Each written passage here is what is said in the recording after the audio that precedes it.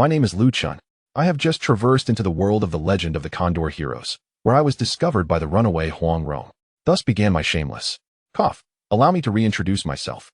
I am Chen, endowed with the sword intent of extermination, having first arrived in a realm where technology and supernatural powers coexist, inhabited by demons and ancient deities. However, to unlock the sword intent of extermination, I must master numerous sword techniques. Yet, despite the high-energy nature of this world, there exist no extraordinary martial arts to be learned. Fortunately, the sword intent of extermination allows me to traverse various martial arts realms. In the realms of the legend of the Condor Heroes, Heaven's Sword and Dragon Saber, Laughing in the Wind, Tianlong, and Tang Dynasty, I can acquire the sword techniques of all sects. Having first arrived in the legend of the Condor Heroes and being found by Huang Rong is indeed a joyous occasion. Noble families, extraordinary abilities, colossal ships and planes, artillery and armored vehicles, malevolent demons and ancient gods. I pose but one question. Can anyone withstand my sword? I am Chen, and with a single sword, I shall bring forth my name. Chapter 1. Huang Rong, the runaway, encounters the traveler. Above the East Sea, the gentle sea breeze caresses the waves. A single-masted boat sails valiantly towards the land. A girl, clad in white with golden rings binding her hair, approximately 15 or 16 years of age, stands gracefully atop the mast. One hand resting on the mast while the other rests on her waist, gazing into the distance. As the coastline gradually comes into view, the girl's eyes curve with joy, and the corners of her lips lift in a smile as she exclaims, "Land, Huang Rong is coming. Humph, this time, I shall play outside for at least half a year, no, for a whole year.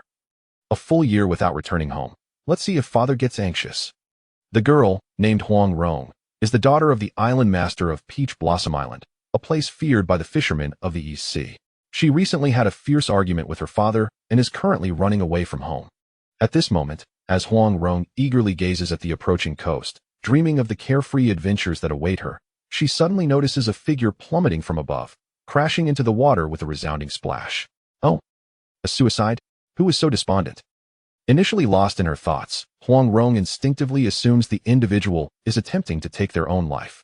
However, upon closer inspection, she realizes something is amiss. Although the shore is not far, there are no rocks or cliffs in the vicinity of the small boat, nor any other vessels. So, from where did this suicidal individual fall? Blinking in confusion, Huang Rong tilts her head, noticing the azure sky dotted with fluffy white clouds. Wait, those clouds, the blue sky. Heaven, did that person fall from the sky? Huang Rong's eyes brighten, as if she has stumbled upon something extraordinary. With a graceful leap, she floats down from the mast like a delicate cloud, bending down to retrieve a long bamboo pole, extending it towards the spot where the person has fallen. Fortunately, the individual has not sunk and is desperately thrashing about on the surface of the water. Clearly, they have no intention of dying. Thus, when the bamboo pole is offered, the person immediately seizes it with both hands. Seeing the person grasp the pole, Huang Rong smiles gently. Without much effort, she lifts the pole, and the individual is suddenly propelled out of the water with a splash. Following this, she deftly shakes the pole, causing it to bend before snapping back up. A burst of energy travels through the pole to the person's hands, causing them to involuntarily release their grip as they soar through the air, gracefully arching over Huang Rong's head before landing with a thud onto the deck of the boat. As someone who has traversed once before and is now living a second life, Chen never anticipated that his first corporeal journey would be so sudden and chaotic. With a blink, he finds himself suspended above the sea, and before he can comprehend the situation, he plummets downward, landing in the water without even having the chance to utter a word of surprise. His swimming skills are mediocre at best. He can barely manage a few splashes in a pool. Now, having fallen into the calm sea, if he wishes to avoid drowning, it seems he has no choice but to abandon this journey and return. However, doing so would mean failing to leave enough impressions in this world, making it impossible to return on his next attempt. Moreover, wasting this opportunity could mean an indefinite wait for his next traversal. Thus, Chen is reluctant to give up easily. Just before falling, he noticed a small boat nearby. Therefore, he decides to struggle a bit longer, expending all his energy to thrash about in hopes of attracting the attention of the individuals aboard the boat. Heaven does not forsake those who strive while desperately flailing. A bamboo pole is indeed extended towards him. Chen manages to board the small boat, albeit in a rather uncomfortable manner. The person rescuing him possesses remarkable strength, as they effortlessly lift him onto the boat, nearly causing him to tumble. As he gasps for breath and rubs his sore back, a slender figure stands before him, silhouetted against the setting sun. Chen squints, adjusting to the light, and realizes that the one who had so easily lifted him is a remarkably delicate and enchanting girl. With her exquisite features framed by flowing black hair and white garments dancing in the sea breeze, the setting sun casts a golden-red halo around her, rendering her akin to a celestial maiden, gliding through the air with the evening clouds as her veil. Then, Chen hears the girl, with a melodious voice filled with curiosity, ask, "Are you a celestial being? A celestial being? If I were a celestial being, would I be in such a predicament?" Chen chuckles, "I am not. I am merely an unfortunate individual who fell into the water, and I owe you my gratitude for the rescue." "An ordinary person?" The girl expresses disbelief. "An ordinary person can fall from the sky?" Chen contemplates before responding with a negotiating tone. "If I were to say that I was swept up by a tornado and happened to fall near your boat as the wind dissipated, would you believe me?" The girl's lips curl into a smile, her delicate brows arching as if she has uncovered a truth. "If you can ride the wind, how can you claim not to be a celestial being?" Thus, my explanation can be interpreted in such a way. Chen is at a loss for words. "All right. I have read my fair share of legendary tales and know that celestial beings often disguise themselves while wandering the mortal realm. Some may even pose as beggars or drowning victims." The girl winks at him playfully, conveying an understanding with her sparkling eyes. "Do not worry, I shall keep your descent from the sky a secret between us." However, she drags out the last word, her expressive eyes fixed on Chen, awaiting his response. Chen, sensing her intent, prompts, "However, what?" "However, you must tell me how to reach the celestial realm. Or when you return, take me with you to explore the celestial realm." What's the problem?" The girl appears quite insistent.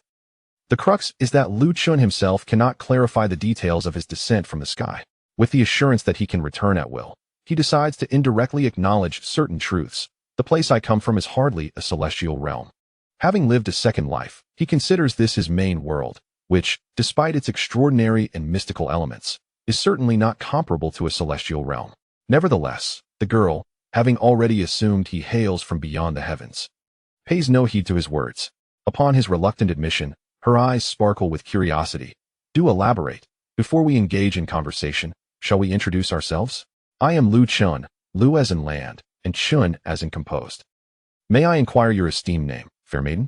Despite his eagerness to learn about the immortal realm, he deemed it only proper to establish a mutual acquaintance. The maiden immediately responded with a charming smile, her voice as clear as crystal. "I am Huang Rong. Rong as in the hibiscus." Huang Rong? Such a name. Observing the exquisite beauty of the young lady, recalling her effortless display of strength as she deftly lifted him aboard the boat with a mere bamboo pole, and considering the peculiar surroundings, Chen felt a jolt of realization. "Miss Huang, the technique you employed to hoist me onto the vessel, was that a form of martial arts?" Huang Rong smiled brightly. "Oh, just a little trick, hardly anything profound, not worth mentioning." "Hardly profound?" That was indeed a form of martial arts. This enchanting maiden, gracefully navigating the sea, was none other than the cherished daughter of the Peach Blossom Island master, the Eastern heretic, Huang Yaoshi. He never imagined he had traversed into the world of the legend of the Condor Heroes.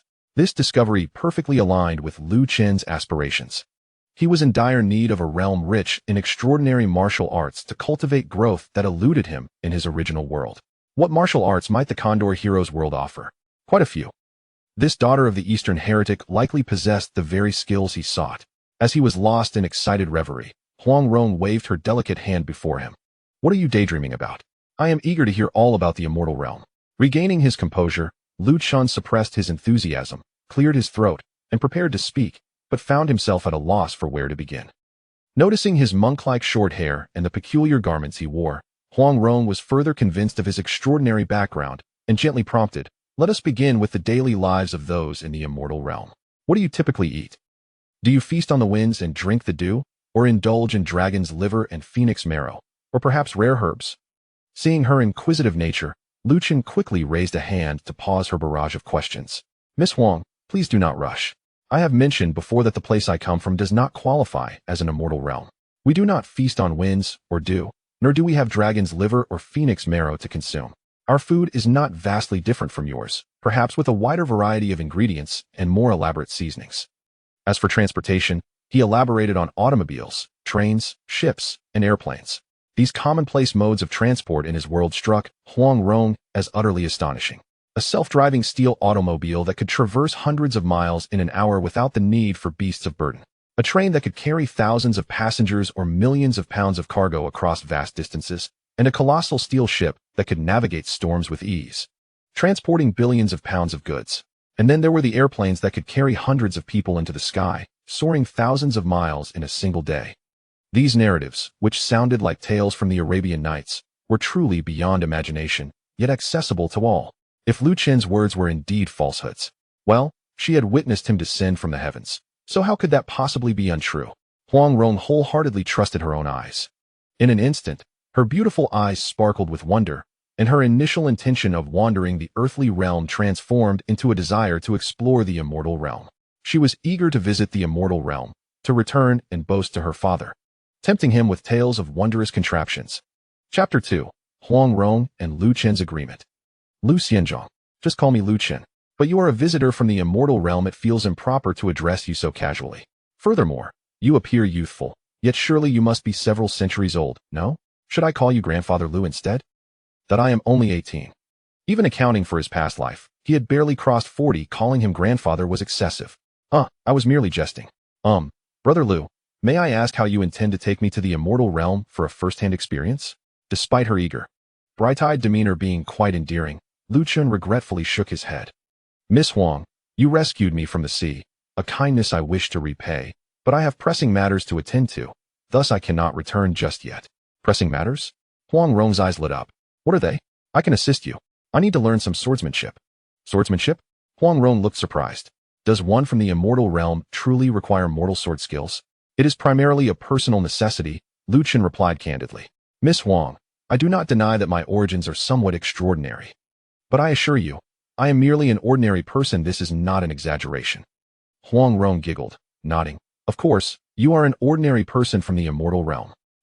This girl had completely formed her own conclusions and believed them unwaveringly. Lu Chen found himself at a loss for further explanations and emphasized his own needs. In any case, I must learn swordsmanship. It is of utmost importance to me. While she did not fully grasp why someone from the immortal realm would need to learn swordsmanship, Huang Rong felt confident that she could help.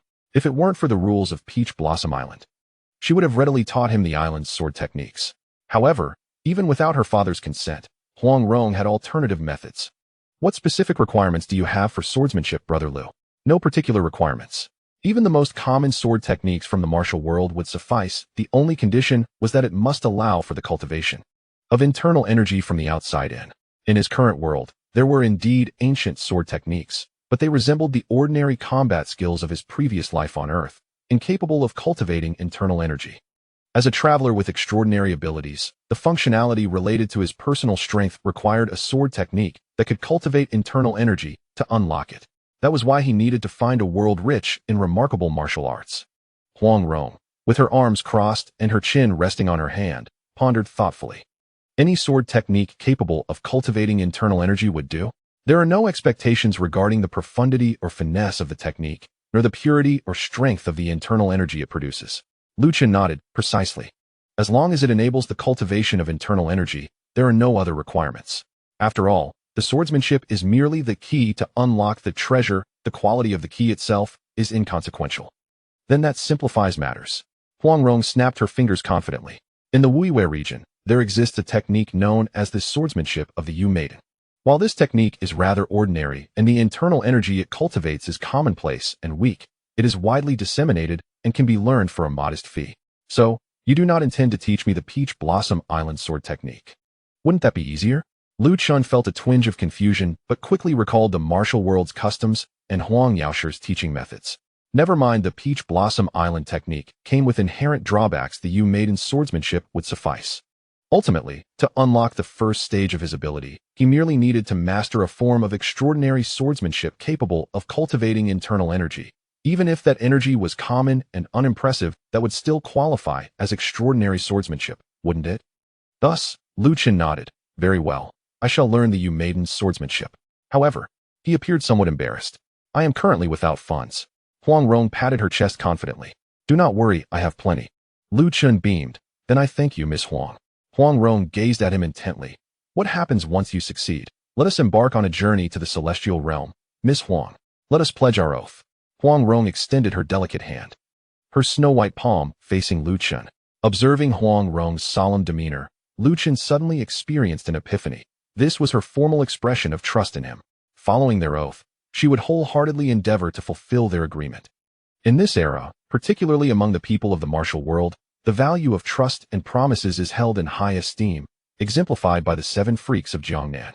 However, in Lu Chen's previous life on Earth, those who frequently swore oaths were often deceivers, and ordinary individuals seldom believed in such vows. In this world, verbal oaths and handshakes carry little weight. Lu Chen himself did not place faith in such pledges. Nevertheless, considering that Huang Rong had previously saved him from drowning, thereby granting him the opportunity for a physical reincarnation, and now wished to assist him in learning swordsmanship, he could hardly betray her kindness. Thus, Lu Chen adopted a serious demeanor, raised his palm, and solemnly struck her soft hand 3 times. Clap, clap, clap. After their 3 strikes, having established their pact, the two exchanged smiles, feeling a newfound closeness. Miss Huang, where shall we go next? To Shaoxing Prefecture. My father mentioned that there are numerous female sword schools there we can choose freely. Very well, I shall defer to your arrangements. With the prospect of visiting the celestial realm, Huang Rong felt invigorated. She quickly determined the direction, adeptly adjusted the sails, altering the course of their small boat towards the Qiantang River estuary. Although she had embarked on this journey alone, her studies in astronomy and geography with Huang Yaoshi equipped her with the skills to navigate both at sea and on land, making a solo journey north entirely feasible.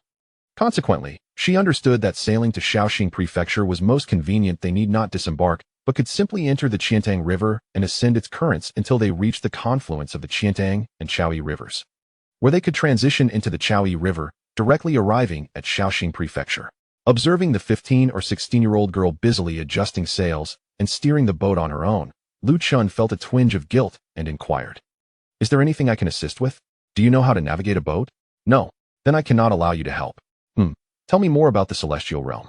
What would you like to know, Miss Huang?" "I want to hear about large ocean liners, the kind that can carry millions of pounds of cargo." "Cargo ships are uninteresting. Let me tell you about cruise ships. The largest one we have can accommodate nearly 10,000 people, including guests and crew." "It can hold nearly 10,000 people? That ship must be as gigantic as a mountain." "Indeed, that grand cruise ship can truly be regarded as a floating city on the sea, a small mountain of steel. It features cinemas, theaters, and amusement parks." "Wait, what is a cinema?" "A cinema is," as Lu Chen described the various wonders of the grand cruise ship, an array of unheard-of marvels flowed from his lips, leaving Huang Rong bewildered, unable to decide which to inquire about first. She could only listen with rapt attention, her imagination running wild, murmuring, "There are so many fascinating things. Once we reach the celestial realm, I too wish to experience a grand ship like that, to witness the wonders of the celestial world with my own eyes." Well, Lu Chen pondered that if he could master swordsmanship and unlock the first phase of his abilities, he should be able to earn a considerable sum in the main world.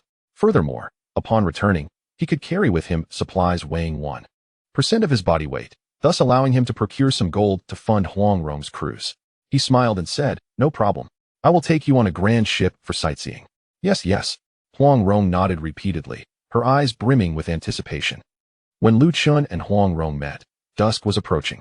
After Huang Rong rescued Lu Chen onto the boat, they chatted for a while, but due to sudden shifts in the wind, they were unable to reach the Qiantang River estuary before nightfall.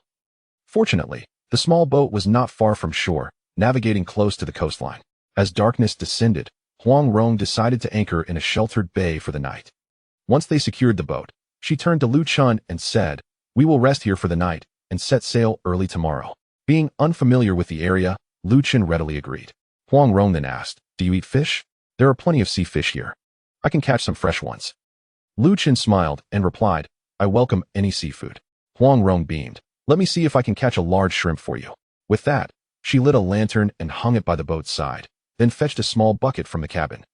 Scattering bait into the sea before picking up a fishing spear, her lips pursed in concentration as she stared intently at the water's surface.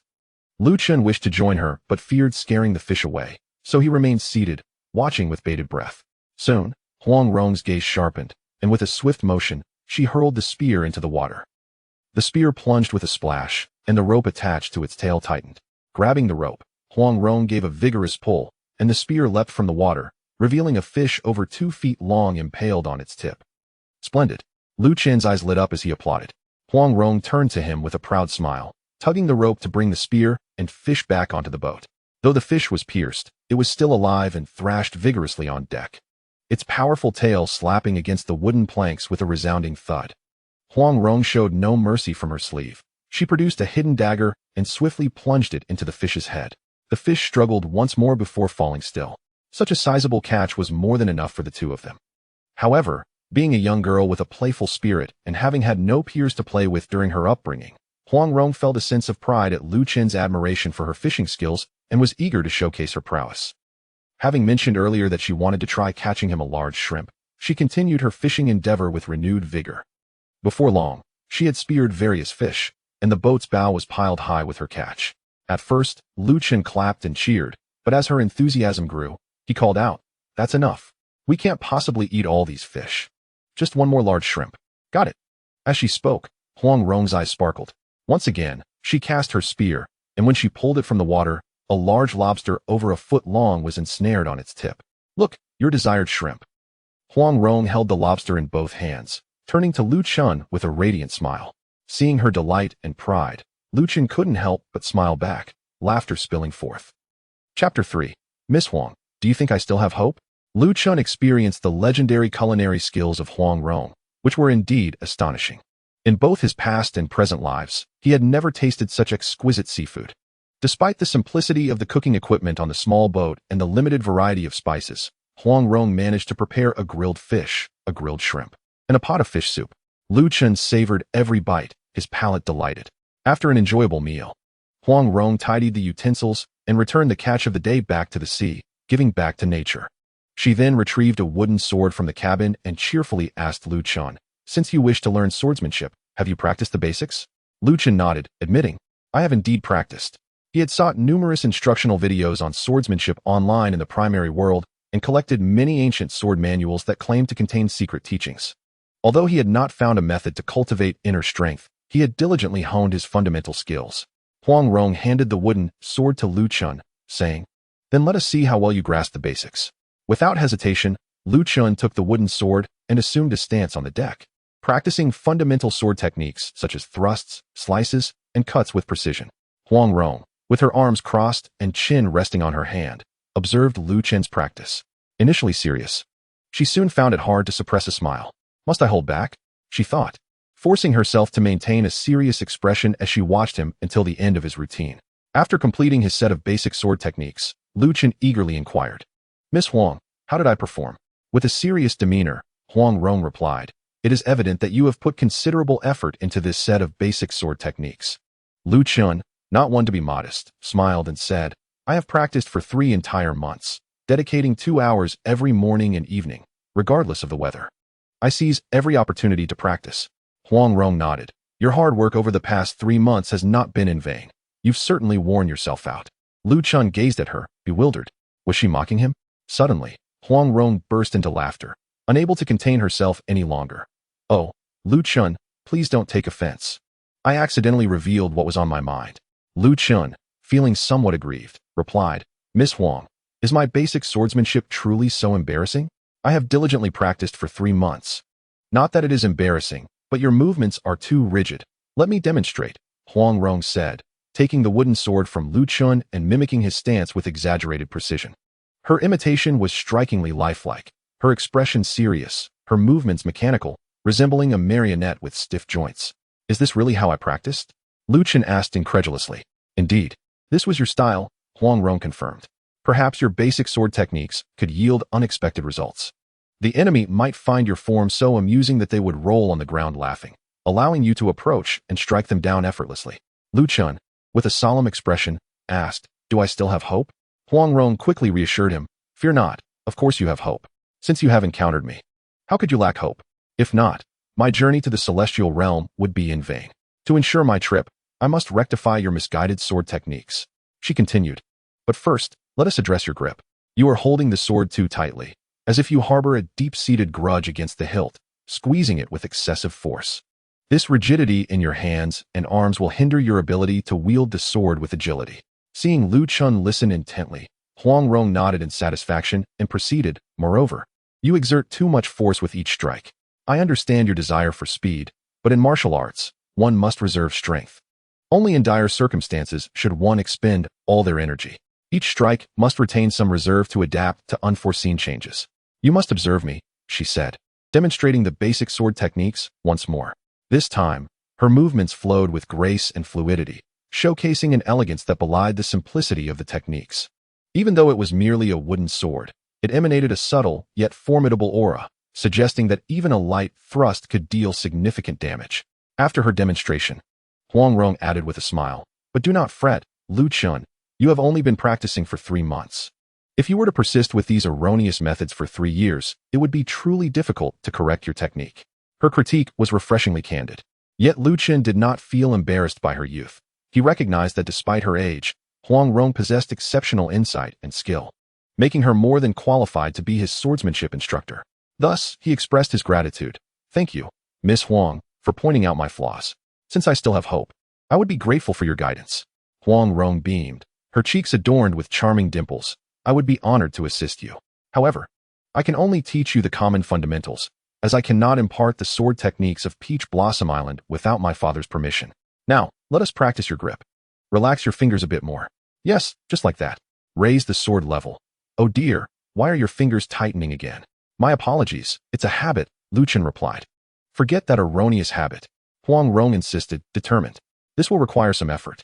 Then, she found a thin bamboo skewer used for grilling fish, and whenever Lu Chen gripped the sword incorrectly, she would lightly tap his hand with it. Her technique was skillful, neither too harsh nor too gentle, causing a sting that left no lasting marks but served as a poignant reminder. This method proved effective. Within a mere quarter of an hour, the bad habits he had formed over the past 3 months began to dissolve under her guidance. Huang Rong then proceeded to teach Lu Chen the nuances of thrusting, detailing every aspect of stance and body mechanics, ensuring that he grasped each detail thoroughly. With unwavering determination, Huang Rong committed herself entirely to the task, motivated by her desire to visit the celestial realm. Fortunately, although Lu Chen had developed some flaws and cultivated a number of bad habits, his innate talent and comprehension appeared to be quite remarkable. Under Huang Rong's painful tutelage, he was able to grasp concepts with remarkable speed, correcting the detrimental habits he had formed over the past 3 months with relative ease, much to Huang Rong's relief. The gentle sea breeze caressed the waves, while lanterns swayed lightly in the wind.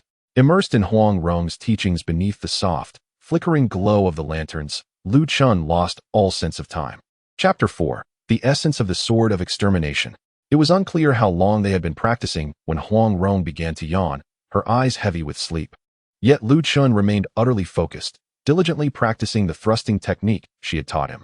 Though fatigue was evident on his face and his movements were no longer as swift and powerful as at the outset, he endeavored to maintain precision with each thrust, determined not to let exhaustion compromise his form. Huang Rong couldn't help but admire his focus and perseverance.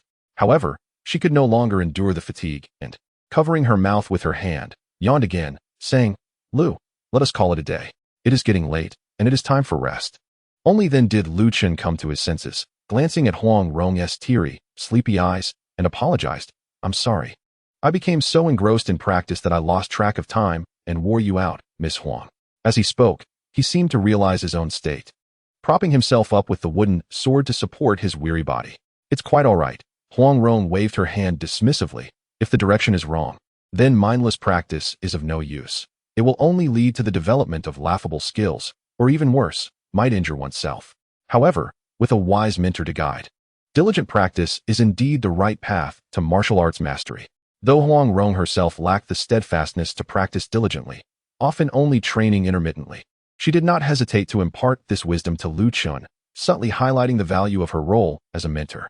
Lu Chen, truly understanding her sentiment, expressed his gratitude sincerely. "Thank you, Miss Huang, for your guidance. Should I achieve mastery in swordsmanship, I shall consider you my enlightening teacher."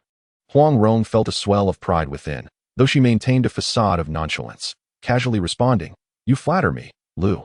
There is no need for such formality. After all, I have merely taught you the foundational stances of swordsmanship. Indeed, your instruction is impeccable. It would have been even more so if you hadn't succumbed to yet another yawn just as you finished speaking." Noticing her adorable, yawning demeanor, Lu Chen couldn't suppress a smile. Miss Huang, your eyes seem too heavy to stay open. Perhaps you should rest. Yes, I shall rest now. I just need to freshen up a bit. After Huang Rong fetched some water and her belongings from the cabin, Chen was momentarily taken aback. She was holding a finely crafted, bone-handled toothbrush, resembling the modern ones he was familiar with. She even had toothpaste. Chen realized that his ignorance was showing. In fact, as early as the Sui and Tang dynasties, toothbrushes very similar to those of later generations existed, often with wooden or bone handles and bristles made from pig or horsehair. By the Song dynasty, cities like Linen even had specialized shops selling toothbrushes, toothpaste, and other oral hygiene products. The toothpaste used by wealthy families was meticulously crafted from various medicinal herbs, while the tooth powder was often made from finely ground pearls mixed with ingredients like green salt. Having never delved into such historical details in his previous life, Chen was astonished to discover that people in the Song dynasty had access to toothbrushes and toothpaste. He had assumed that they merely chewed on willow twigs dipped in salt water. While he was lost in thought, Huang Rong had quickly rinsed her mouth at the ship's railing, wiped her lips with a handkerchief, and turned to Chen with a smile, revealing her pearly white teeth. Once we reach the city, I'll buy you a toothbrush. For now, let us make do with a cloth dipped in tooth powder. Chen nodded, feeling rather primitive compared to Huang Rong, who seemed like a wealthy patron taking care of him. When night fell, Huang Rong did not insist that he sleep on deck. Instead, she invited him into the cabin. Though the small boat was not large, it did have several cozy compartments. Huang Rong arranged a cabin spacious enough for Chen to stretch his legs and even set up a hammock for him. However, Chen was unaccustomed to sleeping in a hammock and ultimately chose to lie on the floor instead. With his hands behind his head, he reflected on the day's encounters with Huang Rong, a smile unconsciously spreading across his face. Since his rebirth in this realm and the awakening of his memories, he had not felt such ease in a long time. After a moment of relaxation, he closed his eyes and sank into a meditative state. Darkness enveloped him, soon replaced by a brilliant light. As Chen's consciousness opened its eyes within this mental realm, a radiant sword appeared before him, illuminating the entirety of his inner vision. This sword, akin to a celestial sun, hung majestically at the center of his consciousness, radiating an overwhelming brilliance, embodying scenes of destruction, finality, and slaughter. This was the sword intent of extermination. This was Chen's extraordinary ability. It was noteworthy that in his first life on Earth, it was also this sword intent of extermination that had brought his existence to an end. He recalled sitting alone in a night market, enjoying barbecued food to celebrate his graduation and new job. In that moment, a beam of light descended from the heavens, instantly reducing him to ashes. Remarkably, it was precise, leaving everything else untouched except for him.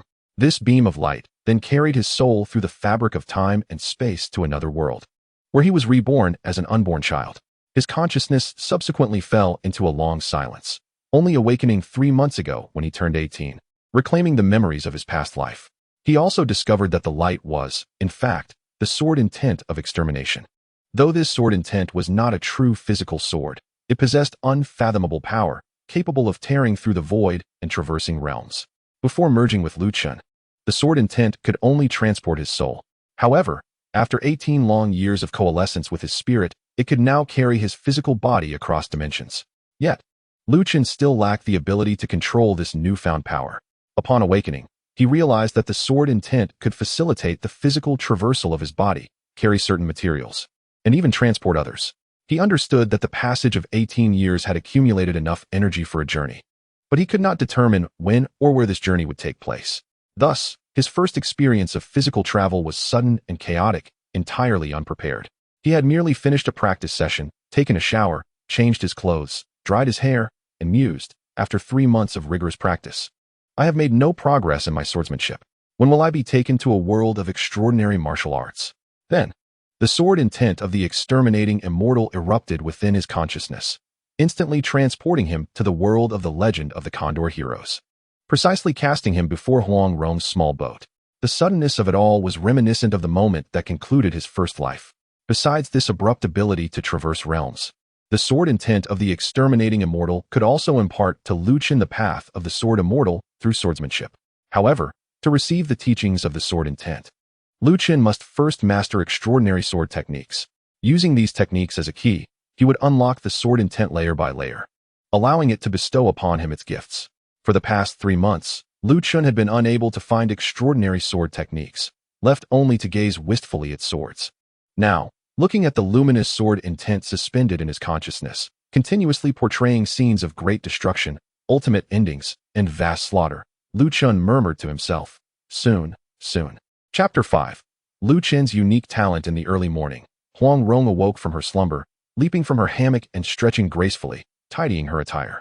Just as she was about to fetch water for washing, she suddenly heard the gentle sound of the waves, interspersed with sharp, rhythmic whooshes cutting through the air. The whooshing sounds were distinctly timed, almost perfectly consistent, imparting a sense of stability and precision. Straining her ears to listen, Huang Rong's charming face revealed a hint of surprise. After such exhaustion yesterday, he is already up so early to practice swordplay? Last night, Lu Chen had practiced swordplay to the point of near exhaustion, lacking internal energy to rejuvenate his muscles or regulate his blood flow. Logically, after a night's rest, he should still feel sore and struggle to even lift his arms. Yet, listening to the clear rhythmic sounds of the wooden sword slicing through the air, it was evident he was moving with ease. Suppressing her curiosity, Huang Rong first rinsed her mouth and washed her face with fresh water, grooming herself beautifully before stepping lightly out of the cabin onto the deck. Amidst the gentle sea breeze, Lu Chen stood with a wooden sword in hand, gazing ahead. His back straightened as he diligently executed the basic thrusting sword technique Huang Rong had taught him, focused on delivering one precise thrust after another. His movements were remarkably accurate, and the bad habits he had exhibited yesterday, such as gripping the sword too tightly, exerting excessive strength, and moving too rigidly, had been thoroughly corrected. At least in the realm of thrusting, Huang Rong could find no fault. Standing quietly to his side, watching him thrust repeatedly, Huang Rong finally spoke up. "You're practicing so early, doesn't your arm hurt?" Only when she spoke did Lu Chen, immersed in his practice, realize Huang Rong's presence. He lowered his stance, wiped the fine beads of sweat from his forehead, and smiled gently at her. "I may not have many talents, but I do recover quickly.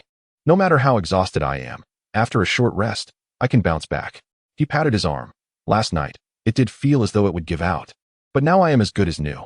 Although he was a transmigrator with certain advantages, Lu Chen's physical attributes were quite ordinary. His strength, speed, and endurance were comparable to that of any normal individual. The only notable advantage he possessed was his remarkable recovery ability. Regardless of how fatigued he became, he needed merely an hour's rest to regain his vigor, avoiding the aftermath of extreme exhaustion, muscle soreness, or weakness that left him unable to hold a cup of water. "Your ability to recover is indeed a remarkable talent," Huang Rong remarked with admiration, speaking earnestly. "In the path of martial arts, there must be both tension and relaxation. Why is it necessary to have both? Because excess can lead to deficiency. Overtraining without adequate rest can lead to hidden injuries that could eventually incapacitate one. However, Brother Lu, with your formidable recovery ability, you can train for much longer than the average person each day. When I taught you last night, your comprehension was impressive, coupled with extraordinary focus and perseverance.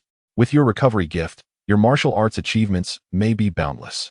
Hearing Huang Rong's praise, Lu Chen felt a surge of joy and laughed heartily. "I appreciate your kind words, Miss Huang. If I succeed in my swordsmanship, you must take credit for it. When the time comes for us to explore together, I will do my utmost to fulfill any request you may have." Huang Rong playfully winked. "Brother Lu, if you say that, I shall take you seriously." Lu Chen, invigorated and filled with ambition, responded, "By all means, take it seriously." After exchanging light banter, Lu Chen suddenly remembered something. "By the way, Miss Huang, I feel that practicing the basic sword technique you taught me seems to be benefiting my physique. Is it possible that I might develop internal energy from this?" Huang Rong, with her hands behind her back, laughed cheerfully. "Developing internal energy from external practice is not so simple. Internal energy originates from the body's vital essence. As the Tao teaches, one must refine essence into energy. To cultivate internal energy through external techniques requires the coordination of movements and footwork, activating the meridians and circulating vital energy, complemented by proper breathing methods. Only when the vital essence is sufficiently strong can internal energy gradually arise. Brother Lu, your basic sword technique lacks both footwork and accompanying breathing methods. Thus, while it can strengthen your body and lay a solid foundation, it cannot produce internal energy." Lu Chen, upon hearing this, did not feel disheartened but smiled. "I suppose I was overthinking it. However, being able to strengthen my body correctly and establish a solid foundation is still quite good." Huang Rong's eyes sparkled with delight, her dimples deepening. "Indeed, with a strong foundation, developing internal energy will be swift. With your talent, Brother Lu, Once you learn the appropriate sword techniques, I believe it won't be long before you can cultivate internal energy. After discussing martial arts for a while, Huang Rong took out some provisions, and they shared a simple breakfast together before setting sail, continuing towards the Qiantang River estuary. Chen intended to learn how to navigate the boat to assist Huang Rong, but she insisted he focus solely on his sword practice, taking care of any trivial matters herself, determined to help him hone his skills for their journey to the celestial realm, where he could witness the extraordinary wonders of that realm firsthand. Huang Rong was fully committed to supporting his training. Given his remarkable recovery ability, he could practice swordplay tirelessly throughout the day. Huang Rong felt that the celestial realm was already beckoning her, inviting her to come and explore. Thus, as Huang Rong steered the boat and Chen practiced his swordplay, their small vessel sailed through the waves along the coastline, drawing closer to the Qiantang River estuary as noon approached. Huang Rong skillfully maneuvered the sails, harnessing the wind to navigate against the current as they entered the river mouth. During this prosperous era of Tang Dynasty maritime trade, countless merchant ships traversed the Qiantang River estuary. Even amidst her navigation, Huang Rong couldn't help but glance around in wonder, while Chen remained engrossed in his sword practice, maintaining his rhythm with the thrusting technique, seemingly oblivious to the bustling scene of sails and masts surrounding him. Seeing this, Huang Rong admired him even more, thinking that with such unwavering focus and her guidance, if Brother Lu were unable to master swordsmanship, it would truly be a sign of bad fortune. As they sailed upstream, the pace was slow, even though their small boat drew little water and could catch winds from all directions. It was not until evening that they finally reached the confluence of the Chaoyi River and Qiantang River. Upon entering the Chaoyi River, they encountered a dock. Noticing that dusk was approaching, Huang Rong decided to anchor for the night. After finding a suitable spot to moor the boat, she instructed Chen to wait on board while she ventured into the nearby town. "What is Miss Huang going to the town for?" "To buy you a toothbrush and some clothes. Brother Lu, with your short hair, you could still pass for a monk who has recently returned to the secular world. But your peculiar attire must be changed. Otherwise, walking down the street, you might be mistaken for a demon, causing unnecessary trouble." Chen considered this and nodded. "Then I shall remain here to watch the boat. I will return shortly." Huang Rong smiled charmingly, waved her hand at him, and then leaped gracefully from the bow of the ship. In that moment, with her flowing white attire and hair billowing in the wind, she resembled a celestial being gliding through the ether, leaving Chen momentarily entranced. It was not until he watched her delicate figure fade into the distance that he regained his composure and resumed practicing his swordsmanship on the deck. Once immersed in his training, Chen lost track of time until a cacophony from the dock jolted him back to reality. He noticed that the sky had darkened, and lights had begun to flicker on at various spots along the pier. Curiosity piqued, he looked towards the source of the uproar and saw Huang Rong, holding a bundle, running ahead with a gleeful expression. Hot on her heels were over a dozen burly men wielding weapons, shouting and intent on capturing her. Seeing this, Chen felt a surge of anxiety, uncertain of the trouble Huang Rong had stirred up. Glancing at the modest wooden sword in his hand, he decisively discarded it onto the deck, grabbed a long bamboo pole, and leaped off the ship, racing towards Huang Rong. As Chen approached with the bamboo pole in hand, Huang Rong's lips curled into a slight smile, and a glimmer of delight sparkled in her starry eyes. A martial artist must possess courage. Those lacking a resolute spirit will never achieve greatness, no matter the divine skills bestowed upon them. While Chen bore a tense expression and clenched his jaw, his willingness to leap to Huang Rong's aid in the face of danger revealed his inherent bravery. He knew the men pursuing her were armed, and although the bamboo pole was longer, his lack of martial skill rendered him vulnerable. Yet he pressed forward, eyes wide with determination, exuding an aura of fearless valor. As they converged, Chen swiftly positioned himself behind Huang Rong, gripping the bamboo pole and facing the aggressive men. In that moment, he was acutely aware of the threat, ready to fight, entirely forgetting that it was he who needed protection rather than Huang Rong. This instinctive act of defense caught Huang Rong slightly off guard, but her eyes soon sparkled with warmth as she gently grasped his arm, pulling him behind her without hesitation. She thrust the bundle into his arms and, with a delicate flick of her fingers, caused his wrist to tingle, making him involuntarily loosen his grip on the bamboo pole. Seizing the moment, Huang Rong snatched the pole from him and deftly dispatched the nearest assailant, effortlessly disarming him with a flick of her wrist and sending him tumbling into a comrade behind him. Turning to Chen with a radiant smile, she remarked, "I'm not running away because I can't fight, you know. I was merely toying with them. But thank you for coming to my aid. It truly makes me happy." With that, she danced forward to meet the advancing men. Chen, still holding the bundle. Watched in awe as she wielded the bamboo pole with such finesse, each strike and parry sending the burly men sprawling, unable to withstand her onslaught. In mere moments, all of them lay groaning on the ground, defeated. With a final flourish, Huang Rong flicked the bamboo pole, striking down the last man attempting to rise, leaving him bloodied and beaten. Satisfied, she turned to Lu Chen and said, "All done, let us head back." She tossed the bamboo pole toward him and skipped back to the small boat. Lu Chen, holding the bundle in one hand and the bamboo pole in the other, followed her, glancing back at the incapacitated men. "Curious," he asked, "Miss Huang, have you studied the art of combat?" "Just a little," she replied nonchalantly. "In the presence of true masters, it's hardly effective. It suffices only against these minor ruffians." "Even that is quite impressive," Lu Chen said, admiration evident on his face. "I doubt I could withstand so many armed men, even with a long weapon in hand. When you master your swordplay, you too will easily handle such petty thugs," Huang Rong said, glancing at him with a smile. "But please, calling me Miss Huang feels too formal. From now on, just call me Ronger." This was Lu Chen's reward for his earlier display of courage in protecting her, an invitation to address her with a familiar intimacy. He paused, momentarily taken aback by the brightness in her eyes, and found himself smiling in response. "Very well, I shall call you Ronger from now on. By the way, Rong, what caused the conflict with those men?" he inquired. "Humph, I went to the market for some supplies, and two idle men, seeing me alone, approached with sweet words and intentions, as if I would be unaware of their malicious intent. I promptly broke their arms and legs. The ruffians chasing me are their accomplices, just a band of lowly thugs." Huang Rong spoke lightly, but Lu Chen understood the gravity of her actions. Those two men would likely never walk again, their hands incapable of even gripping chopsticks. Huang Rong was no innocent lamb, despite her amiable demeanor towards him. It stemmed from his harmlessness as one who had emerged from the celestial realm. Anyone else who displayed malice would soon learn the means of the daughter of the Eastern evil. Given Huang Rong's beauty and youth, it was no wonder she attracted unwanted attention when venturing out alone. It was likely this prompted her later disguise as a beggar, darkening her face with soot as an additional precaution.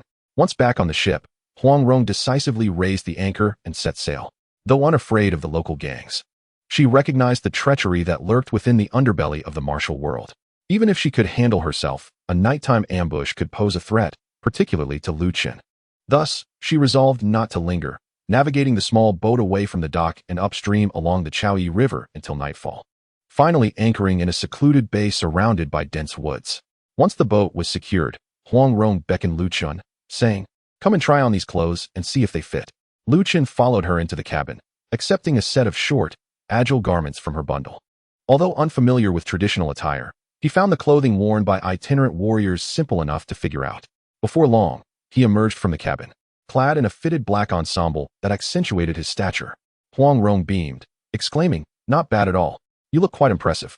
If you let your hair grow and tie it up, don a conical hat, and carry a long sword, you would truly embody the spirit of a gallant young swordsman." Lu Chen smiled back, replying, "It is your discerning eye, Ronger, that has chosen such fitting attire for me." Huang Rong was unreserved, a triumphant smile gracing her lips. "Isn't it so?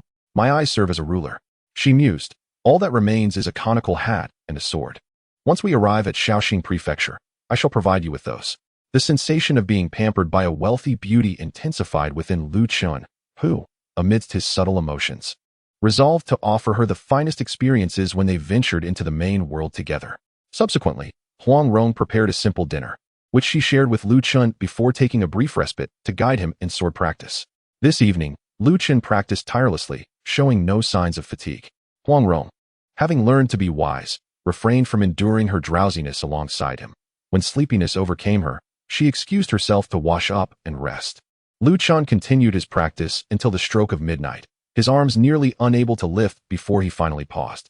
After a brief moment of rest, when his hands regained mobility, he used the bone-handled toothbrush Huang Rong had purchased for him, paired with toothpaste made from traditional Chinese medicine, to clean his teeth, and then fetched a few buckets of clear water from the river to rinse himself before returning to his cabin to rest. The following morning, rejuvenated, Lu Chen rose early, brandishing a wooden sword as he practiced at the bow of the ship. As Huang Rong emerged from her cabin, stifling a yawn, she found Lu Chen already sweating lightly from his exertions. Naturally playful by nature, Huang Rong embodied the balance of rigorous practice and leisure. Yet witnessing Lu Chen's diligent training did not bore her. She stood nearby, captivated for a moment before inviting him to breakfast. After their meal, Huang Rong informed him, "Today we shall arrive at Shaoxing Prefecture." Lu Chen's eyes brightened. "So, today I shall learn the techniques of the Yu-woman's sword?" Huang Rong nodded with a smile. "If fortune favors us, we shall indeed learn today." Lu Chen's eyes brimmed with anticipation. Huang Rong playfully suggested, "Since you are so joyful, why not sing a song from the celestial realm to celebrate?" Lu Chen replied, "The songs I know differ vastly from those you are familiar with. I fear you would find them unappealing." In the Tang Dynasty, the folk tunes and melodies varied greatly, and whether from courtly celebrations or the songs of brothels, all were sung according to specific lyrical patterns. The style of lyrics and music was entirely distinct from the contemporary songs Lu Chen was accustomed to. Huang Rong's father was a remarkable poet and musical genius, and Huang Rong herself also had a talent for singing, which made Lu Chen hesitant to display his skills in her presence. Nevertheless, Huang Rong laughed. "No worries, just sing. I promise not to mock you." After some contemplation, Lu Chen cleared his throat and began to sing a song from his past life. Jianghu laughter, entangled grievances. When people spar, laughter conceals blades. In the mundane world, laughter echoes, empty and lonely, with aspirations too lofty to attain.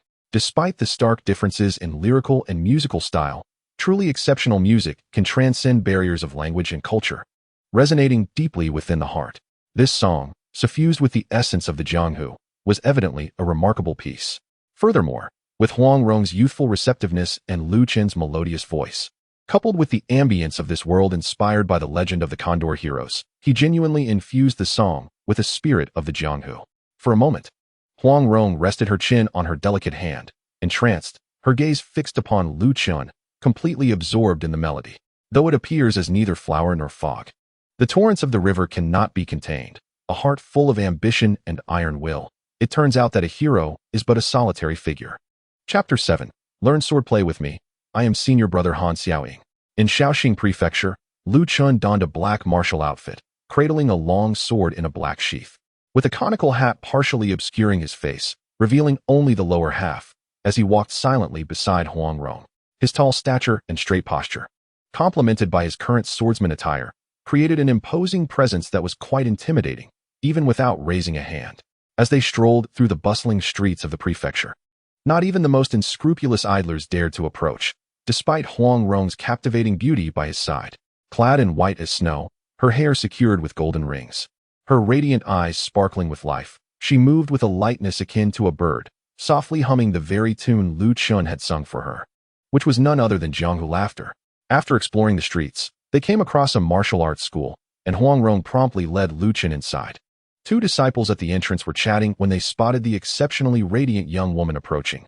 Their eyes lit up, and they greeted her with broad smiles. "Miss, welcome to our humble establishment. How may we assist you?" Without wasting words, Huang Rong directly inquired, "Does your school teach the Yu-woman's sword techniques?" "The Yu-woman's sword?" One disciple replied helplessly, "Our master teaches the Taizu long fist and the Pan long staff." Seeing Huang Rong's disinterest, he turned to leave, but the other disciple quickly called out, "Miss, please wait. Our master's Taizu long fist and Pan long staff are unlike those circulated in the Jianghu. Our master possesses unique skills." "Unique skills?" Huang Rong scoffed. "Could they be on par with the 5 unparalleled?" Disinterested, she took Lu Chen's hand and left, leaving the two disciples with expressions of regret. No matter, Huang Rong swiftly led Lu Chen to another martial arts school where, upon inquiry, they discovered that this establishment indeed specialized in teaching the Yu-woman's sword techniques. Huang Rong entered the school with Lu Chen, eager to witness the quality of their swordplay firsthand. The schoolmaster, upon hearing from his disciples about the arrival of a girl of remarkable demeanor, seemingly of noble birth, accompanied by an enigmatic swordsman, hurriedly came out to greet them. Bowing from a distance, he smiled. "I am Mo Huayuan, the master of the Mo family martial arts school. I apologize for not welcoming you sooner. May I inquire about your esteemed surname and your purpose for visiting our humble school?" Huang Rong, with her hands behind her back and chin held high, responded with a spirited tone, "I am Huang. My companion is Lu. We have come to learn swordplay." "Learn swordplay?"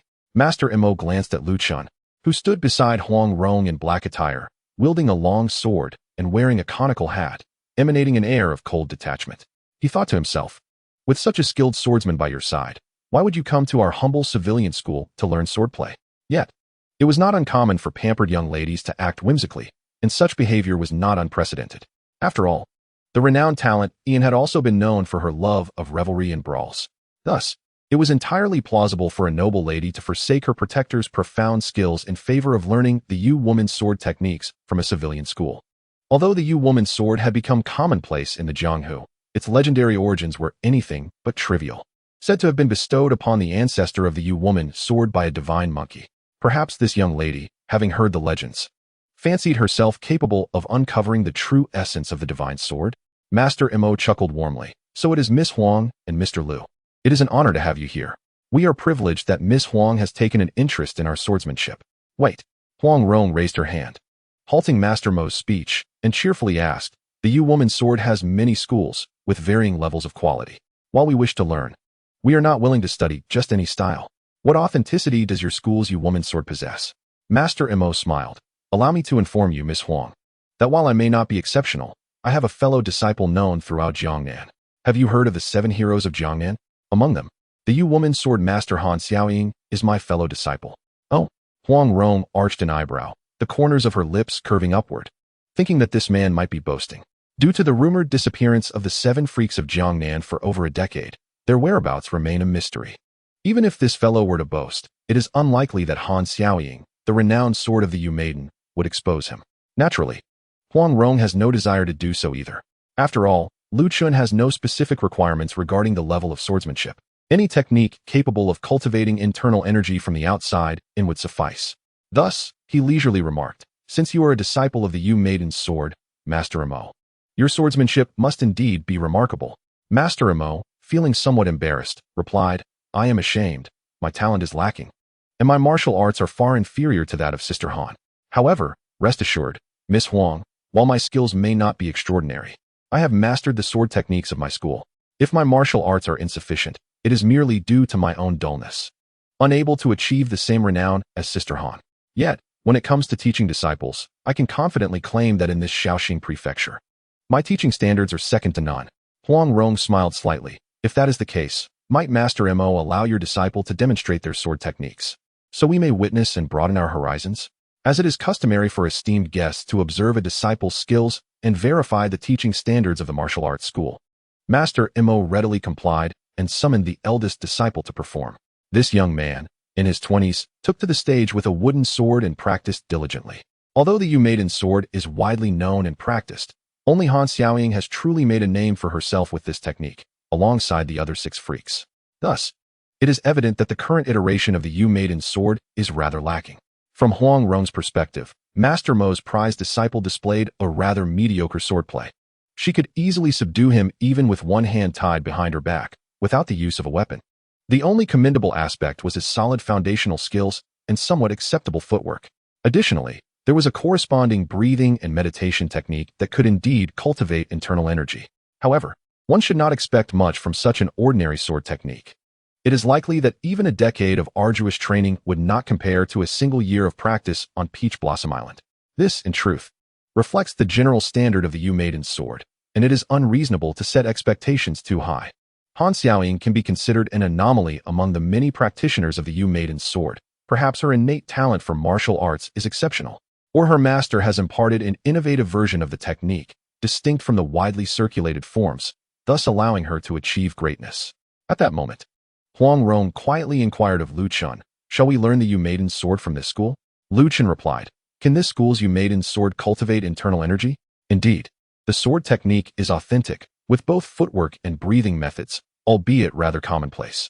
That suffices, as long as it can cultivate internal energy. Then shall we learn from this school? Certainly. Lu Chun nodded, and Huang Rong ceased her scrutiny, addressing Master Mo, what is the fee for learning your school's sword techniques? Master Mo, with a smile, replied, for sword techniques alone, it is merely 1 tael of silver per month. Should you wish to learn the breathing techniques, an additional 10 taels will be required. Furthermore, our school offers a traditional medicinal brew to strengthen bones and replenish vital energy, which can be consumed thrice daily for 200 copper coins per bowl. Though Huang Rong was never concerned about money, she refused to be treated as an easy target. She frowned and said, if you intend to delay the teaching of the sword techniques and breathing methods, would I not waste years without mastering the art? Master Mo chuckled. Miss Huang, you overthink it. I have operated a school in the city for many years, with a reputation for integrity. I would never engage in such self-destructive behavior. To put your mind at ease, I offer a one-time fee of 100 taels, covering the sword techniques and breathing methods, allowing you to study for as long as you desire until you have mastered them. Very well, I can pay 50 taels up front, and the remaining 50 upon completion. Satisfied? Huang Rong nodded and declared, then I shall commit to 100 taels. A noble patron indeed. No wonder you are the daughter of a wealthy family. Master Mo expressed his respect, clasping his hands together. Rest assured, Miss Huang, I shall teach the sword techniques without reservation. Chapter 8. What is talent? This is talent. With the agreement settled, Huang Rong gestured for Chen to pay. He retrieved a stack of silver notes from his pocket, counting out 50 taels to hand to Master Mo. During this time, the Mongols had just completed their unification and had yet to attack the Chen Dynasty. While the Jin had not retaliated against the Song due to their previous defeats, the Song Dynasty enjoyed a period of peace and prosperity, with thriving trade. The court had not resorted to excessive printing of paper currency due to military expenses, and the value of the silver notes remained robust. Master Mo received the notes, verified their authenticity, and immediately beamed at Huang Rong and Chen, inviting them to the main hall of the martial arts school for tea. However, Huang Rong lacked the patience for such pleasantries. Waving her hand, let us forego the tea. Master Mo, please begin teaching me the sword techniques at once. Indeed, Huang Rong intended to learn the sword herself before passing it on to Chen. In her view, Master Mo's level was too low. If Chen, a novice, were to learn from him, he would likely take an eternity to catch up. Thus, she resolved to master the sword techniques first, understanding them thoroughly before teaching Chen. After all, given the Maiden Sword, a technique she had previously dismissed as commonplace, with her natural talent, she could learn it swiftly if she applied herself earnestly. Observing her eagerness, Master Mo, recognizing the importance of accommodating a valued patron, led Huang Rong and Chen to the training grounds, humbly stating that he would demonstrate the techniques himself. The widely circulated Maiden Sword consists of 36 forms, characterized by standard movements and unremarkable variations. With her keen memory and comprehension, Huang Rong absorbed the 36 sword forms and accompanying footwork after a single viewing. Of course, merely learning the forms and footwork was insufficient. Without the corresponding breathing and meditation techniques, one could not cultivate internal energy. No matter how aesthetically pleasing or expertly executed the swordplay, it would remain mere decoration without practical application. This is precisely why the tuition for the breathing and meditation techniques was so high. Though the internal energy cultivated by the Maiden Sword may be rather ordinary and weak, it is still internal energy. In the presence of masters, it may seem inadequate, but after a decade of diligent practice, it would suffice for impressing ordinary individuals in the martial world. As Master Mo completed the demonstration and was about to break down the movements for Huang Rong, she interjected, while you explain the techniques, please also describe the accompanying breathing and meditation methods. Upon hearing this, Master Mo felt that this young lady was somewhat overly ambitious. She had yet to master the forms and already desired to learn the breathing methods. Mastering martial arts is not that simple. However, the customer is always right. Since he had accepted her payment, he had to meet her demands. Thus, Master Mo expressed no dissatisfaction and proceeded to break down the movements while explaining the rhythm of breathing and meditation during the swordplay. Huang Rong listened intently, her lips pursed and her expression serious, simultaneously employing her martial arts knowledge to discern whether Master Mo was withholding information or teaching improperly. Fortunately, Master Mo's integrity, or perhaps his business ethics, were commendable. Having accepted payment, he diligently fulfilled his responsibilities. The breathing and meditation techniques he taught posed no issues, even in Huang Rong's discerning view. Although there were minor flaws, they stemmed from Master Mo's own lack of mastery rather than any malicious intent. With this, Huang Rong was naturally pleased, and Master Mo, in light of his solid business ethics, avoided a potential disaster. The 36 forms of the Maiden Sword, along with their accompanying breathing and meditation methods, did not prove too challenging for Huang Rong, being far less complex than the external techniques of Peach Blossom Island. With her formidable martial arts foundation and astute intellect, Master Mo's teachings were thoroughly absorbed by Huang Rong after just a single recount. To ensure accuracy, Huang Rong requested a repeat, to which Master Mo, ever patient with esteemed guests, readily obliged. The two versions aligned perfectly, confirming the correctness of the breathing techniques. Huang Rong, beaming with satisfaction, expressed her gratitude. Thank you, Master Mo, for your guidance. I shall conclude my studies for today and return to savor your ancestral medicinal concoctions another time. With a wave of her hand, she led Chen away. As Huang Rong's figure receded, Master Mo shook his head, pondering that the young lady's attitude towards martial arts was rather frivolous. Her enthusiasm was likely a fleeting whim, destined to wane in a few days. Yet, Master Mo remained unconcerned. After all, the daughter of a wealthy family could afford to squander her money without affecting him. Regardless, he had profited handsomely from her visit. Whether or not she completed her training and settled her remaining fee. Once they departed the Mo family martial arts hall, Chen finally spoke. Ronger, have you mastered it? Yes, I remember everything perfectly. Your memory is truly remarkable. Chen marveled. He had observed the entire process but lacked her photographic recall, retaining only a fifth of the sword techniques, and understood merely a tenth of the more intricate breathing methods after 2 listens. At that moment, he felt like an inconsequential bystander, merely applauding Huang Rong's prowess. Huang Rong, with hands clasped behind her back and a light step, radiated confidence, her lips curling into an involuntary smile. It's a trivial matter, hardly worth mentioning. Rest assured, when I teach you, it will undoubtedly surpass Master Mo's instruction by leaps and bounds. Chen nodded, smiling in agreement. I have no doubt about that. They shared laughter as they returned to their residence, a quaint courtyard rented from a local landlord upon their arrival in the city.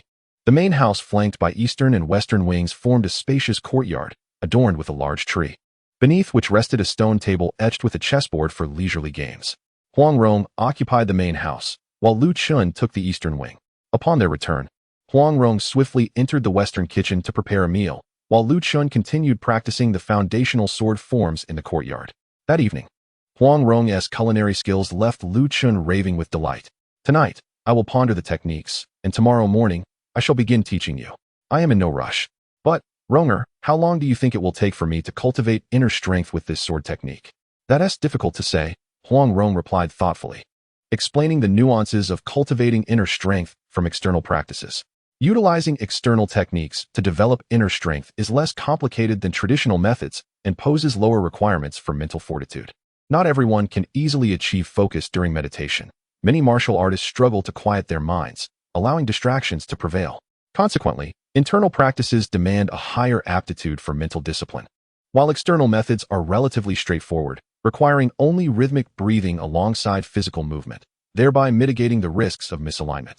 However, this simplicity is relative when compared to internal methods.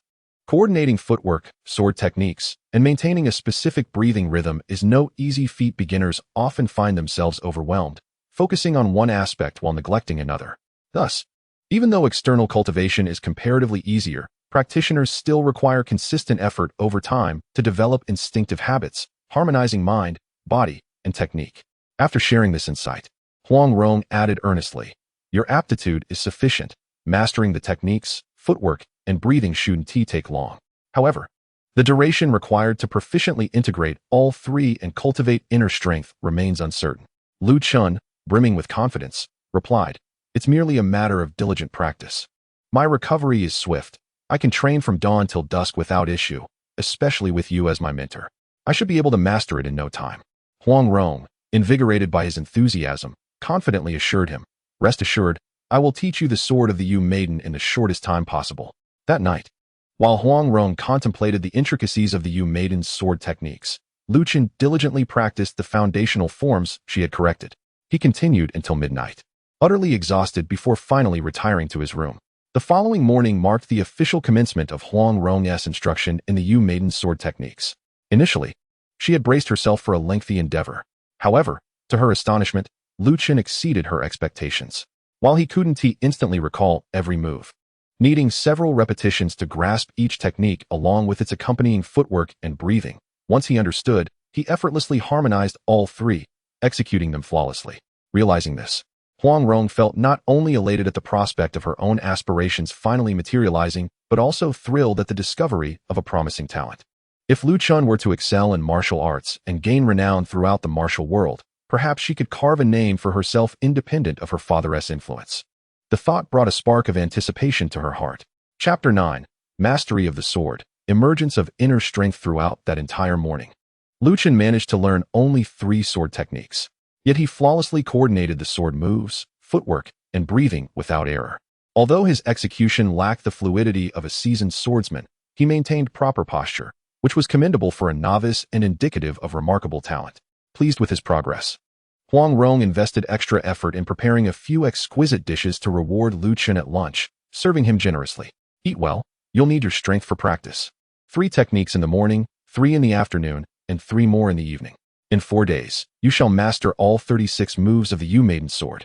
With your dedication, you could cultivate inner strength within 10 days at the quickest, or a month at the slowest. Huang Rong's cheerful tone and sweet voice radiated joy, her bright eyes curving into delightful crescents. In truth, if one were to dedicate themselves to internal practices with ample aptitude, it was possible to cultivate a trace of inner strength in a single night. While external cultivation was less stringent, it naturally progressed at a slower pace. Given the Maiden Sword's relatively low quality, achieving inner strength within a month was already a testament to Lu Chen's talent and diligence. However, Lu Chen did not perceive the timeline as slow. Before entering the world of the legend of the Condor Heroes, he had spent 3 months training with no results, having developed bad habits through misguided experimentation. Thus, attaining inner strength through swordsmanship within a month was a tremendous fortune for him, made possible only through Huang Rong's guidance. Otherwise, as a penniless traveler in this new world, mere survival would have been a challenge, let alone mastering martial arts. Gratitude has been expressed countless times, and now there is no need for further words. Lu Chen does not wish to offer empty promises. The only way he can repay Huang Rong is through diligent practice, striving to help her fulfill her wish of visiting the immortal realm as soon as possible. After lunch, Huang Rong went to the kitchen to tidy up the dishes, humming the tune of Jianghu Smile.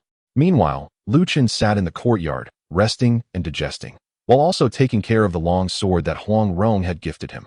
A fine sword is a rare treasure, often regarded as a gem by martial artists. Even wealth cannot easily procure one. Hence, the sword Huang Rong provided was merely a well-crafted steel sword. Nonetheless, it was Lu Chen's first genuine sword in 2 lifetimes, a precious gift from Huang Rong, and he cherished it dearly. At this moment, he meticulously wiped the blade and sword body with an oiled cloth. As he maintained the long sword, he heard Huang Rong's cheerful humming from the kitchen, which made the corners of his mouth rise slightly, prompting him to join in. Jianghu Smile, love to be carefree. Whether it be lute or flute, let the wine pour. The spirited song resonated through the small courtyard, harmonized by the sweet and youthful voice of Huang Rong. Akin to the interplay of lute and flute, sword and wine, creating a delightful symphony. In the following days, Huang Rong diligently taught Lu Chen, who, in turn, did not disappoint her expectations. After rigorously correcting his foundational sword techniques, he mastered the 36 moves of the Maiden swordplay in just 4 days, achieving a perfect integration of technique, footwork, and breath control. Once learned, he devoted himself to rigorous practice, continually enhancing his proficiency until he could derive internal energy from the external movements. Starting on the 5th day, Huang Rong prepared medicinal soups for Lu Chen daily to enrich his vitality and blood. Being well-versed in herbal medicine and recalling several effective tonics, she naturally refrained from purchasing the overpriced concoctions from the Mo family martial arts school. The herbal brews she prepared herself were undoubtedly more trustworthy than those made by others. With Huang Rong as an insightful mentor and her nourishing soups, Lu Chen's progress in cultivation accelerated remarkably. Each passing day, he felt his bones strengthen and his vitality surge. As internal energy originates from one's vitality, Lu Chen sensed that perhaps in just 10 days or half a month, he could cultivate internal power. During this time, he did not solely engage in arduous training. In moments of respite, he would share light-hearted banter with Huang Rong, discussing matters of the immortal realm or recounting amusing tales from his previous life. As a traveler of a second life, his extensive experiences even garnered Huang Rong's admiration. His eloquence often brought her to fits of laughter. At times, he would sing for her, his innate vocal talent improving with his martial practice, expanding his range.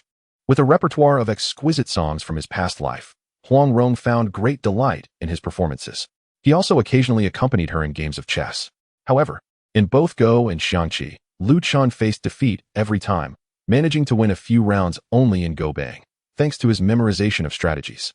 Yet, Huang Rong quickly discerned his tactics, and he never triumphed again. Beyond leisurely activities, he even accompanied her in a scuffle. One day, while Huang Rong was out gathering herbs and groceries, she encountered a few unruly youths and returned home in a huff, demanding that Lu Chen avenge her. Without hesitation, he grabbed his real sword and headed out, only to be stopped by Huang Rong, who insisted he take a wooden sword instead. According to her, those rascals, though younger than her, were indeed disrespectful, but they posed no real threat, unlike malicious gangsters. Thus, a lesson would suffice. With the wooden sword in hand, Lu Chen followed Huang Rong to the market, where, encouraged by her shouts, he charged at the unruly youths. Initially, he remembered his techniques, but as the fight ensued, receiving a few blows from his opponents, he resorted to wild swings, entirely forgetting his training. Such is the common plight of a novice. How long had he been practicing? In the heat of the moment, he paid no heed to technique, fighting instinctively. The ensuing brawl left the unruly youths sobbing and pleading for forgiveness, while Lu Chen, though he endured a few solid hits, remained robust and resilient, shaking off the pain as if nothing had happened. On their way back, Huang Rong walked lightly, her hands clasped behind her, her eyes sparkling with joy. She was delighted, although she could have easily dealt with those rascals herself. Witnessing Lu Chen stand up for her filled her with inexplicable happiness, reminiscent of their previous encounter at the docks.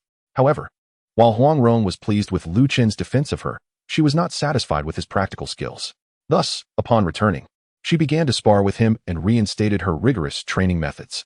Each day, they would spend an hour together, teaching Lu Chen how to apply sword techniques in real combat. The effectiveness of this painful education was evident. Under Huang Rong's stern guidance, Lu Chen's innate talent was rapidly awakened. In just a few days, he could instinctively choose the appropriate techniques in response to Huang Rong's offensive and defensive maneuvers. This practical training deepened Lu Chen's understanding of the Maiden Sword play. On the 13th day, after mastering the entire set of moves, as he executed the 36 moves of the Maiden Sword play in conjunction with footwork and breath control, he suddenly felt a subtle transformation within his increasingly robust vitality. A faint warm current began to circulate within his abdomen and chest. Realizing this change, Lu Chen turned to Huang Rong, who sat under a tree at a stone table. Resting her chin on her hand, her gaze fixed intently on his swordplay. "Ronger, I think I might have cultivated internal power," he exclaimed with surprise. Huang Rong's eyes brightened. She sprang to her feet, her skirt fluttering as she gracefully approached him. Without hesitation, she pressed her hand against his abdomen, channeling her internal energy for a moment. Joy radiated from her face as she exclaimed, "In less than half a month, you have truly cultivated internal power using the Maiden Swordplay. Quickly, continue practicing your swordplay. The internal energy derived from external techniques will naturally grow stronger with continued practice." Lu Chen nodded, resuming his stance to continue with the Maiden Swordplay.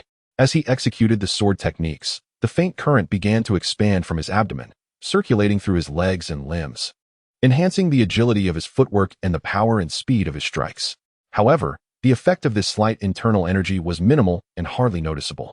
Lu Chen did not perceive any significant change in his movements or an increase in the power and speed of his swordplay. Yet, as he continued to practice, more currents of energy began to emerge within him.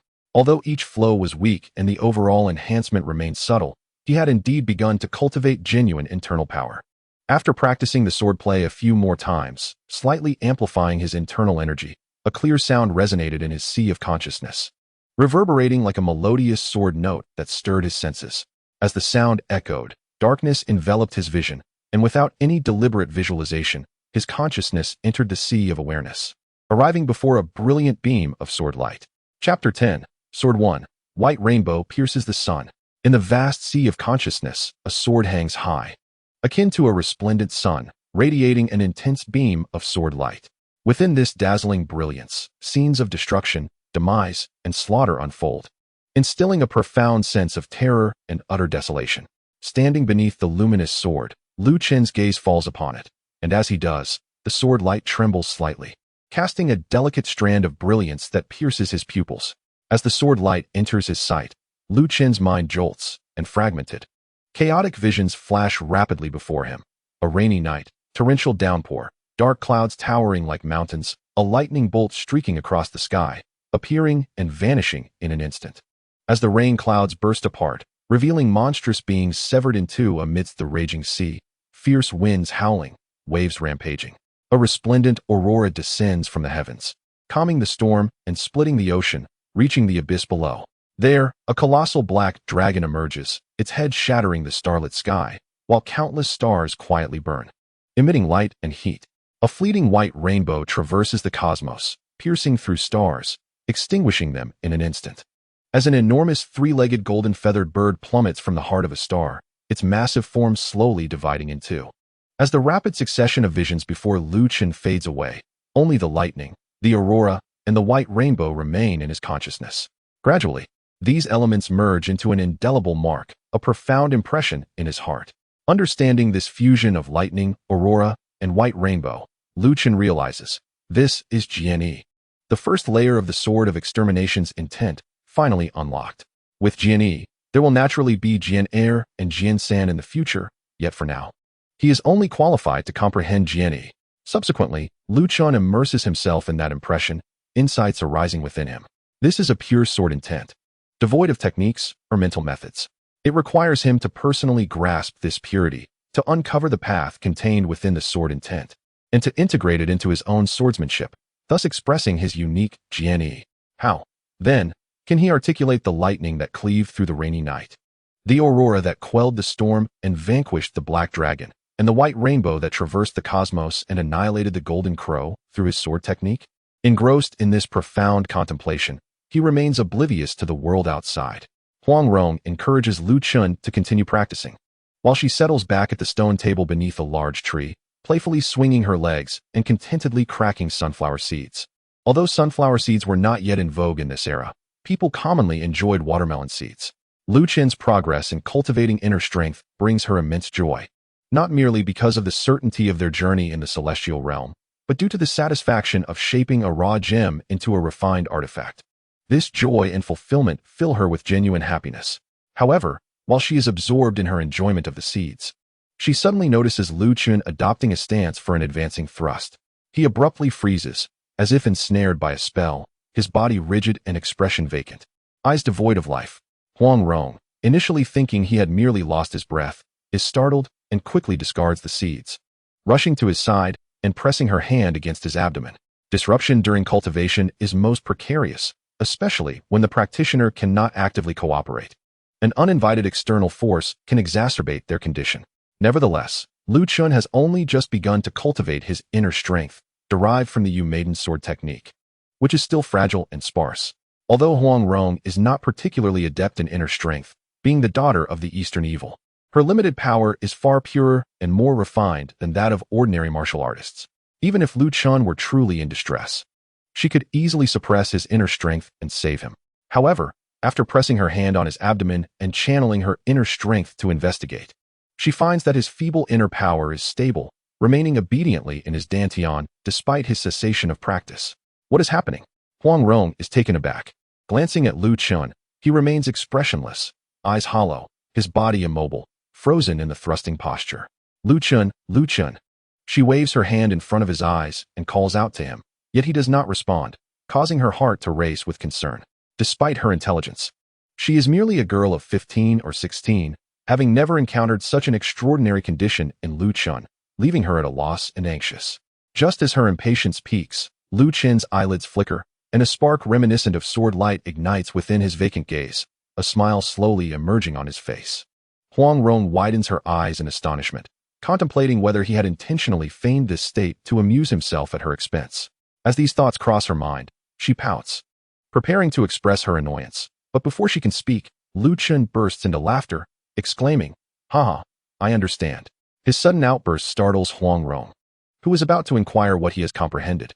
Instead, Chen beams with joy and declares, "Ronger, I have realized something." "Thank you, Ronger. Had it not been for your guidance, I would not have grasped it so swiftly." He then scoops Huang Rong into his arms, lifting her high and spinning joyfully.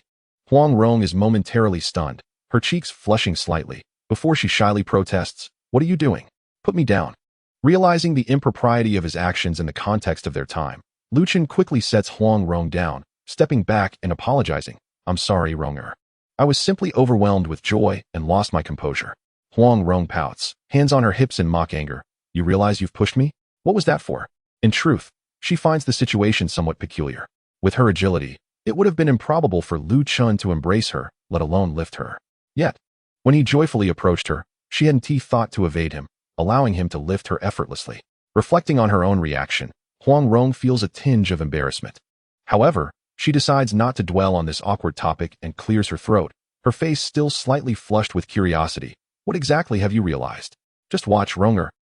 Chen smiles, striding confidently toward a massive tree in the courtyard. He steadies his breath and assumes the initial stance of a basic sword technique. focusing intently on the trunk before thrusting with his wooden sword. At that moment of thrusting, a profound sensation wells up from deep within him. Following this mysterious feeling, he plants his foot firmly on the ground, an explosive force surging from his feet, like an erupting tide, cascading through his legs, waist, and spine, layering upon one another, flowing over his shoulders and into his arms, converging at his fingertips, culminating in the sword. The originally dull wooden sword emits a sharp whistle, propelled by this tidal force.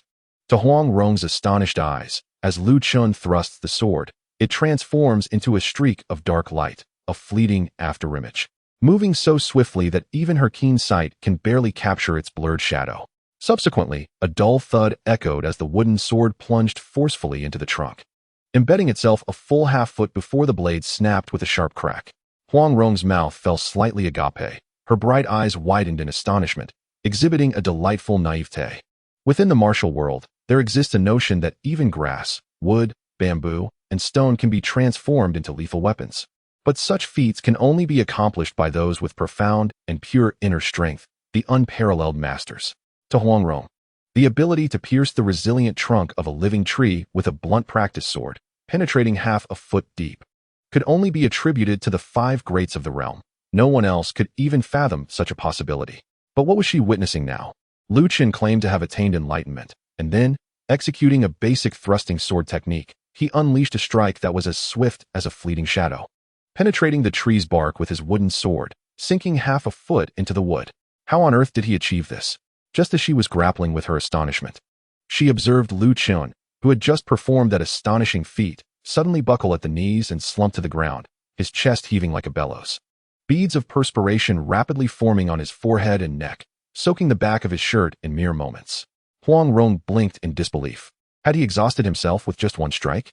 While that blow possessed the might of the five greats and was indeed astonishing, she couldn't suppress a hint of amusement. Chapter 11. Unraveling the mysteries of swordplay. So, how exactly did you manage that strike? Huang Rong inquired. Seated across from Lu Chen at the stone table beneath the great tree, her sunflower seeds forgotten as her eyes sparkled with curiosity. After assisting Lu Chen to a chair, she examined the sword mark on the tree, confirming that the half-foot-long tip of the sword was indeed embedded within the trunk. This left her perplexed. Given Lu Chen's meager inner strength and his entry-level swordsmanship, how could he possibly achieve such a feat with a single strike? Exhausting himself to the point of collapse? This was the realm of the five greats. Lu Chen drank deeply from the medicinal soup that Huang Rong had prepared, replenishing his energy and recovering his strength.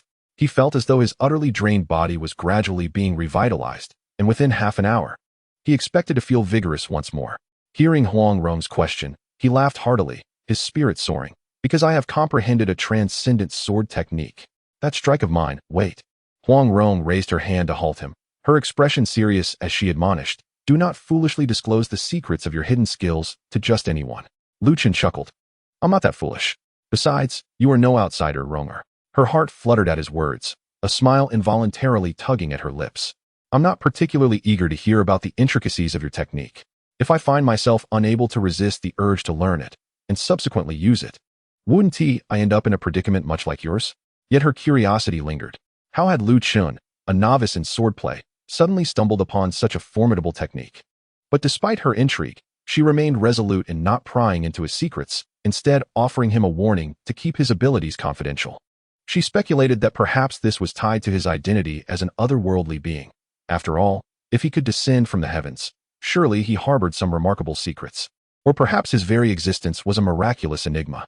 As Lu Chen processed Huang Rong's playful remarks about his earlier clumsiness, he felt a twinge of embarrassment. That was merely. My absolute technique was just newly grasped, and my control is still lacking. That singular strike had not only depleted his scant inner energy, but it also drained him of all physical strength, nearly exhausting him entirely. Yet even so, it should not have been possible to penetrate half a foot into the wood with a blunt practice sword. The living tree's wood was exceedingly tough and dense. In this low martial world, even renowned masters with significantly higher skills than Lu Chen, using only a wooden sword, could not achieve such a feat.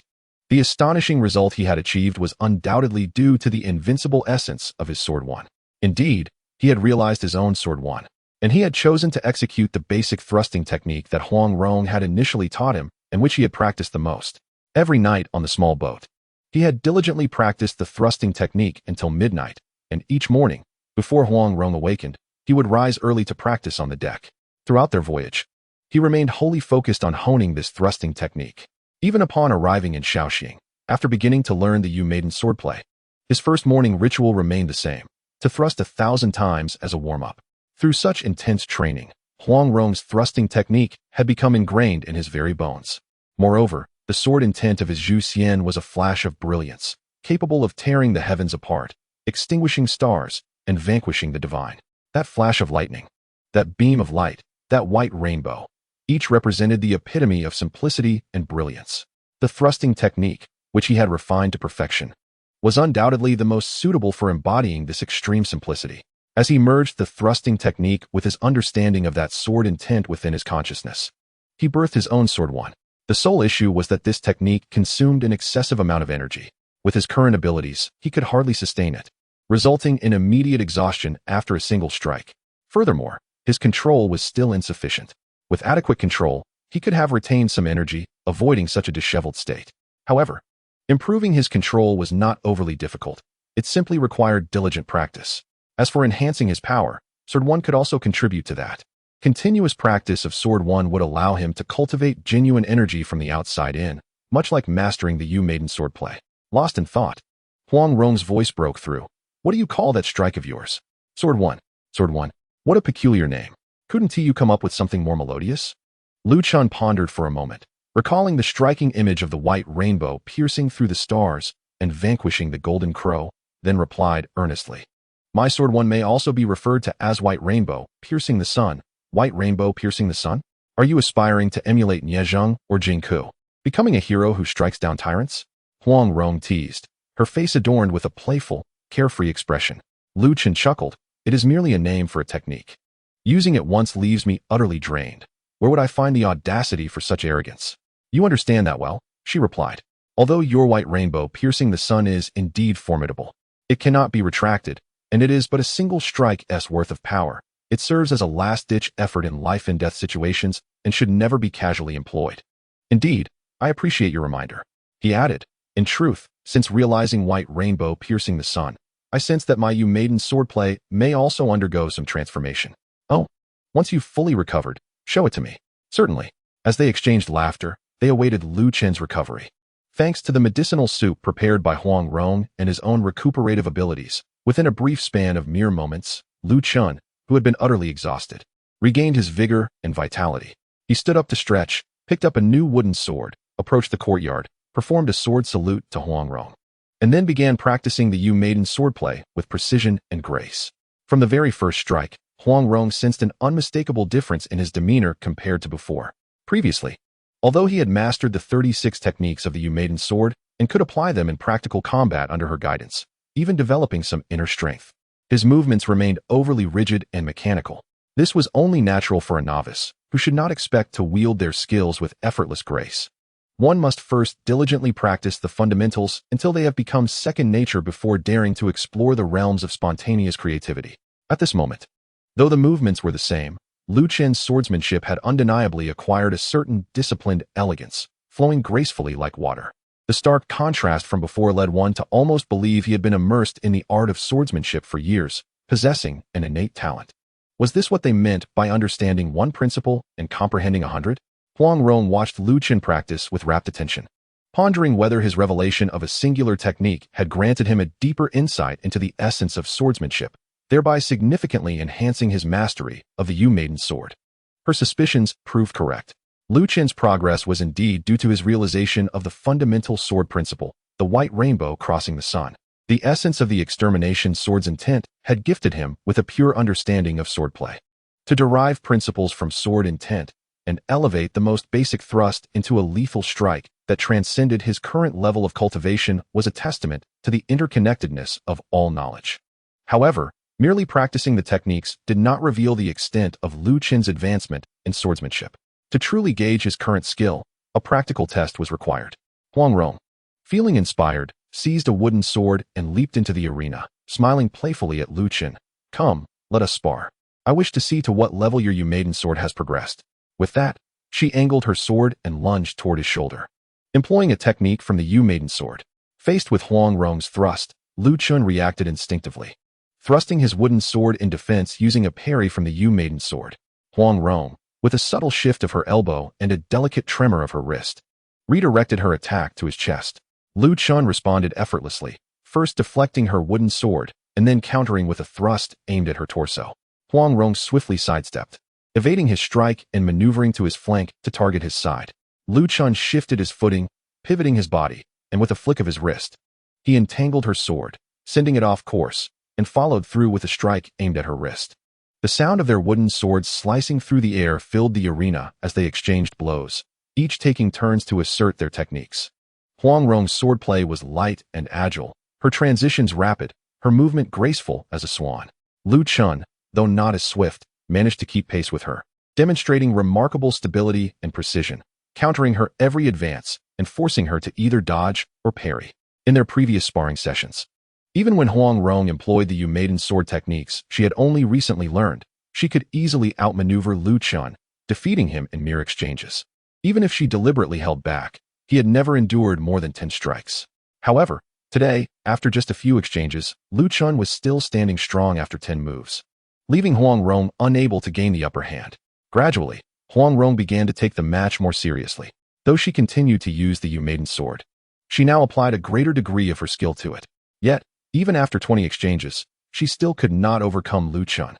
Not only did he show no signs of faltering, but his swordsmanship was rapidly improving, occasionally revealing flashes of brilliance that left Huang Rong at a loss as to which technique to employ in response, forcing her to rely solely on her agility to evade.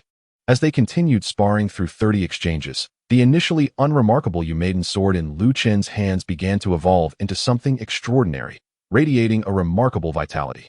His swordplay grew increasingly disciplined, yet infused with creativity, exuding a sense of unrestrained freedom. At this point, Huang Rong realized she could no longer rely solely on the Maiden Sword to secure victory. As the duel progressed, witnessing Chen's growing prowess, Huang Rong pouted slightly, and with a huff, she altered her technique. The pace of her swordplay quickened, employing feints and real thrusts in a fluid manner, transforming her movements into a whirlwind. As if a sudden gust of wind had swept through, scattering petals in a dance. Chen, unaccustomed to this variation of her swordplay, found himself momentarily flustered. Within a few exchanges, she seized an opening, binding his wooden sword with an unusual adhesive force, sending a shock through the hilt that left his fingers numb, causing the sword to fly from his grasp. Huang Rong successfully disarmed Chen, her wooden sword poised at his throat, mere inches from his skin. With one hand on her sword and the other behind her back, she assumed a masterful posture, exuding an air of authority as she calmly inquired, "What say you?" Chen, his demeanor serious, clasped his hands and replied, "Master Rong's swordsmanship is unparalleled. I am in awe." Huang Rong's lips curved upward, and she raised her chin slightly. Speaking earnestly, "Your swordplay has indeed progressed significantly, but ultimately, your experience remains limited. You must guard against arrogance and impatience, and continue to refine your skills." Chen nodded earnestly, "I will heed Master Rong's guidance." Huang Rong acknowledged him with a slight nod. Indeed, a promising student is worthy of cultivation. While she felt a sense of pride, a hint of embarrassment lingered in her heart. With her innate talent and martial foundation, she should not have struggled to defeat Chen using only the Maiden Sword. Ultimately, she had resorted to employing her father's legacy, the falling petal sword technique, and even the adhesive techniques of the jade flute sword to disarm him, preserving her reputation as his master. However, given his aptitude for swordplay, she realized that with further development, he might soon surpass her. She resolved to practice with him while she still could, ensuring that she maintained her undefeated record against him.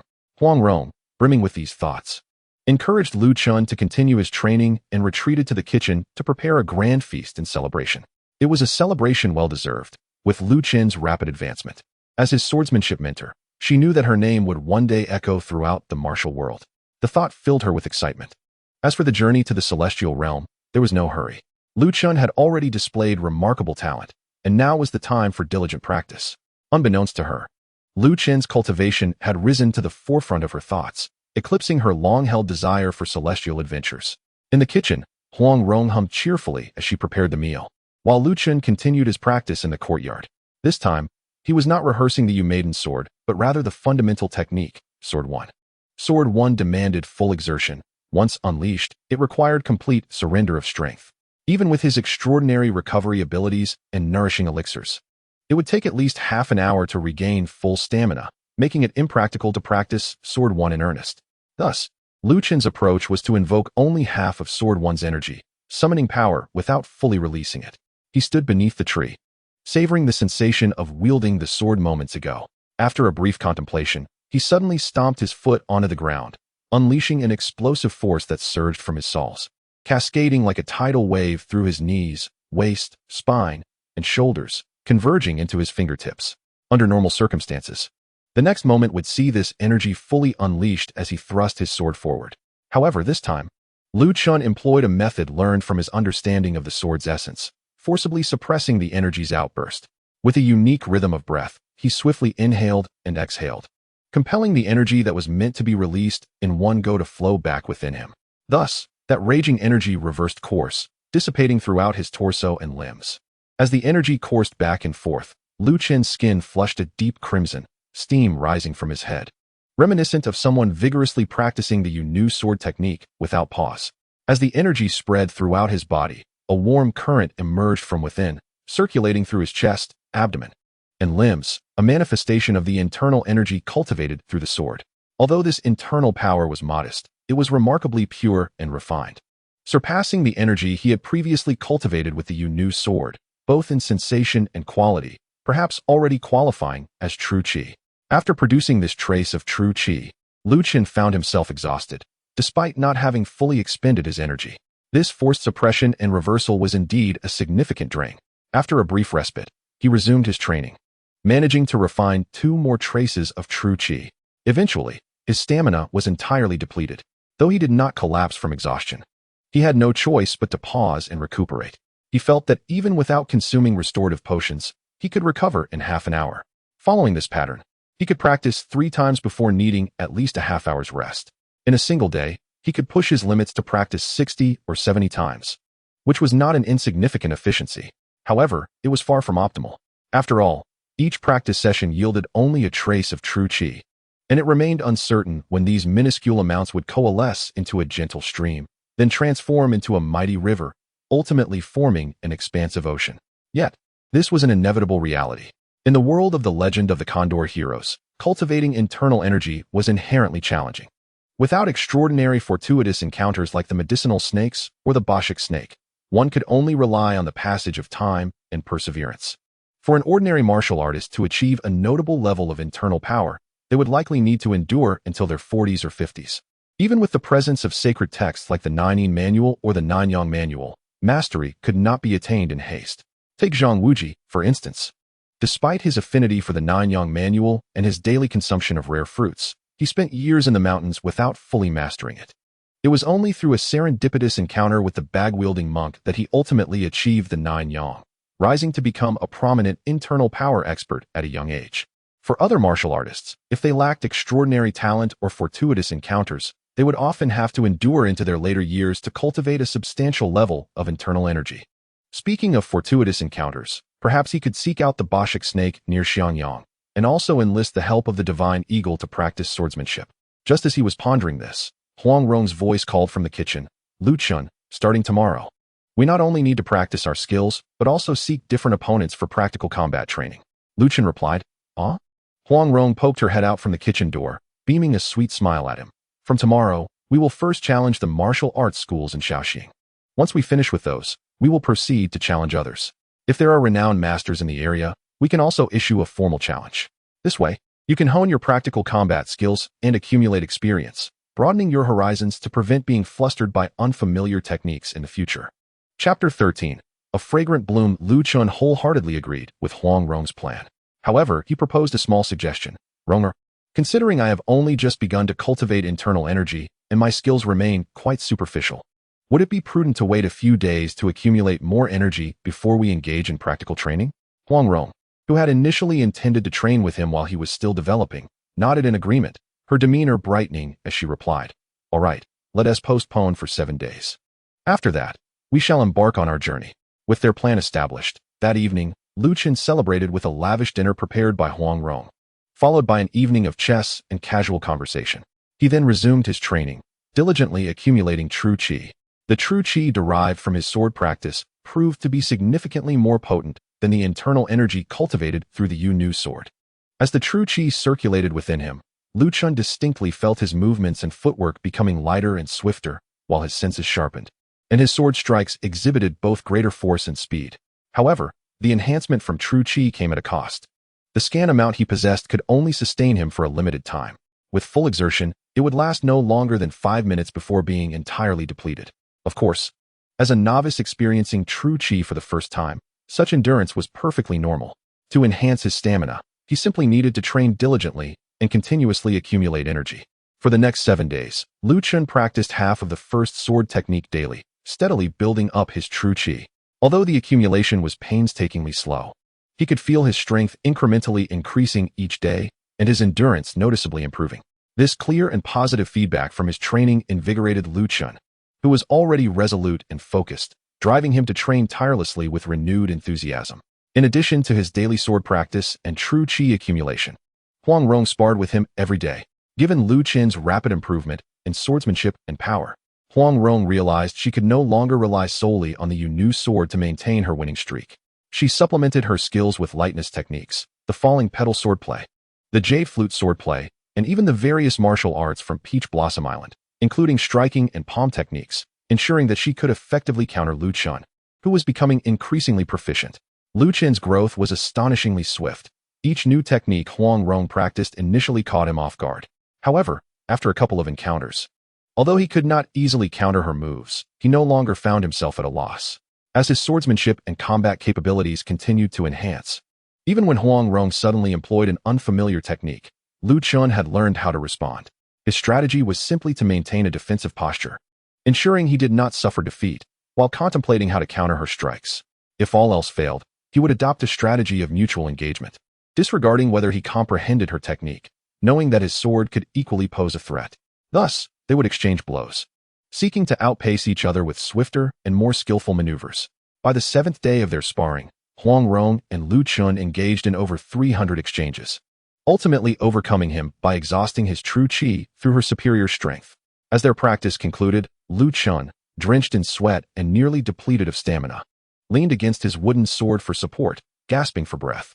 Huang Rong, with a flushed complexion akin to a blooming flower, her chest rising and falling, placed a hand on her hip and wiped the sweat from her brow, her breath uneven as she remarked, "Your skills are now quite commendable. Tomorrow, we shall challenge various martial arts schools." Chen nodded, still catching his breath. "All right, let's not practice tonight. We should rest well." "Yes, and please tell me a story tonight." "No problem. I also want to hear songs, especially new ones." "Agreed." That night, the moon hung high in the sky, surrounded by a myriad of twinkling stars. Chen sat atop the ridge of the main house, savoring the night breeze while narrating tales to Huang Rong, who sat closely beside him, their shoulders merely half a foot apart. Huang Rong could feel the warmth emanating from Chen, while he was captivated by her delicate fragrance, reminiscent of blooming flowers. Yet, both were free of any distracting thoughts.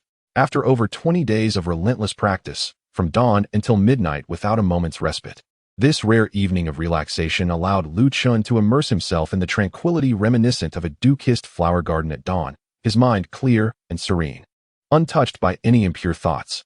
Huang Rong, being youthful and innocent, harbored no convoluted notions. She simply relished Chen's melodious voice as he unfolded captivating stories, her emotions ebbing and flowing with the narrative, sometimes joyous, sometimes sorrowful, at times laughing, and at others, melancholic. Upon concluding his tale, Chen serenaded her with a new song. Laughing at the world, when will the grudges cease? As dusk approaches and the evening glow appears, I wander alone, unburdened and carefree, indifferent to the world's enmities. As the rivers whisper, walk the righteous path, fear not the darkness. Huang Rong rested her chin on her delicate hand, her starry eyes fixed on Chen's profile, absorbing the melody. After a single listen, she had memorized the tune and began to hum along softly. The elegance of a gentleman lingers in every place. The moonlight shines gently upon the mountains. The evening breeze carries sorrow like the waves of the sea. Oh, the cup of bitter wine is full. Let no one come to interfere. Drink deeply and sing joyfully. The flowers are fragrant. As the song concluded, they exchanged a smile. Huang Rong rose, clapped her hands, and exclaimed, "It is indeed beautiful, but it feels somewhat unsuitable for our age. Tomorrow, sing something grander for me." Now that the stories and songs have ended, it's time to rest. No secret practice tonight, mind you. Get to bed early and recharge. With that, she flashed a radiant smile at Lu Chen and gracefully leaped down from the rooftop. Watching Huang Rong's light and ethereal form, akin to a startled swan, Lu Chen suddenly realized a significant dilemma. It seems I am yet to master proper lightness skills. The sword techniques he had learned were accompanied by corresponding footwork, but such footwork was merely for the sake of coordination in attack and defense, lacking the true essence of lightness techniques. Therefore, despite having accumulated some internal energy over the past 7 days, allowing him to withstand around 300 moves against Huang Rong, he was still inept at the art of nimble leaps. He would learn it gradually. For the moment, a ladder remained propped against the eaves, making descent from the house unproblematic.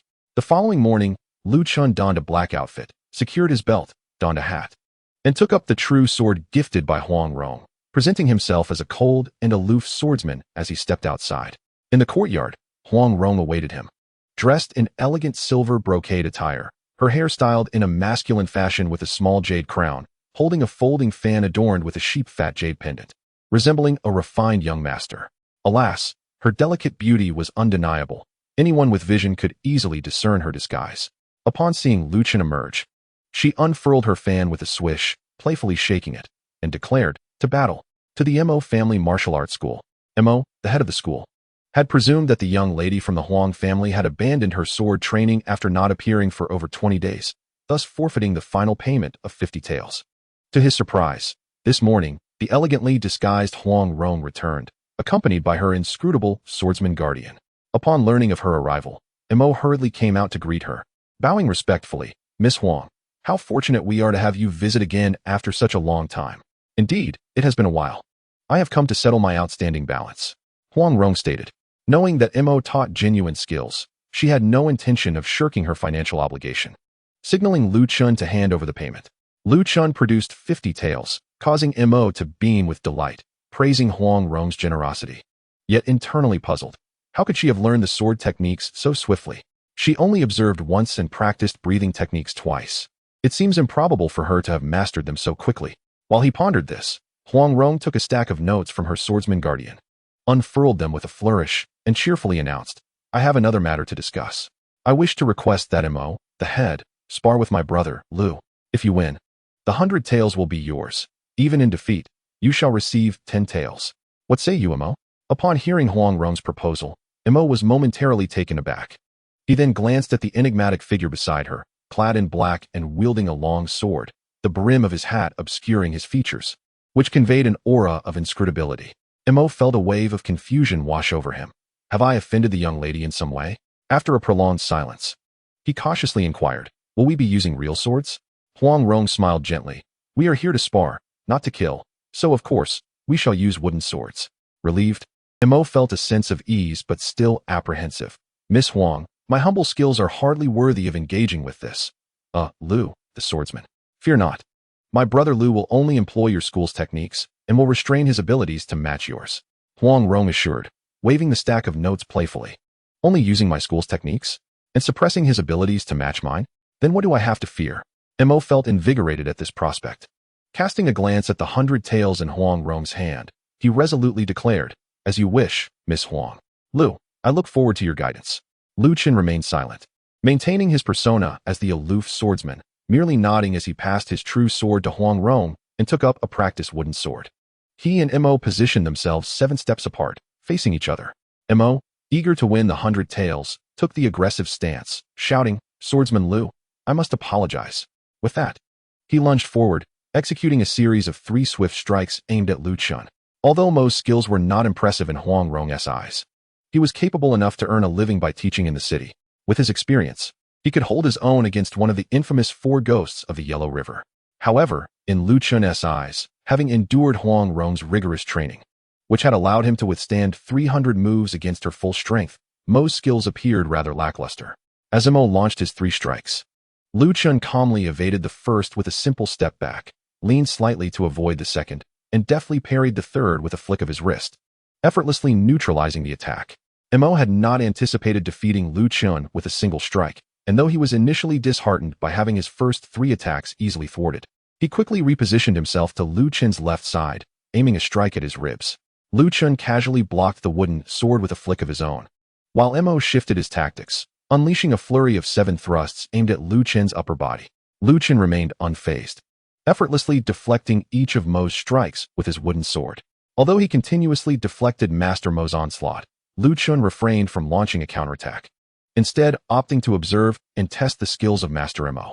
However, Master Mo mistakenly believed he had subdued Lu Chen and grew increasingly emboldened, humming and shouting as he unleashed the 36 moves of the Maiden Sword play with great gusto, relishing each strike. After a brief period of probing, Lu Chen discerned the truth.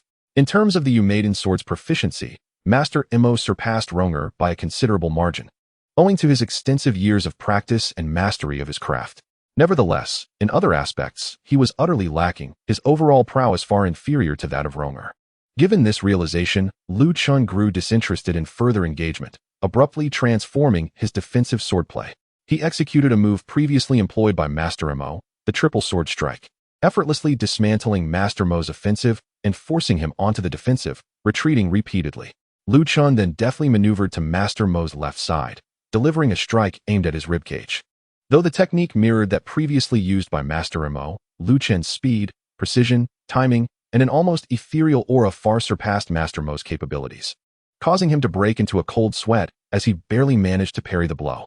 Lu Chen swiftly followed up with a series of thrusts, again employing Master Mo's earlier moves. This time, Master Mo could no longer withstand the barrage, managing to fend off only the first 2 strikes, while the third pierced through his defenses, the tip of Lu Chen's sword gently resting upon his heart. "I concede," Master Mo admitted, as Lu Chen withdrew his wooden sword, twirled it in a flourish, and offered a respectful bow. Master Mo, visibly disheartened, returned the gesture, saying, "Lu Jinxia is truly remarkable. I, Mo, humbly accept defeat." His disappointment stemmed not from the loss itself, but from the sting of losing the wager of 100 taels. Huang Rong chuckled, finding the outcome entirely predictable. "According to our agreement, this 10 taels now belongs to Master Mo." With that, she counted out 10 taels and handed them to him, then bid farewell, gracefully departing with Lu Chen while fanning herself. Although Master Mo did not receive the full 100 taels, the 10 taels served as a small consolation, and he fondly hoped that Miss Huang would visit again. Unfortunately, such hopes were destined to be in vain, for she had already resolved to traverse the various martial arts schools in the city that day and depart the following day in search of martial artists for practical training. The entire day unfolded with Huang Rong guiding Lu Chen as they visited numerous martial arts schools in the city, enticing the masters to spar with him in exchange for the wager. Despite Lu Chen's limited abilities, he recovered swiftly and managed to endure the continuous challenges, ultimately succeeding in sparring at every martial arts school in the city. He experienced various sword techniques, weapon styles, and hand-to-hand combat, gaining valuable insights and practical experience against a diverse array of opponents. Although none among these schools boasted formidable fighters capable of making a name in the martial world, their different weaponry and techniques broadened Lu Chen's perspective and enhanced his combat experience, subtly benefiting his own swordplay. With a perfect record of victories throughout the day, Huang Rong's spirits soared, and upon returning home, she prepared a grand feast to reward Lu Chen. As the two enjoyed their meal at the stone table in the courtyard, a figure cloaked in a green robe approached the entrance of the alley where their modest abode stood. The figure was tall and slender, dressed in a flowing green robe, with an oddly expressionless face that gave an impression of rigidity, akin to wood or stone. His movements were deliberate, yet soundless, leaving no trace of footprints behind. As if he were a weightless specter, his intentions were clear. Upon spotting a large tree resembling an umbrella in the distance, he made his way directly toward it. Soon arriving at the entrance of the small courtyard, the tree stood within the confines of the courtyard. The green-robed man clasped his hands behind his back and paused at the gate, listening intently. When he heard the lively, melodious voice of a young girl from within, a flicker of relief crossed his otherwise impassive face. However, his expression shifted abruptly upon hearing a young man's voice call out to Rong, his gaze sharpening with a hint of menace. Yet he did not act immediately, remaining outside the courtyard, listening intently. "Lu Chen, next. We shall visit and challenge various renowned masters," the girl said. "If you can maintain your winning streak, you might just achieve fame in the martial world. Have you thought of a nickname yet?" Lu Chen. "Humph, such an ominous name. No sea vessel would allow him aboard," the green-robed figure mused. The young man replied, "But I've only just begun my practical training. Isn't it a bit premature to think of a nickname?" The girl chuckled. "Not at all. If you think of one now, when you continue to win, and others ask who you are, you can proudly declare your name. I'm not very good at coming up with nicknames. Why don't you help me, Rong? He responded. He's called Ronger again. This boy has sealed his fate. The girl contemplated. Your move, the absolute sword, is incredibly powerful. Combined with your background, how about we call you the celestial sword of the beyond? An absolute sword, incredibly powerful? How powerful could it be? Celestial sword of the beyond?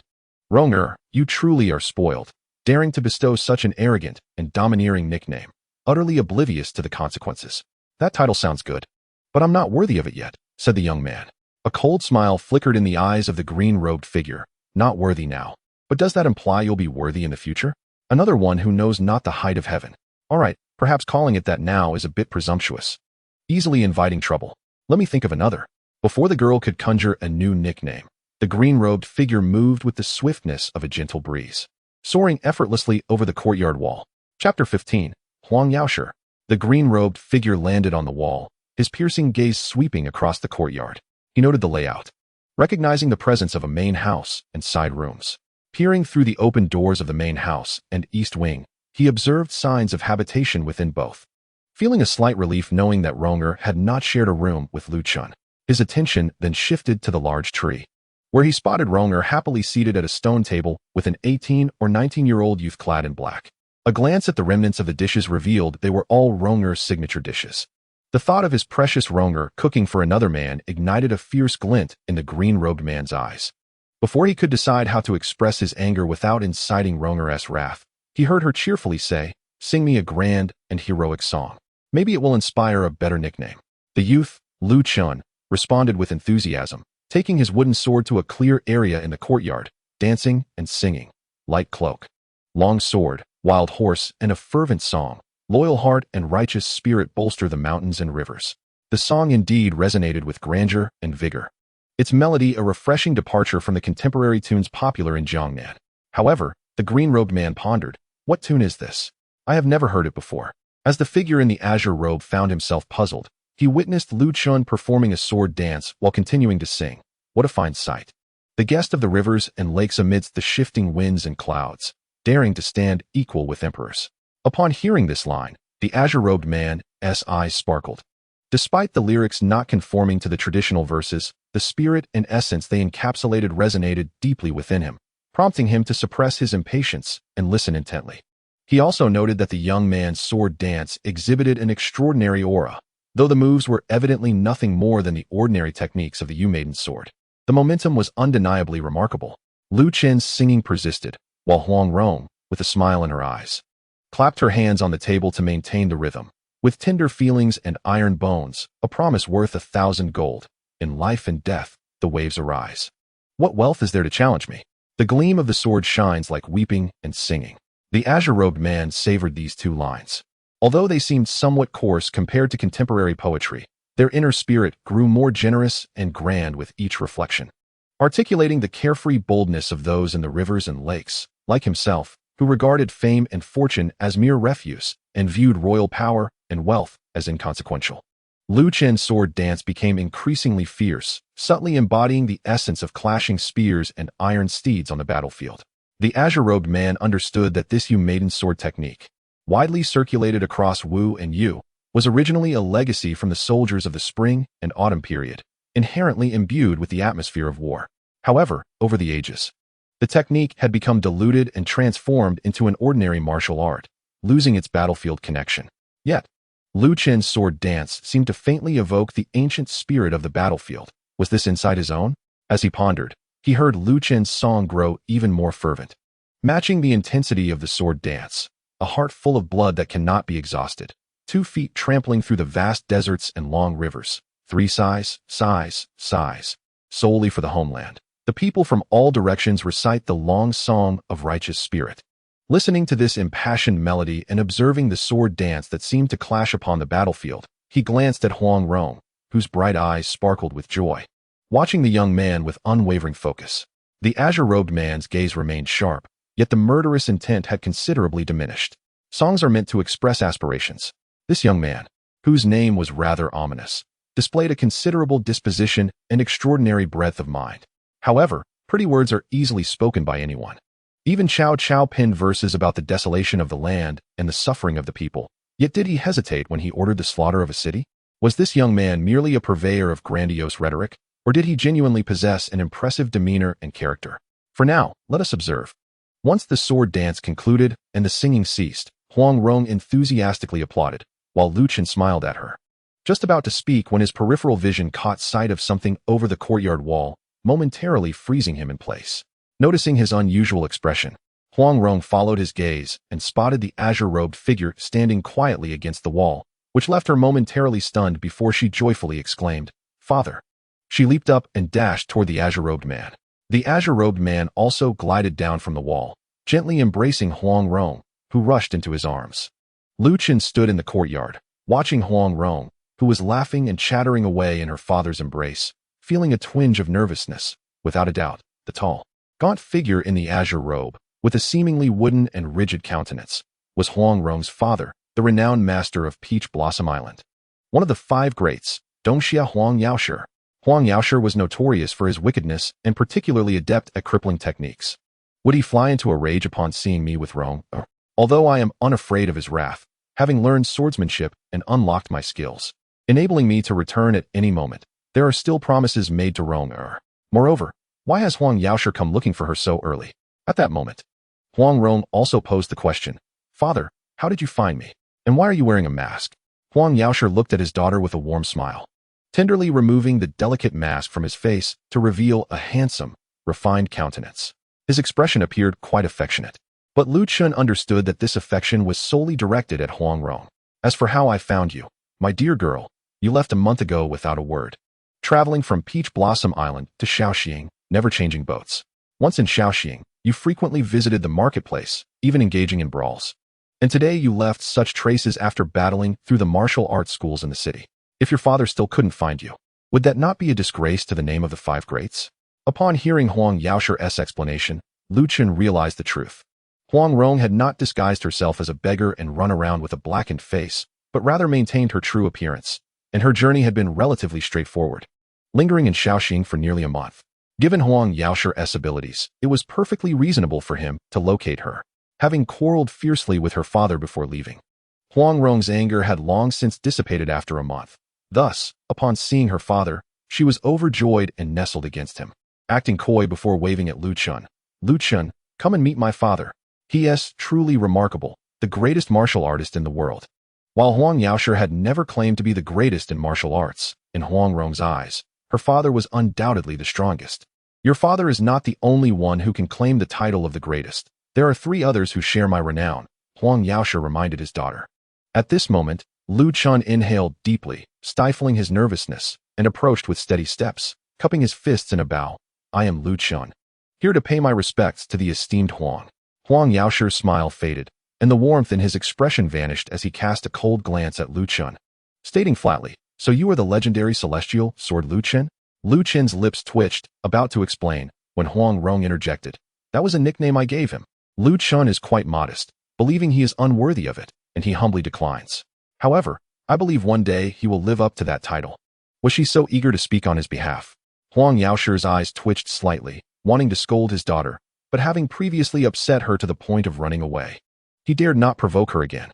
He merely cast a concealed glare at Chen and remarked coolly, "What capabilities does he possess to dare assume such a title?" Huang Rong giggled. Chen is a born swordsman, after just a month of practice. He has already cultivated internal strength using the Maiden Sword Techniques learned at the martial arts school. And he has imbued this seemingly ordinary sword style with a unique spirit. Pausing for a moment, her smile widening, chin slightly raised, and her bright eyes sparkling, she added with great pride, "Most importantly, I discovered this gem. I taught him the foundational sword techniques. And I mastered the Maiden Sword before passing it on to him. I am his swordsmanship mentor." Chapter 16. Is there truly such an extraordinary talent in the world? Upon hearing Huang Rong claim that Chen had only practiced for a month, Huang Yaoshi's eyes narrowed, and a deeply concealed coldness flickered in his pupils. He had just witnessed Chen's sword dance. The grandeur of that performance could not possibly be achieved in merely a month.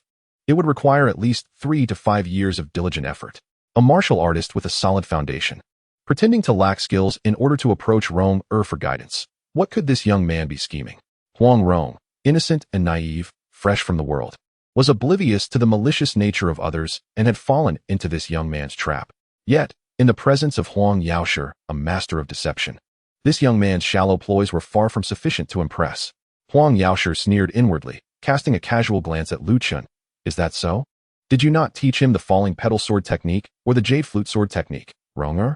Huang Rong nestled against Huang Yaoshi's arm, her demeanor sweetly submissive as she spoke. Without my father's consent, I dare not impart the swordsmanship of our school. Huang Yaoshi, feeling somewhat reassured, nodded and replied. At least you understand the rules.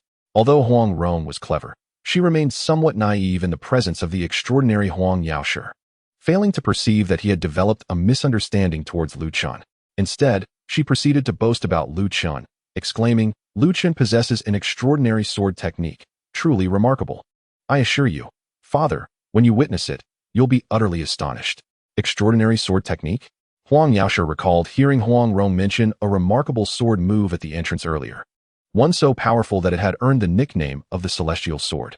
Thus, this young man had captivated Ronger's attention with that very strike, leading her to regard him as a gem of talent. Since you praise him so highly, I must witness it for myself, Huang Yaoshi said, lowering his eyelids to conceal the coldness in his gaze.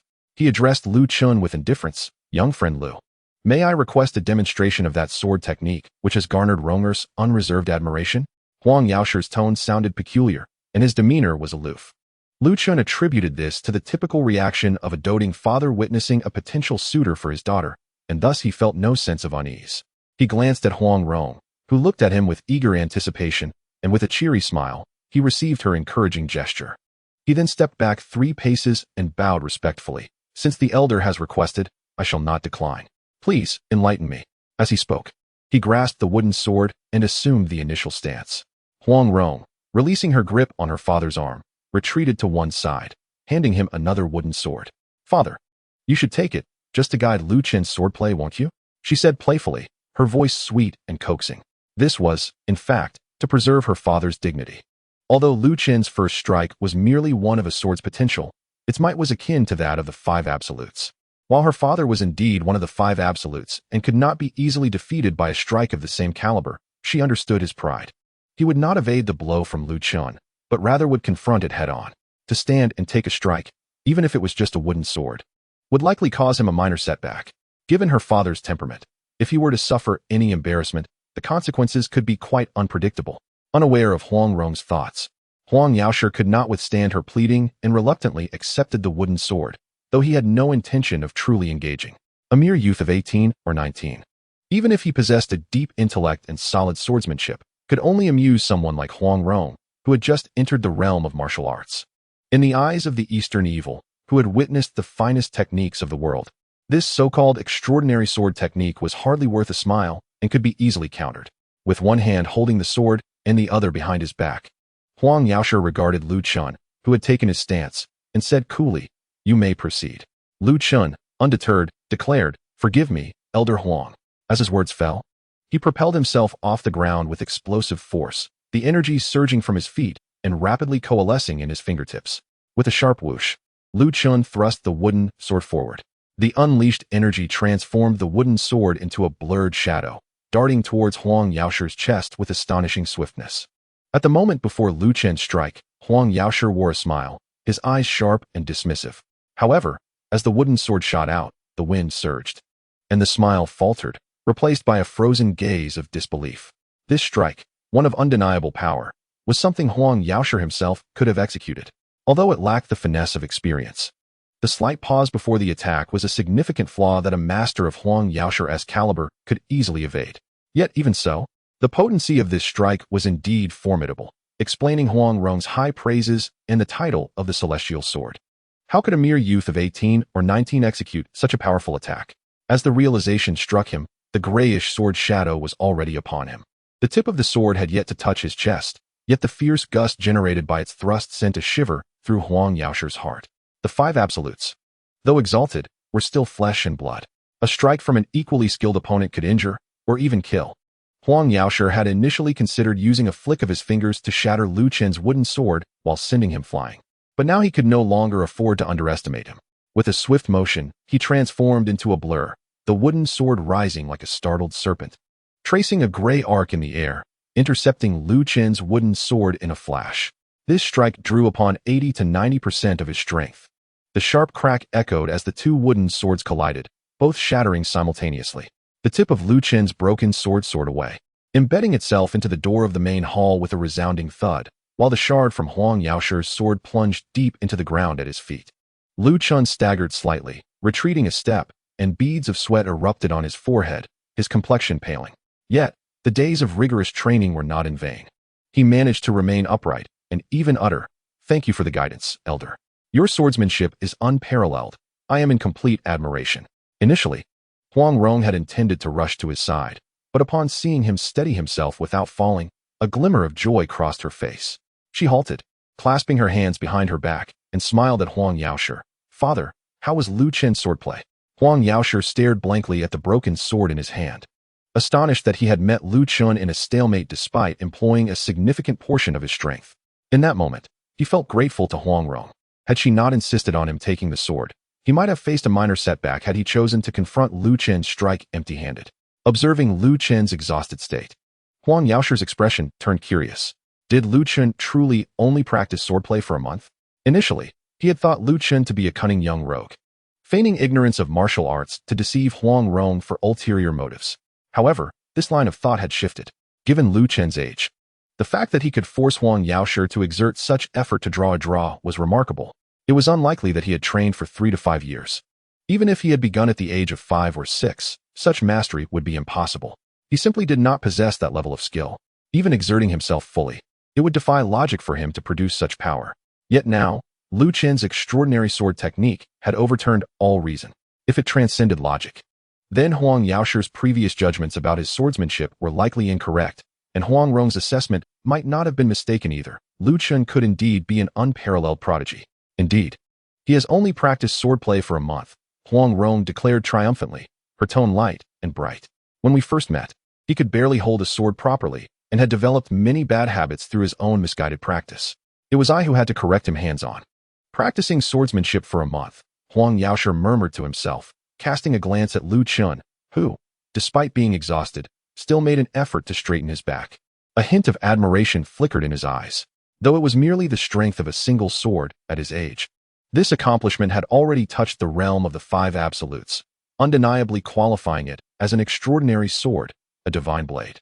For as he deepened his skills in the future, the might of this sword would surely surpass that of the 5 absolutes, especially considering his youth and the fact that he had only been practicing for a month, focusing on the foundational sword techniques taught by Ronger and the Yu-woman's sword. If he continued to grow at this pace, the future of this young man might well exceed the limitations of the 5 absolutes. Chapter 17, A Year's Agreement. Although Huang Yaoshi had begun to change his perception of Lu Chen, even harboring a modicum of admiration for his martial prowess, his inherently eccentric nature, coupled with a father's subtle mindset, led him to remain discontented with Lu Chen. Seeing his daughter's proud demeanor and recalling the various defenses she had made for Lu Chen, Huang Yaoshi felt increasingly irked. He bluntly told Huang Rong, "Rong, you have snuck away for a month. It is time to return home with your father." "Return home? I refuse." Huang Rong shook her head vigorously. "I still want to accompany Lu Chen to challenge renowned masters across the land and make a name for ourselves."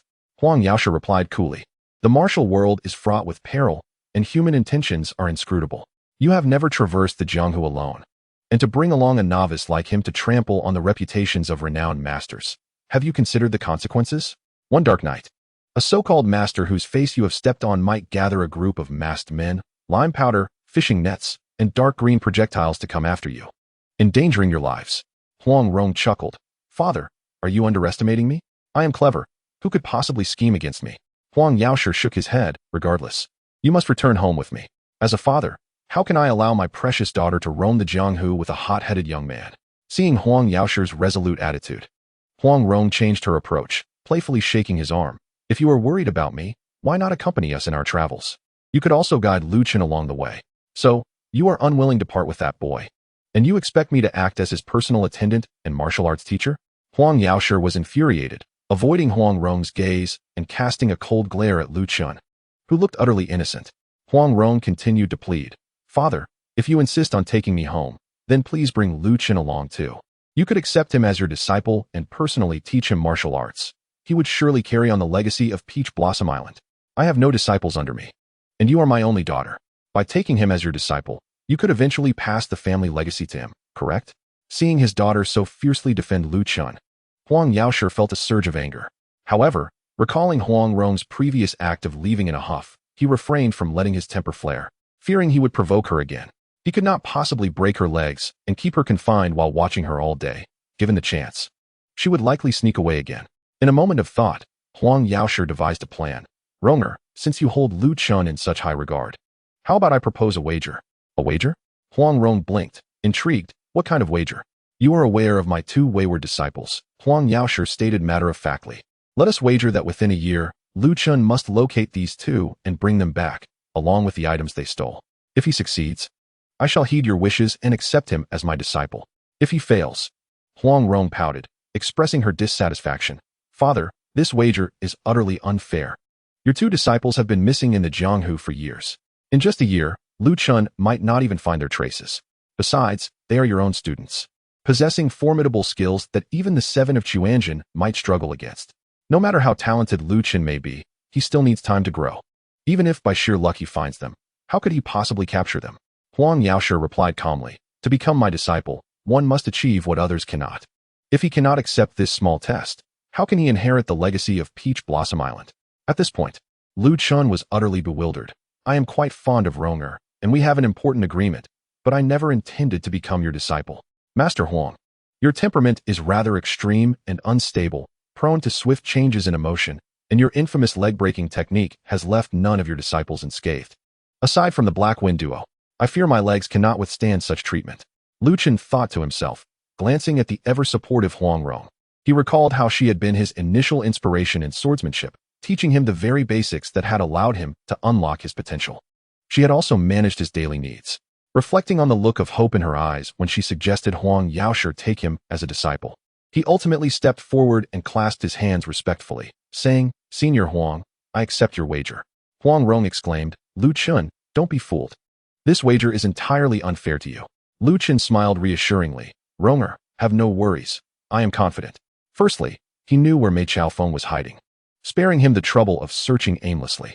Secondly, he was aware of places that could offer fortuitous encounters to enhance his skills. In less than a year, he could elevate his power to match Mei Chaofeng.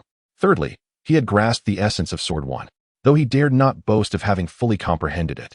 He had indeed touched upon its principles, experiencing new insights daily. His rapid progress in swordsmanship was evident from the swift improvements he demonstrated during their practice sessions over the past week. With such an acceleration in his growth, if his power reached a level sufficient to confront Mei Chaofeng, combined with his sword skills, capturing her would not be an impossible task. With certainty in his heart, Lu Chen felt emboldened to accept Huang Yaoshi's wager, ensuring he would fulfill Huang Rong's expectations as well. Seeing Lu Chen genuinely willing to accept the wager, Huang Yaoshi regarded him with slightly more favor. You indeed possess some courage. Thus, I shall make a pact with you. Within a year, locate the Black Wind duo, Chun Xianfeng and Mei Chaofeng, and bring them back to Peach Blossom Island. If you succeed, you shall be my disciple. If you fail, you need not set foot on Peach Blossom Island again. Huang Rong was taken aback. Father, do you mean that finding Chun Xianfeng and Mei Chaofeng will be solely his responsibility? Huang Yaoshi replied, It is not solely his task. Do you wish to accompany him? But there are no buts. You shall return home with me, and if he truly values you as you value him, he will exert every effort to fulfill the wager. Father, you are so cunning. This is not the same. He is still a novice with no experience in the Jianghu. You lack experience in the Jianghu as well. Yet you have ventured out alone at a younger age than he. But I am clever, Huang Rong insisted. So is Lu Chen foolish then? It's not about whether Lu Chen is foolish or not. He is an outsider who knows nothing of our world. Yet she had already sworn to keep Lu Chen's outsider status a secret, even from her father, and she was unwilling to reveal it. What kind of outsider? Ultimately, it is hard to explain to you. Huang Rong puffed out her cheeks in frustration, turning her back on Huang Yaoshi, refusing to engage further. Can't you explain it to your father? I see you simply do not wish to part with him. Huang Yaoshi refrained from revealing his daughter's thoughts and simply turned to Lu Chen, asking, Is there any problem with completing the wager alone? Naturally, Lu Chen did not wish to part ways with Ronger. However, his current abilities were insufficient to defy Huang Yaoshi's will. Moreover, he had acquired some skills to sustain himself. So what fear was there in traversing the martial world alone? He replied in a low voice, "There is no problem. I can fulfill this wager by myself." Huang Rong understood that her father's stubborn nature meant that once he made up his mind, even her most charming antics would not sway him. This wager had already been a concession due to her impulsive departure, but despite that, she could not allow Chen to undertake such a perilous task alone. Since her father's wager was so unjust, she would not hesitate to employ cunning tactics. Of course, a direct confrontation was not the solution. She needed to approach the matter with care. After a moment of contemplation, she turned back to Huang Yaoshi and said earnestly, "Father, if you wish to take me back, you must agree to one condition." "What condition?" "Allow me to teach him for another 10 days. Huang Rong insisted firmly. "Furthermore, I must be permitted to teach him the Falling Blossom Sword Technique and the Jade Flute Sword Technique. If you refuse, you can only take me back if you break my legs." Chapter 18. Huang Yaoshi's assessment. Huang Yaoshi was well aware of his daughter's temperament. On the surface, she appeared whimsical and playful, yet deep down, she possessed a strong will and a stubbornness akin to his own. Otherwise, she would not have left in a huff by herself. Thus, he was reluctant to pressure her too much. Moreover, considering the possibility that Chen might miraculously find and capture Chen Xianfeng and Mei Chaofeng, it would be fitting for him to employ the martial arts of Peach Blossom Island, rather than suffer disgrace at the hands of another sect. After a brief moment of contemplation, he replied slowly, "I cannot permit you to teach him the Falling Blossom Sword Technique. That technique was utilized by me in my youth and has since merged with several other sword techniques to become the Falling Blossom Divine Sword Palm. It is no longer a core skill of Peach Blossom Island, so there is little harm in teaching it to Chen. However, the Jade Flute Sword Technique is different. It is one of my proudest creations, and since Chen has yet to fulfill the wager and become a disciple of Peach Blossom Island, he cannot be entrusted with its teachings." Huang Rong had anticipated this outcome. It was part of her strategy to retreat in order to advance. She immediately adopted a dissatisfied expression, pouting as she said, "Father, you are being too harsh. The wager is already so difficult, and you will only allow me to teach him one sword technique? If I cannot teach him the Jade Flute Sword Technique, then surely I can teach him the lightness skill?" Seeing his daughter's resolute demeanor, Huang Yaoshi pondered for a moment before nodding in agreement. Very well. His willingness to acquiesce stemmed not only from a desire to avoid conflict with his daughter, but also from an appreciation of Chen's extraordinary talent and the spirit displayed in his song. Otherwise, why would he have established such a challenging wager with Huang Rong and Chen? Not everyone is worthy of his promise. With her plan succeeding, Huang Rong no longer needed to maintain a tense standoff with her father. She took hold of Huang Yaoshi's arm and cheerfully asked, "Father, have you eaten?" "No." "Then I shall make you a bowl of fried rice."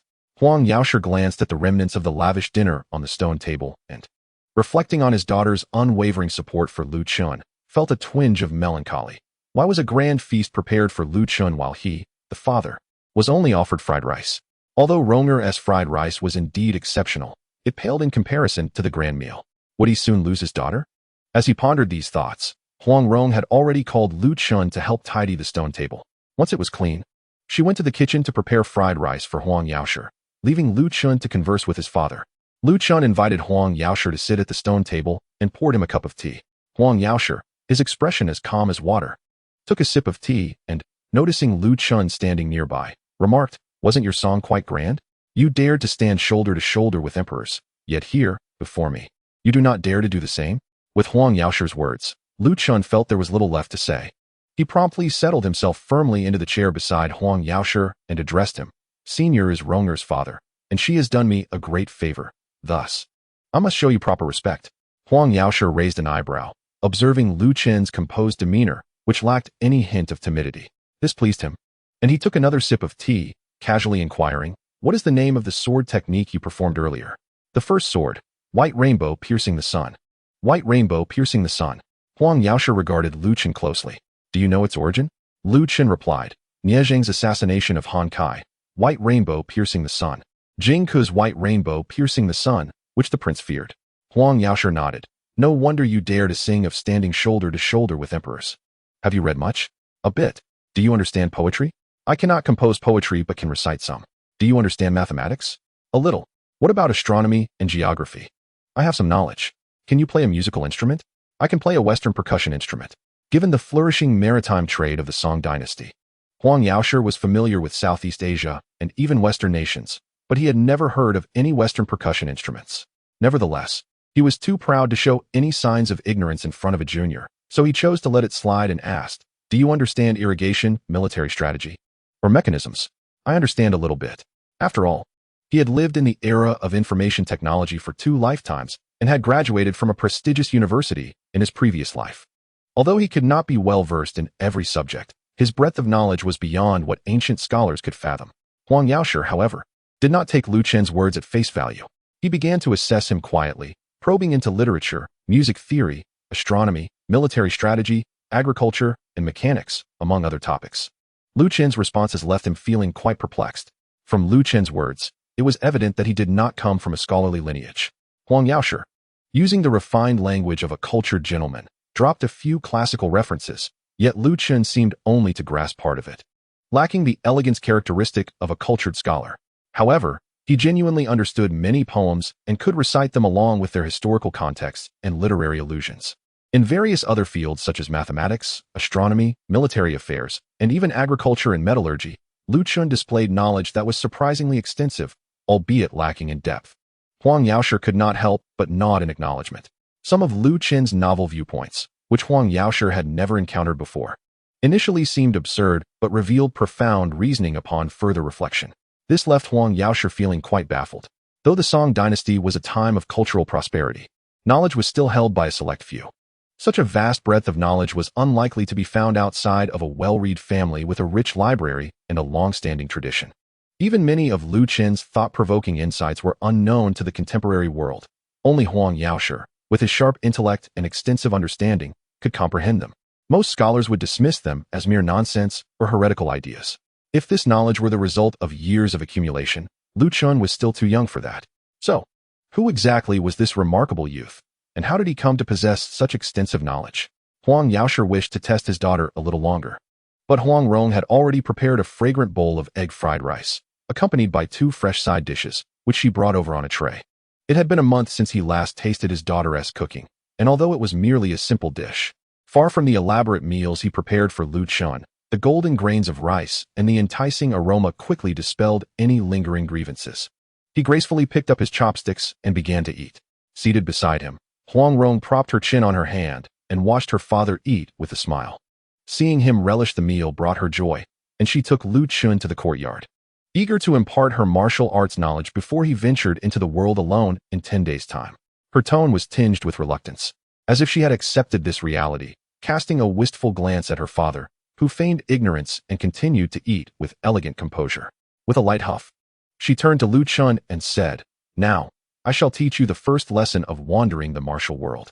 What do you think is the most important thing?" Lu Chen's immediate thought was that the martial world is not merely about fighting. It is about understanding human relationships. However, he replied, "High martial skills? Being able to fight? Or is it about running fast?" Huang Rong, with her hands behind her back, replied earnestly, "The best strategy among the 36 is to retreat. If you cannot win, run. If you can win, but at a great cost, still run. If surrounded by many, you must escape. Lead your enemies in circles to disperse them. Then strike at each one individually. In short, if you can run fast, danger cannot catch you." Lu Chen nodded in agreement. Indeed, safety is paramount in the martial world, and speed is of the essence. Huang Yaoshi, overhearing this, merely snorted, though he did not contradict them. After all, once Lu Chen mastered martial arts, he would no longer need to flee, but who had not been weak before? He too had once traversed the martial world in his youth, and Huang Rong's words were a reflection of his own teachings. No father wishes to see his daughter engage in reckless brawls. It is only natural to teach her to flee when outmatched. Huang Rong continued, "Thus, I will now teach you lightness skill, starting with the technique of leaping, which will help you climb trees and scale walls." She instructed him to bend his knees slightly, gather energy in his dantian, and when he felt the true energy rising, to relax his muscles and visualize the Yuzhen acupoint, then leap upward. After a month of training under Huang Rong, Lu Chen had spent most of his time practicing swordplay. But even before cultivating internal energy, he had learned the essential knowledge of meridians and acupoints. Following Huang Rong's guidance, he focused his energy and pushed off the ground, leaping over 5 feet into the air. This height far surpassed that of the strongest basketball players of his past life and was unattainable for an ordinary person in this world. Yet, to a master of lightness skill, such a leap was still considered modest. Nevertheless, Lu Chen's limited energy could only support such a height for now.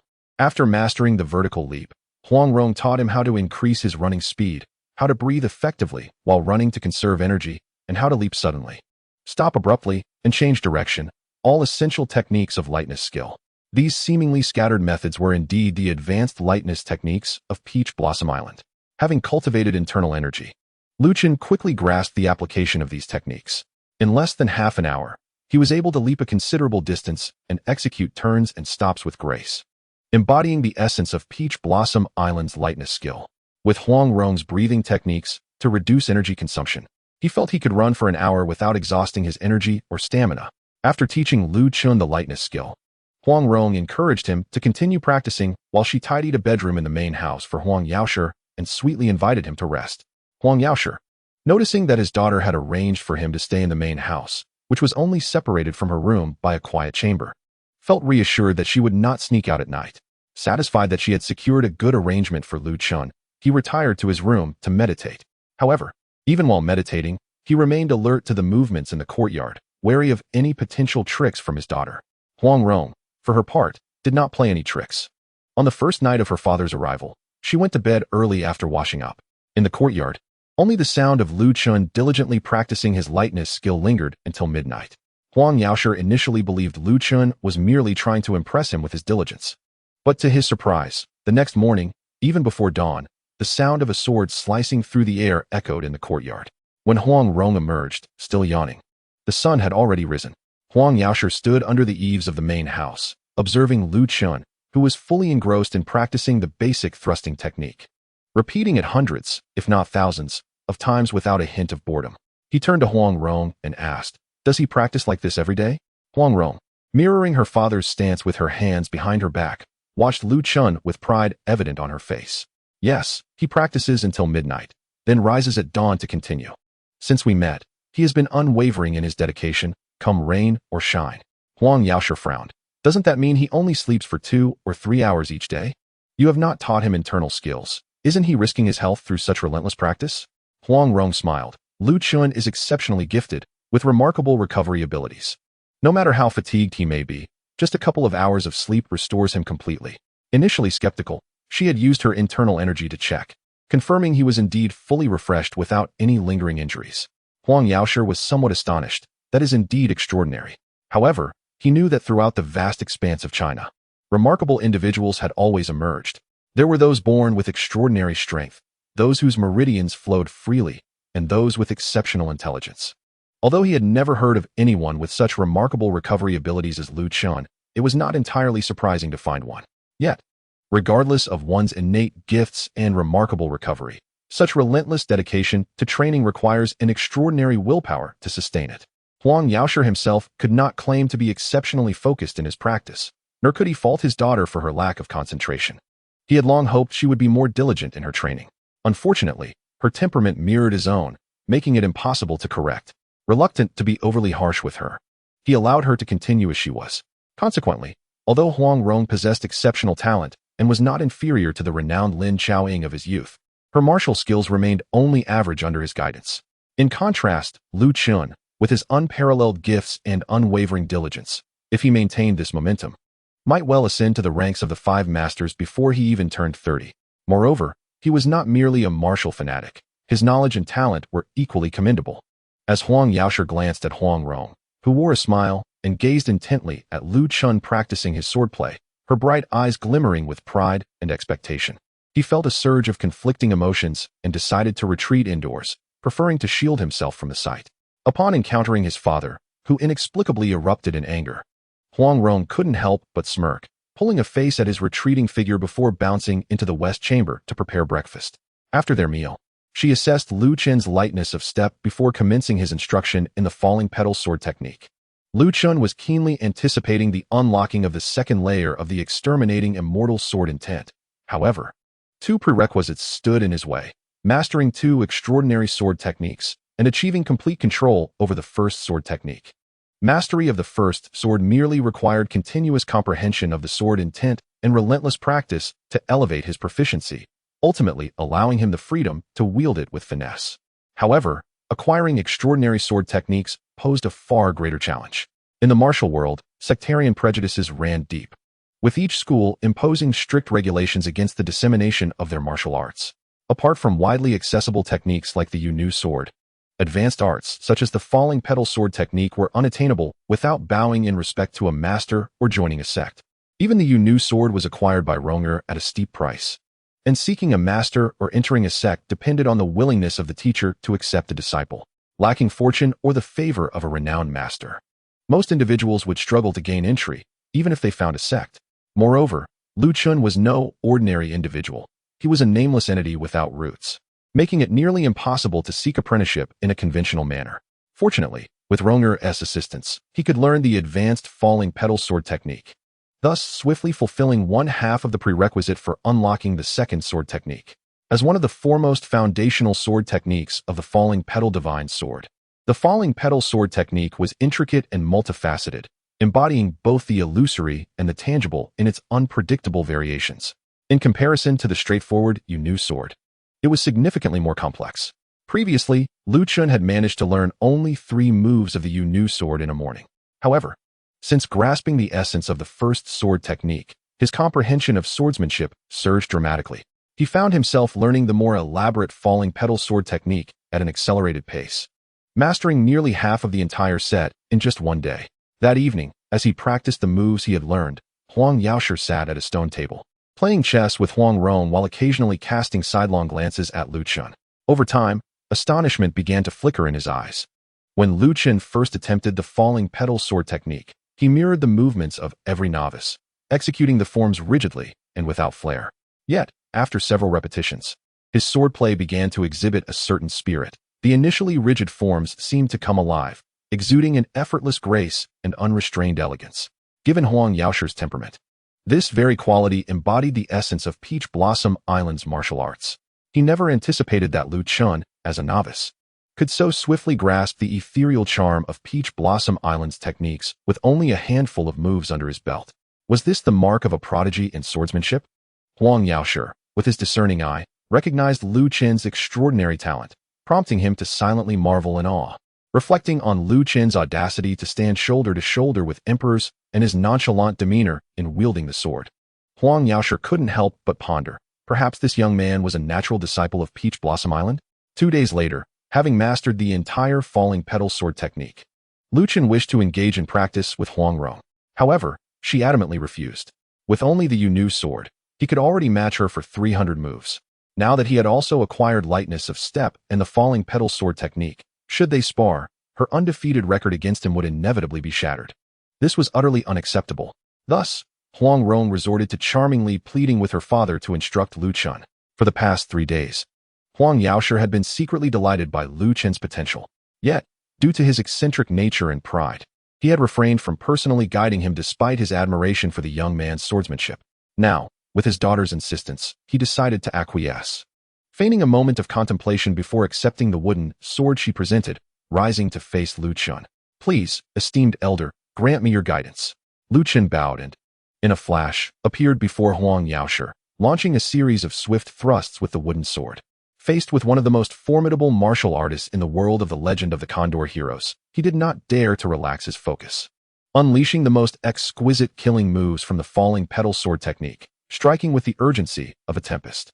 Although his energy was minimal, its purity and refinement imbued the wooden sword with a piercing sharpness, producing a sound akin to a genuine blade slicing through the air. Huang Rong, unperturbed, stood relaxed with one hand behind his back, effortlessly countering Chen's rapid onslaught with casual strokes of the sword, easily dispelling the barrage of attacks. Chen had anticipated this outcome and remained undiscouraged, swiftly maneuvering around Huang Rong, his elbow flicking, wrist trembling. The wooden sword producing a series of hissing sounds as he alternated between thrusts, slashes, jabs, and feints. His relentless assault on Huang Rong, utilizing the falling petal sword technique, was akin to a novice trying to showcase his skills before a master. Yet, Huang Rong remained rooted, displaying no intention of shifting his stance or even turning to the side, effortlessly neutralizing Chen's strikes from all angles with a single hand.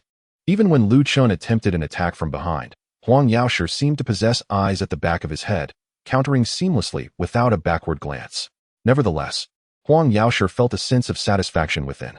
In just 3 days of learning the falling petal sword technique, Chen had already begun to apply it adeptly in combat. his movements far from the rigid patterns typical of most novices. Instead of adhering strictly to a predetermined sequence of moves, he adapted fluidly to the situation at hand, demonstrating an innate ability to transition from one technique to another mid-execution. This kind of intuitive responsiveness in combat revealed a level of skill that was remarkable. It is essential to understand that the essence of martial arts lies in its application. While techniques, forms, and mentalities can be taught, the art of application is nearly impossible to impart. Some individuals can wield the same techniques with remarkable ease, transforming the mundane into the extraordinary, while others may execute them clumsily, failing to grasp the timing of their application. The disparity in their effectiveness is striking and serves to illustrate the divide between genius and mediocrity. Chen undoubtedly embodied the former, a rare prodigy in swordsmanship. Huang Rong couldn't help but speculate that if Chen had been born several decades earlier, sharing the same era and receiving guidance from a brilliant master from a young age, the outcome of the famous sword debate at Mount Hua might have been uncertain. After exchanging several moves, as Chen faced Huang Rong directly, the elder's previously defensive stance suddenly transformed, launching a counterattack. In an instant, Chen found himself enveloped in a whirlwind of indistinct sword shadows, the air thick with a chilling wind, causing his entire being to freeze and his brow to ache. This formidable assault left him unable to counter, let alone defend himself, and as he desperately sought to evade while attempting to parry a few strikes, he suddenly felt the weight of the wooden sword lift from his grasp, sent flying by Huang Rong's blade, leaving his throat exposed to the wooden sword's point. "Esteemed elder, your brilliance is truly admirable," Chen sincerely expressed. Easily defeating such a junior, despite the admiration from the opponent, Huang Rong remained unperturbed. With a slight nod, he calmly remarked, "Your swordsmanship is too rudimentary, lacking depth and complexity. You must engage in diligent practice. Furthermore, while your technique, White Rainbow Piercing the Sun, is indeed formidable, it exhibits considerable flaws. Its direct approach would be easily evaded by a true master. Do not allow yourself to become arrogant simply because of this one skill. Rather, contemplate how to create opportunities with more conventional techniques, unleashing that ultimate strike in a moment of brilliance, so that your adversaries are left with no means of escape." Chen expressed his gratitude with a nod. "Thank you for your guidance, Senior." Huang Rong acknowledged with a nonchalant sound, tossing the wooden sword back to Huang Rong before returning to the stone table under the tree to enjoy his tea. Chen stood in contemplation, reflecting on his encounter with Huang Rong, particularly the swordsmanship displayed during Huang's counterattacks. Soon, he seemed to gain an insight, nodding in understanding as he resumed his practice. This time, his sword technique rapidly evolved, becoming more fluid and spirited. The sword shadows flickered like a sudden gale through a peach blossom grove, creating a dazzling spectacle of petals that left onlookers entranced. Huang Rong's eyes twitched slightly, astonished that Chen could grasp the essence of the falling petals' sword technique so swiftly. His admiration compelled him to occasionally offer subtle advice, for Huang Rong's martial insights were far superior to Huang Rong's. Even casual remarks bore profound implications for swordsmanship. Each time Chen received guidance, he would pause to ponder, only to experience visible improvement upon resuming his practice. This remarkable aptitude for learning endeared Chen to Huang Rong, yet when he inadvertently caught sight of Huang Rong, who was gazing at Chen with a proud smile, Huang Rong's irritation resurfaced.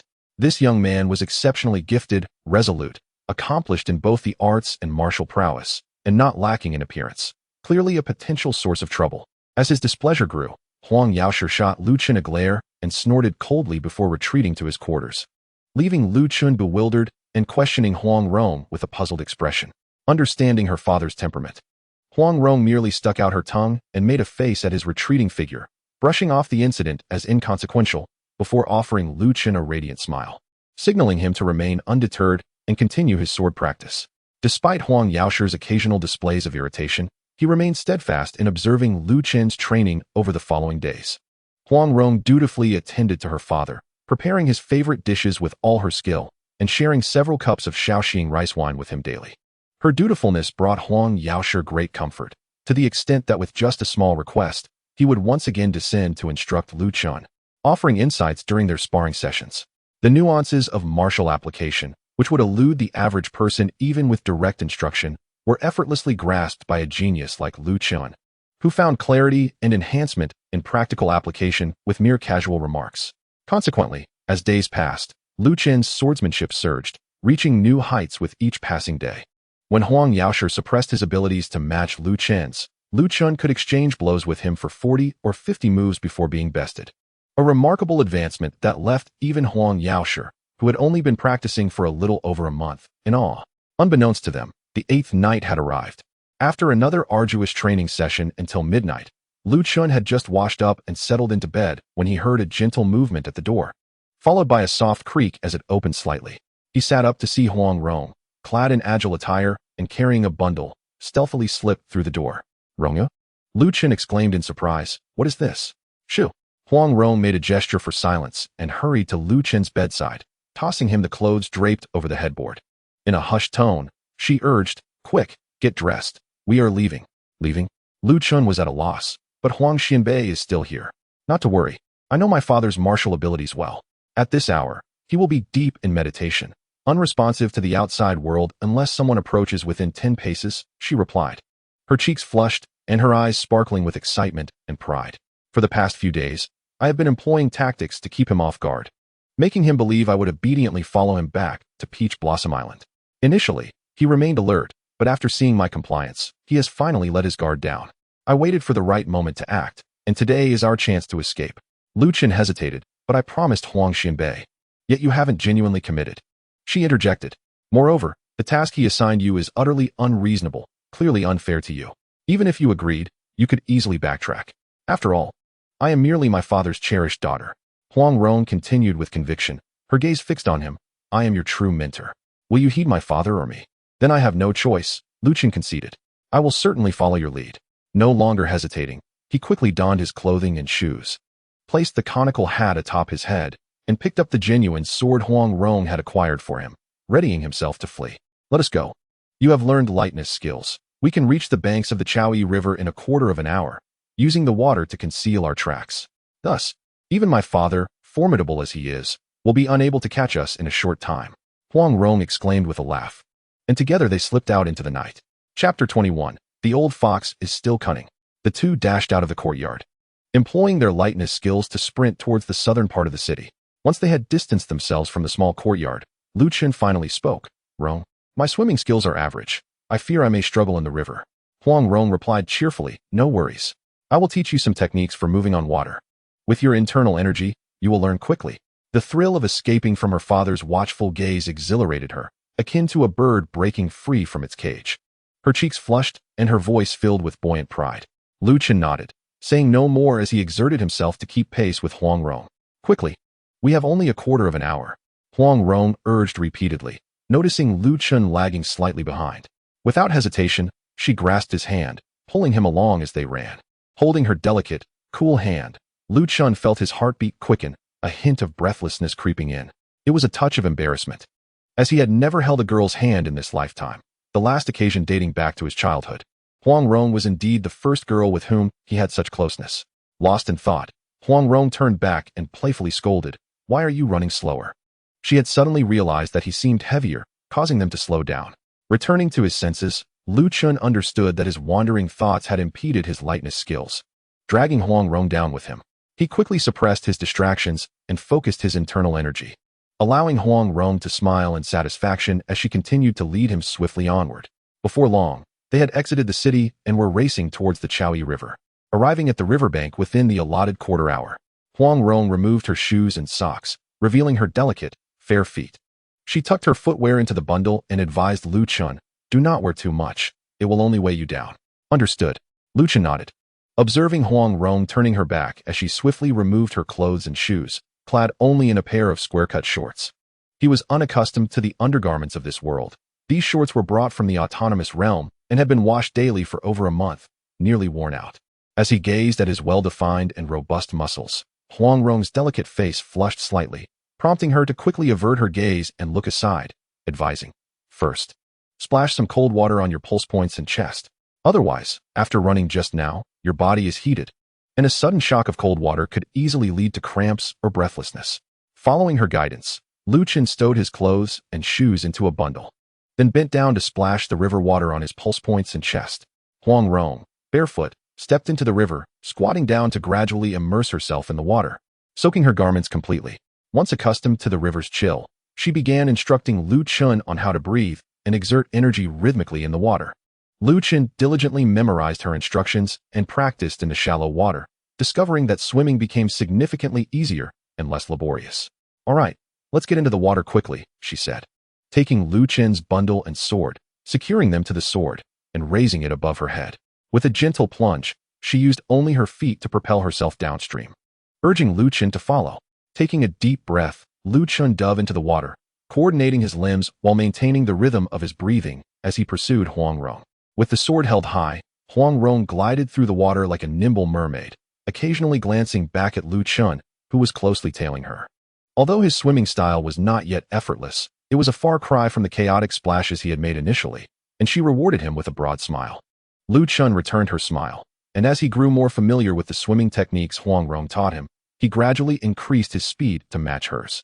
After flowing downstream for several miles, they reached a bend in the river, where a stream cascaded from the forested hills into the river. "Follow me," Huang Rong exclaimed, swimming towards the stream's mouth. Lu Chen accompanied her into the river bend and continued upstream, soon noticing that the water had become shallow, reaching only Huang Rong's waist. Standing upright, she chose not to leave the water but waded further upstream. Lu Chen understood her intent. By traversing the stream, they would leave no traces on either bank. He admired her attentiveness and took the sword and bundle she had carried, walking alongside her. After several miles upstream, they ventured deeper into the woods, where the stream was shallow enough to barely reach their calves. They came upon a cave on one side of the stream, and Huang Rong pointed to it, smiling. "We shall rest there tonight. If we hide here for a few days, we can soar high as birds and leap freely like fish." Lu Chen nodded with a grin, approaching the cave to survey its interior. Though not deep and relatively small, it was clean enough, so he beckoned Huang Rong to enter and change clothes. After they took turns changing, they hung their wet garments on a small tree outside to dry, opting not to light a fire, and sat at the cave's entrance conversing under the moonlight. "The Black Wind twin killers have been silent for years. Where shall we seek them?" Huang Rong pondered, resting her chin on her hands, her lips forming a slight pout of concern. Lu Chen contemplated for a moment before reassuring her, "Do not worry, I will find them." Huang Rong, surprised, asked, "Do you know where they are?" Lu Chen smiled and nodded, "Indeed." Huang Rong's mouth opened slightly, eager to inquire how he knew. But recalling his miraculous descent and astonishing swordsmanship, she resolved to trust him unconditionally and simply asked, "Where shall we go next?" Without hesitation, Lu Chen replied, "First, we head to Xiangyang. A craftsman must first sharpen his tools. Though my swordsmanship has greatly improved, my internal strength is still lacking. I must find ways to enhance both my skills and power to be worthy of contending with top-tier masters like Mei Chaofeng." Having settled on their destination, Lu Chen noticed Huang Rong stifling a yawn, prompting him to suggest she rest in the cave while he kept watch outside. After she entered the cave, Lu Chen sat at the entrance, resting his sword across his knees, closing his eyes in an attempt to comprehend the essence of his sword. Typically, he practiced with intense focus, whether honing his swordsmanship or grasping the principles of sword intent, easily entering a meditative state. However, today was markedly different. As soon as he closed his eyes, memories of Huang Rong's tender, silky touch when she held his hand flooded his mind, alongside images of her pristine, delicate feet playfully splashing water. The sight of her nimble, charming feet seemed to strike at his heart, stirring a tempest of emotions within him. At that moment, a deep, resonant voice echoed in his mind, reminiscent of a nature documentary from his previous life. Spring has arrived. Having been single in 2 lives, his resistance was already mediocre. And being 18, a vigorous age marked by youthful exuberance, made it impossible to maintain a tranquil heart. Lu Chen sighed softly, realizing that in such a state, it was futile to seek insight into sword intent. He stood up and moved a few paces away from the cave, finding a clear patch of ground to draw his sword and practice his techniques. Once he began to move, he quickly suppressed his distractions and entered a focused mindset. Yet, after a short while of practice, he sensed something was amiss around him. With a furtive glance towards the source of his unease, he was taken aback. Not 10 paces away, a tall figure in a blue robe stood with hands clasped behind his back, quietly silhouetted in the dappled moonlight filtering through the treetops. The evening breeze occasionally stirred the edges of the robe, imparting an ethereal quality, as if the figure might take flight at any moment. Gazing upon this seemingly still yet graceful figure, Lu Chen could not help but sigh inwardly. Experience is indeed invaluable. Sheathing his sword, he bowed respectfully, "Senior Huang." Undoubtedly, the figure was Huang Yaoshi. Chapter 22. The First Blood. Huang Yaoshi's expression was impassive, his gaze cold. He glanced at Lu Chen and then at the cave, inquiring flatly. Why did you come out? His question was abrupt and disjointed, yet Lu Chen grasped his meaning, responding with a calm tone. The cave is too small.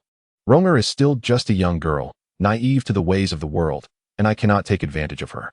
Huang Rong, skilled in various arts such as music, chess, calligraphy, painting, and the intricate arts of fortune-telling and mechanics, was indeed a versatile prodigy, but she was utterly clueless about matters of intimacy, still believing that children emerged from armpits.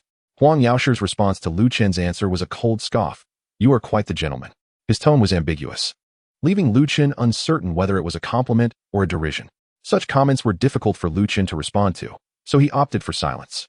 Huang Yaoshi remained silent as well, his cold gaze fixed on Lu Chen, creating a tense stillness in the forest, broken only by the rustling leaves stirred by the night breeze and the occasional chirping of crickets. The atmosphere grew somewhat strained. Huang Yaoshi's piercing glare was formidable. Yet Lu Chen stood undaunted, his expression composed, neither servile nor arrogant, his back straight. After a prolonged silence, Huang Yaoshi spoke again. Have you ever killed anyone? Lu Chen shook his head. I have not. Huang Yaoshi sneered. You have never tasted blood. What gives you the audacity to venture into the world with Ronger? Is it merely your sword? Lu Chen paused, reflecting for a moment before responding, his voice low but filled with conviction. It is indeed my sword. In this world, aside from the 5 absolute masters, none can face my sword without paying a price. As long as I stand, no one can harm Ronger. Not only that, he faced Huang Yaoshi with a steady and confident gaze. In no more than 6 months, even the 5 absolutes will have no choice but to evade the sharpness of my sword. At present, his sword was merely on par with the 5 absolutes, who could easily deflect it with weapons in hand, and could withstand it unarmed with only minor losses. However, Lu Chen believed that after 6 months, before his sword, even the renowned 5 absolutes would find no other course but to dodge. Huang Yaoshi chuckled lightly. So, after 6 months, the 5 absolutes must avoid your sword's edge? Such grandiose claims. As he spoke, he flicked his finger, sending a yellow beam into the nearby forest. A muffled groan resonated from within, and it dawned on Lu Chen that there were others hidden in the woods. Were they brought by Huang Yaoshi? Just as he speculated, Huang Yaoshi coldly commanded, Come here. From the tone, Lu Chen could ascertain that the person in the woods was indeed brought by Huang Yaoshi. Previously, they must have been immobilized, but now Huang Yaoshi had released them with his finger technique. Footsteps approached. A middle-aged man, skin dark and countenance fierce, with a centipede scar on his left cheek, emerged from the trees, wielding a single saber. Lu Chen noticed that when this man looked at Huang Yaoshi, his eyes were filled with fear, evidently having suffered greatly at Huang Yaoshi's hands. Huang Yaoshi, hands clasped behind his back, spoke casually. This man is Shui Wu, the leader of the river bandits on the Chaoyi River, with countless lives on his hands. His skills far surpass yours, and his wind-sweeping saber has its merits. Kill him, and let me see if your sword is truly sharp enough. After a pause, he turned to Shui Wu. Defeat him, and I shall grant you a chance at life. Shui Wu's eyes lit up. He instinctively licked his lips, and his gaze towards Lu Chen turned bloodthirsty, as if he were eyeing a fat lamb ready for slaughter. Lu Chen detested such a look, and just as he frowned slightly, Shui Wu lunged forward, his steel knife slicing through the air with a menacing arc aimed at Lu Chen's neck. The blade's wind was vicious, its force tremendous, showcasing his solid knife skills. Lu Chen unsheathed his long sword with a clang, horizontally blocking the attack. The clash of blade and sword produced a melodious sound of metal striking, sending forth brilliant sparks. While he managed to block the strike, Shui Wu's internal strength was indeed much greater than Lu Chen's, easily deflecting Lu Chen's long sword aside. A tremor surged along the blade to the hilt, numbing Lu Chen's fingers. From this single collision, Lu Chen understood Huang Yaoshi's words were not exaggerated. The river bandit's prowess truly surpassed his own. Taking advantage of the rebound force, he gracefully retreated, allowing Shui Wu's follow-up strike to miss its mark. Shui Wu did not expect to kill Lu Chen with 1 or 2 strikes. After gauging that this young man was weaker, his spirits lifted, and he unleashed his full wind-sweeping saber technique, the steel knife slicing through the air like a tempest. In the face of this fierce onslaught, Lu Chen remained unfazed, employing both his agility and swordplay to engage in a dance of combat. Although he had only practiced the lightness skills of Peach Blossom Island for a few days, his movements exhibited the essence of their techniques, swift as the wind and graceful like a flowing stream. While evading Shui Wu's fierce knife strikes, his long sword would occasionally retaliate, employing the techniques of the Yu Girl sword and falling petal sword, sometimes fierce as a battlefield slaughter. and at other times dazzling as a shower of blossoms, compelling Xue Wu's attacks to falter slightly. Xue Wu had initially aimed to clash blades, relying on his strength to withstand Lu Chun's strikes and easily emerge victorious. However, Lu Chun's elusive movements and unpredictable swordsmanship kept him from engaging in direct combat, resulting in Xue Wu's frenzied assault yielding no further collisions after the initial clash. Only the sounds of slicing air filled the forest. As he pressed on, Xue Wu's momentum began to wane after several failed attempts, while Lu Chun maintained his patience, engaging in a calculated dance of combat, weaving a deadly trap akin to a spider spinning its web. After several more exchanges, Xue Wu suddenly realized he had become ensnared like an insect caught in a web, surrounded by elusive and flickering sword lights. The more he struggled, the tighter the web of sword light constricted him. Despite his superior strength, he found himself unable to exert it, and even his desperate counterattacks were frequently interrupted by Lu Chen's seemingly effortless strikes. Growing increasingly vexed, Xue Wu's anxiety mounted, and he began to lose composure. He could not fathom why, with his superior skills and decent knife techniques, he had fallen into such a predicament. As his agitation grew, his knife techniques became increasingly disordered. Observing Xue Wu's faltering strikes, Lu Chen seized the opportunity to tighten the net, employing a few feints to mislead Xue Wu's long knife, exposing fatal openings and swiftly piercing through. With a swift flash, the blade found its mark, plunging deep into Xue Wu's throat. With a successful strike, Lu Chen wasted no time in retracting his sword, narrowly avoiding Xue Wu's final desperate counterattack. Xue Wu, his blade striking only air, fell to the ground, clutching his throat with one hand, unable to stem the gushing blood. His eyes widened in disbelief as he gazed at Lu Chen, emitting a few indistinct gurgles before collapsing. Lifeless, Lu Chen twirled his sword, shaking off the blood from the tip, and bowed respectfully to Huang Yaoshi, stating solemnly, "Senior, this man's skills were too lacking. He was not worthy of my ultimate sword." While Xue Wu's strength surpassed his, strength alone did not equate to absolute superiority, especially in a world of low martial arts where flesh and blood faced steel and iron. Even the five absolutes were merely human. As for technique, Xue Wu's wind-sweeping saber was indeed fierce, yet Lu Chen had thoroughly grasped the Yu-girl's sword and falling petal sword techniques, even cultivating them to a level of spirit and elegance, wielding them with ease. Furthermore, regarding practical experience, although Lu Chen had not taken lives as Xue Wu had, his practice bouts with Huang Yaoshi had provided him with invaluable insights, enabling him to endure against Huang Yaoshi's suppressed power for numerous exchanges without defeat. This training was experience more precious than mere street brawling. With such swordsmanship and experience, a mere river bandit, even with superior power, stood no chance unless he could overwhelm Lu Chen entirely. Victory was within reach, and he need not even resort to his ultimate technique. Huang Yaoshi paid no mind to the corpse of the river bandit, instead observing Lu Chen with a cold gaze. He noted that after taking a life, Lu Chen exhibited no signs of nervousness or bloodlust. Rather, his breathing remained steady, his eyes bright, and his emotions calm and unperturbed. After a careful assessment, Huang Yaoshi confirmed that Lu Chen was not merely putting on a facade of composure and coldly warned, "Take good care of Ronger. If she suffers the slightest harm, I shall take your life." With that, he cast a glance toward the cave, lifted Xue Wu's corpse, and gracefully departed, vanishing into the forest. Lu Chen watched Huang Yaoshi leave, somewhat astonished by his own calmness after killing. However, upon reflection, he realized that as a man chosen by the essence of the extermination sword, he had already faced the horrors of life and death.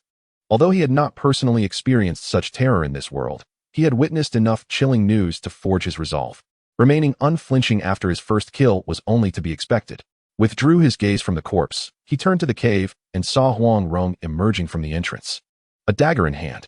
Clearly startled by the commotion caused by Lu Chen and Xue Wu's confrontation, she had taken refuge at the cave's mouth, ready to assist him with her hidden daggers. "Ronger, I have triumphed," Lu Chen said with a faint smile. "Your father will not retrieve you." Chapter 23. Unable to endure such humiliation, gazing at Lu Chen's smiling face, Huang Rong pouted her delicate lips and suddenly dashed to him, a mixture of worry and annoyance in her voice. "You foolish boy, why didn't you wake me the moment my father arrived? Why must you engage in a life-and-death struggle? You have only practiced martial arts for a little over a month, merely sparred with wooden dummies. Never faced true blades in a life-threatening duel. What if you were to be struck? Didn't I emerge unscathed? Besides, my swordsmanship was taught by you, Rong. You should have some faith in me, just as I do in you." Lu Chen smiled, gazing deeply into her eyes. The most crucial thing is that the world of martial arts is indeed perilous. If I do not demonstrate the ability to reassure your esteemed father, how could he allow you to accompany me on this journey? He might very well take you back. While I do not fear traversing the world alone, I cherish the hope of traveling alongside you. Huang Rong let out a soft huff, feeling a warm delight within, though she feigned a proud demeanor. You, always flattering me. Chen nodded. Indeed, I wish to bring you joy. In that moment, Chen, who had spent 2 lifetimes single, felt that perhaps he had indeed awakened to something profound tonight. Why should you be concerned about my happiness? I am not a child. Huang Rong made a playful face at him, then voiced her dissatisfaction regarding her father. My father is truly unreasonable, pretending to relax his vigilance while secretly keeping watch over me. Humph, scheming against his own daughter. I haven't even brought up the incident at Peach Blossom Island where he scolded me, and I have been so kind to him these past few days. Chen chuckled softly, thinking to himself, aren't you also playing mind games with him? It's just that your cleverness has yet to compete with the more cunning Huang Laosher. Pouting, Huang Rong placed her hands on her hips, feigning annoyance. What are you laughing at? Chen shook his head. I am not laughing at anything. You were laughing, I saw it. Well, I smiled out of joy. What could possibly make you so happy? Just the thought of adventuring alongside you fills me with joy, making it impossible for me not to smile. Really? Indeed. Well, you are quite perceptive. Huang Rong broke into a radiant smile, then seized his hand, leading him into the cave. You must be tired after such a life and death struggle. Don't linger outside. Come in and rest properly. However, the cave is rather cramped. Under the Eastern Evil's discipleship, my father has allowed us to travel together. Why hesitate? Rest assured and enter. I shall keep watch tonight. That night, Chen slept exceptionally soundly. Upon awakening, he sensed something was amiss. Sitting up, he found Huang Rong using his thigh as a pillow, sleeping soundly. Normally, he would be practicing swordplay at this hour, but seeing her sweet and innocent sleeping face, he couldn't bear to disrupt such beauty. He quietly sat there, admiring her delicate features and counting her long, curled eyelashes, before lying back down to meditate on the essence of swordsmanship. After an unknown period, Huang Rong's long eyelashes fluttered, and she finally awoke. Upon realizing she was resting on Chen's thigh, her cheeks flushed slightly. Stealing a glance at him, she noticed he was still asleep and playfully stuck out her tongue before quietly getting up and tiptoeing outside. Once outside the cave, she stretched luxuriously in the refreshing morning breeze, washed her face in the stream, and called out to the cave, "Wake up. The sun is shining. It's time to wash up and practice." Having contemplated the essence of swordsmanship for the whole morning, Chen opened his eyes and sat up. Outside the cave, in the morning light, stood the graceful girl in white. A radiant smile blossomed on his face. Having secured Huang Laosher's permission, the two no longer needed to skulk in secrecy, boldly taking to the main roads heading north. While on the journey, they practiced lightness skills, resting whenever fatigued, and also honing their swordplay. By nightfall, they either stayed at inns or sought shelter in rural homes. If neither was available, they could camp in a small temple or by the riverside. Possessing lightness skills, they traversed swiftly without any means of transport. In just 7 or 8 days, they crossed the Yangtze River and arrived by the Han River. That evening, they set up camp beside a mountain stream that flowed into the Han River. Unable to find a ready-made cave, Chen cut bamboo and wood, constructing a suspended wooden bed on a tree branch about 10 feet above the ground. While he tied the bamboo and wood together with vines, Huang Rong busily caught fish and shrimp by the stream, preparing dinner. After spending over half an hour assembling a rudimentary suspended wooden bed, Huang Rong had nearly finished preparing their meal. The two enjoyed a hearty dinner and then sat by the stream, chatting leisurely. Huang Rong removed her shoes and socks, revealing her delicate, translucent feet. She rolled up her pant legs, exposing her straight, slender, white calves, and dipped her feet into the clear stream, playfully splashing water. Chen sat beside her, animatedly narrating the tale of the havoc wrought in heaven. Huang Rong listened with rapt attention, her eyebrows dancing with excitement. When she heard about Sun Wukong leaping from the furnace and kicking it over, causing Laozi to stumble, she was so thrilled that she kicked her feet in delight, splashing water all over Chen's face. Wiping the water from his face, Chen looked at Huang Rong, speechless. Huang Rong, feeling a bit shy, stuck out her tongue playfully, then urged him, "What happened next? Continue." Clearing his throat, Chen resumed his storytelling. Upon hearing that Sun Wukong lost the bet and was trapped under the 5 Elements mountain with a Buddhist talisman preventing his escape, Huang Rong's mood immediately soured. Pouting, she exclaimed, "This ending is too dull. The mighty great sage equal to heaven ends up like this. How boring." Chen, You must change it to a better ending. Chen shrugged. At this point, the story is as such. Besides, this is not the conclusion, there is more to come. Huang Rong frowned adorably, clearly displeased. No, I cannot bear to hear the rest. I can't stand this injustice, and neither can the great sage. Will you change it or not? Chen hesitated. If I change this part, it will affect the rest of the story. Just change it a little. Huang Rong pleaded, shaking his arm playfully. Her soft, sweet voice, the captivating fragrance wafting from her, and the occasional brush of her young form against his arm sent a shiver down Chen's spine, causing a rush of blood. Ronger, please stop. I'll change it. Let me think. At this moment, a swordsman in black appears beneath the Five Elements mountain, wielding his sword and splitting the mountain in two. The great sage rejoices and soars into the sky, saying to the black-clad swordsman, I am most grateful for your rescue. Let us ascend to heaven together and seize the Jade Emperor's throne. I shall be the Jade Emperor, and you shall be the Taoist Patriarch. Hey, where did this black-clad swordsman come from? He wasn't there before. Well, since you asked me to change the plot, I had no choice but to step into the story myself. Huang Rong blinked. So you are that swordsman in black? Indeed. Could you cleave open the five-finger mountain of Buddha with a single stroke? The character in the story can. Huang Rong giggled. That's quite an exaggeration. Chen chuckled as well. Well, it's just a story, so I can embellish it as I please. What about me? If you're in the story, I should be too. Ah, of course, Ronger, you are also part of the tale. It is said that the Monkey King and the black-clad swordsman joined forces to storm the heavenly palace. Just as Buddha was about to summon his palm to suppress them, a mysterious light descended from the ninth heaven, revealing a fairy clad in white, with hair bound by a golden ring. She gracefully pointed, and the heavens thundered with divine might, striking down upon the Buddha. Here I make my entrance. Indeed, the fairy in white was none other than Ronger. Chen, no longer concerned with the narrative's logic, decided to weave an endless tapestry of imagination. Especially since Ronger could not bear the injustice of the Monkey King being trapped beneath the Five-Finger Mountain and insisted on joining the story. As a result, he began to spin a tale that drifted further from the original, ultimately diverging from Journey to the West, transforming it into a saga of the Monkey King sweeping through the heavens, battling the Jade Emperor, while Chen and Ronger contended with Buddha, dominating the sacred mountain. To know what happens next, stay tuned for the next installment. After a whimsical and unfettered narrative, Chen decisively concluded today's tale. Ronger, still craving more, remarked, stories should unfold this way. How can they be unjust? Let us continue tomorrow. Chen was at a loss for words. He truly felt he could no longer invent. In the ensuing days, the two continued their journey, rising with the sun and resting at dusk, merrily wandering until they found themselves within the bounds of Shenyang. Their next endeavor was to seek out the elusive Pussy Chew snake, known for enhancing one's prowess. Chapter 24. Master Rong's noble character Chen was unaware of the precise location of the valley where the Pussy Chew snake resided. However, this did not imply that the search would be akin to finding a needle in a haystack, for the area bore several distinct characteristics. Firstly, it was not far from Shenyang City. Secondly, there existed a sizable waterfall, suggesting the presence of a stream or small river likely flowing into the Han River. Thus, by searching the vicinity of Shenyang City for a stream that flowed from the mountains into the Han River and tracing it back into the mountains, they might uncover the valley of the Pussy Chew snake. With such a defined scope and clear characteristics, even if they did not succeed on their first attempt, repeated searches would ultimately yield results. Chen, accompanied by Huang Rong, began their exploration near Shenyang City, occasionally inquiring with woodcutters and hunters for insights. After several days of searching, they learned from an old hunter that while pursuing game along a certain stream, he had encountered a bizarre snake.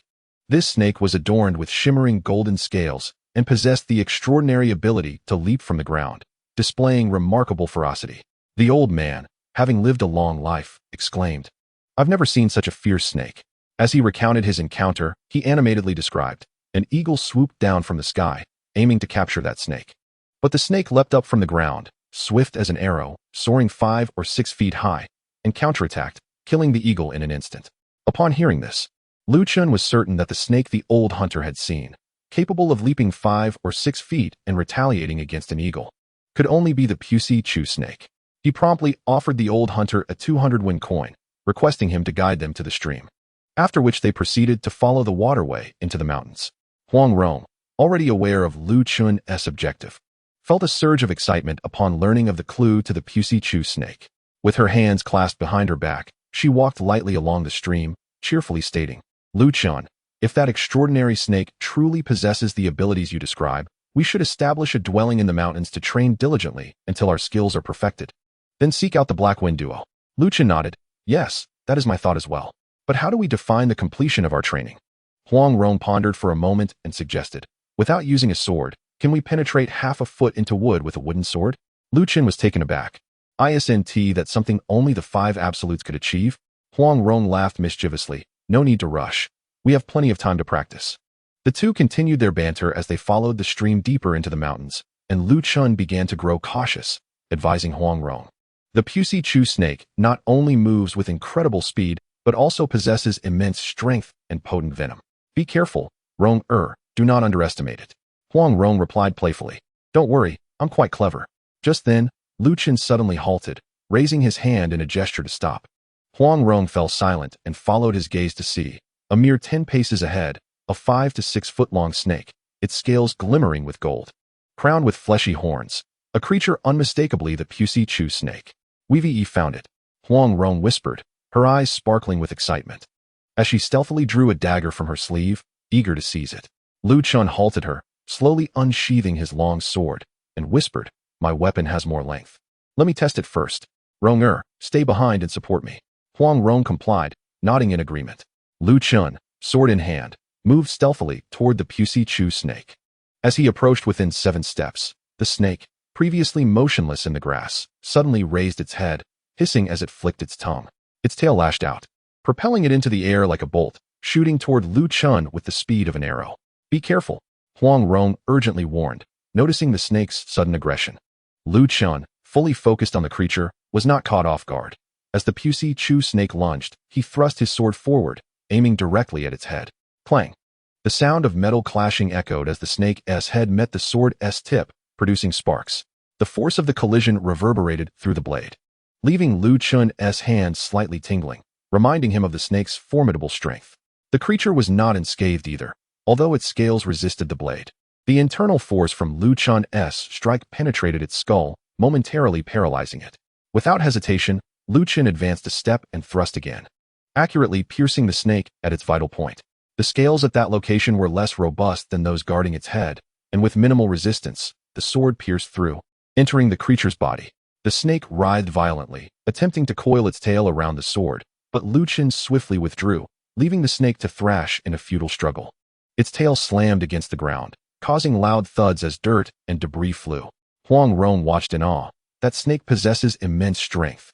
Lu Chen chuckled. "Indeed. It is extraordinarily powerful.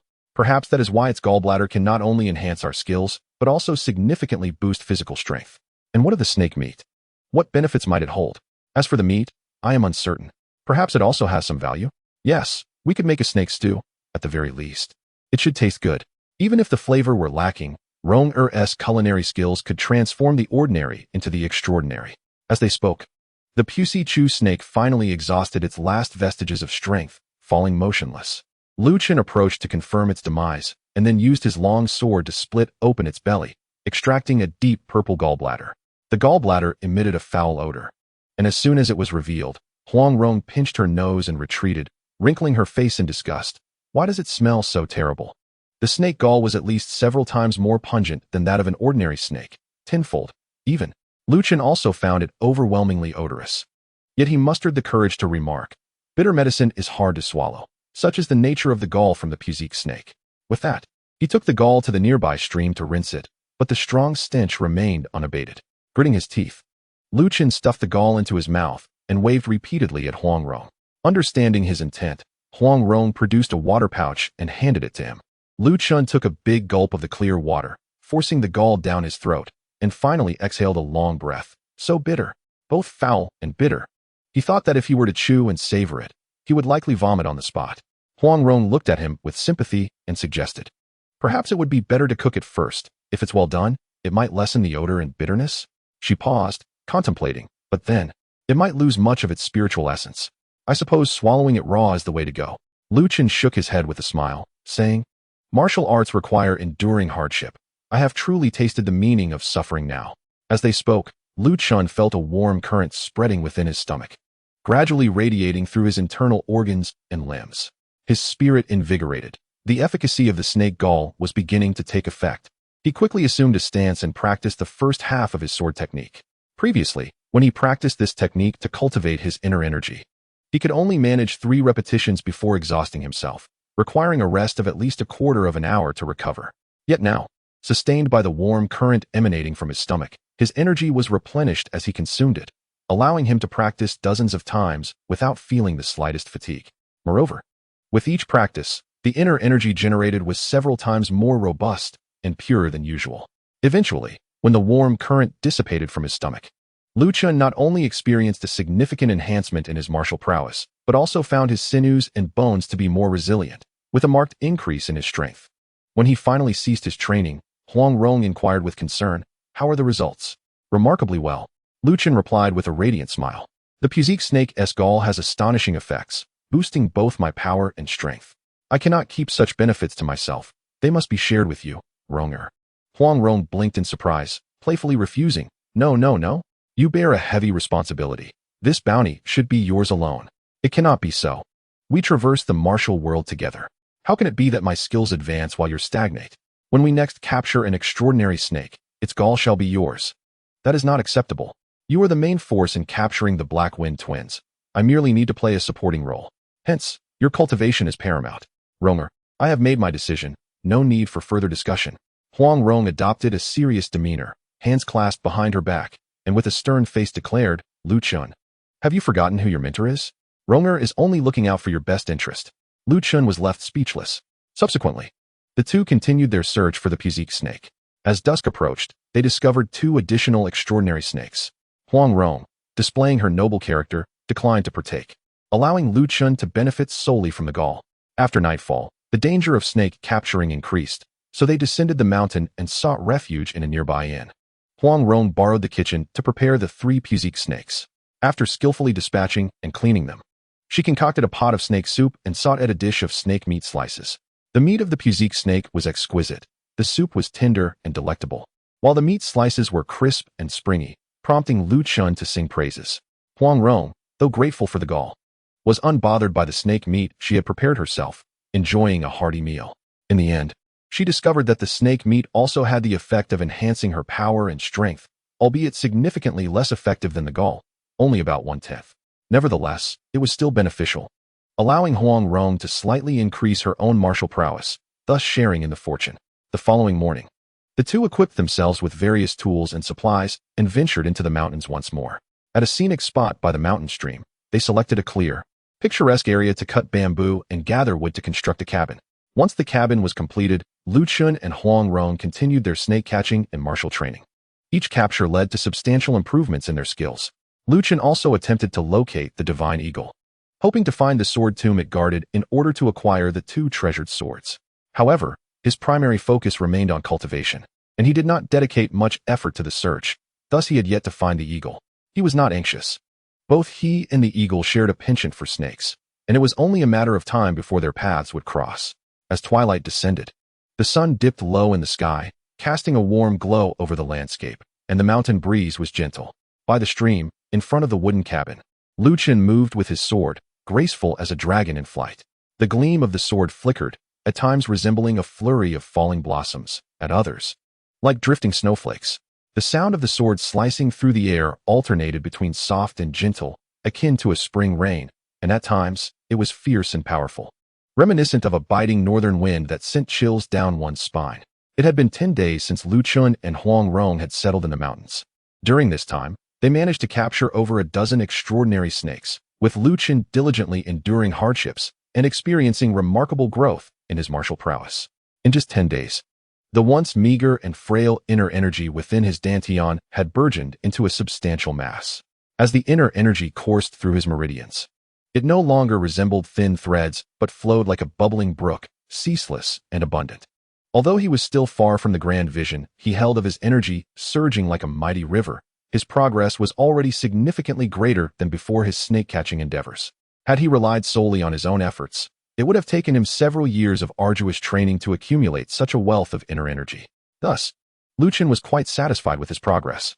After all, in a low martial world, the cultivation of inner energy is typically measured in years. Without extraordinary encounters such as absorbing others' powers, receiving teachings from masters, or discovering rare spiritual objects, it is difficult to achieve significant accomplishments without enduring several years or even decades of hardship. Yet, in merely 10 days, Lu Chen had experienced such extraordinary advancements, which was indeed remarkable. Not only had his martial prowess improved, but his sinews and strength had also grown considerably. Even without relying on inner energy, he could effortlessly lift stones weighing 100 to 200 pounds overhead. His recovery abilities had also seen enhancements, allowing for quicker recuperation of both his martial strength and stamina. With his martial prowess soaring, his swordsmanship naturally followed suit. Huang Rong sat upon a stone, resting her chin on her hands, watching him practice his swordplay with a smile. After observing for a while, she suddenly stood up and flicked a pebble towards Lu Chen's side. Hearing the sound and discerning its direction, Lu Chen casually swung his sword, deflecting the pebble away. Huang Rong giggled, her nimble fingers launching a flurry of pebbles at various vital points on Lu Chen's body. Over the past 10 days, although Huang Rong had nobly given her snake galls to Lu Chen, she had consumed her fair share of snake meat, resulting in improvements to her own power and strength, elevating her martial skills significantly. The pebbles she now flicked were swift and sharp, each accompanied by a whistling sound, showcasing not only formidable force but also remarkable accuracy. An ordinary martial artist would find it challenging to counter. Yet, Lu Chen handled it with ease, effortlessly parrying the incoming projectiles with his gleaming sword, whether by thrusting, slicing, or circling, deflecting each pebble with precision. When the final pebble was shot towards him, Lu Chen executed a straight thrust, his sword flashing like a streak of lightning, splitting the pebble cleanly in half with a sharp sound. This strike was not part of his primary technique, but every night he had been contemplating the essence of swordsmanship, and during his daily practice, he had been refining his inner energy using the first half of his sword technique.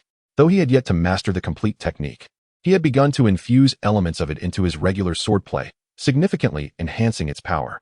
With his current level of swordsmanship, should he encounter a martial artist of Shui Wu's caliber again, he could undoubtedly claim victory within 10 moves. Huang Rong, after finishing her practice with the stones, observed Lu Chen's calm demeanor and the remarkable advancement in his swordsmanship, prompting her to clap her hands and exclaim, "Very good, very good." The falling petal sword technique has reached an exquisite level. In terms of skill, one could certainly classify you as a master. In her perspective, regarding the mastery of the falling petal sword technique, Lu Chen was merely a step behind her father. If her father were to suppress his power to match Lu Chen's, engaging in a duel solely with the falling petal sword technique, he might not be able to defeat Lu Chen even after 100 or 200 exchanges. A master? How high is that? Lu Chen inquired with a smile. Can you compare me to the 7 sons of Chuanjin? Huang Rong pondered for a moment, then responded earnestly. The 7 sons of Chuanjin have been renowned for many years. In terms of raw power, you might not yet be their match. However, when it comes to swordsmanship, I believe you have already surpassed them. In truth, she had never witnessed the sword techniques of the 7 sons of Chuanjin and was unaware of their true capabilities. Yet, Lu Chen was her protégé, having engaged in numerous sparring sessions with her father and received ample guidance. Naturally, she wished to elevate her own kin's prestige. Lu Chen understood that in this world, the distinction of martial prowess was not as clearly defined. Aside from the 5 absolutes standing at the pinnacle of the martial world, the true strength of others could only be discerned through combat. It remained true that the level of power did not solely dictate the effectiveness in real battles. Even with lesser power, a strong martial technique could allow for the possibility of overcoming a more powerful opponent, as evidenced by that night when Lu Chen defeated Shui Wu with his swordsmanship. All right, having finished sword practice, it is now time to hone our lightness skill. Come catch me. At that moment, Huang Rong leaped to the stream's edge, bent down to scoop a handful of water, splashed it onto Lu Chen, then made a face at him before darting away. Lu Chen smiled gently, gathered his energy, and pursued her. Huang Rong playfully leaped ahead, akin to a light-footed deer, effortlessly bounding 2 to 3 zhang with the slightest touch of her toes. Lu Chen, his garments billowing, followed closely behind with an ethereal grace. Having significantly improved his martial prowess, his lightness skill had also advanced, allowing him to leap 2 to 3 zhang with each step and soar nearly a zhang in height with a swift motion. The two occasionally jumped across the rocky stream and leaped onto tree branches, flitting gracefully among the treetops. Their movements, both light and elegant, mirrored 2 cranes gliding through the wind, captivatingly beautiful as they frolicked amidst the forest and stream. As evening fell, after a satisfying dinner, Huang Rong sat upon a stone by the creek, removing her shoes and socks to immerse her delicate feet in the cool, clear water, all the while listening to Chen recount tales of the celestial realm. In my world, while there is much beauty, there are also terrifying aspects. For instance, there are demons. Our world occasionally experiences calamities brought by these entities. Fortunately, there are usually omens prior to their appearance, allowing us to prepare and eliminate them before significant damage occurs. Upon hearing this, Huang Rong was not daunted. Rather, her interest was piqued. What do these demons look like? Variety abounds. Some have bodies resembling enormous mantises, yet possess human heads. Others have faces like mountain demons, but bodies like tigers. And some are half human, half insect, or half human, half beast. Strange and wondrous indeed. And how do you combat these demons? Using the weapons I previously mentioned, firearms, artillery, tanks, aircraft, missiles, and the like. Demons are also flesh and blood. Although some are immensely powerful and possess bizarre sorcery, they can still be slain by formidable weaponry. Of course, in certain scenarios, such as within urban areas, we refrain from using overly destructive weapons and instead deploy individuals with special abilities. Individuals with special abilities? Indeed, some can control flames, others can conjure frost, some command thunder, some can fly, and there are those with bodies of steel. Various extraordinary powers exist. Their abilities also vary in strength. Controlling frost and flames, wielding thunder, and flying, aren't they akin to deities? They cannot be considered deities. They are merely humans endowed with exceptional abilities.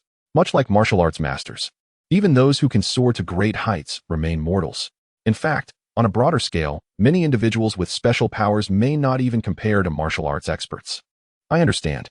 Chen, you are also an individual with special abilities. Your powers are to traverse the cosmos, remarkable recovery, and innate swordsmanship.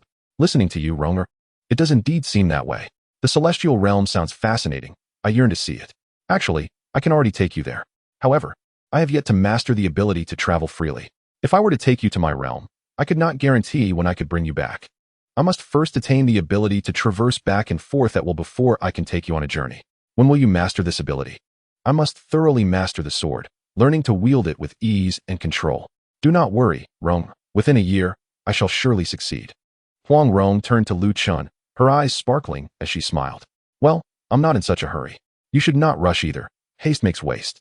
While diligent practice is essential for martial arts, one should not be overly eager in matters of the heart. Let things flow naturally. Despite her keen desire to visit the celestial realm, she advised him not to rush, lest he disrupt his state of mind. Huang Rong's attentiveness and thoughtfulness deeply moved Chen, who turned to her and smiled warmly. Since my arrival in this world, my greatest fortune has been encountering you from the very beginning. Huang Rong was momentarily taken aback, her cheeks flushing as she softly replied, I am not that remarkable. Chen said nothing further, simply smiling as he took her hand, enveloping her delicate fingers within his own. Huang Rong felt a flutter of anxiety within her heart, her pulse quickening and her cheeks growing warm. Yet, she did not pull away, allowing him to hold her as they quietly admired the bright moon atop the mountain and listened to the gentle breeze through the forest. In that ephemeral moment, she sensed an inexplicable emotion blossoming quietly within her heart. Chapter 26. Huang Rong's culinary skills shine again. On yet another fine morning, Chen and Huang Rong continued their search for the buscus snake. Such a mystical creature could not be found in abundance throughout the mountains and valleys. After 10 days of effort, they had captured over 10 extraordinary snakes, yet the vicinity of their wooden cabin yielded no traces of the buscus snake. It remained uncertain whether they had caught them all or if they had fled, prompting the duo to venture into the deeper, uncharted mountains. Huang Rong wielded a 10-foot-long bamboo pole, occasionally poking through the underbrush in an attempt to scare out any lurking snakes. Chen stood guard beside her, vigilant for any sudden snake attacks. Regrettably, fortune seemed to elude them that day. After traversing 2 mountain peaks and crossing a valley, they had yet to yield any results by midday. Afternoon, they rested in the cool shade of the mountain stream, munching on flatbreads dipped in clear water. Surely we haven't captured all the buscus snakes? Huang Rong said, nibbling on her egg flatbread, a hint of disappointment in her voice. It's unlikely. Chen reassured her, believing that the buscus snakes were not so few in number. The divine eagle had lived for countless years, preying on snakes. And even during the time of Yang Guai's severed arm, it could still feed him the extraordinary snake gall daily, indicating that these snakes, while perhaps not abundant, were certainly not rare. The divine eagle might even comprehend sustainable practices, hunting the snakes in a manner that allowed for their reproduction. After exchanging a few more words, Chen suddenly perked up, his ears twitching as he caught a sound. He hastily paused his meal, concentrated his energy, and listened intently, faintly detecting a cacophony of hissing noises. That sound seemed familiar, reminiscent of the hissing of the busku snakes. With a surge of joy, Chen turned to Huang Rong and exclaimed, "I hear the snakes. There seem to be quite a few." "Really?" Huang Rong paused her enjoyment of the cake. Her ears perked up at the sound of a myriad of hissing serpents, and her eyes sparkled with curiosity. She decided to stow away the cake, seize her bamboo pole, and hurriedly dart towards the source of the commotion. Chen quickly swallowed the remaining morsels in his mouth, grasped his sword, and followed closely behind her. The two moved swiftly side by side, circumventing a cliff at the gorge's base, where they stumbled upon a depression that took their breath away. In the deepest part of the hollow lay a writhing mass of peculiar snakes, tightly interwoven into an enormous ball, with serpents weaving in and out, their hissing incessant. The sight was overwhelming. There were easily 100 or more of these strange creatures. "So many. I fear there are at least 200. Huang Rong exclaimed in astonishment. "But how can we catch them?"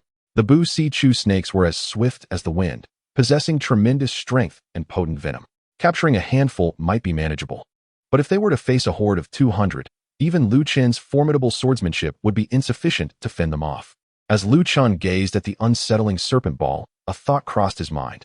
Is it the breeding season for the Bu Si Chu snakes? Just then, Huang Rong suggested in a hushed tone, "Perhaps we could toss a few small stones from a distance to see if we can lure one or two out. If too many are disturbed, we should make a swift escape." Before Chen could respond, a deep, authoritative roar resonated through the air. They turned to see a large, shadowy figure charging towards them at great speed. The silhouette moved like a galloping horse, stirring up dust and debris, creating an imposing spectacle. Initially startled, Huang Rong soon recognized the form through the haze. It was a massive eagle, its legs thick and powerful, adorned with sparse feathers and a grotesquely large crimson lump atop its head. Its small wings flapped vigorously, generating gusts of wind that sent sand flying, while it screeched menacingly. Its sharp eyes fixed on Chen and Huang Rong. Upon realizing it was merely a giant bird, Huang Rong gasped. "What a peculiar creature. It's so plump and unattractive. And it can't even fly." At her words, the eagle faltered, nearly losing its composure, its once imposing call now tinged with frustration. It pointed a short wing at Huang Rong, squawking indignantly, clearly irked by her remarks. Could it possibly understand me? She blinked in astonishment. Chen stroked his chin thoughtfully. "It likely doesn't comprehend fully. But your description of it as plump and ugly has certainly ruffled its feathers. Perhaps it came to warn us against disturbing the breeding of the Bu Si Chu snakes?" The eagle, having overheard their exchange, nodded approvingly at Chen's words, gesturing towards the serpent ball and then back at them, indicating that they should refrain from interfering. "Wow, this bird is truly intelligent." Huang Rong marveled. Chen reassured the eagle, "Fear not, noble creature. We shall not intrude upon the breeding of these snakes." The eagle squawked in response, striding over to the edge of the hollow, bending down to peck at a snake that had been pushed out from the ball. With a swift motion, it crushed the snake's vital spot and tossed the lifeless creature towards Chen. The eagle then nodded at Chen, shook its head at Huang Rong, and gestured with its wings, though the meaning of its gestures was somewhat ambiguous. Both understood it to imply that while Chen was considerate, Huang Rong had been rather careless, given her earlier comments. Huang Rong, knowing the importance of flattery, quickly revised her earlier assessment, declaring earnestly, "I must have been mistaken. This magnificent bird is not merely plump and unattractive. Rather, it possesses a unique appearance and an imposing presence, reminiscent of a mythical beast." Upon hearing her praise, the eagle puffed up its chest, displaying an air of dignity, and seemed to urge her for more compliments. Huang Rong generously showered it with kind words, which left the eagle visibly pleased, and it promptly caught 2 more snakes, tossing them at their feet. "Thank you," Huang Rong exclaimed, a smile brightening her face. "Since you enjoy eating snakes, would you care for some roasted snake meat?" Chen pondered, realizing that the eagle's taste buds might differ from those of humans, and even if Huang Rong's culinary skills were exceptional, the eagle might not appreciate the flavor. Expecting a refusal, he was surprised when the eagle nodded its head eagerly, its eyes gleaming with anticipation. Could it be that this majestic creature has savored cooked food during its time with the legendary Duguchiobai, only to revert to raw meat after his passing? Now longing for the taste of cooked delicacies? He mused. At that moment, Huang Rong gently tugged on his sleeve, smiling as she urged, "Come, let us prepare roasted snake for our feathered friend." With a wink, She indicated her intention to win the eagle's favor for future snake-catching endeavors. Thus, they collected the 3 wuxia snakes, departing the hollow to a nearby stream, where they swiftly decapitated and skinned the snakes, extracting their gallbladders. After cleansing the gallbladders and storing them in a bamboo tube, Chen gathered firewood and ignited a fire, while Huang Rong skillfully skewered the snake meat with a bamboo pole, preparing a whole roasted snake. As the 3 pristine wuxia snakes sizzled over the fire, Huang Rong retrieved her portable cooking spices, deftly seasoning the meat while skillfully turning the pole. Soon, the air was filled with an intoxicating aroma, drawing the eagle closer. Its eyes fixated on the roasting delicacy, drool glistening at the corners of its beak, clearly enraptured by the scent. Once the snake meat was half-cooked, the eagle could no longer contain its excitement, squawking twice and pointing at the grill, signaling that it was time to feast. Huang Rong complied, removing a skewer and presenting it to the eagle. The eagle grasped the roasted snake with its beak, effortlessly dislodging it from the skewer. Then, instead of gulping it whole, it placed the meat on a stone, savoring each bite with evident delight. Chen watched in astonishment, pondering if the eagle truly possessed an appreciation for flavor. After indulging in all 3 roasted snakes, the eagle appeared unsatisfied, glancing back toward the serpent ball with a hint of restraint. Tilting its head thoughtfully, it gestured towards the grill, then at the serpent ball, and finally pointed at the sun above, making several signs. Understanding its intentions, Chen and Huang Rong gathered that the eagle wished for them to return the following day to assist in roasting more snakes, with the gallbladders as their reward. Although Chen and Huang Rong could certainly catch snakes on their own, it was a time-consuming endeavor. In the past 10 days, their luck had been poor, yielding only 1 snake a day, or at best, 3. Collaborating with the eagle would not only ensure a steady supply of gallbladders, but also free up considerable time for their cultivation. Moreover, as their familiarity with the divine eagle deepened, it was likely that they would be taken to the legendary sword tomb. Such a fortunate opportunity was not something Chen and Huang Rong would decline. They readily agreed and formed a pact with the divine eagle. Subsequently, the two would arrive punctually at the mountain gorge each day to prepare roasted whole snakes for the divine eagle. The eagle's efficiency in catching snakes indeed surpassed that of the two. Even when the snake ball dispersed 2 days later, with serpents retreating into the depths of the mountains, the divine eagle continued to bring 3 bosque snakes daily. With a steady harvest of snake gallbladders, Chen found ample time for cultivation, his internal energy deepening and his swordsmanship advancing steadily. Before long, 10 days had elapsed. On this particular day, after finishing its barbecue, the divine eagle let out a series of guttural sounds directed at them, turned, took a few steps, then returned with more sounds, flapping its wings in a gesture for them to follow. Chen smiled, understanding that the eagle was leading them to the sword tomb, and promptly took Huang Rong's hand, hastening to keep pace with the eagle. Chapter 27. The essence of simplicity and complexity. Dugu Qiubai left no sword manual or scripture at the sword tomb. The divine eagle would not impart sword techniques. It could only engage in sparring, mimicking the attack patterns reminiscent of Dugu Qiubai's martial arts. However, it was incapable of speech and could not wield a sword, rendering it unable to demonstrate the intricate and sophisticated sword techniques, which were derived from the I Ching and contained a highly precise and complex set of mental formulas, encompassing 360 variations of the Dugu 9 swords. Thus, the sword tomb contained only the remnants of the sword demon and his life narrative, alongside 4 swords, or rather, 2 swords, one shimmering blue-green 4-foot-long sword, and the renowned heavy black iron sword. Additionally, there was a Ziwei soft sword, which had been discarded into a deep valley by Dugu Qiubai after accidentally injuring a righteous warrior. The last one was merely a decayed wooden sword, symbolizing Dugu Qiubai's pinnacle of swordsmanship, unconstrained by form, where grass, wood, bamboo, and stone could all serve as swords, advancing towards a realm where formlessness triumphs over form. The heavy sword bore no edge. Great skill lay in simplicity. Within the sword tomb, Huang Rong attempted to lift the heavy black iron sword and found it surprisingly unmanageable, despite its length of merely 3 feet. Although it was thick and blunt, resembling an iron rod, if it were ordinary steel, it would weigh no more than 10 to 20 pounds. Given Huang Rong's wrist strength, she should have been able to wield it with ease, yet it was inexplicably heavy. "What kind of iron is this?" she exclaimed in astonishment. Chen replied, "It must be the legendary black iron." "Black iron? That explains everything." Huang Rong's eyes sparkled. "It is said that black iron is several times heavier than ordinary steel. Even a mere ounce or 2 combined with regular iron can forge a formidable weapon. If this heavy sword is indeed crafted entirely from black iron, it would be a rare treasure indeed. As she spoke, she grasped the hilt with both hands, exerting all her strength, and managed to lift it with great effort. After a few swings, her face flushed crimson, beads of sweat forming on her forehead, and with a clang, she slammed the sword into the ground, leaning on it while gasping for breath. Seeing this, the divine eagle puffed out its chest and let out a few caws, seemingly mocking her.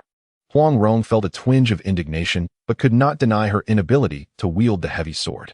After a moment's thought, she smiled and said, "The saying goes, a heavy sword bears no edge. Great skill lies in simplicity. That is true, yet also not entirely so." The divine eagle widened its eyes, glaring at her with a look that suggested a child should not speak out of turn. Huang Rong chuckled. Since ancient times, there have been tales of warriors wielding heavy weapons that cannot be matched in strength. This heavy sword, I estimate, weighs around 70 to 80 pounds.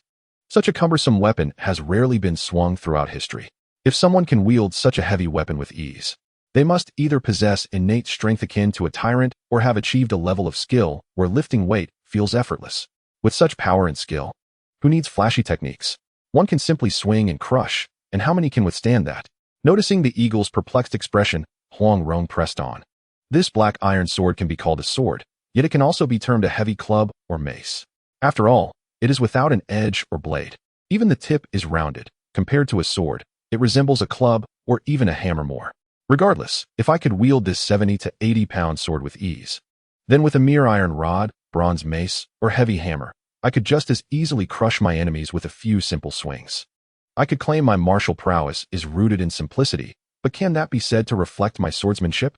It merely proves my strength is formidable, my skill profound, and that I benefit from the advantage of weaponry. One force can overcome 10 techniques. Huang Rong's reasoning struck a chord with Chen as well. If he remembered correctly, the weight of the black iron sword was indeed 81 pounds. Such a heavy weapon, possessing the indomitable characteristics of black iron, would be a formidable tool even in a low martial world, where few could contend with it. As long as one could wield an 81-pound weapon effortlessly, whether it be a sword, knife, club, or hammer, there would be few capable of resisting it in a low martial realm. However, this fundamentally relied on brute strength and the advantage of the weapon, overpowering others rather than showcasing martial skill. After all, even Dugu Qiubai himself believed that true mastery transcended physical forms, where grass, wood, bamboo, and stone could all serve as swords, and formlessness surpassed form, epitomizing the pinnacle of technique and cultivation. Of course, before reaching such a state of transcendence, relying on strength and weaponry was not without merit. If I can wield such a heavy weapon, that is my skill. The divine eagle flapped its wings, appearing irate, seemingly displeased with Huang Rong's audacity to challenge its master's philosophy. Yet, it could not verbalize its rebuttal and merely gestured with its short wings. Chen chuckled heartily. "Do not be upset, dear eagle. Whether it be great skill and simplicity or boundless transformations, they are both truths of martial arts. I firmly believe that the esteemed Dugu Qiubai possessed not only the path of simplicity, but also the intricate path of complexity. The principles derived from the I Ching contain an extremely precise formula, reputed to unravel all martial arts in the world, and the Dugu Nine Swords, with its 360 variations, is evidently the epitome of Dugu Qiubai's complexity. Yet, it remains a mystery where Dugu Qiubai concealed the scriptures of the Dugu Nine Swords until the time of the smiling proud wanderer when they resurfaced." The divine eagle clearly endorsed Chen's assertion, nodding vigorously while pointing at him, and then at the heavy sword. Understanding the gesture, Chen grasped the sword hilt with one hand, exerting force to lift the black iron sword. Since becoming acquainted with the divine eagle, he had enjoyed a daily intake of 3 Bosque snake gallbladders, leading to a significant boost in his internal energy cultivation, and his physical strength had also seen considerable improvement. Thus, lifting the 81-pound heavy sword felt manageable. Of course, to wield the heavy sword, he still needed to channel his internal energy. Before he could fully acclimate to the sword's weight, the divine eagle swept its left wing toward Chen. As a unique creature endowed with extraordinary strength, bolstered by its diet of bosque snakes, the eagle's might had reached an astonishing level. As it swept its wings, the gust it generated felt akin to a martial arts master unleashing a powerful strike. Even before the wings arrived, the fierce wind pressure assaulted Chen, causing him to struggle to breathe. Not daring to be complacent, Chen positioned the heavy sword horizontally before him, and with a thunderous clash, He felt as though he had been struck by a heavy hammer, his sword arm jolting violently, his feet involuntarily sliding backward across the ground. Before he could regain his footing, the divine eagle lunged again, swinging its right wing downward with the force of a heavy axe. Lu Chun hastily summoned his internal energy, channeling it through his arms, and swung the heavy sword upward once more, resulting in another resounding impact, the fierce wind forcing him to retreat yet again. The divine eagle did not waver in the slightest, continuing its advance as its iron beak darted towards him like a precisely timed thrust of a rapier. Lu Chun took a deep breath, channeling his vital energy into his legs, forcing himself to establish a firm stance.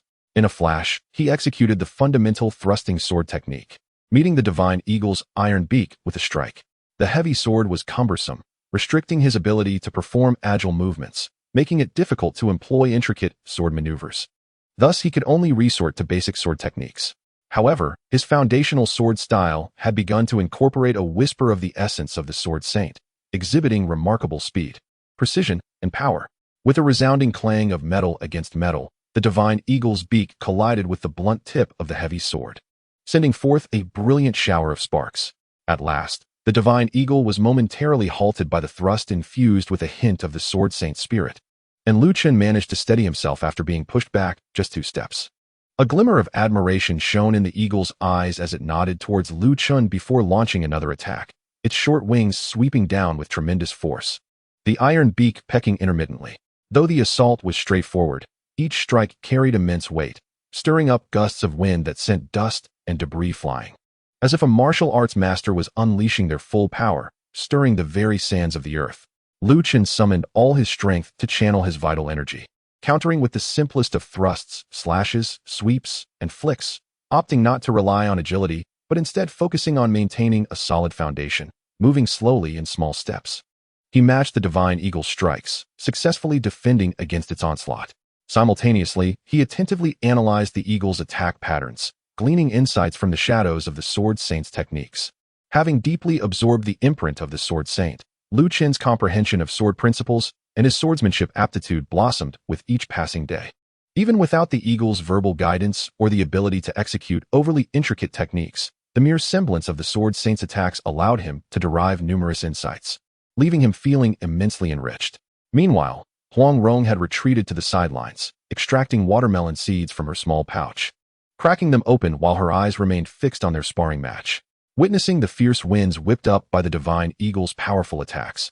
Akin to a martial arts expert unleashing a devastating strike, Huang Rong mused that had she been in Lu Chen's position, wielding a heavy sword, she would likely have been sent flying after just 10 moves. Even attempting to evade using her lightness technique would be futile amidst the swirling dust and debris. In a matter of moments, Lu Chen had stabilized his defense, and as he engaged with the divine eagle, the potency of his basic sword techniques gradually intensified, hinting at a trend towards forming a unique style that complemented the heavy sword. What began as pure defense evolved into occasional counterattacks. Observing his rapid progress, Huang Rong cracked the seeds with increasing speed, her eyes sparkling with excitement, continuously cheering him on in her heart. After nearly half an hour of intense practice with the divine eagle, despite having consumed 3 snake gallbladders daily for the past 10 days, Lu Chen's abilities had reached a level comparable to his own 6 years of arduous training. His physical strength and endurance had significantly increased. Yet constantly wielding the 81-pound heavy sword against the remarkably strong divine eagle gradually drained his energy and stamina. After deflecting another peck from the divine eagle, Lu Chen quickly retreated from the fray, exclaiming, "Brother Eagle, please pause. I am utterly exhausted. Allow me to rest for the night and reflect on the invaluable lessons from today's sparring. I shall return for battle tomorrow." The divine eagle, noticing Lu Chen's drenched form and unsteady posture, recognized his limits. It emitted a few soft calls, flapping its wings in a series of gestures, signaling for him to rest and return the following day. With great effort, Lu Chen hoisted the heavy sword, called to Huang Rong, and bid farewell to the divine eagle before making his way down Sword Tomb Mountain. Huang Rong, also lifting the 4-foot-long sword, cheerfully waved to the divine eagle and swiftly followed Lu Chen. "Lu Chen, this sword is quite formidable," she remarked, handing him the gleaming 4-foot-long blade. "Though the sword saint has been gone for many years, this sword has remained untended, yet still glimmers with a vibrant hue, sharp as ever, showing no signs of rust. It is indeed a rare treasure of exceptional quality." Lu Chen accepted the shimmering sword and swung it lightly a few times. Spotting a small tree by the roadside, he casually struck it, effortlessly severing it in half with a crisp sound, confirming its remarkable sharpness. Indeed, it is extraordinarily sharp, Lu Chen exclaimed. Huang Rong smiled and suggested, "The Sword Saint never named this sword. Since it is entirely azure, how about we call it the Azure Gale Sword?" "Yes, gale as in the mighty wind." Lu Chen readily agreed, nodding with a smile. "Very well, it shall be known as the Azure Gale Sword." Huang Rong then playfully inquired, "Which sword do you wish to wield?" "Why not both?" Lu Chen replied, one hand grasping the heavy sword and the other the Azure Gale Sword. The heavy sword embodies simplicity, while the light sword represents complexity. The Sword Saint balanced both, ultimately transcending the need for a weapon. Possessing no sword is akin to having a sword. I, too, shall embrace both the simple and the complex, utilizing them interchangeably. Possessing the will of the exquisite sword, he sought to explore every facet of swordsmanship, aspiring to delve into the realm of sword enlightenment. Envisioning a sword that could pierce the heavens or split the seas. Thus, whether it be the heavy sword or the light sword, he intended to wield them both, alternating as needed. Regrettably, both swords could only be utilized within the shooting eagle realm, for he could carry no more than 1% of his body weight when traversing between worlds. After unlocking the exquisite sword, his carrying capacity doubled to 2% of his body weight. Lu Chen surmised this was a reward bestowed upon him by the exquisite sword's will, encouraging him to persist in his efforts and continue his ascent. Yet, even with this expanded capacity, given his weight, it was unlikely he could carry the heavy sword back, let alone the Azure Gale Sword, which, though measuring 4 feet in length and crafted from a special material, weighed significantly more than an ordinary 3-foot steel sword, estimating around 4 to 5 pounds. Of course, upon returning to the main world, he would not lack for swords. Even if he could not forge one from the mystical metal, he could create an alloy sword in the main world, which, when brought to the low martial arts realm, would rival the Azure Gale Sword, earning the title of a rare weapon. As the two bantered and laughed on their way back to their dwelling, Huang Rong began preparing dinner while Lu Chen contemplated the insights gained from his duel with the Divine Eagle. After thoroughly digesting these reflections, he picked up the heavy sword and practiced half a move of the exquisite sword technique. Training with the heavy sword proved far more effective than with the light sword. Each attempt required him to concentrate his entire strength, pushing his physical limits to the extreme, even without the assistance of snake gallbladders. The vital energy he cultivated became purer and more concentrated, with a greater volume. This method of extreme exertion would have surely left others physically broken. Yet, Lu Chen had no such concerns. After all, his body had reached a level of resilience that rendered any potential harm from rigorous training a non-issue. According to Huang Rong, it could be considered a form of superhuman ability. In the following days, Lu Chen and Huang Rong ventured to Sword Tomb to practice with the Divine Eagle, simultaneously feasting on snakes. However, since they began training, the Divine Eagle had ceased its daily hunt for 3 snakes, now capturing only 1 per day. It seemed that after consuming an abundance of the lesser bow si-chu snakes, the supply was dwindling, as most were reserved for breeding, necessitating a reduction in hunting for the long term. Lu Chen speculated that soon, there might not be a single bow si-chu snake left to catch in a day. Yet, he felt no regret. Even with just 1 snake gallbladder daily, combined with the extreme exertion of training with the heavy sword, his prowess continued to advance significantly. Moreover, daily sparring with the Divine Eagle and contemplating the shadows of the Sword Saint's techniques allowed his heavy sword style, born from the evolution of several basic sword techniques, to gradually take shape. He wielded the heavy sword with increasing dexterity, his strength advancing day by day. Unbeknownst to them, more than 10 days had slipped by. The Pusku snakes had indeed ceased to exist, and Lu Chen's martial prowess had waned from its previous meteoric ascent. However, he estimated that if he were to rely solely on his own efforts to cultivate the Sword One technique, it would take him at least 7 or 8 years of diligent practice to accumulate sufficient internal energy. The quality of this internal energy, after years of toil, varied greatly among martial artists. Even with a decade of hard work, depending on individual aptitude and the differences in martial arts, some practitioners might barely reach the 3rd tier of the martial world, while a select few geniuses could ascend to the pinnacle, wielding astonishing internal energy.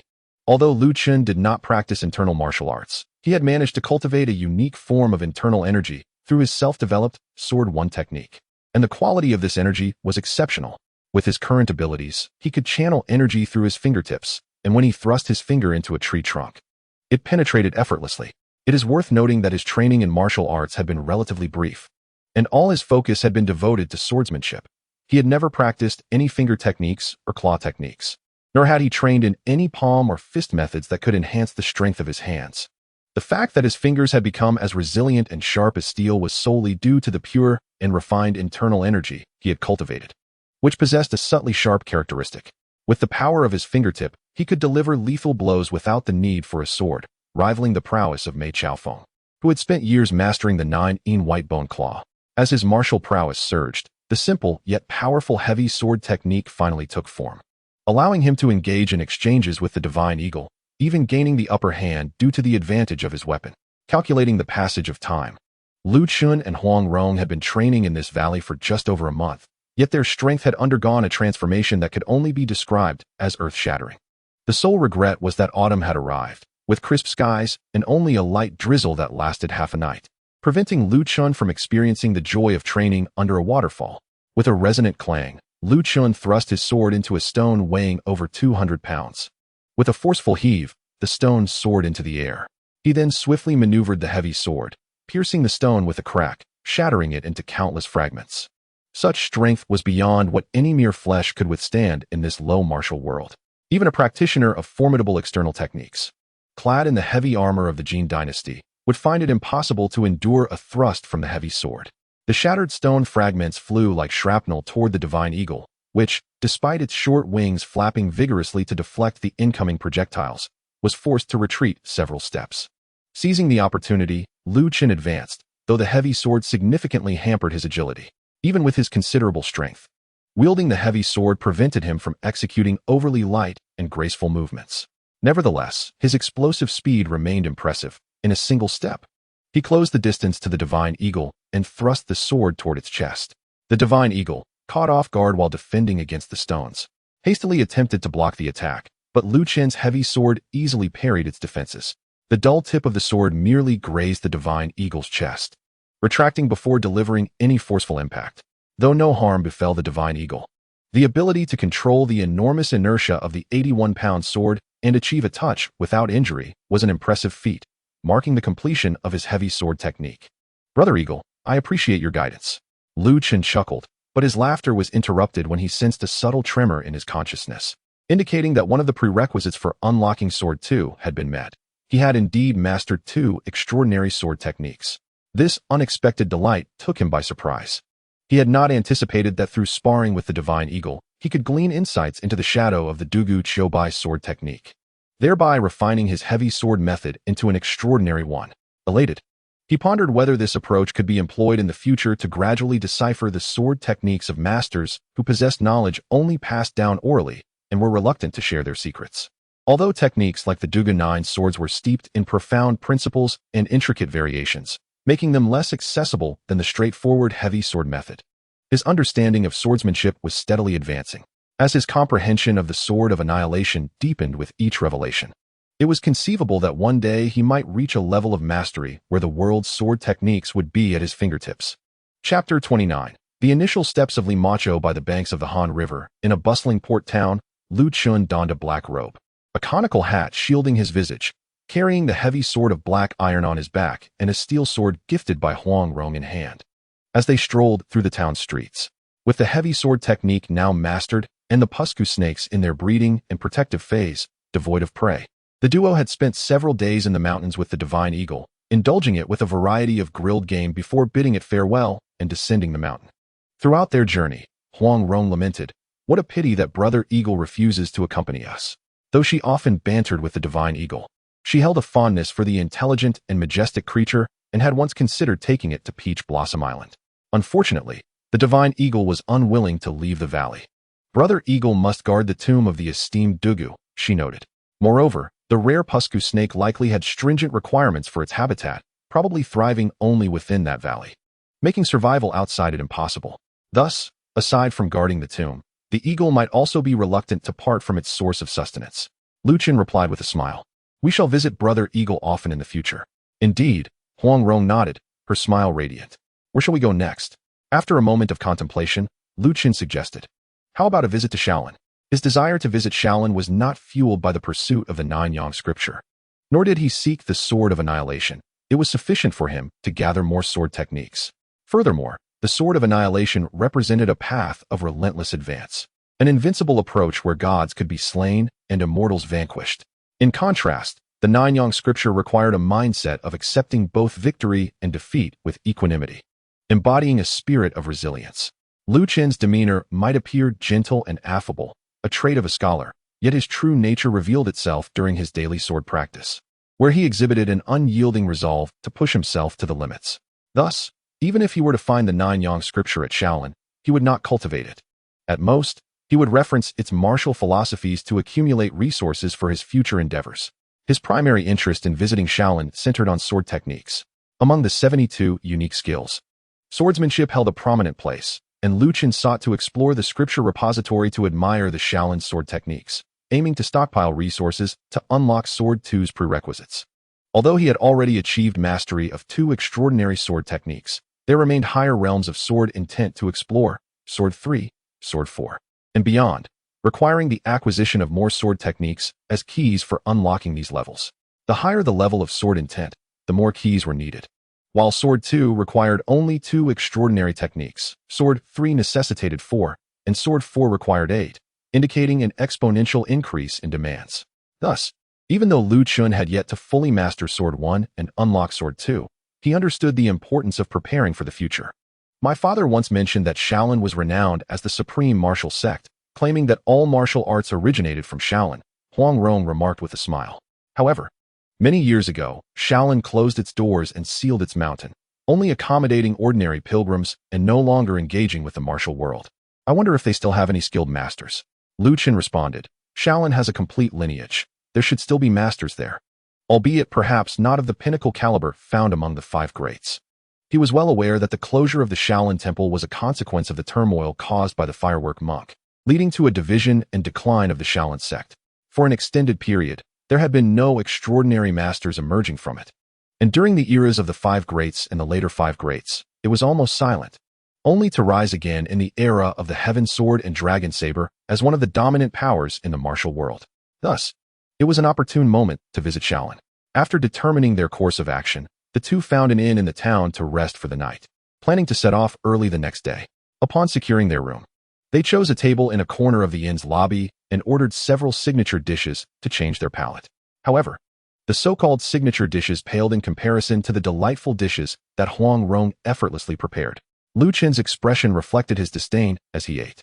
Since departing from Shaoxing Prefecture and spending over a month in the mountains, he had been accustomed to Huang Rong's culinary prowess. Even with limited ingredients in the mountains, her extraordinary skills had spoiled his taste buds. Huang Rong reveled in Lu Chen's praises and, with a bright smile, remarked, the chef here may not be the best, but there are still some unique dishes. Try this braised eggplant, it's quite decent. She picked up a piece for Lu Chen. He took a bite and nodded, it's passable. At that moment, the inn's entrance darkened as a young girl entered, dressed in a light yellow attire, with a green silk sash at her waist. She was tall and slender, carrying a package and a long sword, topped with a conical hat. The girl casually surveyed the lobby, found an empty table, removed her hat, placed her package on the table, and slapped the sword down, calling out in a soft, charming voice, "Waiter, bring me 2 pounds of cooked beef, 2 steamed buns, and a jug of fine wine." Huang Rong couldn't help but burst into laughter at her words. Hearing Huang Rong's laughter, the girl turned to glare at her, initially intending to scowl, but then softened her expression upon seeing Huang Rong's bright and charming demeanor. She could only express her displeasure. "What are you laughing at?" With a playful grin, Huang Rong replied, "According to the law, anyone who kills a cow privately faces 1.5 years of punishment. Stealing a cow and killing it incurs a heavier penalty, while old, sick, or weak cows can be slaughtered after notifying the authorities, and generally do not openly sell beef." She thought to herself that this girl appeared to be around 17 or 18 years old, perhaps 1 year or 2 older than herself, but seemed somewhat naive. The way she called for beef was reminiscent of a bandit, unaware that such antics would not work in a town. Upon hearing Huang Rong's explanation, the girl's fair cheeks flushed slightly, and she turned to the waiter, saying, "Forget the beef. Just bring me 2 signature dishes." As the waiter went to the kitchen to place the order, the girl clasped her hands and spoke to Huang Rong with a bold demeanor, "I am Li Macho. Thank you for your guidance. May I ask for your name?" "Li Macho? The one from the ancient tomb sect? What brings you here?" Lu Chen, sitting with his back to the door, was intrigued by her introduction. He turned to look, And indeed, the girl was strikingly beautiful, with exceptionally fair skin and an admirable figure. While he was curiously observing, Huang Rong smiled and returned the gesture. I am Huang, simply Rong. You may call me Ronger. And this is my elder brother, Lu Chen. Lu, as in land, and Chun, as in stable. Pleasure to meet you. Lu Chen politely nodded at Li Macho. At this stage, Li Macho had yet to become the notorious figure known for her ruthlessness and disdain for those with the surname Lu. She was still somewhat innocent and filled with curiosity about the martial world. Noticing Lu Chen carrying a large sword and Huang Rong with an unusually long sword, she playfully asked, "Are you both martial artists as well?" Huang Rong chuckled. "I have merely practiced a few self-defense techniques. It seems, dear Macho, you have come down from your mountain. May I ask which sect you belong to?"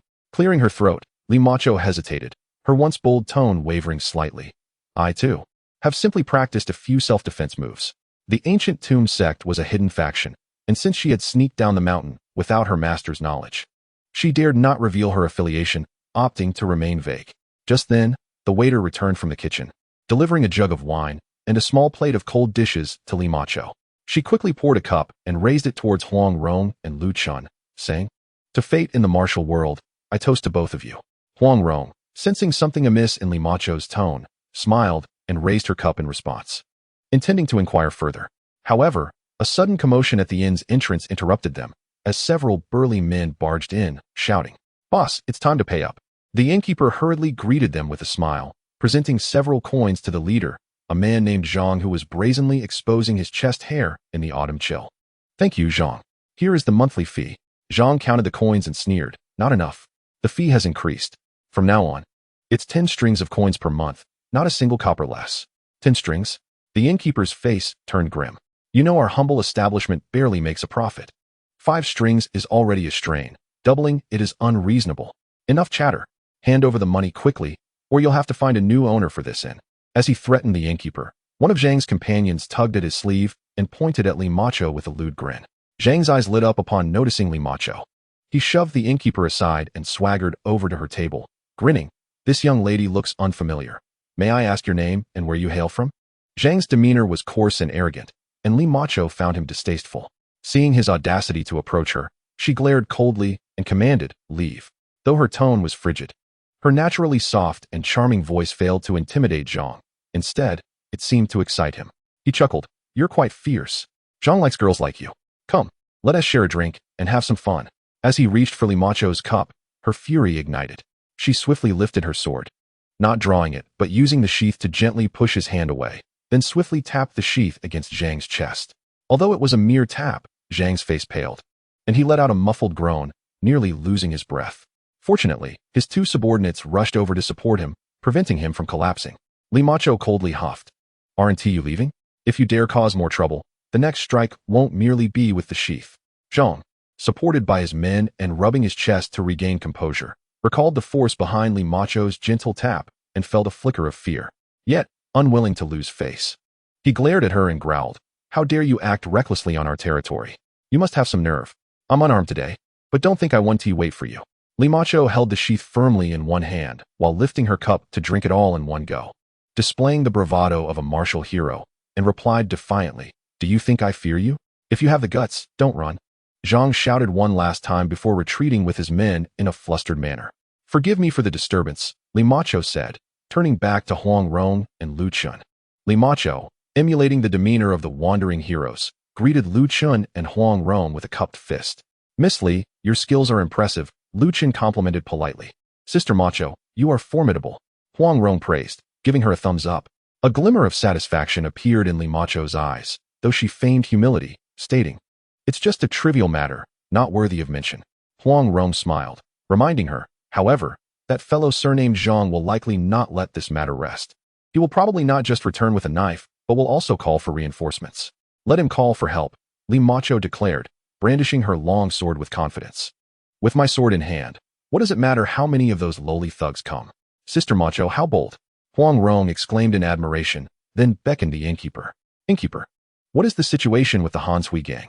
Pray, enlighten us." The innkeeper, wearing a distressed expression, bowed slightly to Huang Rong.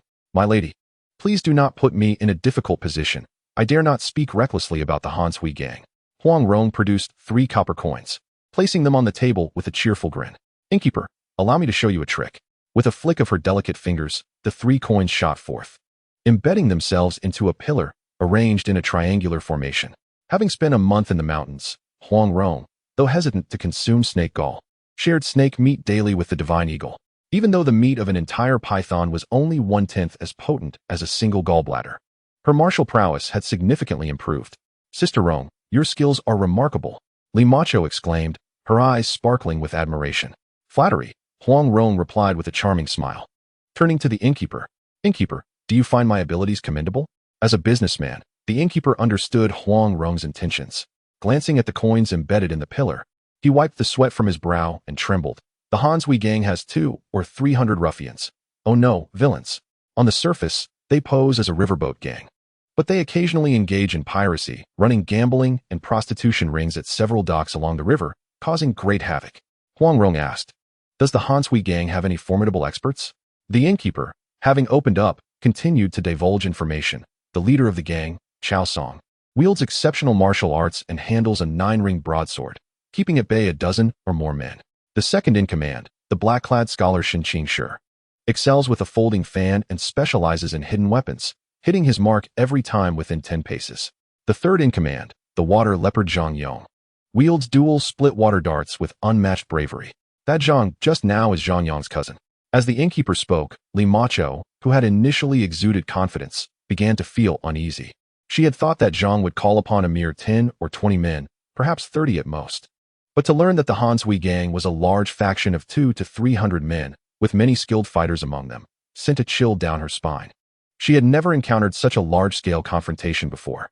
Though she was reluctant to lose face in front of her newly acquainted sister Huang Rong, her already pale complexion grew even more as she pressed her lips tightly together.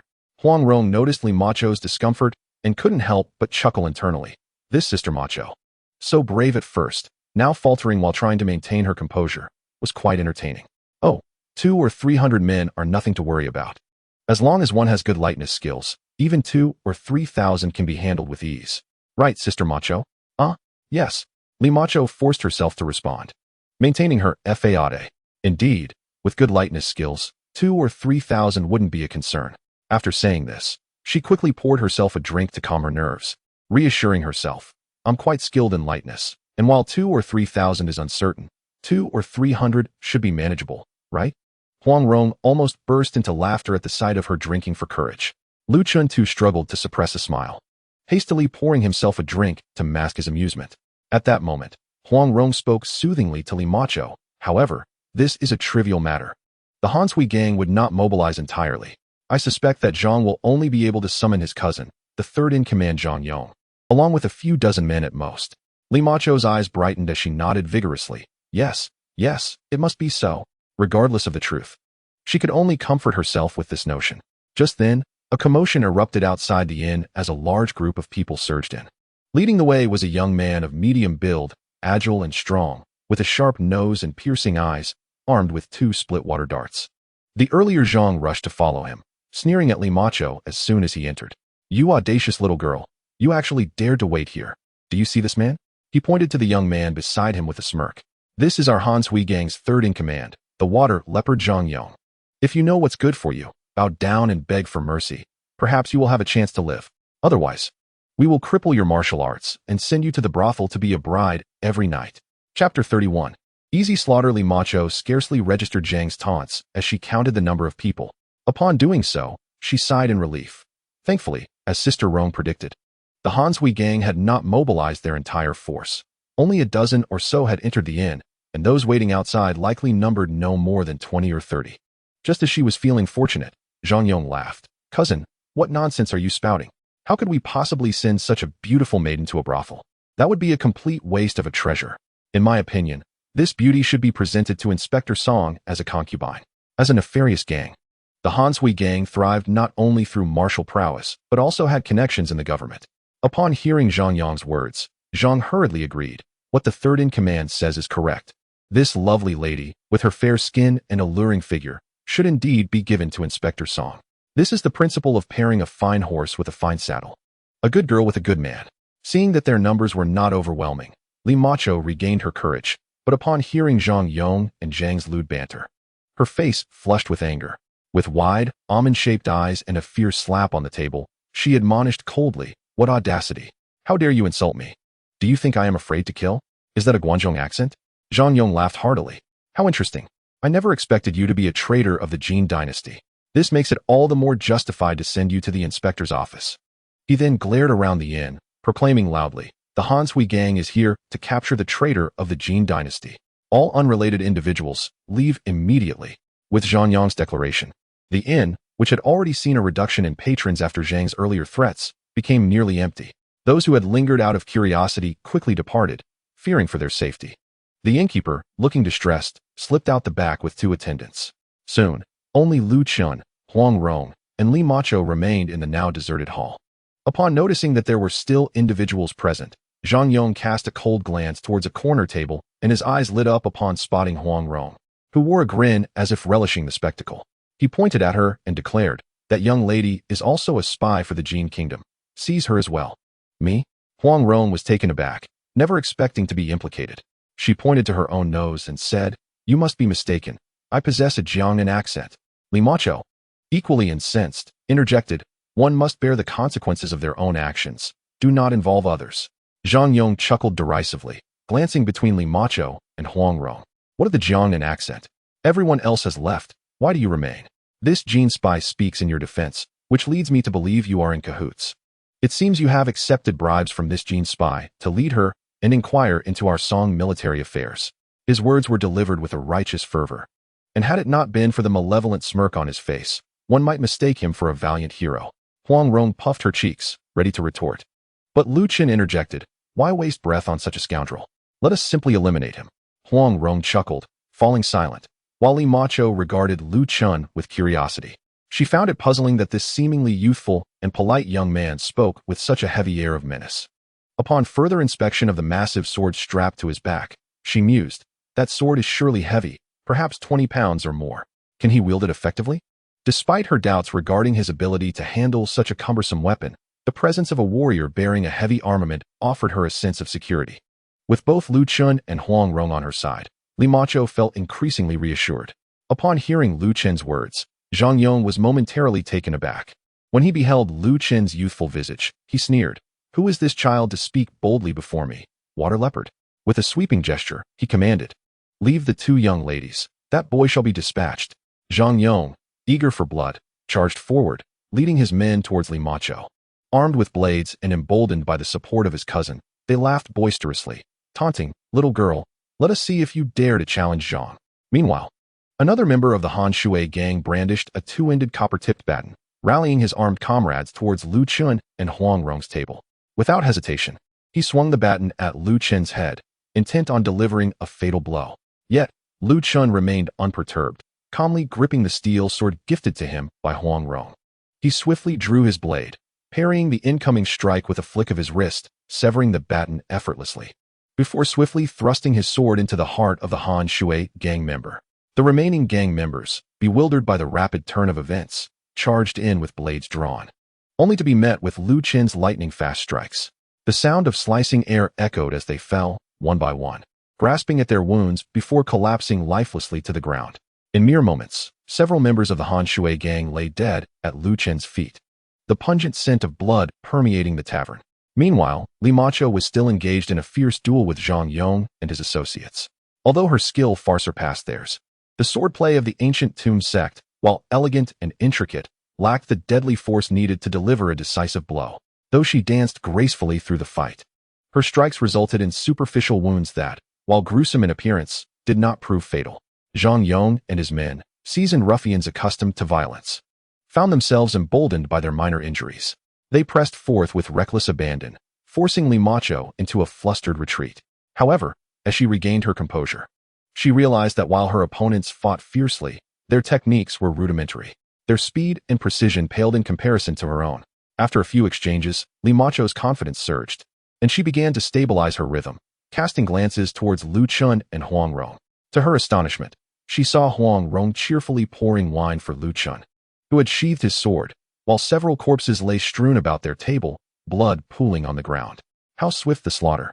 Li Macho marveled internally, having been so engrossed in her own battle that she had entirely missed Lu Chen's decisive actions. His nonchalance after dispatching foes left her in awe. Zhang Yong, too, had noted the efficiency of Lu Chen's strikes. Witnessing his men fall with such ease, he felt a pang of unease. He knew that even he would require several exchanges to vanquish those skilled fighters, and yet here was this young man, barely out of his teens, executing his kills with utmost precision. Zhang Yong realized he might have underestimated the situation gravely. He knew that a true warrior does not seek immediate confrontation. His skills lay predominantly in aquatic combat, where he reigned supreme as water leopard. Yet, on land, his prowess was diminished.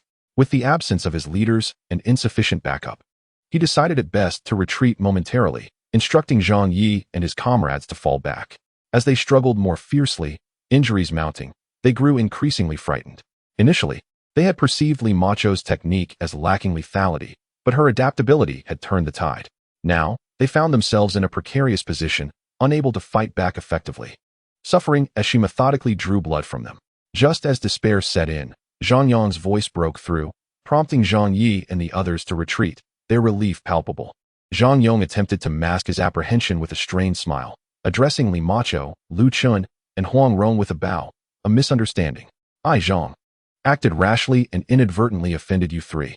I hope for your understanding. Before he could finish, Lu Chen interjected, You wish to negotiate? Zhang Yong forced a smile. Since it is a misunderstanding, I shall not further entangle myself with you three. Bang! Lu Chen drank the wine poured by Huang Rong, slammed the empty cup onto the table, interrupting Zhang Yong's words. He stood up, gripping his steel sword, and gazed at Zhang Yong, speaking softly, Just a moment ago, you threatened to kill me and abduct my sister. Now, after witnessing bloodshed, you claim it was a misunderstanding? It is too late. Lu Chen believed that in the world of martial arts, one should avoid making enemies lightly.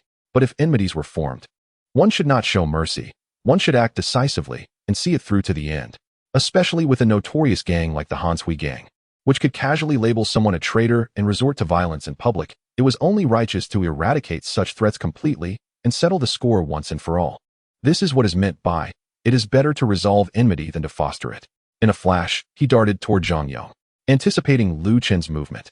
Zhang Yong quickly crouched and rolled into the crowd behind him, disregarding his dignity, and shouted, Stop him. Although the members of the Hanshui gang feared Lu Chen's martial prowess, they instinctively advanced at Zhang Yong's command, brandishing their knives against him. Carrying the heavy sword, Lu Chen was less agile, but he did not bother to maneuver. He unsheathed his sword and executed a technique known as falling petals, causing the sword tip to vibrate and emit a dazzling light. The sound of metal clashing filled the air as the several long knives aimed at him were deflected by the sword's brilliance. With his sword guiding him, Lu Chen entered the fray like a dragon, and as his sword flickered, blood splattered. One by one, the members of the Hanshui gang fell, clutching their throats, collapsing to the ground. In the blink of an eye, those standing in front of Zhang Yong had been decimated. Just as Zhang Yong stood up, he saw Lu Chen charging towards him, a storm of blood trailing behind. His pupils contracted in fear as he stammered, Stop. Our leader's sister is the wife of Inspector Song. We are under his protection. Lu Chen chuckled in disbelief. Have you not heard that chivalry respects no laws? If I feared the authorities, then what good would my martial skills be? With that, he struck Zhang Yong through the heart with a single thrust. Seeing that the official backing could not intimidate Lu Chen, Zhang Yong shouted, My second brother, the black-clad scholar Shen Qingshi, is the nephew of Elder Peng of the Beggars sect. Elder Peng is a high-ranking member, second only to the sect leader. You, being a person of the martial world, would you dare disregard the most powerful gang in the world? Lu Chen smirked. If the leader of the Beggars sect were to learn of this, do you think he would purge his ranks or support you? As he spoke, he dispatched the last member of the Hanshui gang, standing between him and Zhang Yong. With no options left, Zhang Yong, in desperation, unsheathed a pair of split water daggers and lunged forward. One aimed at Lu Chen's heart and the other at his abdomen. Although Zhang Yong's skills were decent and his strikes precise, they were no match for Lu Chen's prowess. With a flick of his sword, Lu Chen parried the attack aimed at his abdomen and redirected the other dagger effortlessly. In an instant, Lu Chen's arm became a blur, and with a swift thrust, he pierced Zhang Yong's throat, severing his spine. After slaying Zhang Yong, Lu Chen withdrew his sword, sidestepping the spray of blood, and continued to assault the remaining members of the Hanshui gang. Witnessing their leader's swift demise, the remaining gang members lost their will to fight and fled in terror.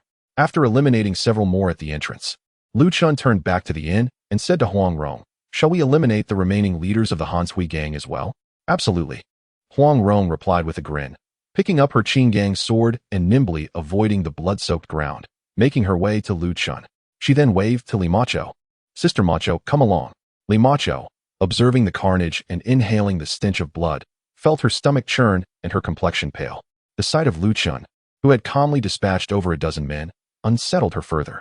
However, seeing Huang Rong's composed demeanor, she steeled herself and declared, all right. Let us together eliminate the Han Sui gang that terrorizes the people. Donning a hat and adjusting her attire, she cautiously navigated around the corpses to join Lu Chen and Huang Rong. Huang Rong then tossed some coins onto the counter. Addressing the innkeeper who was peeking from the back door, do not claim we do not take care of our own mess. 20 coins should suffice for burying the dead. Rest assured, once we deal with the Han Sui gang, you will not face any further troubles. Yes, there is only a branch of the gang in the town, usually overseen by Zhang Yong. The main base is 10 miles upstream, in a riverside manor. You must eliminate the threat entirely, otherwise, this may face repercussions. The innkeeper trembled. Fear not, we honor our word, Huang Rong assured with a smile. Together with Lu Chen and Li Macho, they set off toward the upper reaches of the Han Sui River. Initially, Li Macho felt a thrill at the prospect of their mission, believing that with their combined strength, they could vanquish a notorious gang and perhaps earn fame. However, as they left the town, doubt crept in. She whispered, the Han Sui gang numbers 2 to 300, right? Huang Rong nodded, indeed. Li Macho swallowed hard. So, we three are just going to march in boldly? Isn't that a bit reckless? I mean, I'm not afraid. But wouldn't it be wiser to strike under the cover of night? Having spent years in the ancient tomb, Li Macho possessed remarkable night vision, far surpassing that of ordinary martial artists, and she felt that attacking under the veil of darkness would give them a fighting chance against the larger gang. Rest assured, even if the officials suffer casualties of 2 or 3%, they would scatter in disarray, let alone a gang that only dares to prey upon the innocent. If we eliminate a few key figures and their most skilled fighters, the rest will flee, Huang Rong reassured her. Is that truly the case? Of course, Huang Rong exclaimed, tapping the heavy sword on Lu Chen's back. With my brother Lu Chen wielding this sword, few can withstand its might, even in the heat of battle. With him by our side, the Han Sui gang is hardly a cause for concern. Trust me, we will prevail. Lu Chen smiled gently at Li Macho, you need not worry. My sword strikes swiftly and decisively. Li Macho chuckled dryly, feeling an inexplicable chill as she recalled Lu Chen's serene yet lethal demeanor. Chapter 33, the first lesson of the Jianghu. As Lu Chen and his companions made their way to the headquarters of the Han Sui gang, 2 clever subordinates of Zhang Yong hurried back to their branch to fetch horses. As they galloped out of the town, they caught sight of Lu Chen and his companions heading upstream. The 2 subordinates quickly veered away from the trio and hastened to the headquarters to deliver news. At the Han Sui gang's headquarters, in the Hall of Brotherhood, the head, Chao Song, known as the Flood Dragon, and his deputy, the black-clad scholar, Shen Qingshi, along with several capable individuals responsible for various docks, were hosting a distinguished guest. The guest was a plump man, dressed in resplendent attire, yet with several patches on his clothing, and he carried 9 bags on his back, a clear indication of his status as one of the 9-bag elders of the beggar-s sect. This portly gentleman was none other than Elder Peng, the uncle of Shen Qingshi. However, Elder Peng did not display much warmth towards his nephew Shen Qingshi. Their relationship was distant, as Shen Qingshi had only approached him after the rise of the Han Sui gang, showering him with silver, which prompted Elder Peng to reluctantly acknowledge their kinship. At that moment, seated at the center, Elder Peng wore a forced smile while receiving toasts from Chao Song and Shen Qingshi, barely touching his drink. It was only when Shen Qingshi presented a small wooden box filled with gold ingots that Elder Peng's demeanor brightened, and he downed a cup of wine. Upon seeing Elder Peng drink, Shen Qingshi exchanged glances with Chao Song and eagerly poured another cup for him, saying, Uncle, the Han Sui gang's business is booming, but we have inadvertently clashed with the beggar-s sect. A brave man named Yu Zhaoxing has led the disciples of the beggar-s sect against us, injuring many of our brothers and destroying one of our cargo ships, allowing all the goods to escape. What do you think we should do? Elder Peng snorted disdainfully. Yu Zhaoxing? Isn't he the disciple of that snake charmer from Jiangdong? A disciple of the dirty clothes sect? What kind of hero is he? This is simple. I will inform the dirty clothes sect to refrain from meddling in your affairs. As the 9-bag elder, his authority was second only to the gang leader, Hong Qigong. With a mere command, even the Snake King from Jiangdong, a disciple of the 8 bags, would have to obey him, at least publicly. Failing to do so would be akin to rebellion, let alone Yu Zhaoxing's affiliations. Shen Qingshi was overjoyed, repeatedly thanking his uncle. Thank you, uncle. After this matter, we will reward you generously. Chao Song also expressed his gratitude, raising his cup alongside several capable members, drinking heartily in respect, indifferent to whether Elder Peng joined them. As they were in high spirits, a gang member hastily entered, about to whisper in Chao Song's ear. Chao Song, irritated, waved his hand dismissively. We are all brothers here, and Elder Peng is a valued guest. Speak openly. The gang member glanced around, his face contorted with worry. A brother from the Shaoshi town branch rode back, with urgent news. Our third-in-command was killed by a young man in black clothing while conducting business in town. That young man was ruthless. Not only did he kill the third-in-command, but he also slaughtered 18 of our brothers. What? Chao Song roared in fury. Who dares to kill my Han Shui gang as third-in-command? Shen Qingshi frowned and inquired. Was the murderer a disciple of the beggaress sect? The gang member shook his head. He doesn't appear to be one. The young man's clothing is quite neat, without patches. His two companions are also young women. Moreover, the brother who came to report said that after the killings, the young man and the two women did not flee but headed straight towards our headquarters. Upon hearing this, the hall fell silent for a moment before erupting in cold laughter. What audacity! Accompanied by two young women, he dares to confront the Han Shui gang. Humph, having escaped after killing our third-in-command, he likely thinks we are weak and that he is invincible. Gang leader, give the order. Let us gather our brothers and chop that young man into fish bait. Brothers, calm down. Shen Qingshi, known as the black-clad scholar, often dressed as a scholar and prided himself on his intellect, pondered for a moment before speaking, to kill our third-in-command and then boldly approach our headquarters. That young man is likely not an ordinary foe. Chao Song scoffed. So what? We have over 200 brothers. Do we fear just 3? A capable member from a branch added, and 2 of them are merely young women. The gang member who reported rushed to add. The brothers who returned with the news mentioned that those 2 young women are stunningly beautiful, unlike anything they have ever seen. Upon hearing this, Shen Qingshi immediately understood why the third-in-command had met his demise. It was clear he had been enamored with those so-called heavenly beauties and had sought to possess them, only to find that their companion was a formidable and merciless killer, leading to his untimely end. Realizing this, Shen Qingshi hurriedly bowed to Elder Peng, saying, Uncle, what do you propose we do? Elder Peng, as a 9-bag elder of the dirty-clothes sect, was undoubtedly astute and cunning. He understood that the one who had slain the third-in-command and 18 members of the Han Shui gang was likely quite skilled. However, he was not intimidated. After all, could anyone surpass his status as a 9-bag elder? The third-in-command would hardly last 3 moves against him, and as for the 18 subordinates, they were mere trifles easily dealt with. Elder Peng took a sip of wine, leisurely declaring, no matter. Open the gates and welcome them in. I am curious to see which young upstart dares to commit such wanton slaughter. 19 lives, indeed. It is quite a feat. He regarded the Han Shui gang with disdain, indifferent to the number of lives lost. However, he recognized that the Han Shui gang had been quite generous during the festive seasons, and he did not wish to sever this lucrative connection.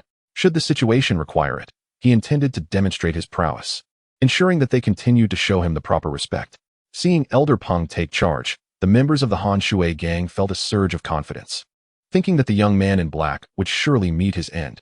Although Shen Qingshi felt assured by Elder Peng's promise, he did not let his guard down.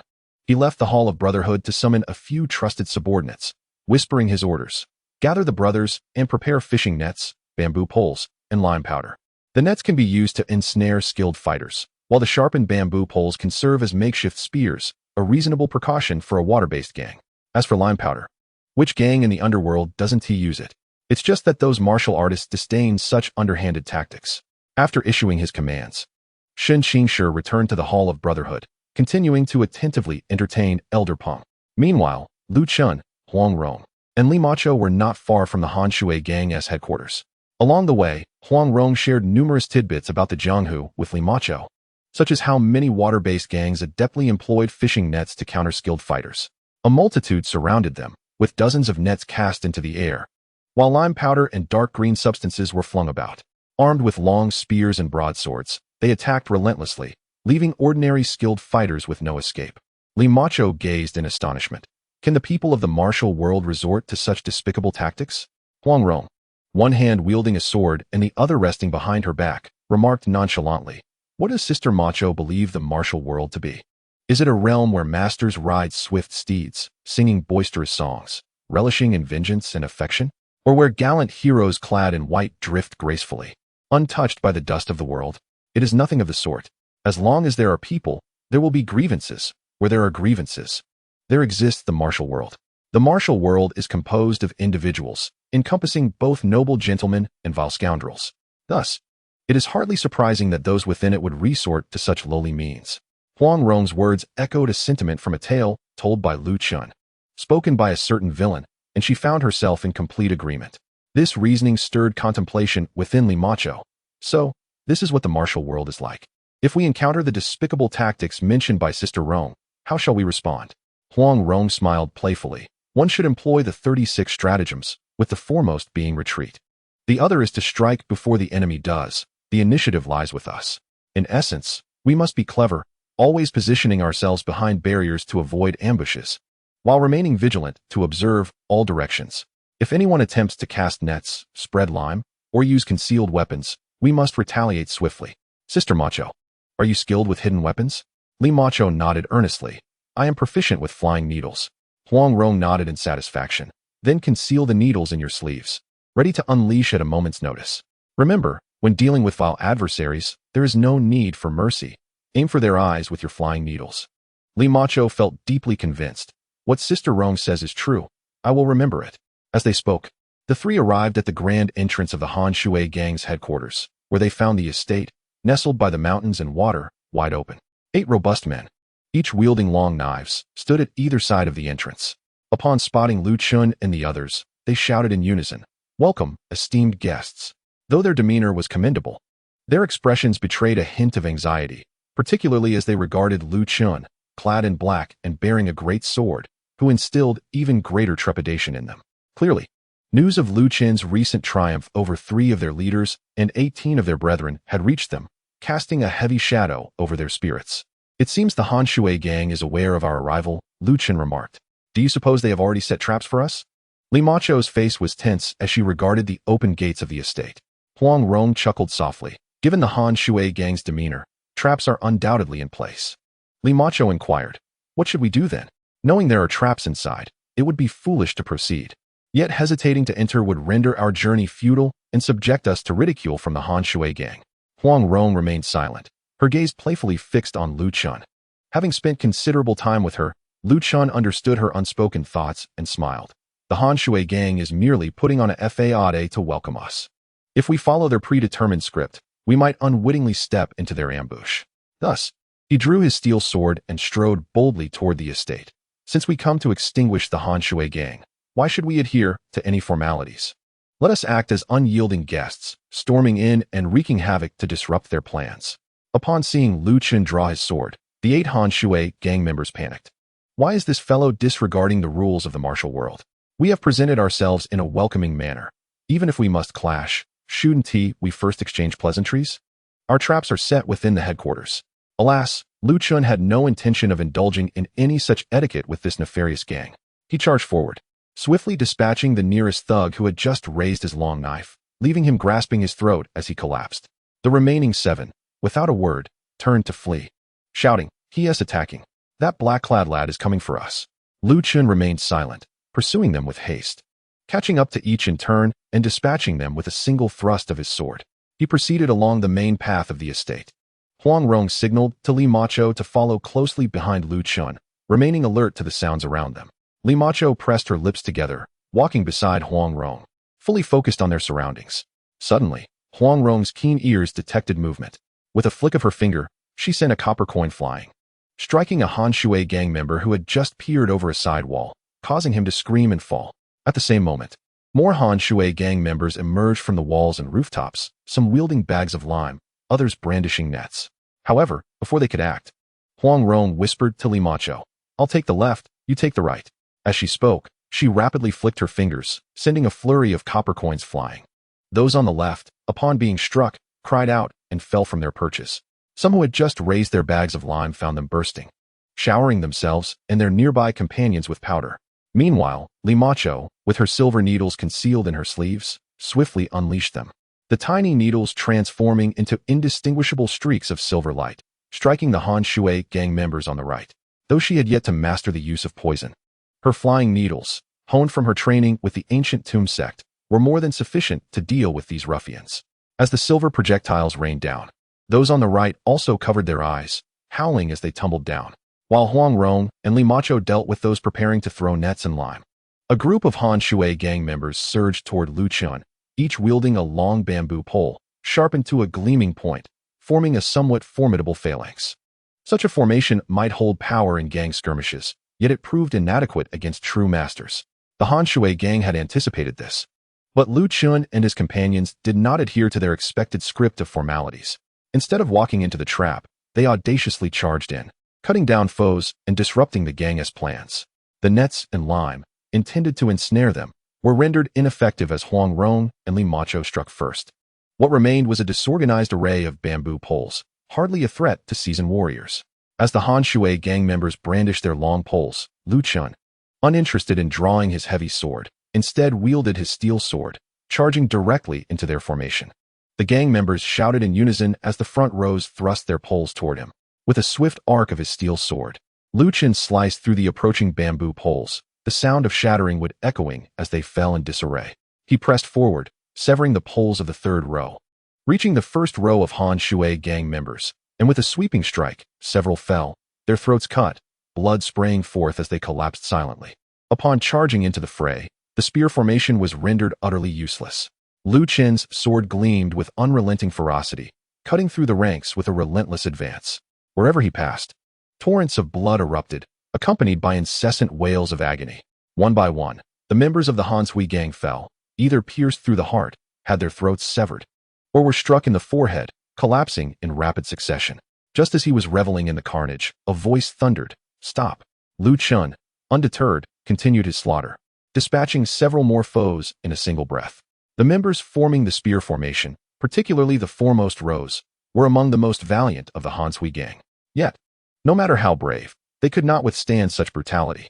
After more than 20 of the fiercest warriors fell, the remaining members of the Han Sui gang, having lost their nerve, abandoned their futile bamboo poles and scattered in disarray.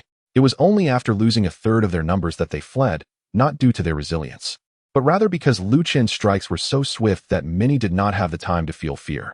Having shattered the spear formation, Lu Chen pursued a few steps further, slaying those who lagged behind.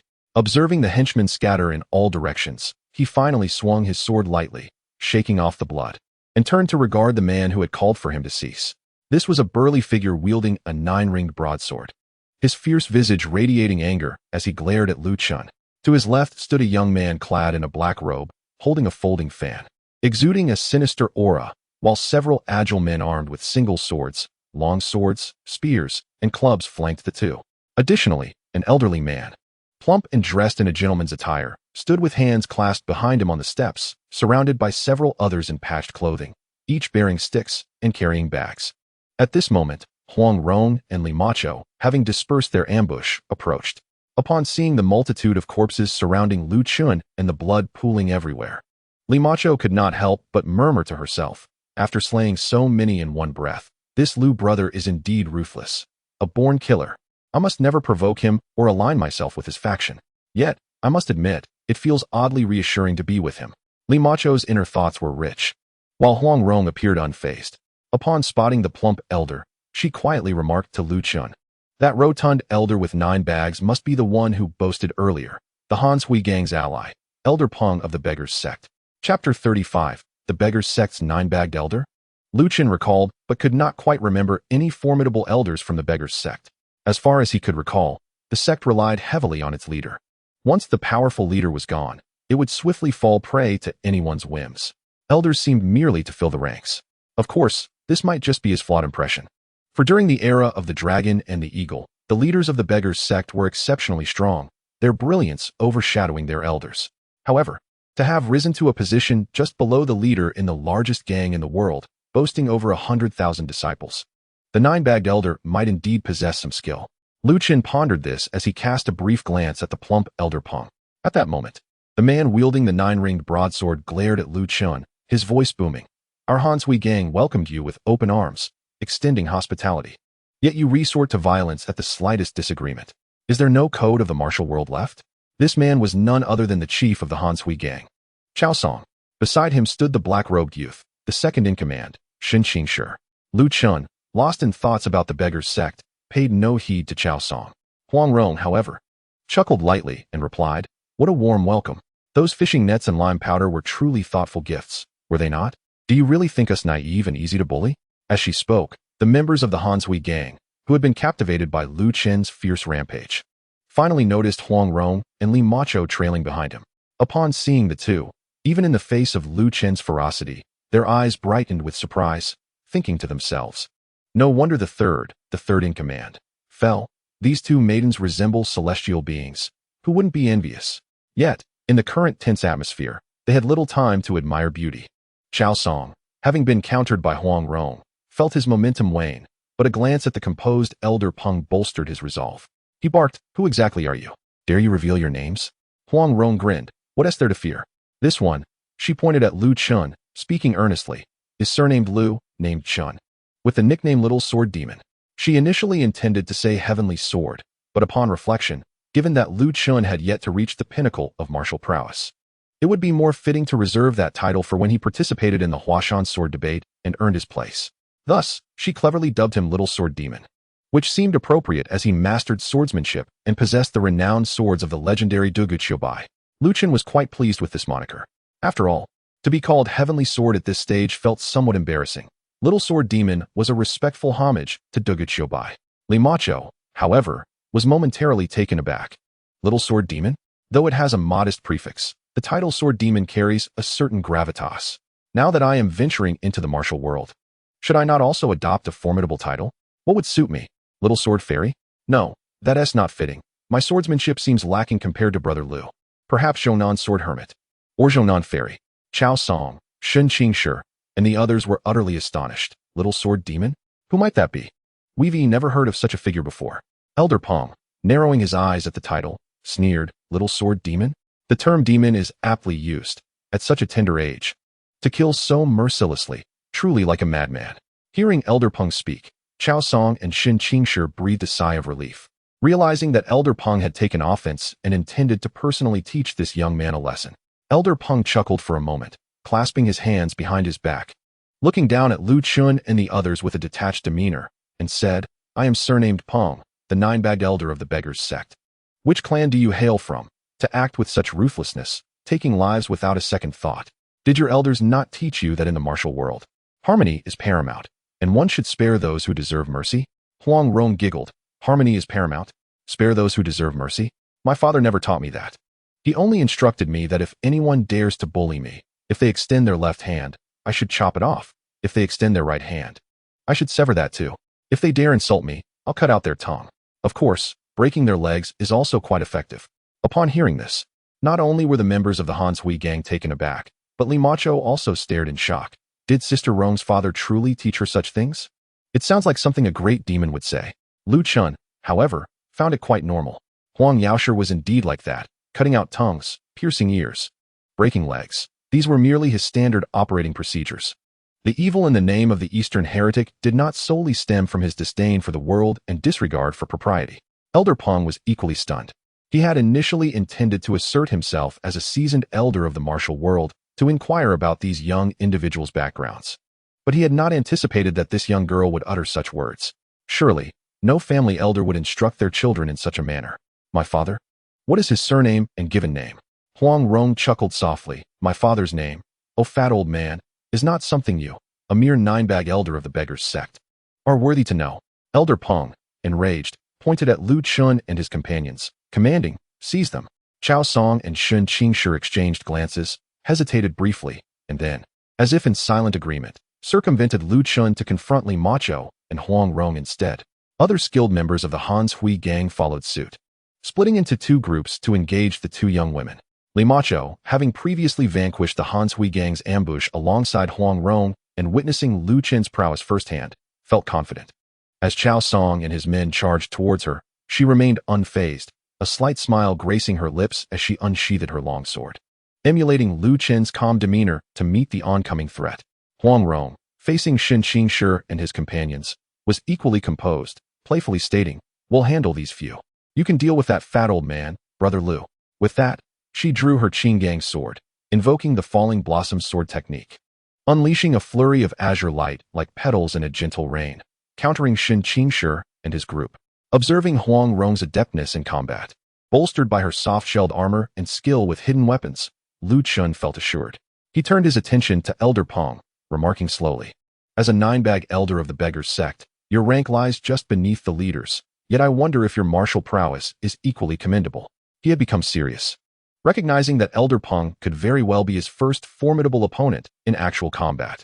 The formidable elder's martial skills were likely far superior to those of Su Wu or Zhang Yong, perhaps even reaching the level of a master. Such a powerful adversary warranted utmost caution. Elder Peng's small, piercing eyes glinted with an icy light as he sneered. "You young ones are unaware of your own insignificance. Today, I shall teach you that there are always greater forces beyond your comprehension." With that, he launched himself into the air, his corpulent form soaring over a yard high, akin to a descending tiger, before crashing down towards Chen with outstretched palms, ready to strike. Indeed, Elder Peng was a skilled fighter. His airborne assault was ferocious, the wind from his palms striking Chen with such intensity that it momentarily stifled his breath. Within the depths of Elder Peng's scrutinizing gaze lay a strange, shimmering light. The elder's secret technique, known as the heart-dazzling art, could induce a state of confusion merely through eye contact. When paired with gestures and speech, it could even render an opponent unconscious. However, in the heat of the moment, with no time for subtle manipulation, Elder Peng believed that simply locking eyes with Chen would be sufficient to daze him, allowing his powerful strike to land unopposed. Yet, Chen, fully alert and serious, suspected that Elder Peng might be overestimating his own abilities. "Do you think your martial skills can easily overwhelm me? Is your technique akin to the flying dragon of the 18 dragon-subduing palms? Can your agility allow you to defy gravity like a soaring eagle?" Elder Peng's audacity to leap into battle seemed like an attempt to showcase his prowess. However, as a seasoned veteran of the martial world, he should have known that the best approach is often to remain grounded. Disappointed, Chen simply took a small step aside, evading the elder's overwhelming attack, while his sword arm transformed into a blurred afterimage, thrusting forward with a whispering rush straight at Elder Peng's heart. Elder Peng's heart-dazzling art proved ineffective against Chen, who possessed a will fortified by the sword intent of the exquisite sword. He remained blissfully unaware of the elder's underhanded tactics, only observing the gleam in Elder Peng's small eyes. Chapter 36. I respect Hong Qigong. Elder Peng was taken aback, utterly astonished that his secret technique had failed. In a panic, he attempted to modify his attack, bringing his palms inward in a last-ditch effort to trap Chen's sword. His swift reaction was commendable, befitting a master. Yet, executing such a desperate maneuver was clumsy. Chen surmised that this rotund elder, who resembled a pampered wealthy man, had likely not engaged in life-and-death battles for quite some time, given his elevated status and the multitude of disciples at his command. Today, he had likely underestimated Chen, relying on his reputation to intimidate a younger opponent. With this thought in mind, Chen merely adjusted his wrist, rotating his sword from a vertical to a horizontal position. Consequently, Elder Peng's palms, aimed at the center to strike the blade, crashed heavily against the sword's edge. The sound of metal meeting flesh rang out sharply as Elder Peng's formidable strength shattered the blade. However, the cost was grave. His hands, having struck the sword's edge, were brutally injured, leaving him with naught but stumps and a solitary thumb. Blood gushed forth as his severed hands and the broken sword flew away, and he let out a tormented cry. "Ah, my hands!" Even as he fell, the pain from his severed limbs disrupted his internal energy, causing him to lose control mid-flight. What began as a fierce descent transformed into a disordered crash. Chen cast a regretful glance at the broken sword in his hand. This was the first sword he had ever owned, a gift from Rong, through which he had passed Huang Yaoshi's test and achieved his first kill, imbued with significant sentimental value. With a soft sigh, he sidestepped to avoid the plummeting form of Elder Peng. Thud! The elder crashed to the ground, disoriented and losing a front tooth in the process. "Master!" The disciples of the Clean Garment sect, who had previously surrounded Elder Peng, were taken aback. They had never anticipated that the imposing figure of Elder Peng would so quickly find himself in such a wretched state, his hands utterly ruined. Meanwhile, Chao Song, Shen Qingshi, and the others, who had only recently engaged with Huang Rong and Li Macho, were equally astonished. They had viewed Elder Peng as their formidable ally, yet here he was, already defeated. How could the esteemed 9-bag elder of the world's largest gang, with over 100,000 disciples, be so easily vanquished? The disparity in their expectations and reality left them stunned and disorganized. Seizing the opportunity, Huang Rong unleashed a relentless barrage of attacks with her Qinggang sword. Utilizing the techniques of the Maiden, Falling Blossom, and Jade Flute, swiftly dispatching 3 skilled members of the Han Sui gang. Shen Qingshi, caught off guard, dropped his sword and fan, retreating in agony. Huang Rong, fueled by her momentum, pursued relentlessly. Shen Qingshi hastily flicked his sleeve, sending a barrage of iron spikes toward her. Yet, with a flourish of her Qinggang sword, she created a dazzling display of azure light, deflecting the incoming projectiles effortlessly. With a quick flick of her fingers, she launched a copper coin that struck Shen Qingshi squarely in the knee. Shen Qingshi let out a pained cry, staggering backward before collapsing to the ground. Yet, before he could hit the earth, Huang Rong swiftly darted past him, the tip of her sword gliding lightly across his neck, leaving behind a crimson trail. While Huang Rong seized the moment to secure an effortless victory, on another front, Li Macho was rapidly evolving in her combat prowess. Previously at the inn, she had struggled against a few lackeys, her rhythm disrupted by their desperate attacks. Now, however, she adeptly leveraged the agility and swordsmanship of the ancient Tomb sect, skillfully pressuring the leader of the Han Sui gang, Chao Song, alongside 3 of his formidable subordinates. Simultaneously, she recognized the limitations within her sword technique, understanding that the ancient Tomb swordplay lacked lethality. Thus, wielding her sword in her right hand while launching silver needles with her left, she unleashed a barrage that proved impossible to defend against. The 3 skilled fighters from the Han Sui gang were first blinded, before she effortlessly finished them off with her sword. Following this, the leader Chao Song was struck in the left eye with a needle, howling in agony as he raised his hand to cover his eye. Just as his fingers pressed against it, Li Macho delivered a swift strike that pierced his throat. "I have taken a life." As she gazed down at Chao Song and his companions, who lay bleeding at her feet, Li Macho felt a dryness in her throat and a tremor in her hands. Earlier, when she and Huang Rong had dismantled the ambush, although the flying needles had incapacitated many of the Han Sui gang members, she had not actually killed anyone.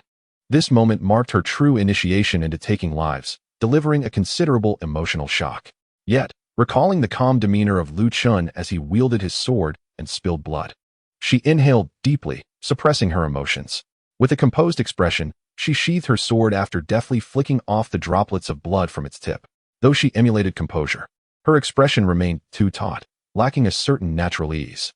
The surrounding members of the Han Sui gang, witnessing Elder Peng's collapse, along with the deaths of the 2 leaders and several skilled fighters, dared not linger any longer and hastily fled in chaos.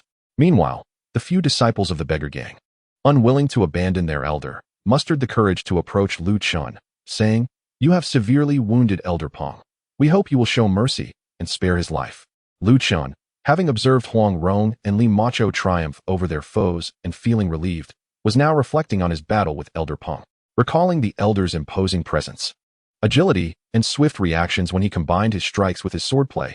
Lu Chun mused that had Peng not been so flamboyant in his approach, but instead grounded and serious, perhaps wielding a weapon he was proficient with, he could have posed a credible challenge.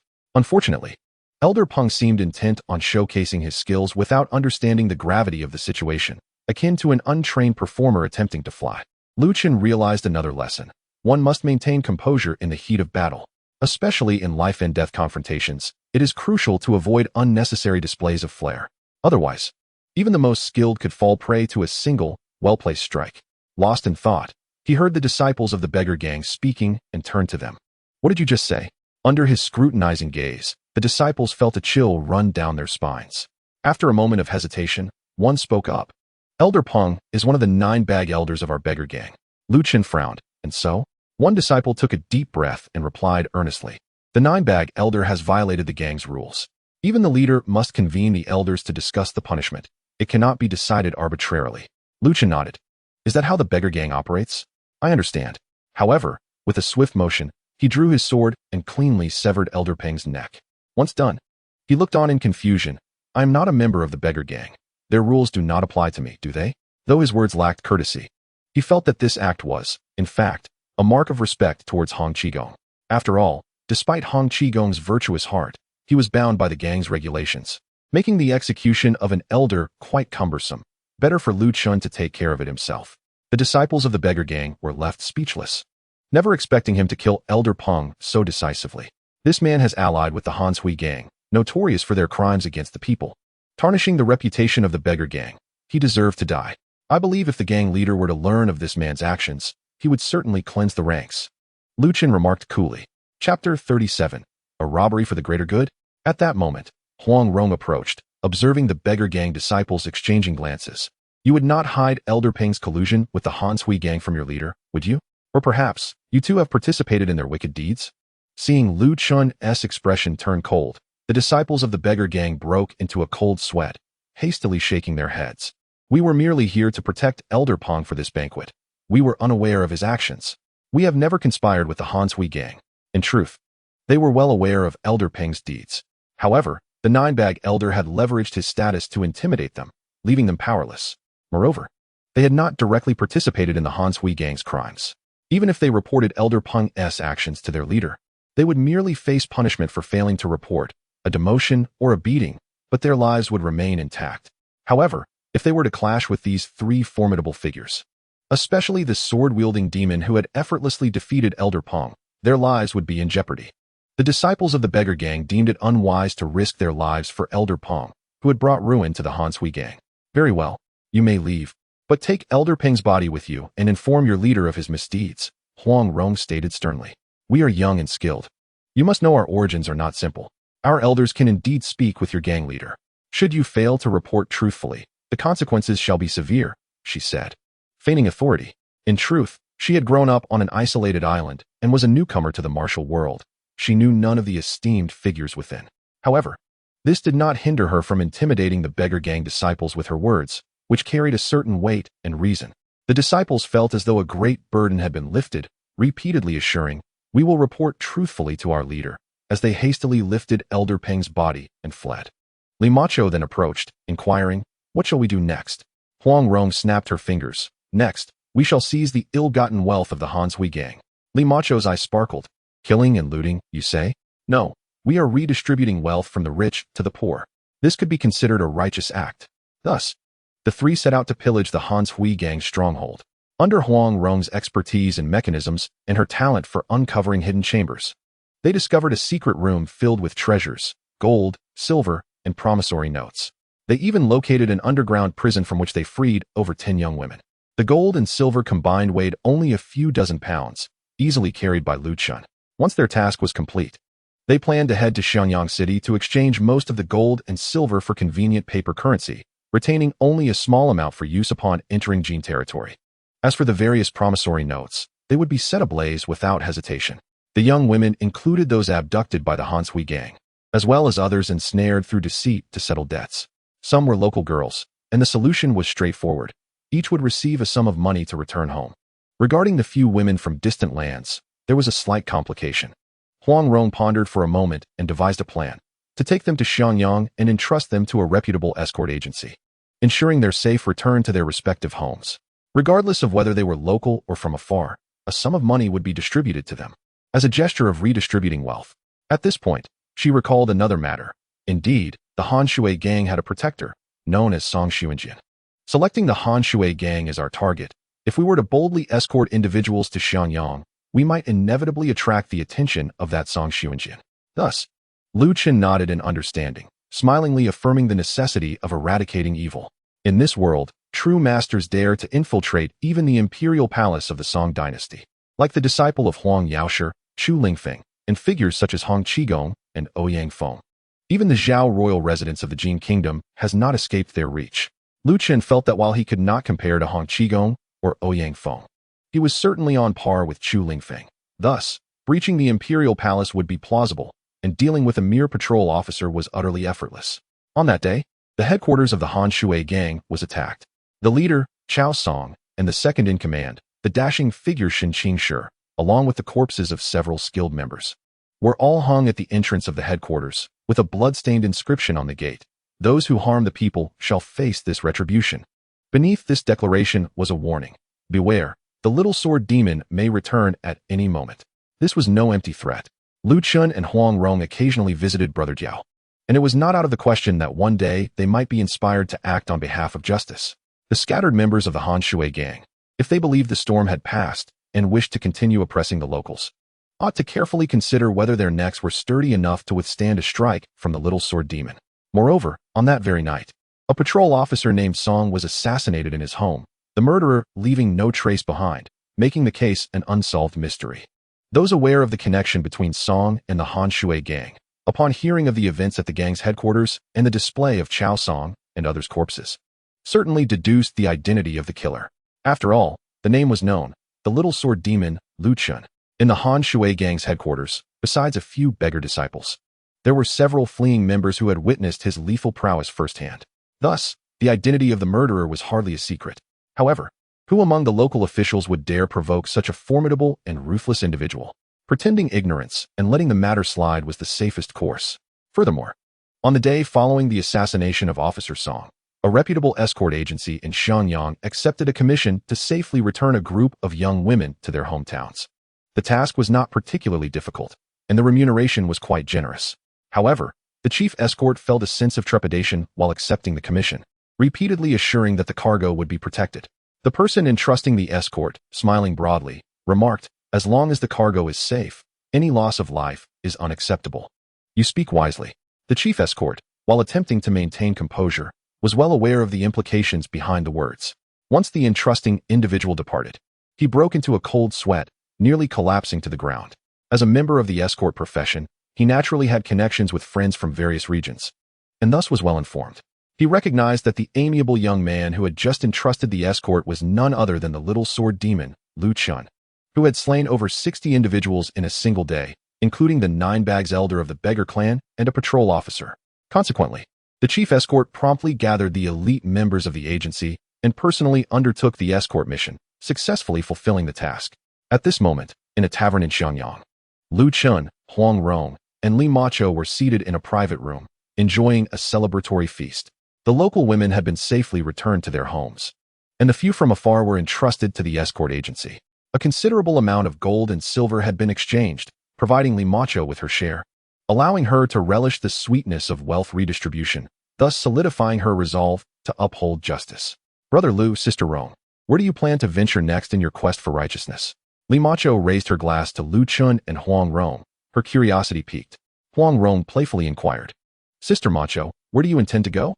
Initially, Li Macho had intended to travel south to Dali, renowned for its eternal spring and splendid tea blossoms. However, she had changed her mind, wishing to accompany Chen and Huang Rong in their adventures. With eager anticipation, she gazed at them. "May I join you on your journey?" Upon hearing Li Macho's proposal and seeing her hopeful expression, Huang Rong initially thought to decline. Although Li Macho was entertaining and had collaborated well during their dealings with the Han Shui gang, she felt that a trio might be somewhat cramped. However, upon reconsideration, she recognized Li Macho's exceptional lightness of foot and swordsmanship. Perhaps her skills could be of great benefit to Chen, who sought to amass a wealth of sword techniques. With a bright smile, she replied, "Very well. Sister Macho may accompany us." Li Macho was instantly elated, raising her cup to Chen and Huang Rong, and without hesitation, downed it in one swift motion. After the quick drink, a faint blush adorned her porcelain-like cheeks. Observing her joyous demeanor, Chen couldn't help but feel a mix of intrigue. To traverse the realm alongside the future infamous Scarlet Serpent would be an adventure indeed.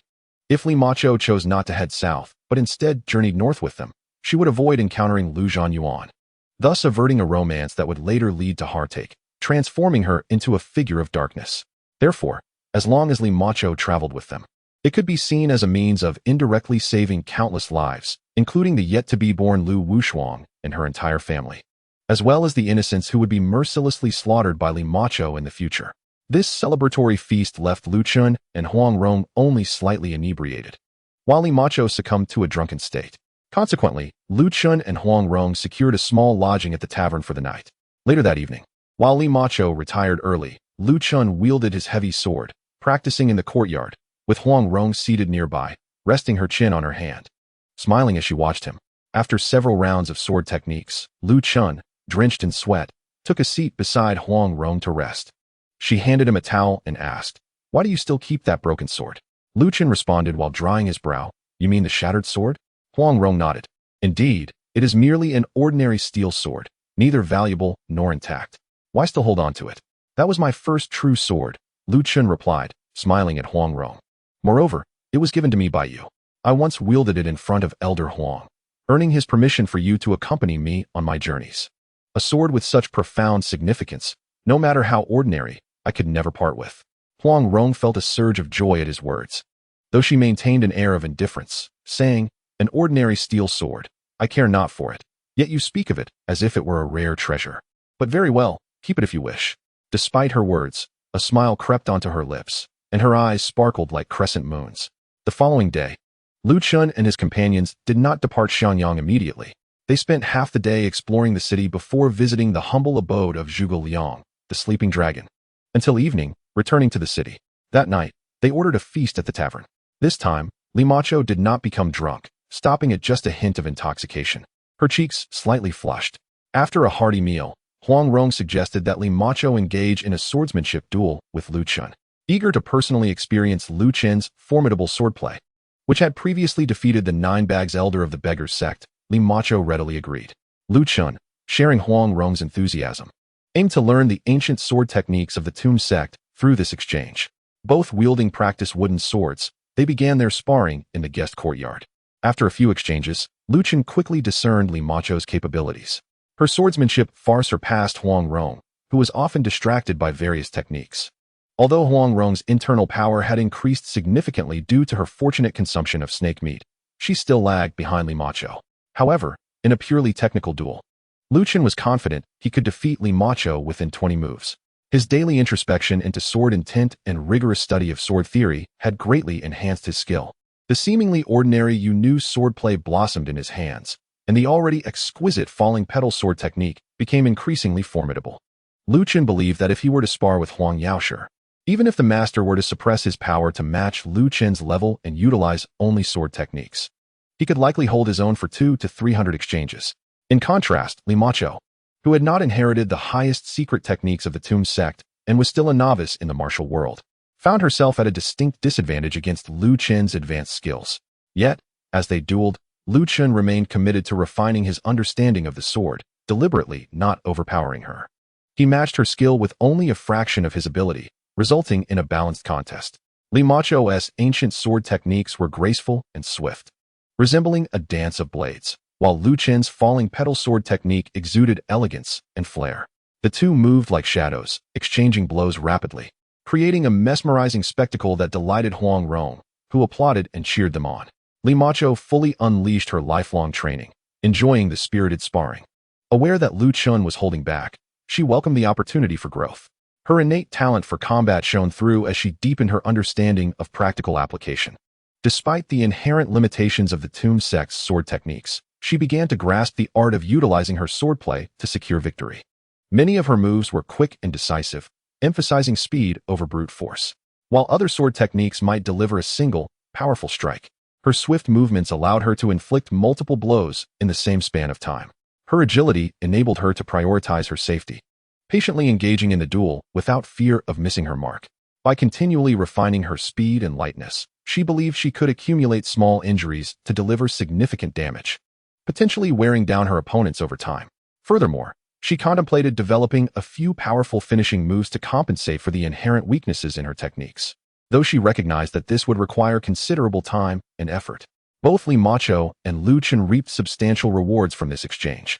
The duel confirmed Chen's previous speculations following the mastery of the heavy sword technique. With his deep understanding of sword intent and principles, he could discern the subtleties of various sword techniques and grasp their essence, even without a formal understanding of swordsmanship. Simply observing techniques and feeling the force during their clashes provided enough feedback for him to gradually reverse engineer and deduce the underlying principles. However, this approach demanded considerable time. The more intricate the sword technique, the more challenging it became to decode it purely through observation and force analysis. Techniques as complex and variable as those from the Tomb sect would require not just 1 or 2 exchanges, but perhaps 100 or more to truly comprehend. Of course, Chen acknowledged that his current grasp of sword principles was still insufficiently deep. He believed that as he unlocked further layers of the Zhuxian sword intent and acquired additional sword intents, his understanding would inevitably deepen. He envisioned a day when no matter how profound or intricate any sword technique from the martial world might be, it would lay bare before him, its secrets easily discernible. For now, however, he resolved to engage in earnest sparring and patiently analyze and deduce the techniques at hand. They continued their duel for a couple of hours until Limacho, drenched in sweat and nearing exhaustion, finally called for a halt. "I can't go on.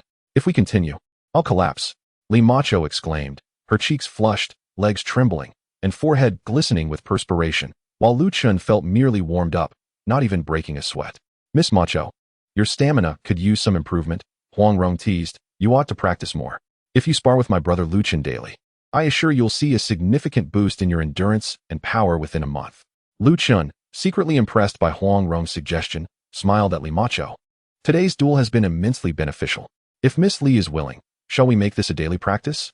Though fatigued, Li Macho felt she had made rapid progress and readily agreed. Absolutely. 2 sessions every day, it's settled. Just as she finished speaking, a deep, resonant male voice echoed. You two youngsters possess commendable skills. I didn't expect to witness such swordplay from the descendants of old friends today. Lu Chen's heart stirred at the sound. Given his current prowess, few could approach him unnoticed. He turned to see a beggar, appearing to be in his 40s, seated on the wall of the courtyard. The beggar had an elongated face, a slight beard, and large hands and feet, dressed in a patched outfit. Holding a green bamboo staff, and carrying a large red gourd on his back, Lu Chen's keen eyes caught sight of the beggar's right index finger, which was severed at the base, leaving only 4 fingers. Recognizing the beggar's red gourd, bamboo staff, and the subtlety of his lightness skill, a resounding name sprang to Lu Chen's mind. The renowned northern beggar, the 9-fingered divine beggar, Hong Qi. Upon recognizing the visitor, Huang Rong knew she was in the presence of a true master. She hurriedly approached Lu Chen, presenting him with the heavy sword, and addressed the beggar with a bright voice. Are you a distinguished master from the beggar's sect? The beggar looked at Huang Rong and chuckled. The little girl's features remind me of an old friend. That young man's swordplay is also quite familiar. What is your surname? Huang Rong cheerfully replied. My name is Huang Rong. May I ask for your esteemed name, senior? The beggar laughed heartily. I am Hong, the leader of the beggar's sect, known as Hong Qi. You may call me Hong Qi, or Seven Master, or even Old Beggar if you prefer. Seven Master, Huang Rong sweetly called, formally greeting. I am Huang Rong, the daughter of the Peach Blossom Island Master. It is an honor to meet you. Lu Chen followed suit, bowing respectfully. I am Lu Chen, paying my respects to Senior Hong. Though he was confident in his future potential, he felt it necessary to show respect to a master of such caliber. After all, Hong Qi was known for his righteous heart and disdain for evil, truly deserving of respect. Hong Qi Gong chuckled. Is it true that you are indeed the daughter of Huang Laoxia? Young Luzi possesses the lightness of foot akin to that of Peach Blossom Island and wields the falling petal swordplay, reaching a proficiency comparable to the young Huang Laoxia. Could he be a disciple of Huang Laoxia? Huang Rong pouted. Why do you call my father Huang Laoxia? It sounds so unpleasant. Hong Qi Gong laughed. Your father is Dong Xia? While Old Beggar is Bei Gai, alongside Shi Du and Nan Di, they are collectively known as the 5 Absolutes. Old Beggar is an old acquaintance of your father. What harm is there in calling him Huang Laoxia? Huang Rong was taken aback. Though she was aware of the title of the 5 Absolutes and its implication of unparalleled martial prowess, her father often remarked that the martial world was rife with misdeeds and scarce in virtue, advising her that listening to such matters was of no benefit. Thus, he had never elaborated on the specifics of the 5 Absolutes. Consequently, she was unaware of the identities of the other 4 masters who stood alongside her father. Was this beggar leader truly one of the 5 Absolutes, a master of the same caliber as her father? Huang Rong felt a twinge of anxiety. Unbeknownst to her, Hong Qi Gong's temperament was unpredictable, and she had no idea if his visit was related to the matter of Elder Peng, seeking trouble with Lu Chen. Therefore, she quickly invoked her father's name. Lu Chen is my father's most cherished disciple, and my father personally taught him the swordplay. Realizing they were old acquaintances and both part of the illustrious 5 Absolutes, she hoped that Hong Qi Gong would not take advantage of his seniority to bully the younger. Hong Qi Gong replied, so he is Huang Laoxia's disciple. No wonder he bears the rather sinister nickname of Little Sword Demon. Huang Yaoshi, known for his unorthodox ways, was proud and disdainful of propriety. It seemed quite normal for his disciple to possess a hint of wickedness. Huang Rong giggled. I gave him that nickname just for fun. I did not mean to offend you. 7 Gong. I wonder what wisdom you have to impart upon us today. Impart wisdom?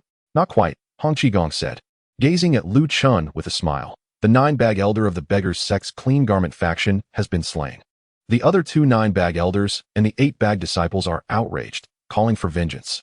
Old Beggar received word and came to investigate the situation, as well as to gauge the prowess of the Little Sword Demon. As he finished speaking, Hong Qi Gong suddenly leaped into the air, soaring above Lu Chen, casting a shadow downwards as he aimed a palm strike. In high-stakes combat, one should not lightly leave the ground. But Hong Qigong's martial arts were so superior that he could strike as he pleased, employing techniques that naturally involved soaring through the air. The 18 dragon subduing palms. A technique of soaring dragons. There was no dragon's roar, nor did a dragon's form appear. Yet, as his palm descended, Chen felt the atmosphere above him tremble violently. A heavy pressure descending upon him, enveloping him entirely. It not only stifled his breath, but also bore down upon him, creating an overwhelming sensation of being burdened, making movement exceedingly difficult.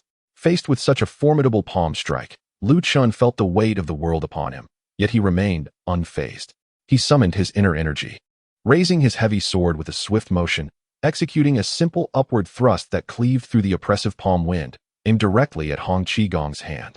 This strike was executed with remarkable speed. The 81-pound sword flew forth, its thrust barely inferior to that of a much lighter steel sword. However, it posed no real threat to Hong Qigong. Perceiving the immense weight of the sword and its extraordinary power, Hong Qigong swiftly adjusted his approach. Instead of a direct downward strike, he executed a graceful arc with his palm, landing gently upon the sword's blade. This seemingly gentle touch produced a resounding clash akin to the ringing of a great bell. Not only did his palm deflect the heavy sword, but the force transmitted back through the sword to Chen's hand caused a painful jolt, numbing his fingers and nearly making him lose grip on the hilt. However, Chen's current cultivation was refined and robust. He possessed formidable strength and managed to withstand the shock, firmly gripping the sword. With a swift movement, he pivoted, using the momentum to spin rapidly. As he spun, his heavy sword followed suit, creating a fierce wind as it slashed once more toward Hong Qigong. Suspended in midair, Hong Qigong found himself lacking a solid point of leverage. Although he had deflected the sword, the force of the strike momentarily stalled his descent, allowing Chen to exploit the brief opening created as the sword's momentum surged back. Previously, his palm strike had only been executed with 60% of his full strength.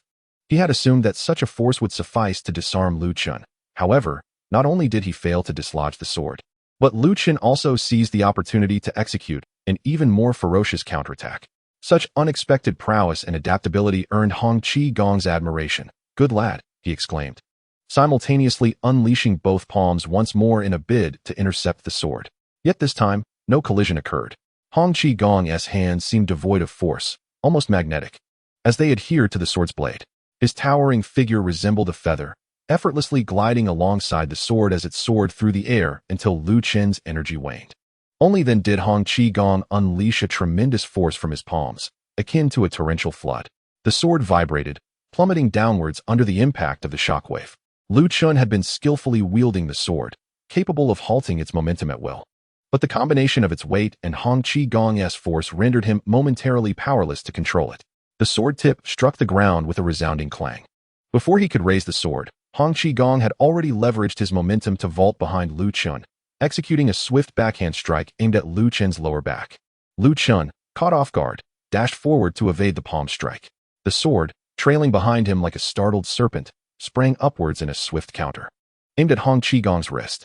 Hong Qigong laughed heartily, twisting his wrist to release a burst of energy that struck the sword's tip. With a resounding clang, Chen stumbled forward, nearly losing his balance before managing to steady himself and pivot to face Hong Qigong once more. However, Hong Qigong did not pursue him. He merely shook his reddened palm and inhaled sharply. "Young lad, you possess commendable skill and adaptability. This heavy sword has some merit." My palm stung from the impact. He had engaged in 3 exchanges with Chen's sword, each time gaining the upper hand. Yet the sensation of striking against the iron was no small matter. It was only due to his status as a master of the 5 absolutes. Having dedicated his life to mastering the formidable 18 dragon-subduing palms, that his hands remained resilient. Otherwise, a mere collision with iron could have resulted in injury. The younger generation merely relies on the advantage of their weapon, fortunate to have faced a few exchanges with you. "Senior Hong, thank you for your restraint," Chen said, cupping his hands in gratitude. He understood that although Hong Qigong had employed the 18 dragon-subduing palms, he had not fought with full seriousness. In this world, the disparity in strength among martial experts was stark. If the combat power of the 5 absolutes was rated at 100, then Qiu Qianren would score 95, while the first-rate masters below them would barely reach 50 or 60. Such a monumental disparity meant that a 5 absolute master could easily dominate anyone beneath their level in one-on-one encounters. Although Chen has mastered the art of the heavy sword, the weather conditions have deprived him of the opportunity to practice beneath the waterfall. Consequently, his proficiency in this technique pales in comparison to Yang Guo, who risked his life training under the waterfall. Lu Chen's martial arts skills are still inferior to Yang Guo's. After all, Yang Guo slept on the cold jade bed in the ancient tomb every night, which allowed him to enhance his internal power even in slumber.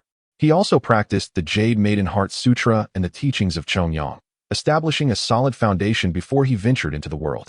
After enduring numerous trials in the martial realm, his prowess had already reached a first-rate level before he lost his arm.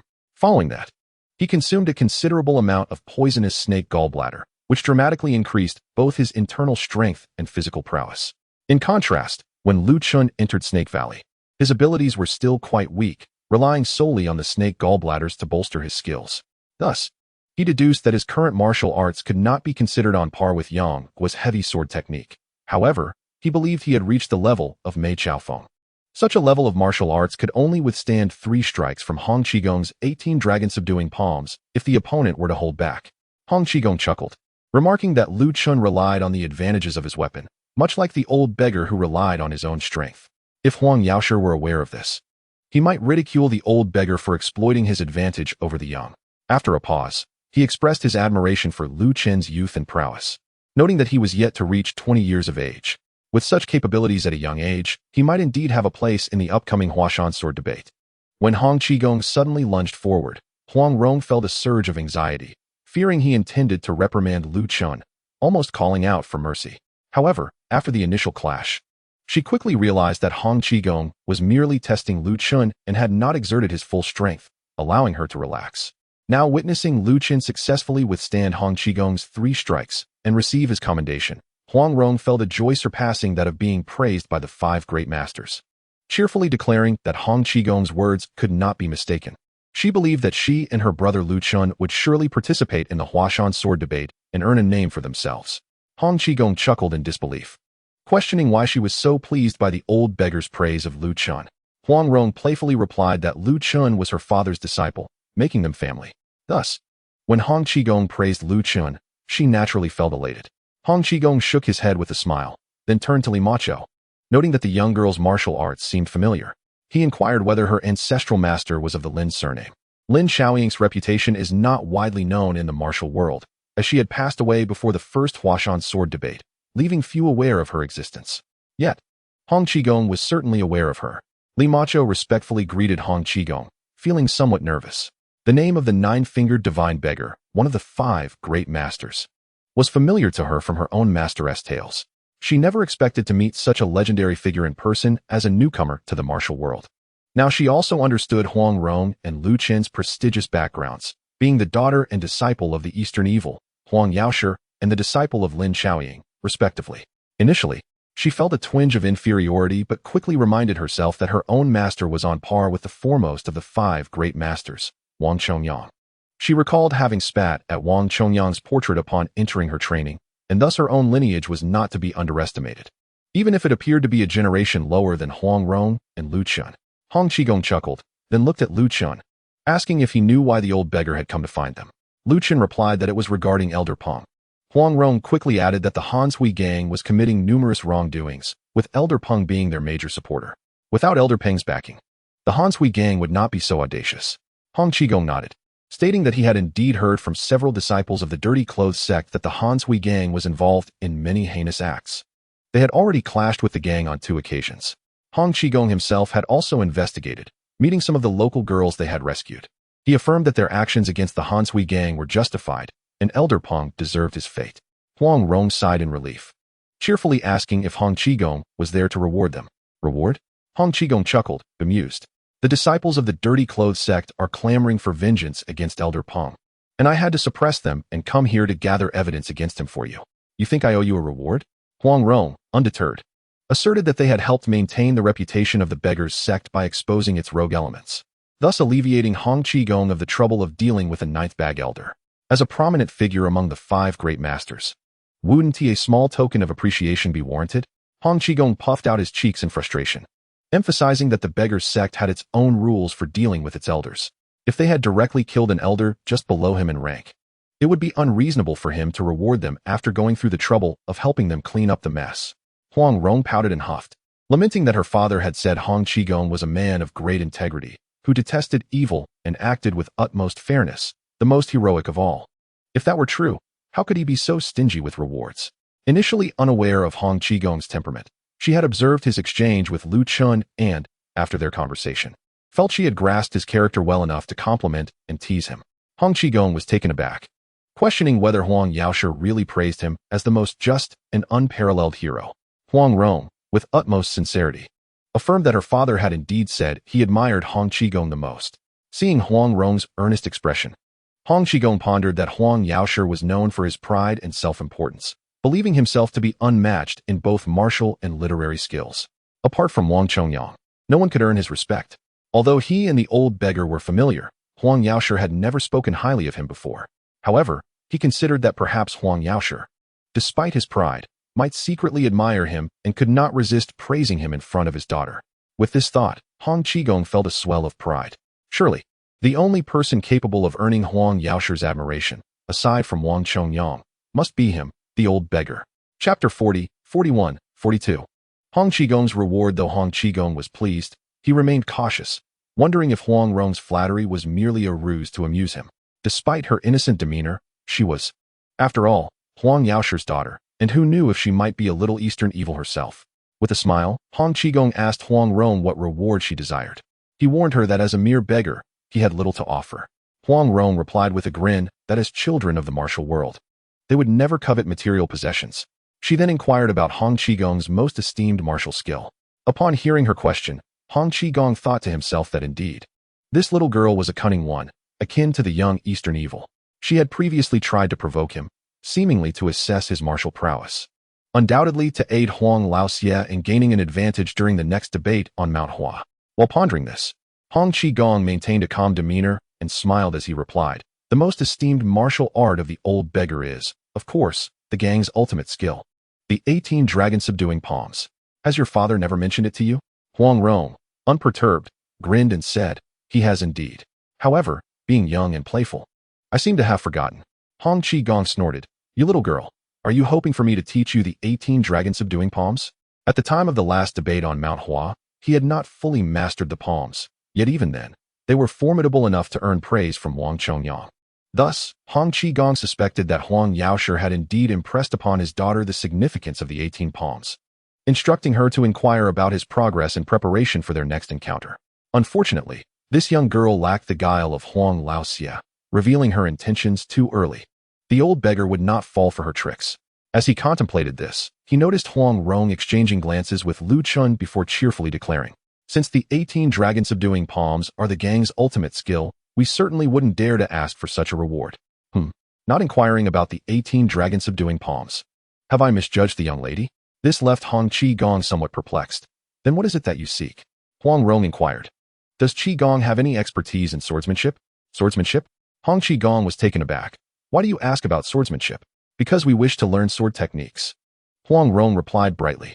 Since Qigong has participated in the debate on Mount Hua and earned the title of Northern Beggar among the 5 experts, I presume your swordsmanship must be quite impressive.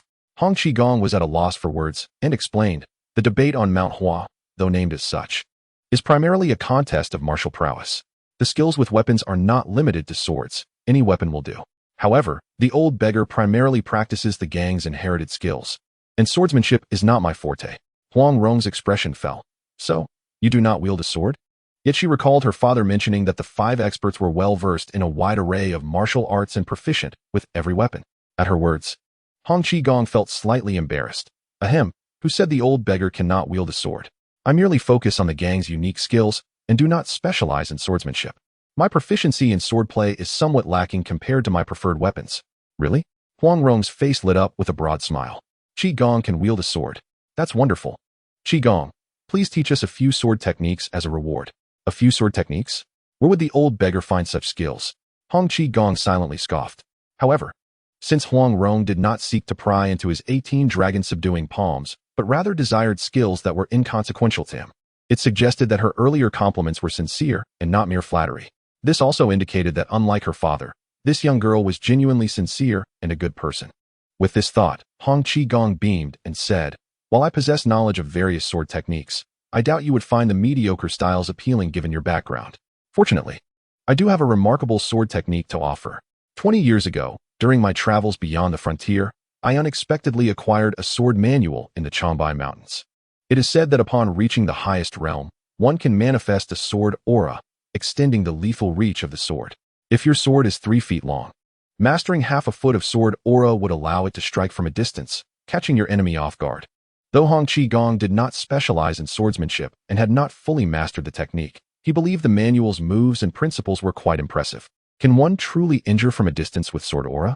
Huang Rong's eyes sparkled. This swordsmanship sounded rather formidable. Chen shared her sentiment. Realizing that in the age of the legend of the Condor Heroes, few martial arts could truly inflict harm from afar. Among the martial arts of Peach Blossom Island, only the sky-splitting palm focused on distant strikes, regarded as one of Huang Yaoshi's renowned skills.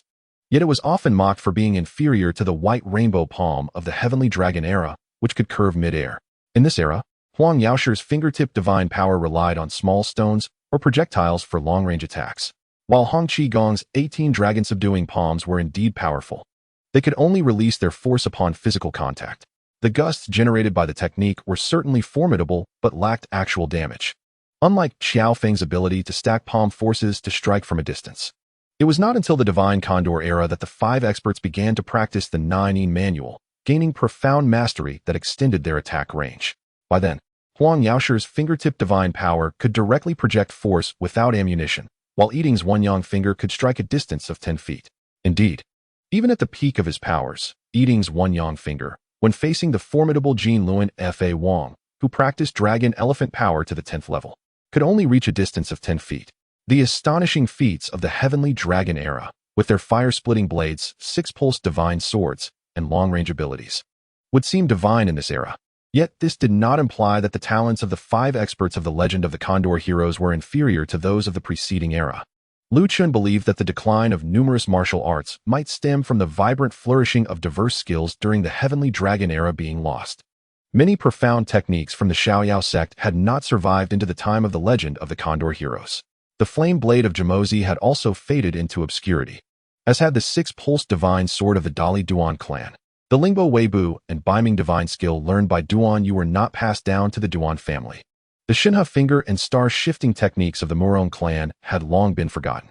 Techniques such as the dragon seizing skill and crane controlling skill, which allowed for distant retrieval, had also been lost to time. Perhaps the rise of the Jin kingdom and the ensuing turmoil of conquest led to the disappearance of numerous skills? Or was it due to the notorious Dugu Qiubai who had eliminated too many practitioners? Regardless, Chen found himself deeply intrigued by the sword technique Hong Qigong spoke of. Yet he felt a sense of déjà vu. As the keywords Changbai Mountain and sword aura rang a bell. Gradually, he recalled a figure from the Heavenly Dragon era, a certain Zhuo Bufan, the sword god. Although Zhuo Bufan had little narrative presence and his achievements were modest, his reputed sword aura sparked discussions in his previous life, making him memorable. Could it be that the sword manual acquired by Hong Qigong in the Changbai Mountains was the very technique practiced by the sword god Zhuo Bufan? Would a sword manual truly endure through the ages? Or perhaps it was inscribed upon stone. Ultimately, the origins of the sword technique mattered little. What was significant was that Hong Qigong deemed it quite commendable, although not particularly adept at swordsmanship. His encounters with masters like Huang Yaoshi and Wang Chongyang during the debate on Mount Hua had certainly sharpened his discernment regarding the strength of sword techniques. At present, Chen exchanged a glance with Huang Rong and nodded slightly at her. Huang Rong immediately decided, "Master Hong, we shall learn this sword technique." Master Hong Qigong laughed and replied, "Very well, I shall teach you this swordplay."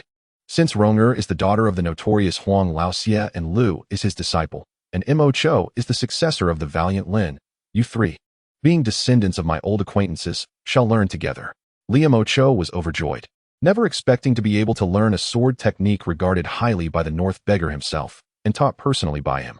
The benefits of this opportunity far outweighed the tedious practice of following a sword manual. With his profound martial arts expertise, a few casual pointers would be immensely beneficial to her. Overcome with joy, she gratefully glanced at Huang Rong and Chen, then hurriedly expressed her thanks to Hong Qigong with a bow. However, the hour was already late. So Hong Qigong merely demonstrated a few sword moves and footwork with a practiced wooden sword, giving the 3 a rough impression. He promised to return the next morning to meticulously break down the moves for them, and teach them the techniques for channeling their internal energy. With that, he departed gracefully. After his departure, Liu Chao's cheeks flushed as if intoxicated, and she excitedly thanked Huang Rong and Lu Chen repeatedly. Sister Rong, Brother Lu, I owe you my gratitude for this opportunity. Lu Chen smiled and said, Miss Li, you are too modest. Our meeting in the martial world is fate, and we have fought side by side against evil forces, so we are already friends. Huang Rong chimed in, indeed. Moreover, Master Qi Gong included Sister Mo Cho because her ancestor had a past connection with him. She was curious about Li Mo Chao's ancestor, Lin, who must have been a formidable heroine to have had such ties with Master Qi Gong. That night, as Lu Chen lay in bed, he mentally reviewed the sword techniques he had mastered and those he was about to acquire. He had already unlocked the first level of the new sword technique and achieved one of the prerequisites for the second level by mastering both the falling petals sword technique and the heavy sword technique. The third level required 4 sword techniques. Master Hong Qi Gong would soon teach him one, and he could gradually figure out Li Mo Chao's technique, thus fulfilling 2 of the requirements. A visit to the Shaolin Temple's scripture repository might also yield 1 or 2 techniques, and with some luck, he could unlock the third level. However, merely gathering the sword techniques was insufficient. He had yet to fully master the first level, which was one of the prerequisites for the second level. But there was no rush. He was making progress in understanding the first level, and at this rate, he might be able to master it within 6 months. At that point, he could unlock the second level directly. Lost in thought about martial arts, Lu Chen intended to rest, but found himself unable to shake thoughts of Ronger. With Li Mo Chao's presence over the past few days, there had been fewer opportunities for intimacy between him and Ronger, although their prior closeness had been quite reserved, mostly hand-holding and playful chasing. Nevertheless, he reassured himself that he was doing a good deed by rescuing a wayward girl from darkness, indirectly saving more people in the process. After all, Ronger was still young, and there would be plenty of time ahead. Meanwhile, Huang Rong was tossing and turning in her own bed, unable to sleep. In the past few nights, Lu Chen had told her stories, sung songs, and shared tales of the fairy realm. But now, with Li Mo Cho present, discussing the fairy realm was inconvenient, and engaging in storytelling or singing felt awkward. She wished to playfully chase Lu Chen again, but it felt inappropriate in front of Li Mo Cho. Sighing, she realized that traveling in a trio brought many inconveniences. Pouting slightly, she soon cheered herself up, thinking, but these are trifles. The important thing is to help Lu Chen understand the swordplay. In the future, I will take him to Peach Blossom Island, and then to the fairy realm. We will have ample time to enjoy ourselves together. Imagining the future adventures with Lu Chen on Peach Blossom Island, sailing on a grand cruise to the fairy realm, riding trains, planes, battleships, and even spaceships to the moon, Huang Rong's pink lips curved into a smile, and her eyes sparkled with anticipation. The idea of traveling by battleship and spaceship to the moon was her own whimsical addition. Lu Chen had never dared to make such promises. The next morning, as promised, Hong Qi Gong arrived to begin teaching the sword techniques to Lu Chen and the others. Master Hong, what is the name of this sword technique? They inquired. Well, I truly do not know. The sword manual is engraved on the stone wall of a cave in Changbai Mountain, but it bears no name. You may call it the Nameless Sword Technique or the Changbai Sword Technique if you wish. Both names sound rather unappealing, Lu Chen's sister chimed in. What do you think we should call it, Brother Lu? How about the White Rainbow Sword Technique? Excellent. Let us name it the White Rainbow Sword Technique then. Master Hong, do you have any objections? You little girl, you've already named it. What objection could I possibly have? After all, it is a nameless sword manual, so feel free to call it whatever you wish. Thus, the Nameless Sword Technique, believed to be practiced by the legendary sword master Zhuo Bufan during the Heavenly Dragon era, became officially known as the White Rainbow Sword Technique. In terms of technique, the White Rainbow Sword Technique was not as ethereal or intricate as the Falling Petals Sword Technique or the Ancient Tomb Sword Technique. However, when wielded, the sword's brilliance was dazzling, swift as lightning, fierce and aggressive, with more offense than defense. Truly a formidable martial art. Li Mo Cho was quite satisfied with this sword technique, as it perfectly compensated for the weakness of her own swordplay's killing power. Huang Rong approached her studies with a playful attitude, as she already possessed a wealth of family martial arts skills. Other skills, unless they were top-tier classics like the 9 manual, were optional for her to learn. Yet, her innate curiosity and love for novelty compelled her to seize the opportunity to learn new techniques. However, once mastered, she would likely set them aside and not constantly refine them. As for Lu Chen, his focus while learning the sword was so commendable that even Hong Qi Gong praised him, astonished by his innate understanding. He regarded Huang Rong and Li Mo Cho as exceptionally gifted in martial arts, rare talents indeed. Yet Lu Chen's comprehension of swordplay surpassed both, grasping the techniques and inner principles with remarkable clarity. With such exceptional talent, it was no wonder that the discerning Huang Laoxia chose him as his disciple. While Hong Qigong marveled at Lu Chen's extraordinary talent, he remained unaware that prior to unlocking the first level, Lu Chen's understanding could only be described as good, far from exceptional. Previously, Huang Rong had learned the 36 moves of the Yu sword after just one review of the techniques and 2 listens to the breathing methods, enabling her to teach Lu Chen.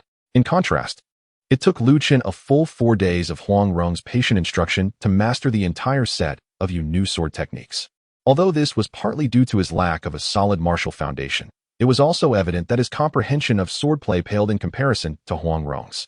Only after unlocking the first level and gaining the imprint of sword intent did he genuinely begin to awaken, with his understanding of the sword path increasing day by day. Even Huang Yaoshe recognized him as a swordsmanship prodigy. Now, he possessed the ability to deconstruct and reverse engineer sword techniques based on the movements and force behind the sword. Moreover, Lu Chen's understanding of the sword path would not stop there. As he continued to unlock the layers of the Zhu Xian sword intent, his comprehension would keep evolving and growing stronger. Chapter 41, 43, 44. Let's go to the ancient tomb to retrieve the Chongyang inscriptions. What is the most delightful aspect of being a teacher? It is nothing short of remarkable how astonishingly perceptive the disciples are, grasping concepts with a mere hint, mastering them effortlessly, and even demonstrating the ability to extrapolate their knowledge. At this moment, Hong Qigong is experiencing an unparalleled joy. In less than an hour, Lu Chen has mastered the entire set of the White Rainbow Sword Technique, wielding it with considerable finesse. Huang Rong and Li Macho have also learned the technique within a single morning. Such prodigious talent has even led Hong Qigong to contemplate taking them under his wing. Alas, these 3 youngsters are already bound by their lineage. One is the daughter of the notorious Huang Yaoshe, another is his devoted disciple, and the last is the granddaughter of the valiant Lin Chaoying, leaving Hong Qigong feeling a profound sense of melancholy. Initially, he intended to impart this sword technique and then depart, but the exceptional gifts of Lu Chen and his companions have made him hesitant to leave. As he pondered, Huang Rong took it upon herself to prepare a grand feast to express her gratitude for Hong Qigong's teachings. He had assumed that, being the young mistress of the Huang family and raised in luxury, she would lack culinary skills. However, long before the dishes were served, the enticing aroma had already whetted his appetite. Once he tasted the food, he was both astonished and delighted. Having experienced the finest cuisine from renowned chefs across the land, including those of the imperial kitchens, he believed he had become impervious to culinary delights. Yet today, the culinary prowess of Huang Rong surpassed even the finest chefs, captivating Hong Qigong to the point of rapture as he savored each dish, ultimately deeming it unparalleled under heaven. Because of Huang Rong's extraordinary cooking, Hong Qigong found himself reluctant to leave and decided to stay on to continue his instruction. Lu Chen's talent lies primarily in swordsmanship, while his proficiency in other martial arts is somewhat lacking. Moreover, the vastness of the sword intent in the extermination sword technique is such that each time he contemplates the essence of the first sword, he gains fresh insights. To unlock more sword intents in the future, he must devote himself entirely to study and exploration, leaving little room for distractions. His attitude towards other martial arts, even the 18 dragon-subduing palms, is merely to dabble without investing significant effort in deepening his understanding. Thus, Hong Qigong's guidance serves more to broaden his horizons and enrich his foundation while providing invaluable sparring experience to enhance his combat skills. Having a companion of such extraordinary caliber is indeed a rare opportunity. In Shaoxing, when Huang Yaoshe had only sparred with Lu Chen a few times, his combat effectiveness had soared, enabling him to defeat a notorious water bandit with numerous lives on his hands in his very first encounter.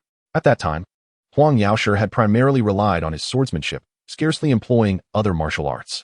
Now, due to Huang Rong's culinary talents, Hong Qigong is even more dedicated in his role as a sparring partner than Huang Yaoshe had been, employing a myriad of weapons and techniques: spear, sword, whip, staff, and various styles of fists and kicks, allowing Lu Chen to witness the profound depth of mastery possessed by a master of the 5 absolutes.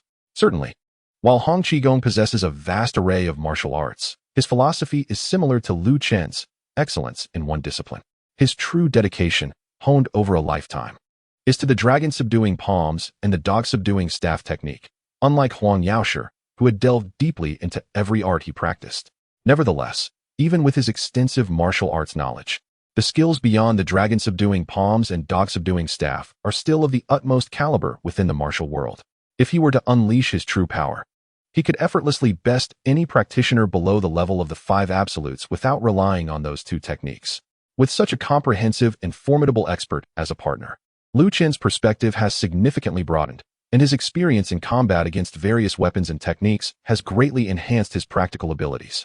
On the seventh day, when Hong Qigong suppressed his power to match Liu Chen's level and engaged him using only his other martial arts without employing the dragon-subduing palms or dog-subduing staff, he found himself unable to subdue Liu Chen within 500 exchanges.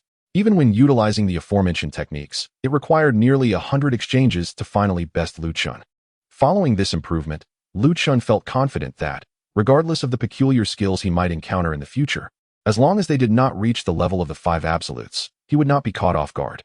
Several days later, after yet another sparring session, Hong Qigong, having suppressed his power and engaged in a fierce exchange of over 150 moves before disarming Liu Chen with the dog-subduing staff, remarked, "In just over 10 days, young Liu has elevated the white rainbow sword technique to an extraordinary level, while the falling petal sword technique has surpassed even the youthful mastery of Huang Yaoshi.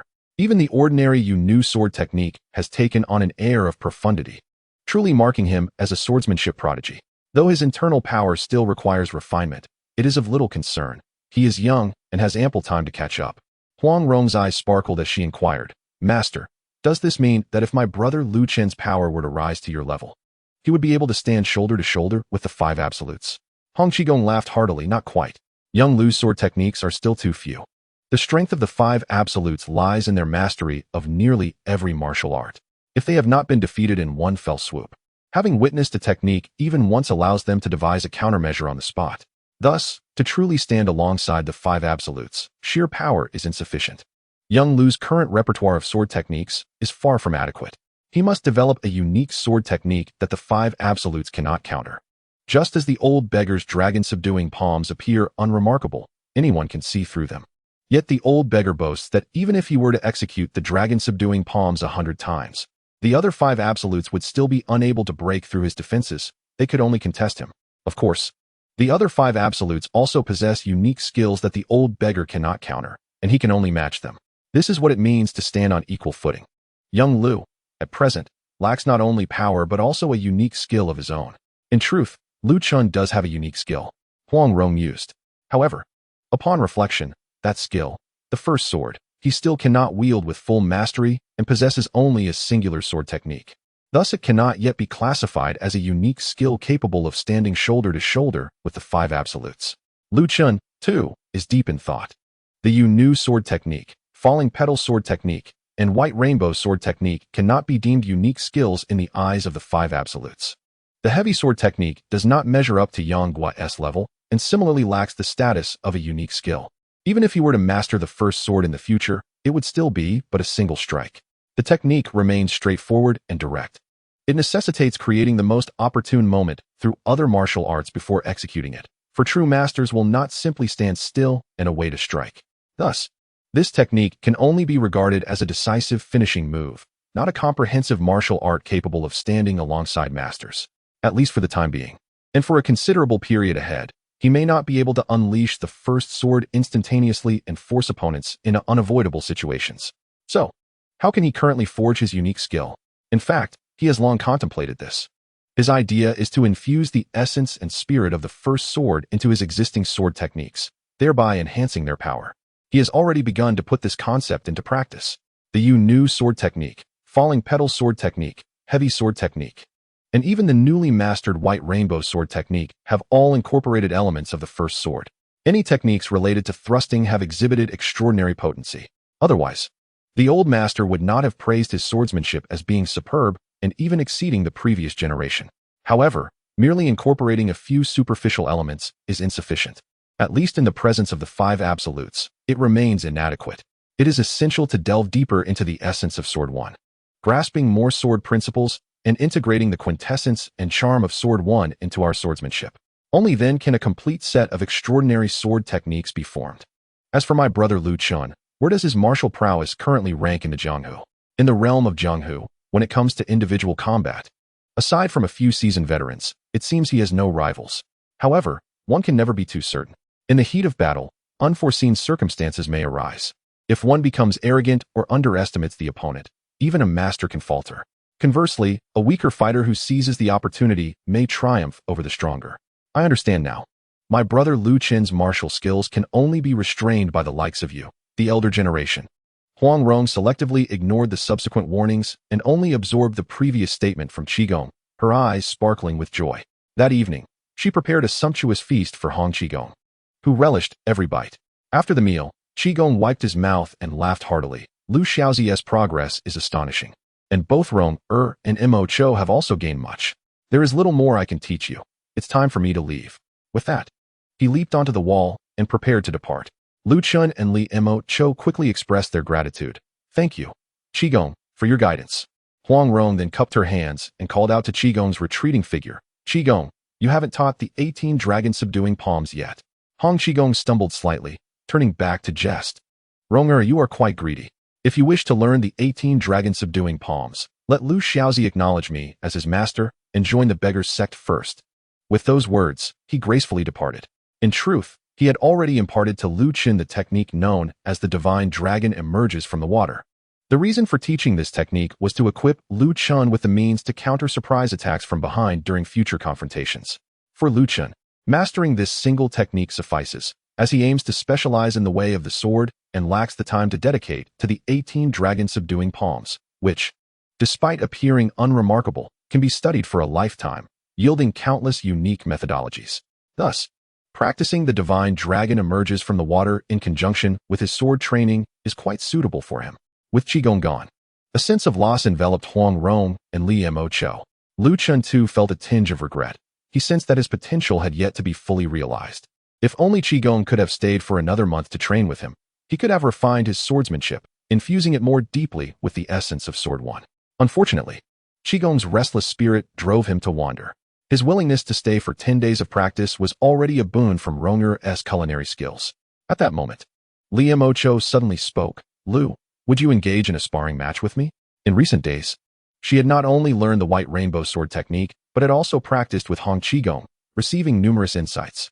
She felt her practical combat skills had greatly improved and wished to gauge the gap between her abilities and Lu Chen's. Lu Chen, having earned Qigong's praise for his swordsmanship, understood that the only ones capable of restraining him in the Jianghu were a handful of seasoned masters. If she could exchange blows with him, even fleetingly, it might indicate her standing in the martial world. Seeing Mo Cho's eager demeanor, Lu Chen did not decline. Picking up a practice wooden sword, with all your might, he inquired. Mo Cho nodded affirmatively. With all my might. Very well. Lu Chen smiled slightly and, without hesitation, thrust his sword forward. The wooden sword, though seemingly innocuous, bore the essence of Sword One, sending a chill through Mo Cho, causing her hair to stand on end, as if she might perish beneath his blade at any moment. Fortunately, she had indeed made substantial progress. In a split second, she deftly parried Lu Chen's thrust, intending to deflect his sword. To her surprise, Lu Chen merely flicked his wrist, pushing her sword down gently, while simultaneously unleashing a powerful force that sent her sword flying. Leaving her defense wide open, Lu Chen seized the opportunity, darting forward to land a swift jab directly at Mo Cho's heart. Although this strike was merely a touch, it did not harm her. Nonetheless, it left her wide-eyed and incredulous. How could she, having made great strides in her martial arts, be defeated in just 2 exchanges by Lu Chen's full effort? Huang Rong comforted her. Sister Mo Cho, do not be disheartened. This time, Lu Chen attacked first, catching you off guard. Let us have another match, and this time, you go first.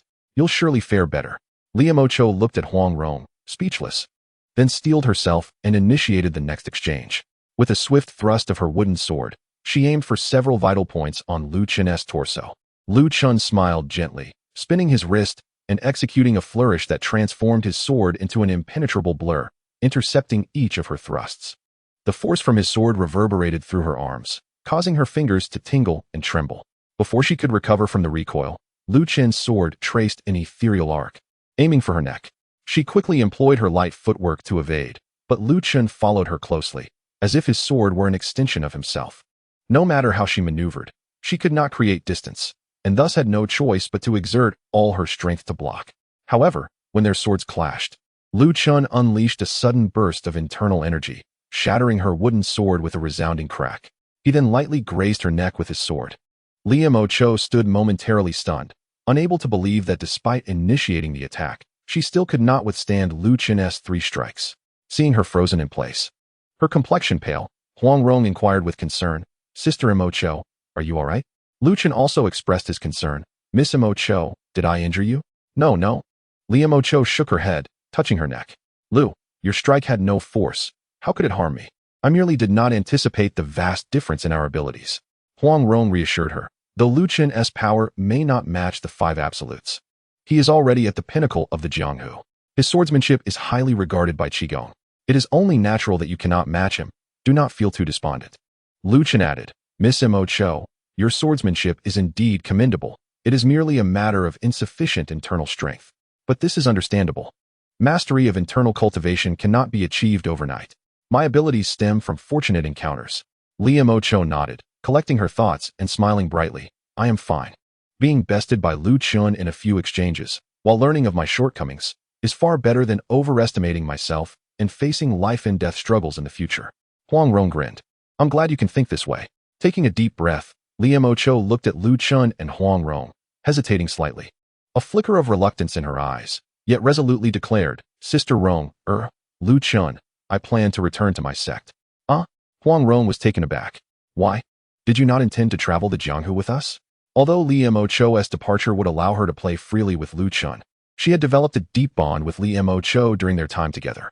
The thought of her leaving left Huang Rong feeling somewhat reluctant. Moreover, Lu Chen had yet to learn her ancient tomb sword techniques. Liu Cho smiled. "Knowing my weaknesses and strength, I must find a way to address them. Within my sect lies a treasure that can significantly enhance one's martial prowess. In the past, I was reluctant to endure hardship and thus seldom utilized this treasure, resulting in only modest progress in my skills. Now that I recognize the importance of strength, I naturally intend to retreat for rigorous training to address my shortcomings." Pausing momentarily, she smiled and said, "It has been my great fortune to encounter Ronger and Brother Lu during this journey through the martial world. Thanks to you both, I have acquired the teachings and insights of the 7 masters, and it is only through your companionship that I have witnessed the true essence of the martial realm. Upon my return to the mountains, I shall devote myself to cultivation, and when my skills have matured, I shall emerge once more to reunite with you." Hearing her heartfelt words, Huang Rong felt a deep sense of reluctance. After a moment's thought, she asked, "Sister Mo Cho, where is your sect?" "At Mount Zhongnan." "That is not far," Huang Rong replied, glancing at Lu Chen. "Brother Lu, shall we first escort Sister Mo Cho back to her mountain before heading to Shaolin? After all, it is a short distance from Xianyang to Guangzhou, and from Chang'an to Dangfeng is also quite manageable." Upon hearing Ronger's suggestion, Liu Cho, who had initially felt a sense of reluctance, suddenly displayed a look of surprise and anticipation, directing her gaze towards Lu Chen. Meanwhile, as Lu Chen pondered Ronger's proposal, he recalled the inscriptions left by the Chongyang within the ancient tomb's secret chamber. It seemed that the inscriptions contained the Yijin Dui Gu technique, which encompassed both meditative practices and external martial arts. This technique not only allows for rapid enhancement of one's skills, but also improves one's innate abilities to a certain extent. Ronger, being naturally energetic, was not fond of quiet meditation. Although Lu Chen had attained considerable martial prowess, should he engage in conventional training, it would take an exceptionally long time to catch up with the 5 unmatched. Thus, a journey to Mount Zhongnan, guided by Liu Cho to locate the ancient tomb, indeed appeared to be a promising endeavor. He smiled gently at Huang Rong.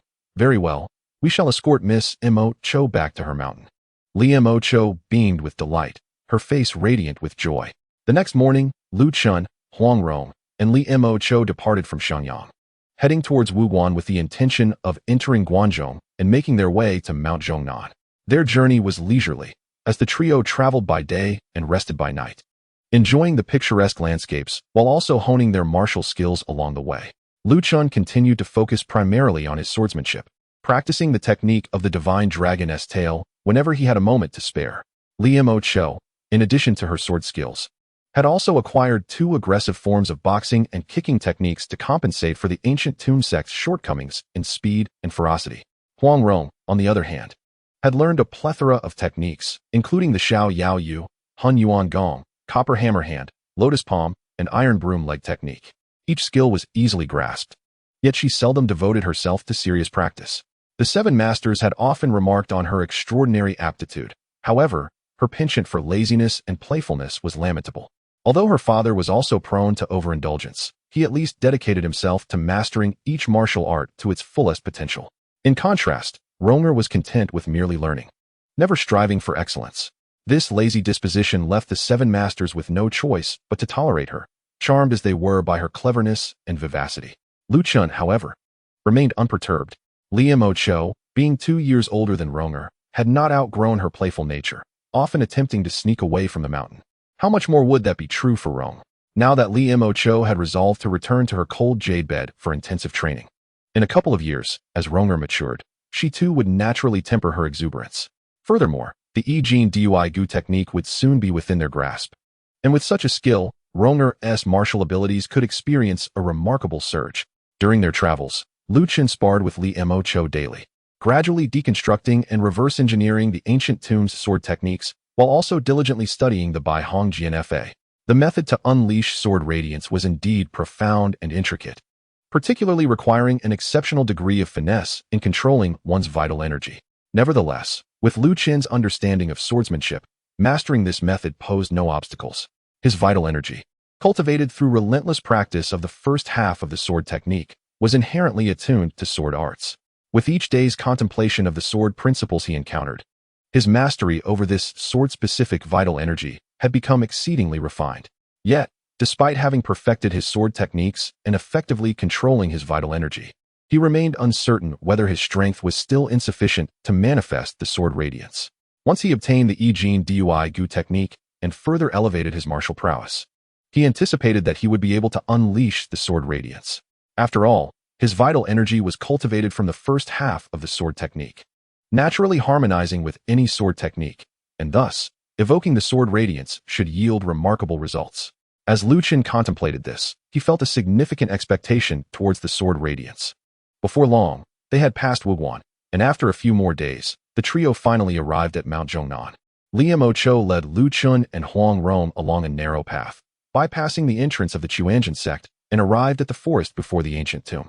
From a distance, they gazed at the entrance of the living dead tomb, and a fleeting shadow of fear crossed Li Mo Cho's eyes, quickly replaced by determination. This time she had sneaked down the mountain. Returning to the ancient tomb would surely incur her master's wrath.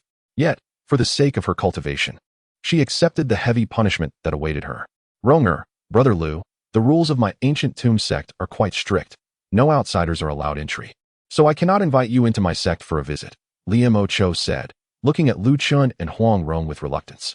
Thank you for accompanying me back all this way. When my skills have matured, I shall descend the mountain to reunite with you. Huang Rong took Li Mo Cho's delicate hand and smiled. Then I shall await Sister Mo Cho's return to play with us. Indeed, I promise. Li Mo Cho nodded earnestly. I shall return now, until we meet again in the martial world. Farewell, Miss Mo Cho, Huang Rong said cheerfully. Until we meet again. Lu Chen smiled and nodded in farewell. Li Mo Cho, immersed in the bittersweet emotions of parting, turned back with a final farewell, glancing back 3 times as she walked towards the ancient tomb. As she reached the grand entrance of the tomb, she looked back at the forest and still saw Huang Rong and Lu Chen standing there, waving at her from a distance. Li Mo Cho beamed a radiant smile, waved back at them, took a deep breath, and strode confidently into the dark tomb entrance. In the forest, as they watched Li Mo Cho step into the tomb, Lu Chen suddenly remarked, "Perhaps we shall soon reunite with Miss Mo Cho." Huang Rong blinked in surprise. "Why do you say that?" "Because I plan to infiltrate the living dead tomb," Lu Chen replied, stroking his chin thoughtfully. Beneath the living dead tomb lies a secret passage that even the ancient tomb sect is unaware of. This passage leads to a hidden chamber that the ancient tomb sect also does not know about, which contains valuable treasures. If we procure these treasures and inform Mo Cho of our findings, it would be a significant opportunity for the ancient tomb sect, compensating for our intrusion into the tomb. Huang Rong's eyes sparkled with wonder, eager to inquire how he knew such things, but then she recalled that as someone with extraordinary abilities from beyond, it seemed plausible he might possess knowledge of hidden secrets. Thus, she refrained from probing further, gazing at him with excitement, and asked, "Where is the secret passage?" "It requires a closer inspection," Lu Chen said, looking at the entrance of the ancient tomb, a confident smile gracing his lips. "However, Since we are already aware of the tomb's location, locating the secret passage should not prove difficult. Then what are we waiting for? Huang Rong exclaimed. Her spirit ignited with enthusiasm. Let us act swiftly. Her playful nature made the hunt for mysteries all the more thrilling for her. Chen nodded. Indeed. Let us commence immediately. Thus, the two began to circle the ancient tomb, searching within the valleys surrounding the tomb. Initially, Chen had assumed that even if they were aware of the passage's existence, finding its entrance would require meticulous effort, perhaps taking several days of patient searching. To Huang Rong's astonishment, after she inquired about the characteristics of the secret passage's entrance, she meticulously observed the geographical features surrounding the ancient tomb, analyzed the water vein flows, and employed her knowledge of geomancy, which Chen found incomprehensible, to deduce the potential location of the passage. With determination, she led Chen directly to the calculated position, where they discovered a secluded valley with a stream at its base, the source of which was a cave. They set down their belongings and ventured into the cave. As they progressed, the water within became increasingly deep, eventually revealing an underground river.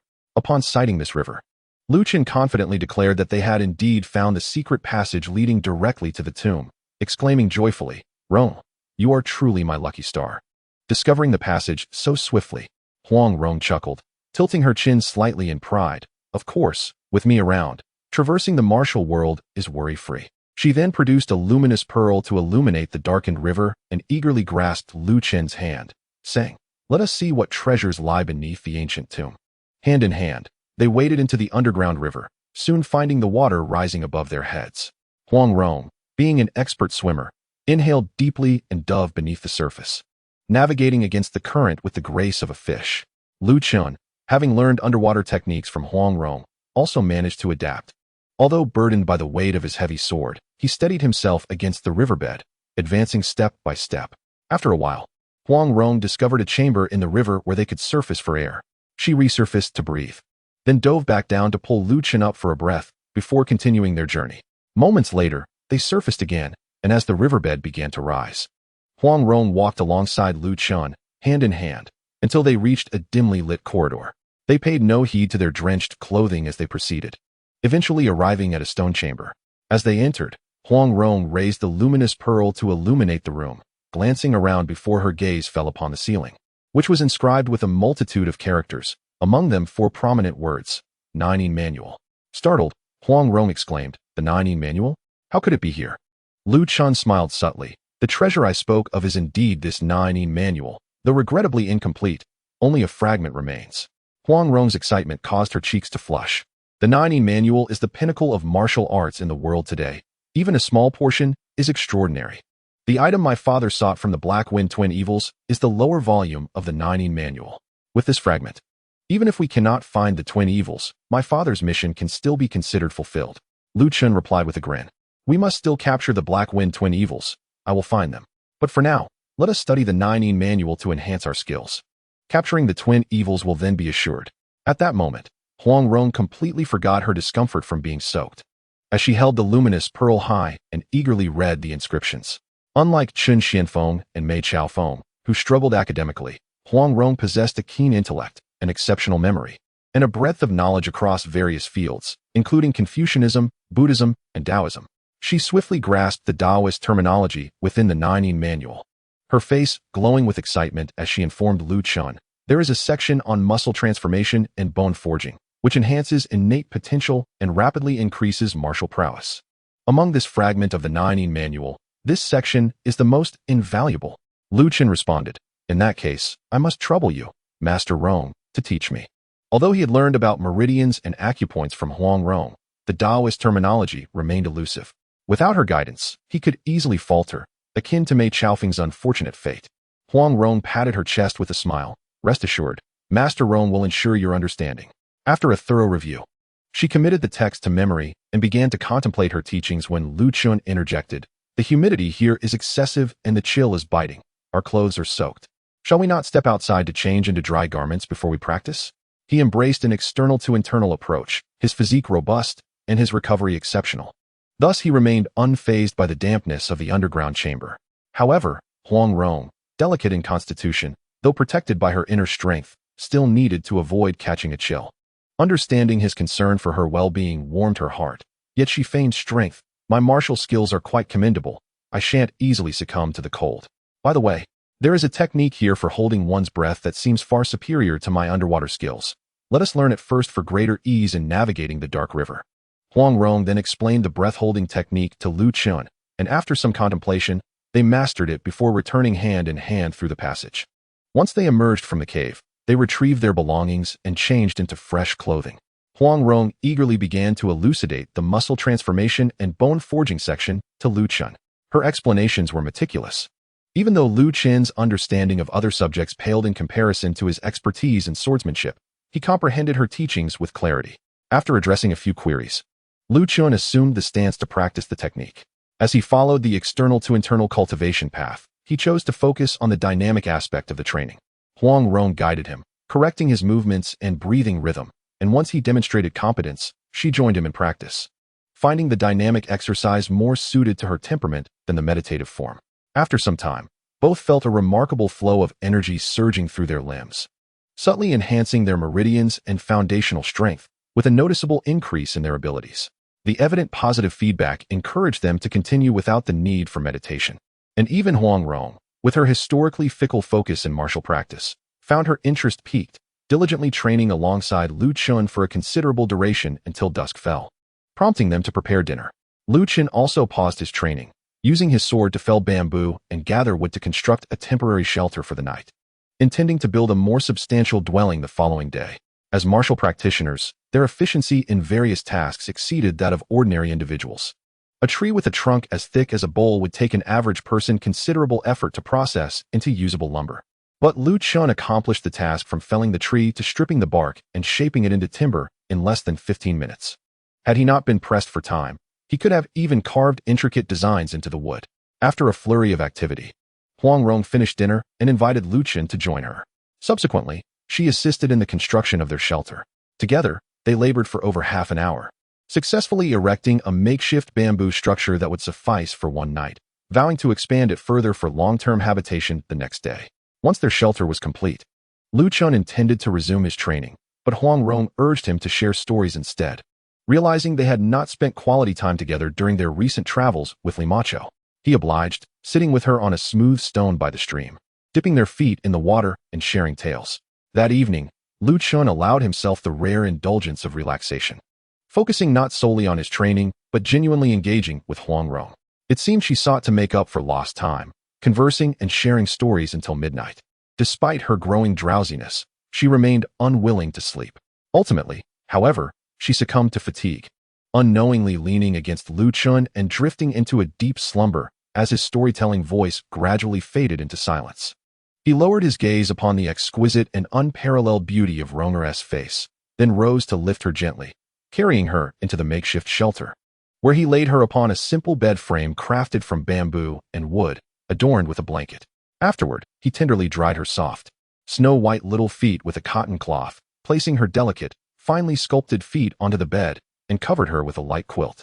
He then reclined on the opposite bed, closed his eyes, immersed in the imprint of sword intent, and fell into a deep slumber. The following day, as was his routine, Chen awoke after merely 4 hours of rest, rising early to complete his morning sword practice. He then began to gather bamboo and wood, preparing materials to expand the shelter. Huang Rong, on the other hand, slept soundly until dawn, stretching lazily as she emerged from the shelter, offering Chen a sweet smile amidst his busyness. After freshening up, she commenced the preparation of breakfast. On this day, the two worked together to expand the shelter into a modest bamboo cottage, while outside, they constructed a durable earthen stove capable of prolonged use. The ensuing days were dedicated to their practice of the Yijing Jing, a technique for refining the muscles and bones. Huang Rong, seldom diligent, made rapid progress in her skills, while Chen's abilities surged by 2 to 3 folds within just a few days. On this particular day, after completing a session of Yijing Jing, Chen wielded the Qinggang sword, practicing the Maiden Sword Technique. As he became engrossed in his training, he sensed his true energy gathering at a critical juncture, accompanied by an intriguing intuition. Following this instinct, he applied the Maiden Sword Technique to cultivate the sword aura, meticulously manipulating his true energy and channeling it into the Qinggang sword. Suddenly, the sword vibrated, and a flicker of azure light shot forth from the sword's tip, measuring about an inch in length.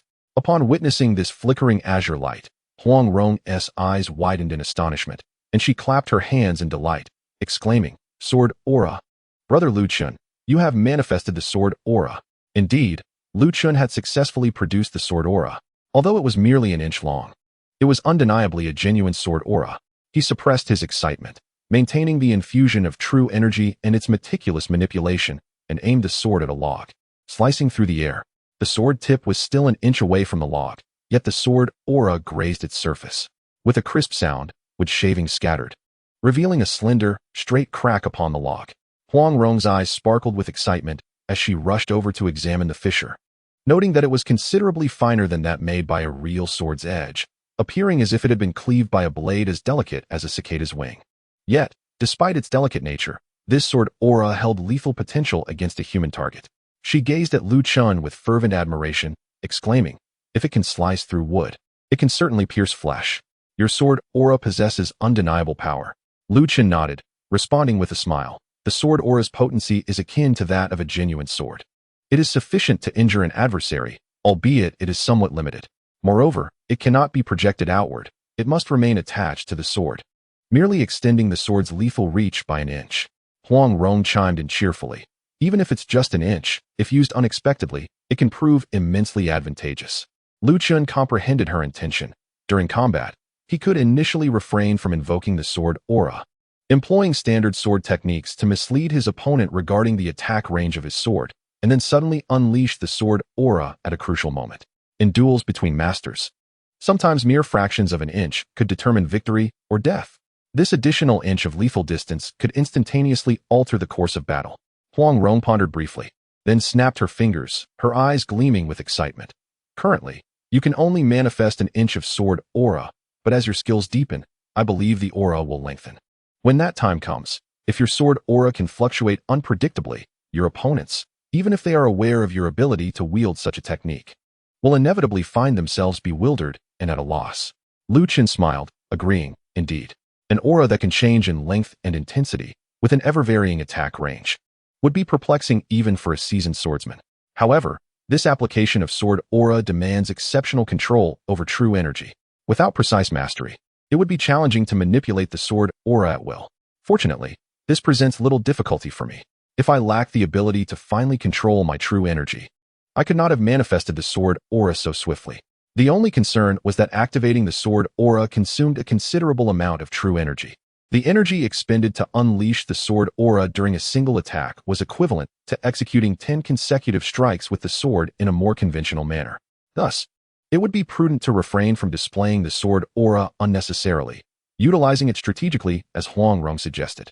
With the sword aura now achieved, this period of training had indeed yielded significant results. Although this inch-long aura appeared somewhat modest compared to the fiery blades of the Tianlong era, which could be projected effortlessly over great distances, it nonetheless represented a remarkable and mystical technique. Furthermore, the range of the sword aura could be enhanced as his skills progressed. With this accomplishment, a celebration was in order. Huang Rong sought out seasonal wild vegetables and caught fish and shrimp from the stream, preparing a sumptuous feast of wild greens for herself and Lu Chen to enjoy. After the celebratory meal, the two strolled along the creek to aid digestion. Huang Rong, with her hands clasped behind her back, danced lightly ahead, her voice cheerful.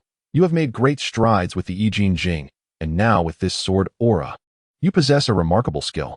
Once your prowess increases further and the sword aura lengthens and adapts to your will, even the simplest sword techniques will become full of unexpected variations, transforming into elusive and extraordinary moves. At that time, even the 5 absolutes may not be your match." She turned to glance back, walking backward with a sweet smile directed at Lu Chen. "As for now, I believe that beneath the 5 absolutes, you should have no rival." Brother Lu Chen. Lu Chen, however, remained grounded, observing her radiant smile as he replied, "Beneath the 5 absolutes, there are still formidable masters. Qiu Qianren, known for his water-walking skill from the Iron Palm sect, is a qualified contender for the Huashan sword debate. If I were to encounter him now, I would likely still be at a disadvantage. There is also the old eccentric, Zhou Batong, a peerless master whose true capabilities even he remains unaware of." "Old eccentric?" Huang Rong laughed. "He is my good friend. I ran away from home because my father forbade me from visiting him. I had a fierce argument with him over it. As for the old eccentric's martial arts, I haven't seen their full extent, but he is indeed a master at playing with marbles. I couldn't defeat him. Chen chuckled, recognizing that the old eccentric was indeed a remarkable person to befriend Huang Rong. Yet, his unpredictable nature and blunt speech could sometimes be quite exasperating.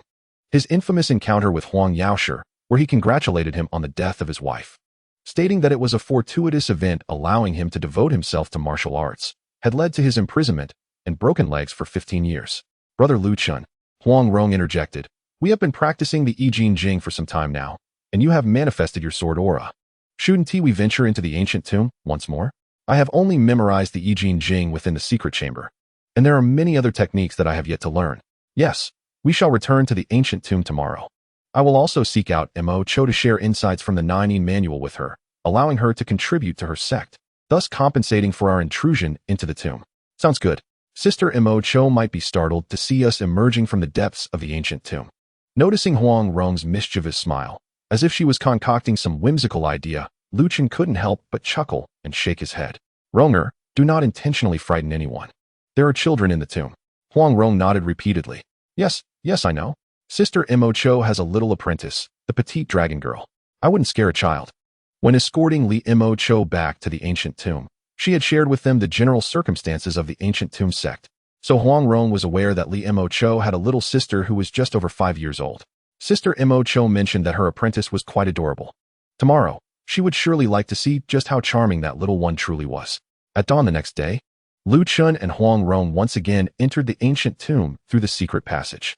Thanks to mastering the breath-holding technique, their underwater maneuvering skills had improved significantly, allowing Chen to bring only a Qing Gang sword instead of relying on the weight of the Xian Tai heavy sword for stability. Upon reaching the chamber inscribed with portions of the Nine manual, they unwrapped the oil paper-covered garments and began to study the wall carvings. Previously, Huang Rong had only memorized the I Ching Dui Gu section and learned the breath-holding technique from Chen on site.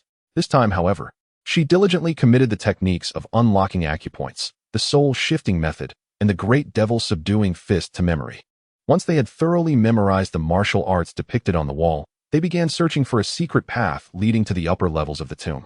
Huang Rong, adept in mechanical arts, quickly discovered a mechanism within the chamber. Upon activating it, a stone staircase leading upward was revealed. Ascending the staircase, they found themselves in a stone hall where 5 stone coffins were displayed. Chen lifted the heavy coffin lid, revealing a spacious stone chamber devoid of any decorations. He turned to hold Huang Rong's small hand, and they exited the coffin, not lingering in the true burial chamber of the deceased. They offered 2 respectful bows to one of the coffins, which was clearly sealed and contained the remains of the ancient tomb's founder, Lin Xiaoying, before hastily departing. The tomb was fraught with traps, and the 2 were cautious not to wander aimlessly. Huang Rong led the way, carefully surveying the surroundings to avoid mechanisms while memorizing the route. Soon, they arrived at a closed stone door. Just as Huang Rong found the mechanism to open it, a youthful girl's voice echoed, "Who is there?" Accompanied by the voice, a beam of light approached. Chen and Huang Rong squinted against the light, revealing a girl of about 5 or 6 years old, dressed in a little white dress, her hair fashioned into 2 playful buns, looking as delicate as a snow doll. She held an oil lamp in one hand and grasped her skirt with the other, running towards them with a pitter-patter. Upon seeing Chen and Huang Rong, the little girl appeared unafraid. Instead, her large, curious eyes examined them as she asked in a slightly childish tone, "Who are you?" Undoubtedly, this little girl was the renowned dragon girl. However, she was merely a young version of herself, yet to attain the icy demeanor from her training in the Jade Maiden Heart Sutra, still full of life and curiosity about the world. Huang Rong observed the little dragon girl and cheerfully remarked, "You truly are quite adorable. Is your name Dragon Girl?" "Oh, how do you know my name?" The little dragon girl's mouth fell slightly open, her round, rosy face filled with astonishment. "Are you ghosts?" Huang Rong made a playful grimace and replied, "Indeed, we are ghosts. Are you not afraid?" The little dragon girl stepped back in shock, but quickly raised her oil lamp to illuminate them. She then looked down and pouted, pointing at Huang Rong with her small hand, indignantly stating, "Sister, you're lying. You are not ghosts. There are shadows on the ground." This little one was indeed clever and quite brave, reminiscent of Huang Rong in her own childhood.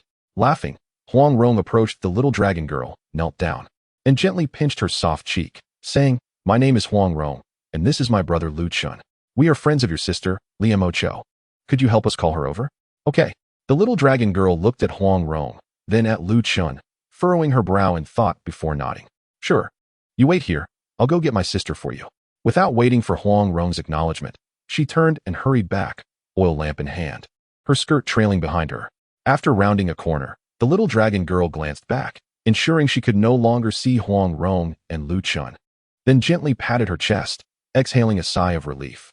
She navigated the labyrinthine tomb passages, arriving at a camelot chamber, where she entered and exclaimed, "Master, master. There are bad people." Inside, the chamber was barren, with only a mat on the floor where a woman in her 40s sat in meditation. Upon hearing the little dragon girl's report, she opened her eyes, her gaze calm as she looked at the girl and asked, "Where are the bad people?" This woman was none other than Lin Xiaoying's personal maid and the current leader of the ancient tomb sect, Li Mo Chao's master. Over there. The little dragon girl pointed seriously in the direction of the bad people. They are quite frightening. One older sister even made a ghost face to scare me, tricking me into thinking they were friends of my sister, trying to deceive me into bringing her over. Fortunately, Dragon Girl is clever and didn't fall for it. So I hurried to find Master. Someone has intruded into the ancient tomb? The leader of the ancient tomb sect furrowed her brow slightly, yet her expression remained calm, showing little anger. She murmured, "Are they here to find Mo Cho? Could it be that Mo Cho has stirred up enemies outside?" Rising, she moved to the wall, retrieving a long sword from its stand, and took the little dragon girl's hand. "Lead me to them." "All right." The little dragon girl nodded obediently, then asked, "Master, should we call sister too?" "She is being punished and must remain confined for a month before being released," the leader replied coolly. "Let us first deal with the intruders. Then we shall inquire with her for clarification." "Oh." The little dragon girl complied, leading her master toward the direction of the two bad people. After navigating through several twists and turns, the little dragon girl spotted the light of luminous pearls from a distance and pointed, saying, "Master, the bad people are over there. Dragon Girl will wait here. If I cannot defeat them, you must activate the mechanism and seek out Granny Sun and your sister," the leader instructed, releasing the little girl's hand and advancing towards the glow of the pearls. As she approached, she soon saw a tall man dressed in black and a petite girl in green garb with red accents. When the leader of the ancient tomb sect saw Lu Chen and Huang Rong, the two naturally noticed her as well.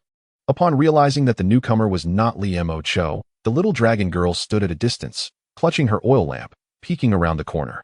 Huang Rong couldn't help but puff up her cheeks in surprise. "I can't believe we were deceived by the little one. I truly underestimated her."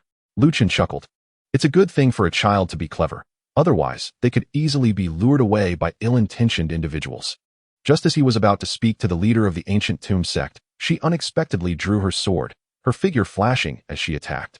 Having dwelled in the ancient tomb for many years, the leader was not accustomed to interacting with outsiders. Coupled with her experiences with Wang Chongyang, she held a belief that no man in the world was trustworthy. Thus, upon seeing Lu Chen, a man daring to trespass into the ancient tomb, she had no intention of engaging in conversation. Instead, she aimed to subdue him first before any explanations were made. Her lightness and swordsmanship surpassed Li Mo Cho by several levels. In an instant, she had closed the distance of over 10 steps and confronted Lu Chen, her sword flashing with a myriad of cold light, enveloping all of his vital points. Though the leader of the ancient tomb sect may not be widely recognized, her martial prowess, having received the genuine teachings of Lin Xiaoying, allows her to wield significant power. While her abilities may not match those of Lin Xiaoying, she adeptly capitalizes on the advantages of the tomb's shadowy environment and its intricate traps to strike at the vulnerable points of the deranged Ouyang Feng, successfully driving him out of the tomb. Despite the grave injuries she sustained in her confrontation with Ouyang Feng, which ultimately led to her demise, her strength is indisputable. In the face of such a formidable opponent, Lu Chen had no time to speak and could only draw his Qinggang sword to counter the onslaught of the ancient tomb's leader. The sound of metal clashing rang out like a relentless rain, sparks flying with each collision. The leader moved with an ethereal grace, akin to a startled phoenix, appearing momentarily before vanishing, darting around Lu Chen with astonishing speed. The brilliant sword light resembled a flurry of snowflakes, or like cold stars plummeting from the sky. Dazzling to behold, Lu Chen's swordplay was characterized by a balance of ferocity and finesse, akin to a valiant warrior charging into battle, yet also exhibiting the sudden ferocity of a tempest scattering autumn leaves. His sword flashed with a speed that rivaled lightning, each strike executed with lethal precision. After honing his skills through the I Jing Jing and experiencing a significant boost in power, he had become the equal of the ancient tomb's leader. Additionally, after training with Hong Qi Gong for several days, and facing the various formidable techniques of the five great masters. He had amassed a wealth of experience in combating high-level opponents. Coupled with the numerous sparring sessions with Liu Mo, he had become exceedingly familiar with the ancient tomb's sword techniques, even deducing several aspects of its mental cultivation methods. Thus, although his lightness skill did not surpass that of the ancient tomb's leader, he managed to steadily match her pace, parrying her attacks with equal vigor. Unbeknownst to them, they had exchanged over 100 moves. The ancient tomb's leader grew increasingly alarmed. She now recognized Lu Chun as merely a youth not yet 20, possibly only slightly older than Mo. How could such a young man possess such astonishing skills? What master could have trained this prodigious talent? How had Mo attracted such a formidable adversary? Meanwhile, Xiao Longnu, witnessing the unusual name of Lu Chen Gij, was astonished to see her seemingly omnipotent master engaged in a fierce stalemate with him. Her eyes widened in disbelief, and her mouth formed an O shape. After observing for a moment, she turned to Huang Rong, who was lingering nearby, and quickly calculated the situation. If her master was evenly matched with Lu Chen Gij, that equated to 1. With the presence of the seemingly malevolent Huang Rong, who was poised to join the fray, 1 plus 1 would equal 2, surpassing her master's 1. Thus, her master would surely be at a disadvantage. With this realization, Xiao Longnu hastily gathered her skirts and ran off to seek assistance. Indeed, within the tomb were Granny's son and her senior sister. With her master, Granny's son, and her senior sister combined, that would equal 3, a number greater than the two adversaries, ensuring victory. Chapter 44. First master the sword of the ancient tomb, and then acquire the sword of the complete truth in a dimly lit tomb chamber. Liu Mo sat cross-legged on a stone bed, which was merely a thin mat laid across the cold jade bed of the ancient tomb sect.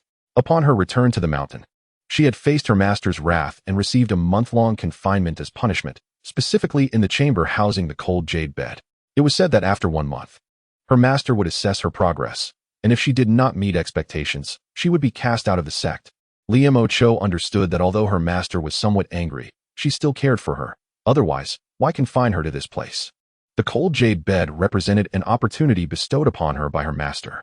Initially, she disliked practicing on the cold jade bed, feeling it was too arduous. However, upon returning to the mountain, she had come to a realization and accepted her master's punishment with gratitude. Training on the cold jade bed was indeed challenging, requiring constant circulation of internal energy to fend off the biting cold.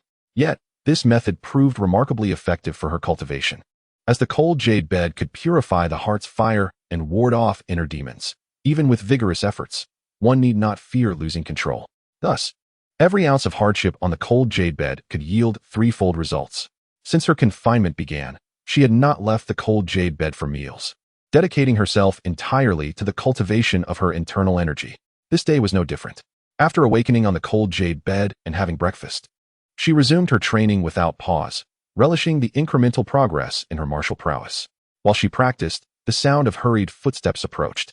Suddenly, the tomb chamber door burst open, and Xiao Longnu rushed in. Upon seeing her younger sister's flushed face and labored breathing, as if she had sprinted to arrive, Liu Mo was about to inquire what had transpired when Xiao Longnu urgently exclaimed, "Sister, hurry and help our master." Xiao Longnu dashed over, grasping Liu Mo's garment and tugging insistently. Yet, Liu Mo easily scooped her up, pinching her soft, rosy cheeks with a smile. "Sister is under confinement. Without our master's command, how can I venture out? Calm down, Longer, and tell me what happened. There are bad people intruding." Xiao Longnu waved her small hands, her urgency palpable. "They're fighting with our master. Our master is struggling, so I've come to ask you and Granny's son for help. Bad people have entered the ancient tomb?" Liu Mo's expression shifted slightly. "Our master is unable to cope. There are 2 bad people, and our master is alone. One of them is already evenly matched with her, and the other hasn't even joined yet. If the second one enters the fray, our master will surely be at a disadvantage." Upon hearing Xiao Longnu's words, Liu Mo felt an immediate sense of urgency. She leapt from the cold jade bed, donned her shoes, and, cradling Xiao Longnu, rushed to find Granny Sunday. After locating Granny's son, they hurried towards the location of their master's confrontation with the 2 intruders. As they arrived, they beheld their master and the invaders engaged in a fierce battle. The 2 figures danced in a flurry of sword light, dazzling to the eye, their swift movements creating indistinct shadows in the dim light of the cold, luminous pearl.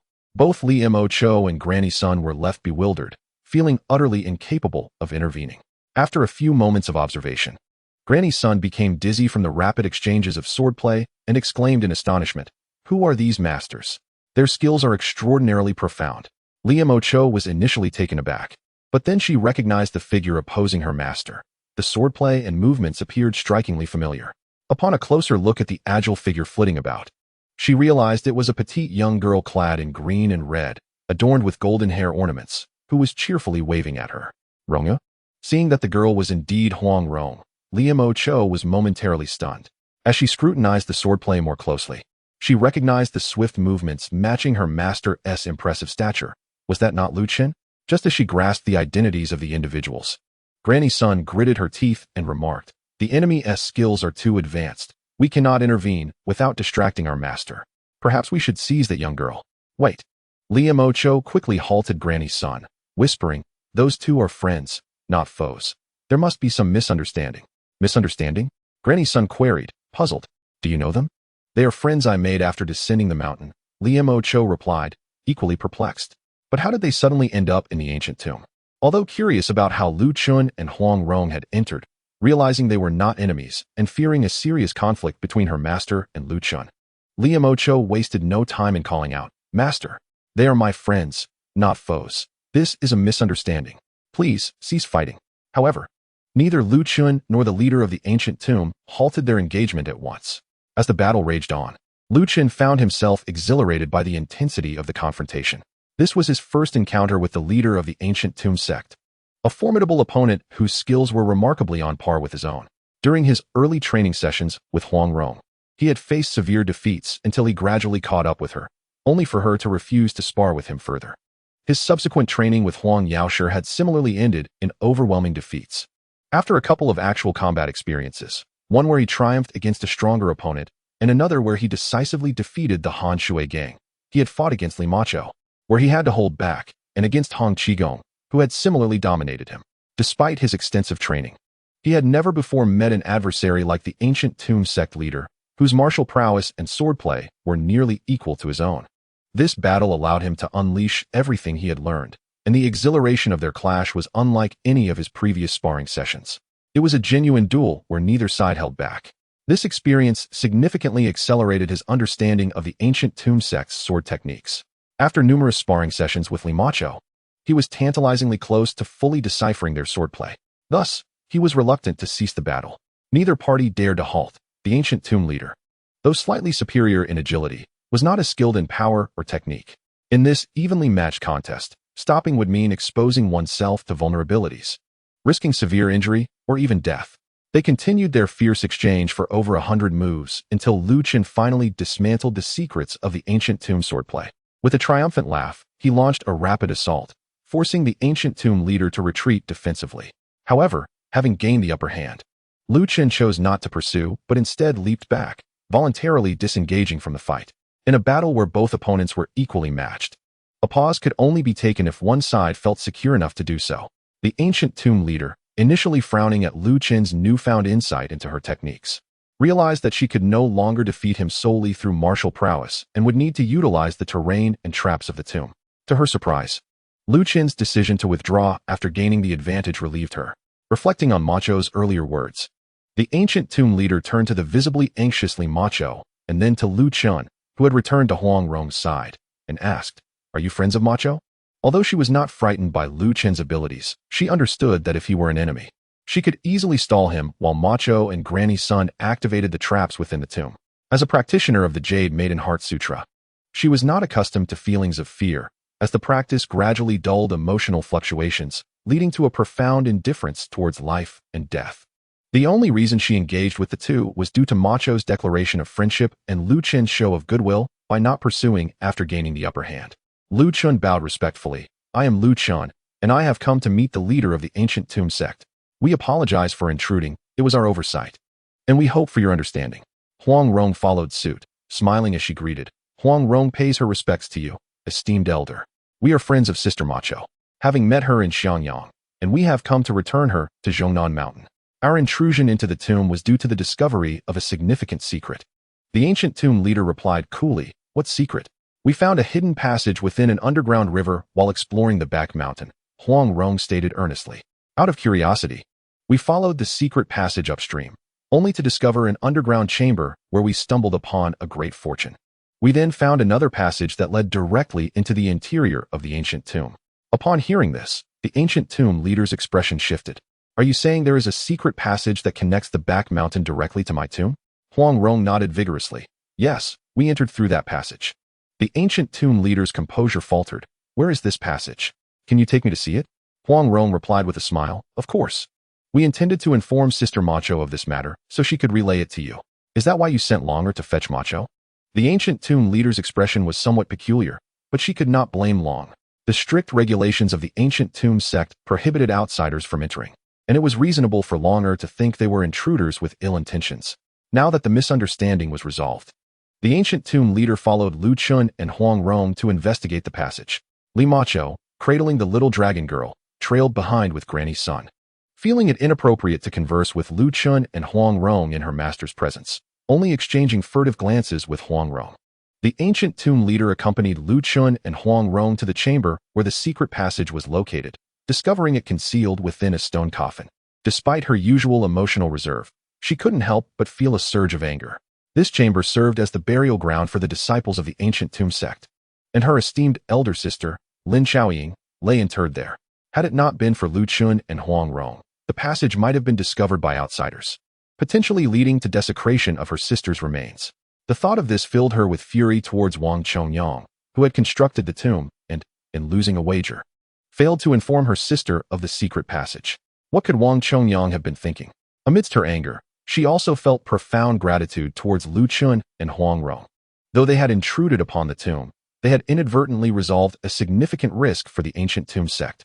She bowed deeply to Lu Chun and Huang Rong, expressing, "Thank you, young friends.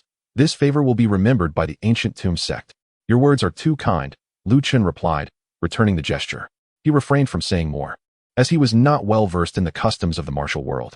With Huang Rong adept at navigating interactions with sect leaders, he felt no need to overthink it. Huang Rong returned the bow and added with a smile, "As long as the elder does not hold our trespass against us, that is enough. By the way, there is another great fortune below that passage. My brother Lu Chun has said that we will inform the ancient tomb sect of this fortune as a token of our apology for intruding." "A great fortune?" Li Macho interjected, unable to contain her curiosity. "What kind of fortune?" Huang Rong grinned. "Follow me, and you will see." With that, she and Lu Chun led the way into the stone coffin's secret passage. Li Macho entrusted the little dragon girl to Granny's son and boldly entered the passage ahead. The ancient tomb leader and Granny's son followed closely, arriving in the underground chamber where they immediately spotted the inscription of the Nine-In Manual upon the ceiling.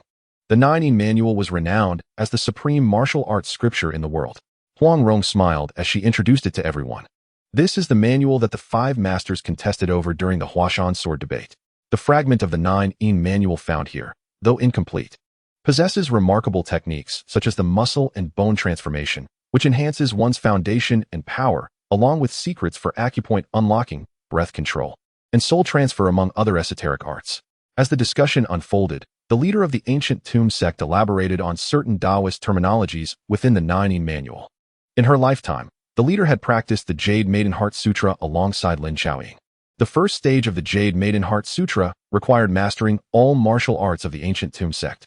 The second stage involved comprehending the techniques of the complete reality sect, and the third stage was a collaborative practice of the Jade Maiden Heart Sutra by both practitioners. However, their training reached the second stage only briefly before Lin Xiaoying passed away, leaving the leader unable to grasp the Taoist terminologies without her guidance. In another timeline, Xiaolong was likewise unable to master the complete reality heart methods and had once suggested to her master to stealthily acquire them, only to be reprimanded due to her master's profound disdain for the complete reality sect, leading to the abandonment of that idea. Fortunately, Yanghua had previously learned the heart methods from the complete reality sect and understood the Taoist terminologies, enabling Xiaolong to practice the Jade Maiden Heart Sutra with him. Now, with Huang Rong elucidating the Taoist terminologies, the leader's long-standing confusions regarding the second stage of the Jade Maiden Heart Sutra swiftly dissipated. Upon a cursory examination of that segment of the Nine-In Manual, she recognized the profound intricacies of the stone wall technique, causing a faint smile to appear on her otherwise stoic visage. It is indeed a blessing for Mo Cho to forge friendships with these 2 young companions, as well as for the ancient tomb sect. In truth, While that portion of the Nine manual was powerful, it was not of utmost importance to her. The crux lay in her understanding of the Taoist terminologies, allowing her to continue practicing the second stage of the Jade Maiden Heart Sutra, and subsequently practice the third stage with her disciples, fulfilling the wishes of her late mistress. Furthermore, she was not one to traverse the martial world, nor did she seek fame or fortune. Her martial pursuits were merely a habit cultivated over years of following her mistress, and she did not particularly care for the profundity of martial arts. What truly filled her with gratitude was the discovery of the secret passage by Chen and Huang Rong, which alleviated the potential risks of disturbance or desecration to Lin Qiaoying's resting place. Of course, possessing this fragment of the Nine manual was indeed advantageous. Although the leader of the ancient tomb sect herself did not engage in the martial world or seek to compete with others, her eldest disciple, Li Macho, was not one to remain settled. This return to the mountain had instilled in Macho a resolve to diligently practice martial arts, but given her nature, it was evident she would not content herself to remain in the ancient tomb for a lifetime. Once her skills matured, she would likely descend the mountain again. The ancient tomb leader disapproved of Li Macho's temperament and had no intention of imparting the Jade Maiden Heart Sutra to her, believing that her nature was incompatible with its practice. Nevertheless, as her disciple raised since the age of 10, with this fragment of the Nine manual, should Li Macho descend the mountain again in the future, she would at least possess a true martial legacy, allowing the leader to rest a little easier. After some contemplation, the ancient tomb leader addressed Lu Chen. Young friend Lu, given your expertise in swordsmanship, might you have an interest in the complete reality sword techniques? She was not fond of being indebted to others, and since Huang Rong and Lu Chen had greatly benefited the ancient tomb sect, she naturally wished to reciprocate. For those in the martial world, the finest form of gratitude was, without a doubt, the sharing of martial arts. The martial arts of the ancient tomb sect, created by Lin Qiaoying, could not be taught to outsiders without their entry into the sect. However, the complete reality sect's martial arts were of no concern to her. The initiation ritual of spitting at the portrait of Wang Chongyang had been devised by her. Thus, harboring disdain for Wang Chongyang, she had no intention of keeping the complete reality sect's techniques confidential. The ancient tomb sect conveniently encompassed the complete set of complete reality martial arts, including sword techniques, yet previously lacked the understanding of the heart methods to practice them. With Huang Rong, who comprehended Taoist terminologies and could decipher the Nine manual, mastering the complete reality martial arts was now within reach. Lu Chen was pleasantly surprised by this fortuitous opportunity and nodded without hesitation. Absolutely. The ancient tomb leader smiled faintly. In that case, starting tomorrow, I shall instruct both young friends in the complete reality sword techniques. Chapter 45, 51. 52. A fortunate encounter with Huang Rong, first acquiring the Nine manual and then the complete reality sword techniques. This journey to Guangzhou proved to be serendipitous indeed. In the evening, within the valley where the secret passage was located, Huang Rong sat by the creek on a blue stone, her translucent, delicate feet submerged in the clear water, her snow-white toes playfully stirring up ripples, her lovely face radiating with a sweet smile. She held no interest in the complete reality sword techniques. However, she felt a greater joy in Lu Chen gaining a new sword technique than if she were to receive an immense boon herself. Not only the complete reality sword techniques. Standing beside the blue stone, Lu Chen observed her enchanting profile, illuminated by the sunset, resembling a celestial being descended to earth, and smiled. The sword techniques of the ancient tomb sect have been thoroughly deduced from my battle with the leader. He had already learned the sword techniques during his practice bouts with Li Macho, yet mere techniques alone were insufficient for superior swordsmanship. One needed the heart method to harness and channel energy effectively. Without the heart method, sword techniques would merely be superficial, lacking practical application. The most significant gain from Lu Chen's battle with the leader of the ancient tomb sect was the completion of the heart method for the ancient tomb sword techniques.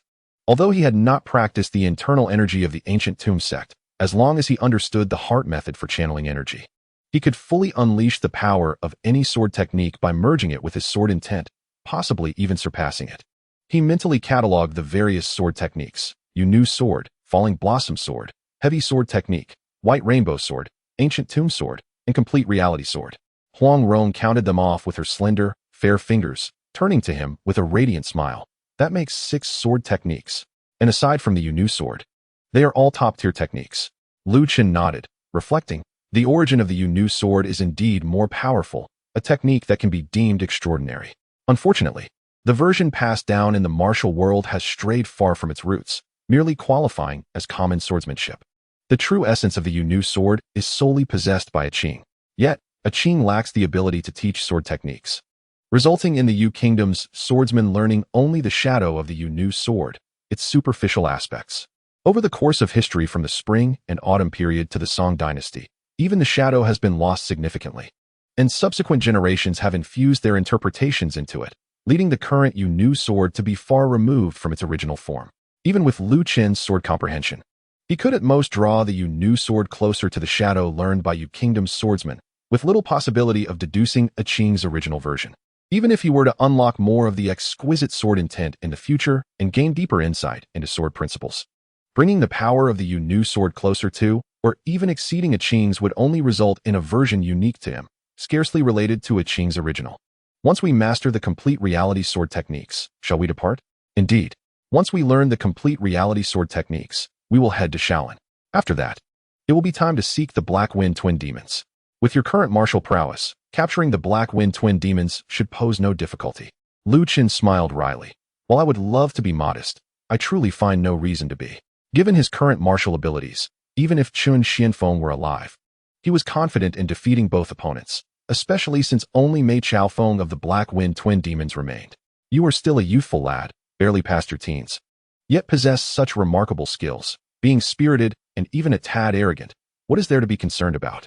Huang Rong gazed at Lu Chun with sparkling eyes, cheerfully remarking, I believe that with your current martial skills, had you participated in the last Huashan sword debate, you might have even gained some recognition. Lu Chun nodded with a smile. I think so too. Though his tone was calm, there was an unmistakable confidence in his words. He did not perceive his self-assurance as arrogance. The last gathering at Huashan to discuss martial arts took place over 20 years ago. At that time, the five masters possessed skills that, when compared to today, were indeed lacking. Hong Qigong had not yet perfected the 18 dragon-subduing palms, and his mastery was far from complete. He had also not fully mastered the dog-driving stick technique.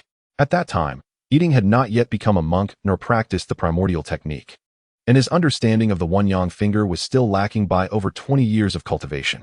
Huang Yaoshi had not yet created the falling blossom divine sword palm, the whirlwind leaf kick, or the Chimen Wuzhu techniques. He was still using the youth version of martial arts, such as the falling blossom swordplay and the Bai Bo palm. Although Ouyang Feng had mastered the frog technique, he had yet to develop the spirit snake fist and the snake staff techniques. Lu Chun, confident in his current martial arts skills, believed that even if there was a slight gap compared to the five masters, it was certainly not vast. Each of the five masters was exceptionally gifted, but his understanding of swordsmanship had been recognized by both Huang Yaoshi and Hong Qigong as extraordinary. While he was unaware of the unique encounters that each of the five masters had during their youth, he had his own extraordinary experience with the Bosi Chu snake and had practiced the easiest muscle and bone technique, which none of the five masters had attempted. Though his time spent in martial arts was brief and his experience was far less than that of the five masters, he trusted that his abilities were not vastly inferior. Furthermore, with the advanced sword techniques at his disposal and the unique swordsmanship he had developed, he felt he could contend with the five masters without significant disparity. Such achievements were undoubtedly linked to Huang Rong. His initiation into swordsmanship was entirely due to her guidance. The Falling Blossom swordplay was passed on to him by her after she secured permission from Huang Yaoshi, with the favor of Brother Jiao, who gifted him with snake gall and a heavy sword. As well as her invaluable assistance in practice, Huang Rong's culinary skills also played a crucial role. The White Rainbow swordplay was another reward Huang Rong had earned from Hong Qigong. Following that, Hong Qigong devoted over 10 days to training with him, which he attributed to Huang Rong's pleasant demeanor and impressive cooking abilities. It was also Huang Rong who effortlessly discovered the ancient tomb's secret passage and interpreted the inscriptions of Chongyang for him. Otherwise, even if Lu Chun had found that portion of the Nining manual, he would have struggled to comprehend the Taoist terminology, and a visit to the Chuanjin sect would have brought about countless troubles. Reflecting on this, Lu Chun suddenly realized that the sword intent of the Zhuxian sword had purposefully led him to Huang Rong, not by mere chance, but as a means to connect him with a benefactor. With gratitude swelling in his heart for all that Huang Rong had done for him, Lu Chun impulsively stepped onto the blue stone, crouched beside her, and gently embraced her. Huang Rong was taken aback. Her cheeks flushed, and she playfully scolded. Why are you suddenly hugging me? Lu Chun gazed softly into her bright eyes, smiled gently, and said, Thank you, Ronger. He then placed a light kiss on her forehead. At this, Huang Rong's face turned an even deeper shade of red, as if touched by rouge. and even her delicate earlobes glowed with a hint of pink. Her eyes shimmered with unshed tears, her heart raced, and she leaned dazedly against Lu Chen for a considerable moment before regaining her senses. "You rascal! Why did you suddenly kiss me again?" She playfully bit her lip, shot him an irritated glance, and then, with a mischievous smile, pushed against his shoulder while applying a trip technique, catching Lu Chen off guard. He was sent soaring into the stream with a splash. "Ha ha!" Huang Rong, with her dainty, snow-white feet, joyfully splashed the water, laughing uncontrollably. Lu Chen stood up from the waist-deep water, wiped his face, and flashed a grin at her. Suddenly, he lunged forward, grasped one of her soft little feet, and gently pulled, plunging her into the stream amidst her surprised exclamations. "You big bad guy!" Huang Rong resurfaced, calling out and playfully clawing at Lu Chen, and they began to frolic in the water. As the sun set, the sky blazed with crimson, and the evening breeze caressed the scene. The air above the gently flowing stream was filled with the joyous laughter and exclamations of the young girl. Meanwhile, on a small stove, a pot bubbled with water, emitting a strange aroma as its contents boiled. Little Long Nu sat on a stump-turned bench, resting her chin in her hands, curiously watching Huang Rong as she added ingredients to the pot. With a hint of childishness in her voice, she asked, "Sister Rong, what are you cooking?" Huang Rong smiled brightly. "I'm making shampoo." Indeed, she was concocting shampoo with materials like soapberry, cedar leaves, and isho wu. The first time Lu Chen saw her making shampoo and lathering it into her hair, he was momentarily surprised, as he had never expected such a useful product to exist in the mortal realm. Little Long Nu blinked her sparkling eyes. "Is shampoo something you drink?" Huang Rong nodded earnestly. "Yes." "Is it tasty?" "Very delicious." "Would you like to try some Longt?" Longer shook her head vigorously. "No. It smells strange, like the medicine you drink when you're sick. It must taste awful." Huang Rong, realizing her attempt to deceive the child had failed, puffed out her cheeks and laughed. "I was just teasing you. Shampoo isn't tea for drinking, it's for washing hair. Haven't you ever used it?" "Wash hair? My master, senior sister, and granny's son wash my hair. I think they use soapberries." "Soapberries work, but if you add some cedar leaves and hisho wu like I do and boil them, it will make your hair even cleaner and shinier. If you dislike the smell, you can add some rosewater or similar floral perfumes, and when you're done, your hair will smell as lovely as flowers." The concept of floral perfumes first came from traders of the dashi, and merchants of the Tang Dynasty had long begun imitating them by distilling roses, jasmine, and other flowers to produce floral waters. The scholar class of the Tang Dynasty particularly enjoyed perfuming their clothes with floral scents. The contemporary poet Liu Kezhuang even described its lingering fragrance with the line, "Dripping on robes, the scent remains until death." Huang Rong, born into a scholarly family and living by the East Sea, had naturally been accustomed to various floral scents from a young age. As the two girls, a decade apart in age, discussed shampoo, not far away by the stream, the leader of the ancient tomb was imparting the Maiden Sword Techniques to Lu Chen. Li Macho had not come today, as her confinement had not yet ended. After the events of yesterday, she had returned to her confinement. The ancient tomb leader appeared to possess considerable talent.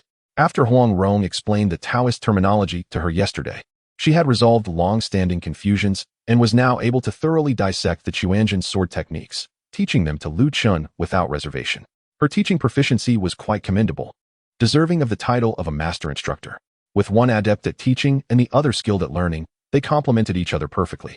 In just an hour, Lu Chen had learned the entire set of Maiden Sword Techniques, and the next step would be continuous practice to refine his skills. "Thank you for your guidance, senior," Lu Chen said, cupping his fist in gratitude. The ancient tomb leader regarded Lu Chen with a slightly peculiar expression. "Your talent in swordsmanship is truly astonishing." She had initially thought it would take several days to teach him, but to her surprise, he had completely mastered it in just 1 hour. With a bit more practice, it would be as if he had trained for half a year. Such remarkable talent in swordsmanship was likely beyond that of her own disciple Lin Chaoying and even the renowned Wang Chongyang. If Lu Chen had been born several decades earlier, he might have overshadowed Wang Chongyang as the #1 in the world. The ancient tomb leader mused to herself. Subsequently, she instructed Lu Chen for a while and even engaged in 2 sparring sessions with him before leading Longer back to the ancient tomb.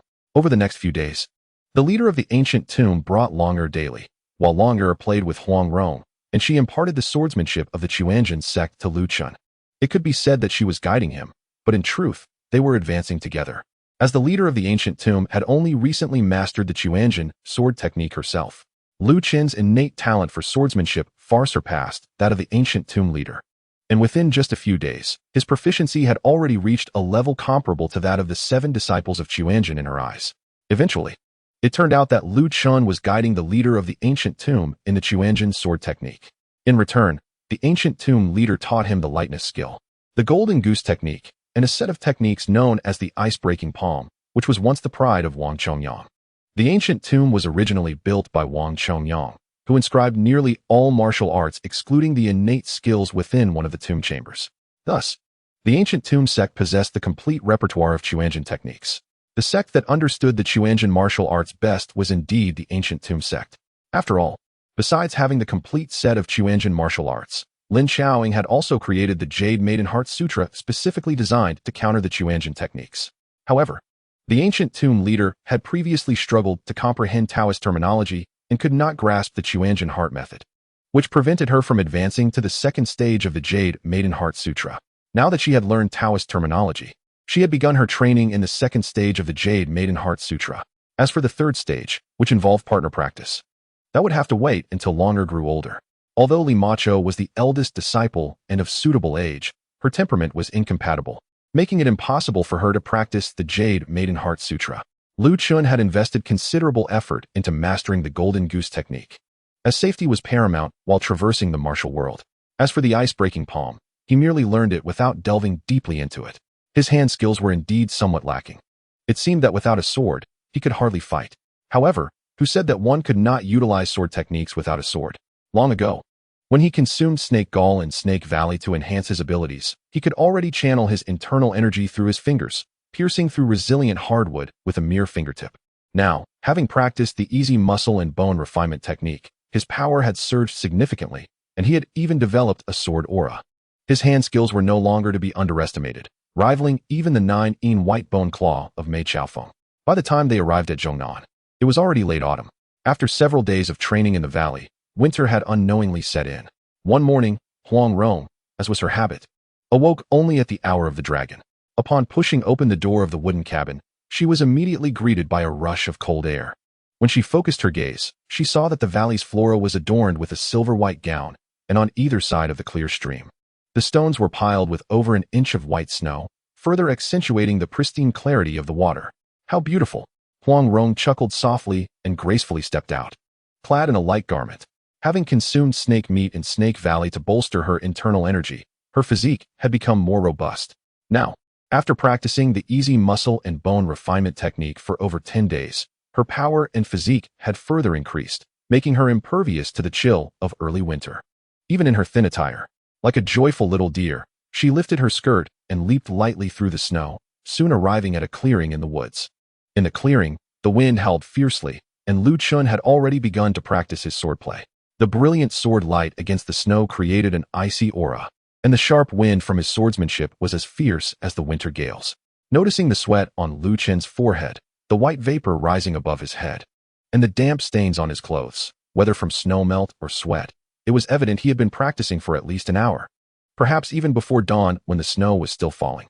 Huang Rong stood under a tree with her arms behind her back, smiling as she watched Lu Chen practice.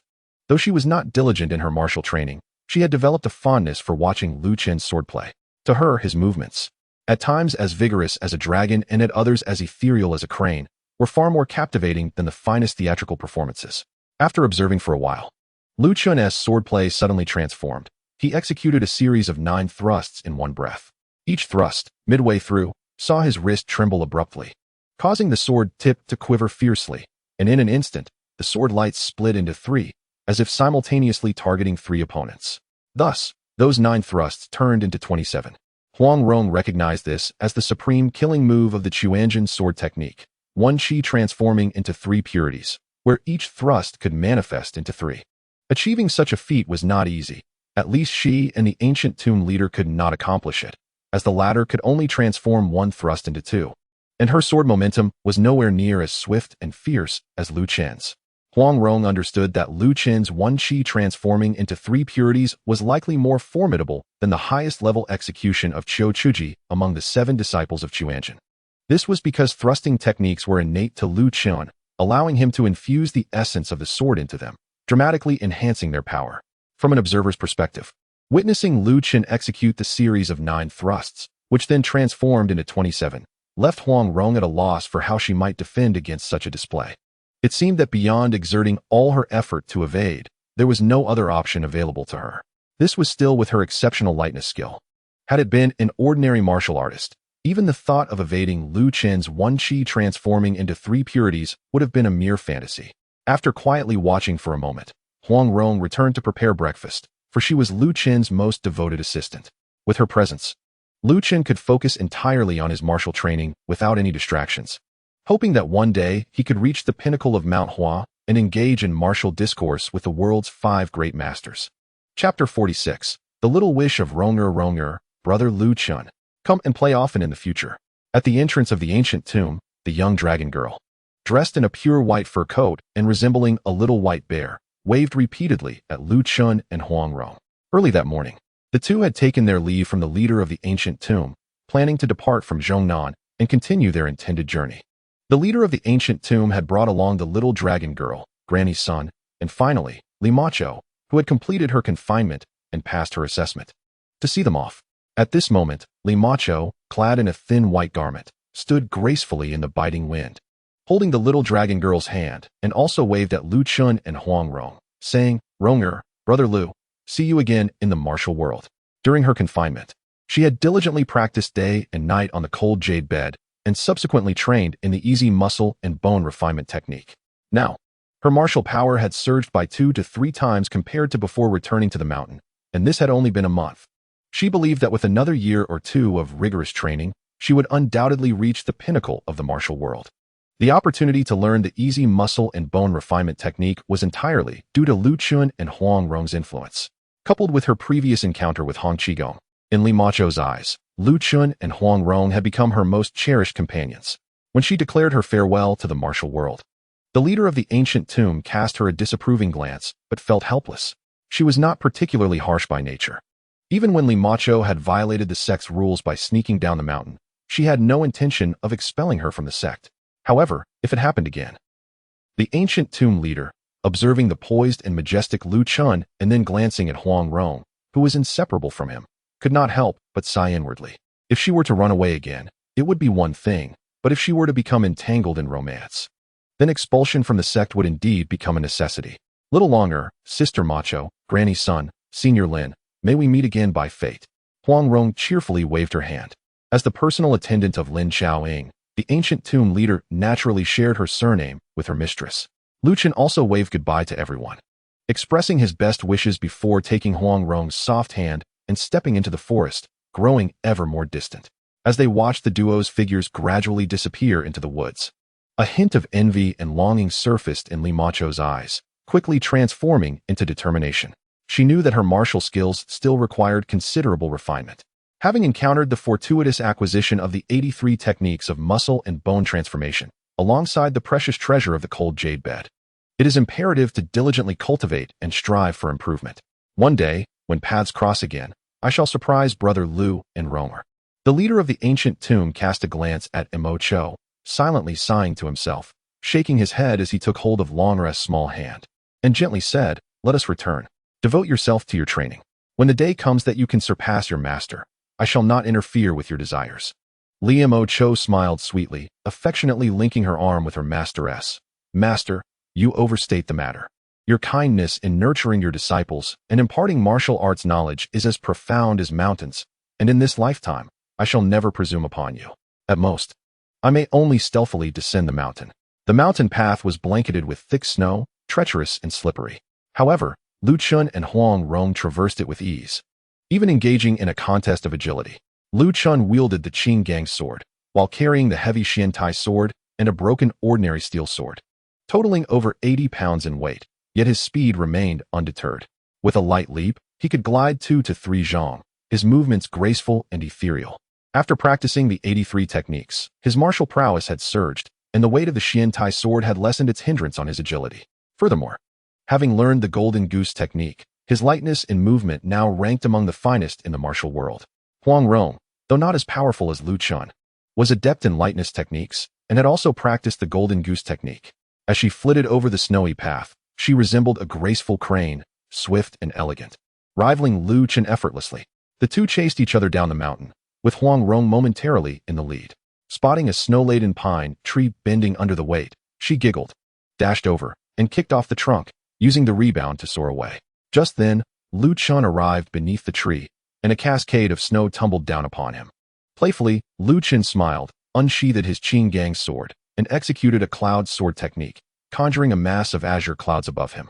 A fierce gust of sword wind erupted, preventing the snow from falling directly and dispersing it into a flurry of snowflakes, leaving Chen untouched.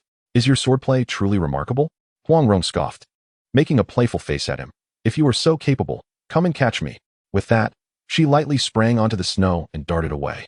Chen chuckled, sheathing his sword and pursuing her. For a time, the mountain path was filled with the melodious laughter of the young maiden. The two frolicked their way down the mountain, encountering several young Taoists from the Chuanjin sect, but no conflict arose. They merely exchanged curious glances and continued on their respective paths. After descending, they journeyed eastward, this time not leisurely admiring the scenery, but employing their lightness techniques to hasten their travel.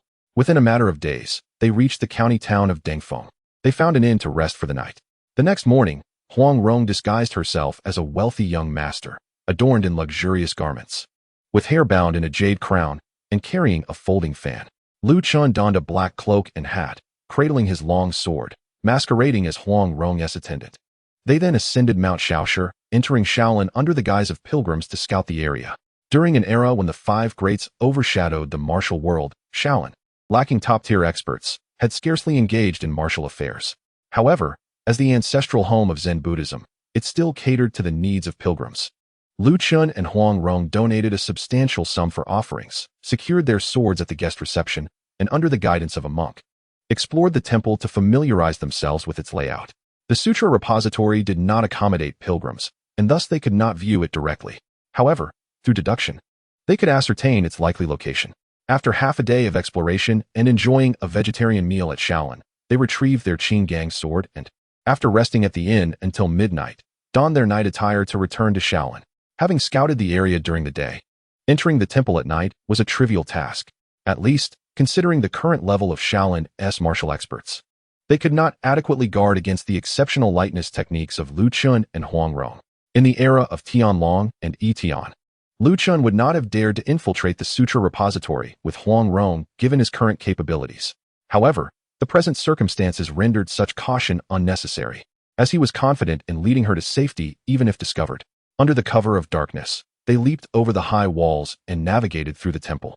Following the route they had planned during the day, they stealthily evaded patrolling monks and reached the vicinity of the sutra repository, spending nearly half an hour in search before finally locating it. Inside the sutra repository, there were indeed monks on guard. Chen and Huang Rong intended only to visit once tonight, to find what they sought and depart without concern for alerting the guards. Chen entered through a window, drawing the attention of the guarding monks, while Huang Rong stealthily approached from the side, launching hidden projectiles to strike their pressure points. The two guards had no time to raise an alarm before succumbing to slumber. Chen and Huang Rong exchanged a knowing smile and began to search for martial secrets. Recognizing that excessive practice of Shaolin techniques could be detrimental, Chen focused solely on sword techniques, disregarding all others. Huang Rong, however, was intrigued by the 72 Shaolin techniques. Yet, recalling Chen's counsel, she only skimmed through the texts on the Duoluo leaf finger and Maha finger techniques, intending merely to gather insights rather than commit to rigorous practice. Chen quickly discovered two sword techniques, the Arhut sword technique and the Damo sword technique. Huang Rong read through the texts twice, aiding him in memorizing them swiftly, while also committing to memory those she wished to study. With their goals accomplished, they prepared to leave. However, Chen then found a dusty manuscript of the Lankavatara Sutra tucked away in a corner of a shelf.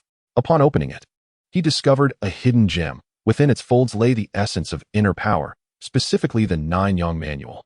Practicing the Nine-Yang Manual in entirety could be harmful. If one failed to reach complete mastery, any vigorous exertion could lead to catastrophic consequences. However, the requirements for full mastery were exceedingly stringent.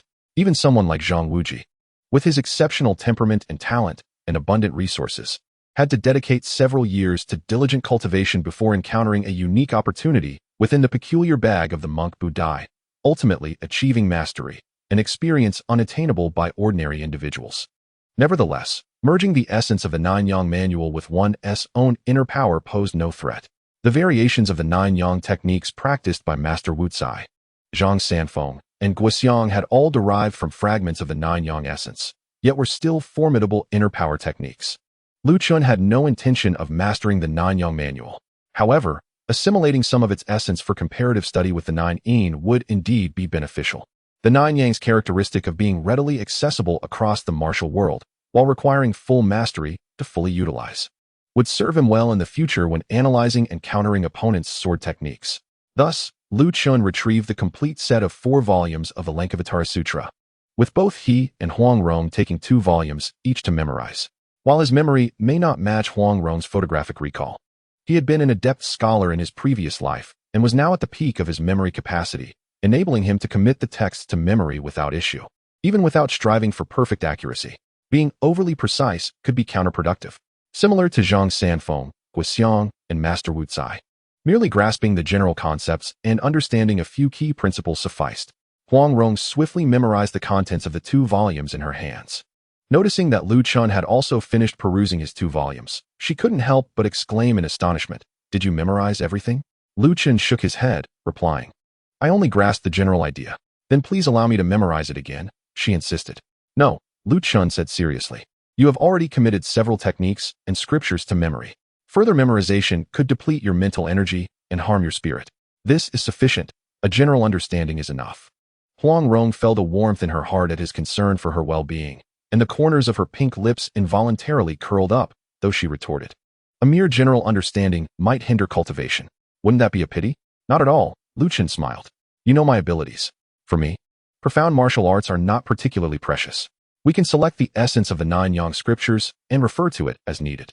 After all, I aim to specialize in swordsmanship, and I will only practice the muscle transformation and bone-forging sections of the Nine-Yin scriptures. As for you, my dear Rong, having numerous martial arts skills holds little significance."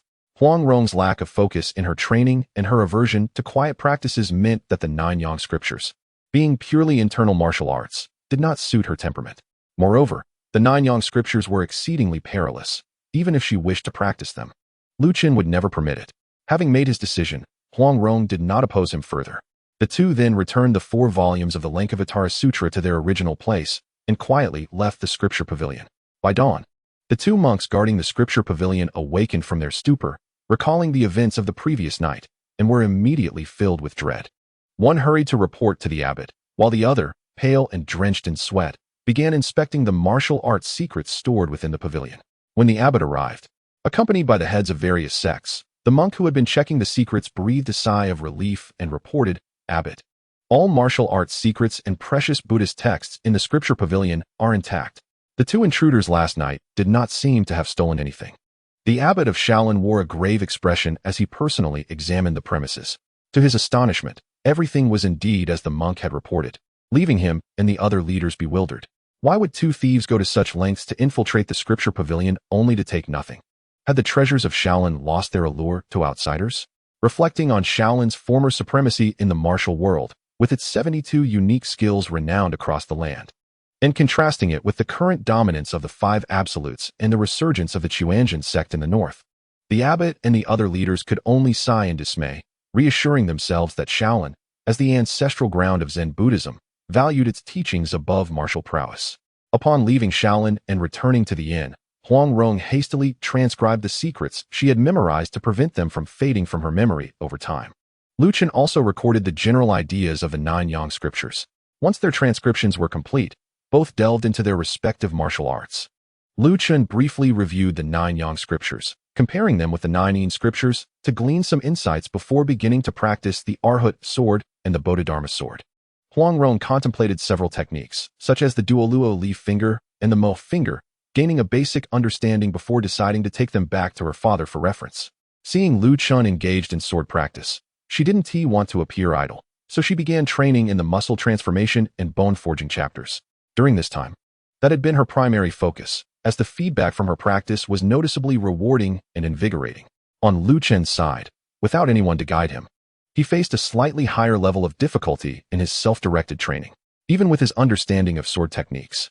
It took him an entire day to learn the Arhat sword and the Bodhidharma sword. Of course, he had only learned them in principle. His mastery was still quite rudimentary and required continuous refinement. Thus, he had now acquired a total of 8 sword techniques, fulfilling one of the prerequisites for unlocking Sword 3.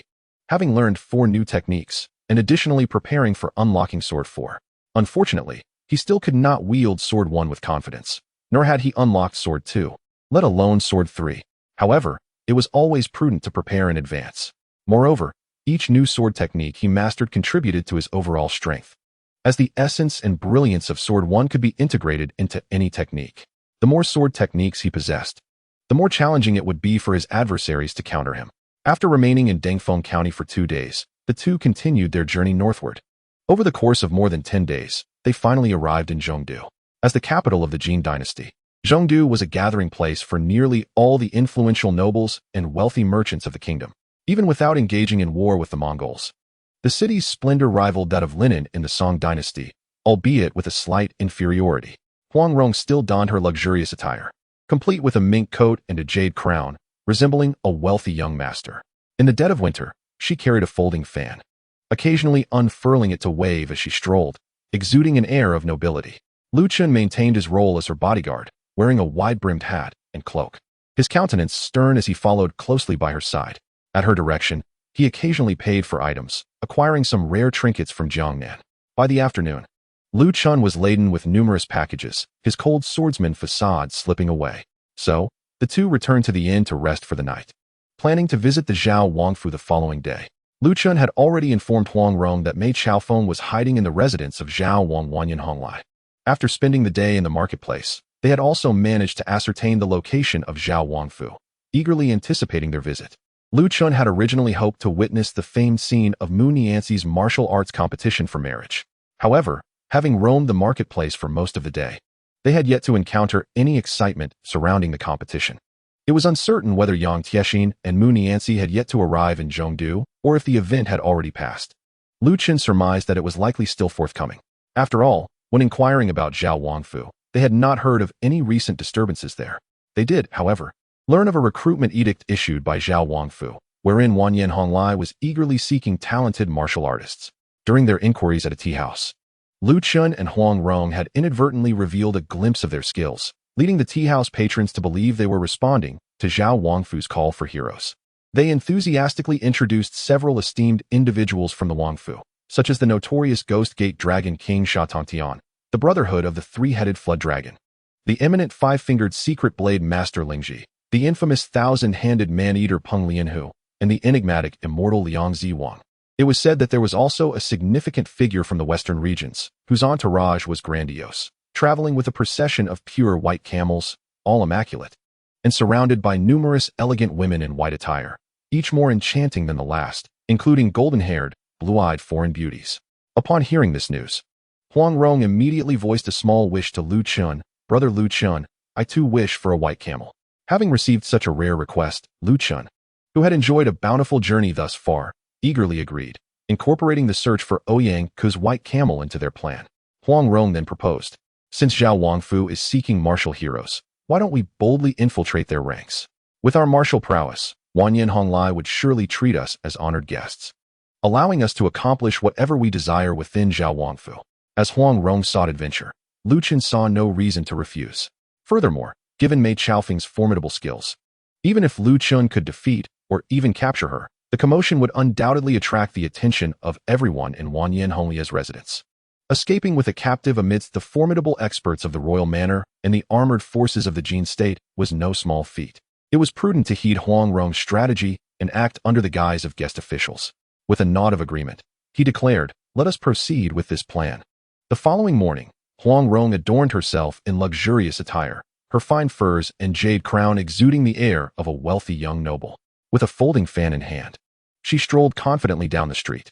Chen, donned in a black cloak and wide-brimmed hat, wielded the Qinggang sword and carried a heavy black iron sword on his back, maintaining a cold demeanor as he followed closely beside her.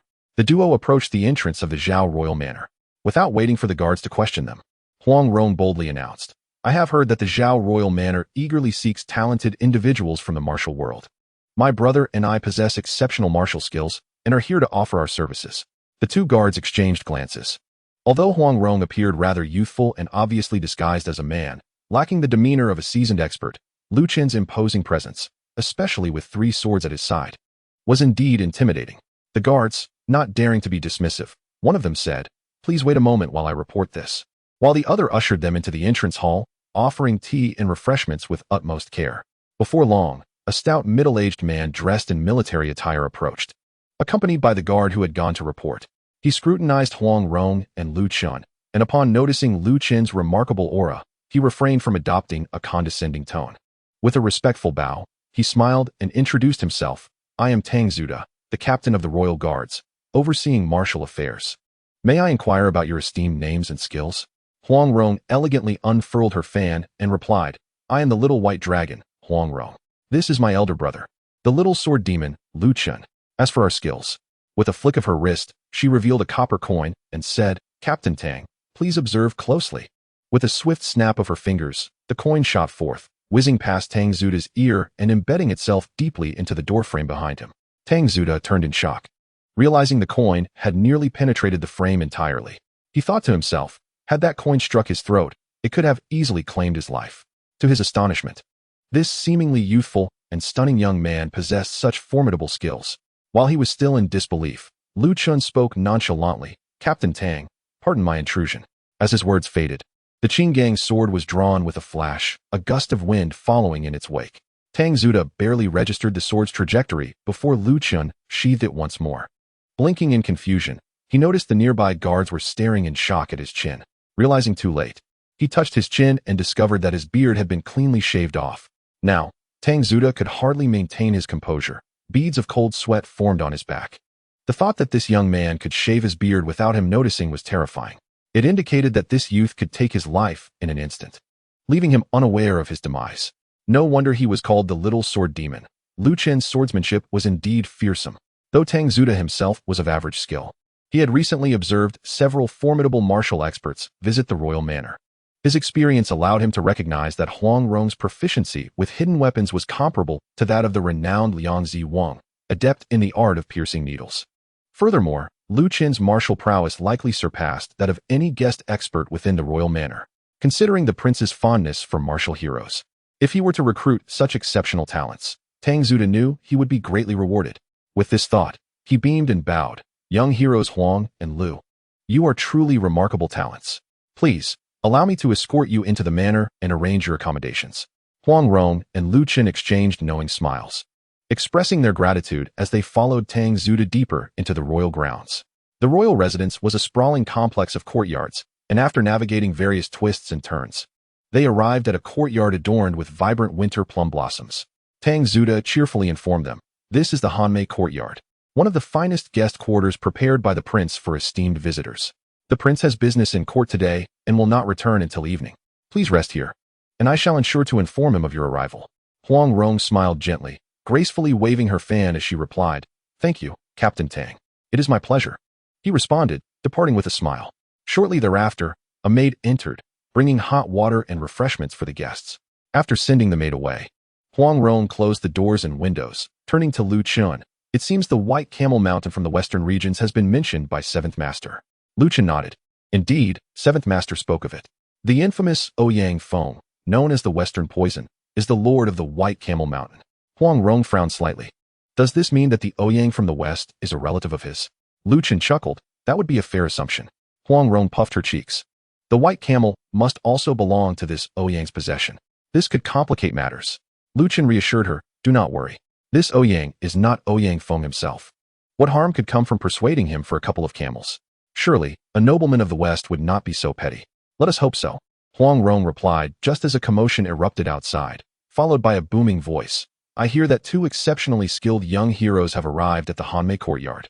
The Dragon King of the Ghost Gate, Sha Tongtian, along with his disciple, Ho Tonghai, have come to pay their respects. We hope for a warm reception. I am the monk Lingji, here to greet the young heroes. The thousand-handed butcher, Peng Lianhu, old man Liang Zi Wang from Changbai Mountain."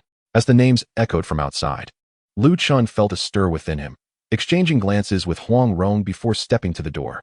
Upon opening it, they beheld 5 figures standing in the courtyard. One was a middle-aged balding man with bloodshot eyes and an odd appearance. Another was a gaunt figure with 3 fleshy growths on his forehead. These 2 were likely Sha Tongtian and Ho Tonghai.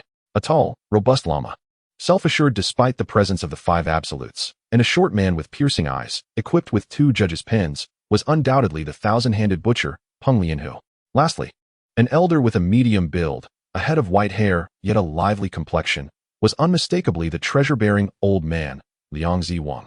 As Lu Chun and Huang Rong scrutinized the five, they too were being appraised in turn. The reason they all came together was that they had heard of the arrival of two young masters, whose martial prowess was highly esteemed by the chief guardian, Tang Dynasty, who even arranged for them to reside in the prestigious Hanmei courtyard, a place typically reserved for esteemed guests. Naturally, the courtyard of Sha Tongtian and his five companions was also of high caliber, yet they were established figures, having made their names over many years. Despite having heard of each other, they had never come across the likes of the young Bai Long, Huang Rong, and the little sword demon, Lu Chun. Hence, their curiosity drove them to investigate how these young masters could stand shoulder to shoulder with seasoned experts like themselves. Upon their initial observation, a tinge of disdain inevitably arose within the hearts of the five. This was largely because Lu Chun and Huang Rong appeared exceedingly youthful, even younger than the ostentatious Ouyang Ku.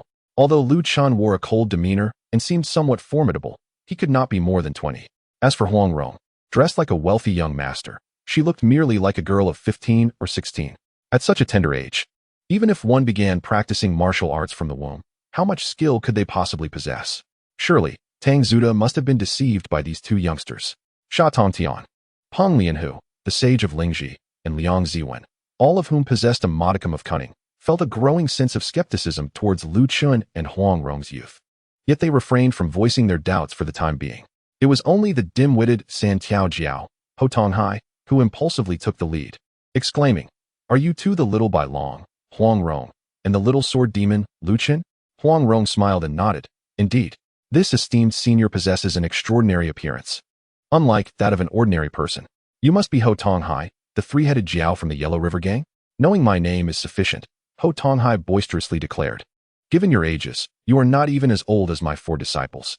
What right do you have to reside in this Hanmei courtyard and stand alongside renowned masters like us? What abilities do you possess? Huang Rong replied with a smile. What abilities do you possess, esteemed Ho? Ho Tonghai proudly stated. My abilities are undoubtedly considerable. Oh, in that case. Huang Rong raised an elegant brow. Would you care to demonstrate a bit of your skill, so that we may be enlightened? Normally, one would not be provoked into showcasing their abilities so readily, but Ho Tonghai was no ordinary person. He glanced around and spotted a snow pile in the corner, promptly exclaiming, "You two juniors, watch closely." With that, he dashed over to mold the snow into a higher mound, then leaped into the air, executing a comical dive that saw his head and upper body buried in the snow, while his legs stuck straight up into the air. As this display unfolded, the sage of Lingji, Peng Lianhu, and Liang Ziwen exchanged incredulous glances, pondering whether Ho Tonghai might be somewhat mentally challenged. Sha Tongtian's eye twitched slightly, attempting to salvage his junior's reputation. My junior is nicknamed the three-headed Jiao. His underwater abilities are as impressive as that of a Jiao dragon. He is merely demonstrating his breath-holding technique. Yes, everyone may pack the snow around him firmly. I, for one, would like to witness this. Upon hearing this, the sage of Lingji approached, delivering powerful strikes that compacted the snow surrounding Ho Tonghai. My junior can hold his breath for a whole meal, Sha Tongtian boasted. Let him hold it for now. We shall continue our conversation. Thus, the group turned their attention back to Lu Chun and Huang Rong, yet found themselves at a loss for words, as Ho Tonghai's breath-holding demonstration was a tedious affair that would take a considerable amount of time to conclude.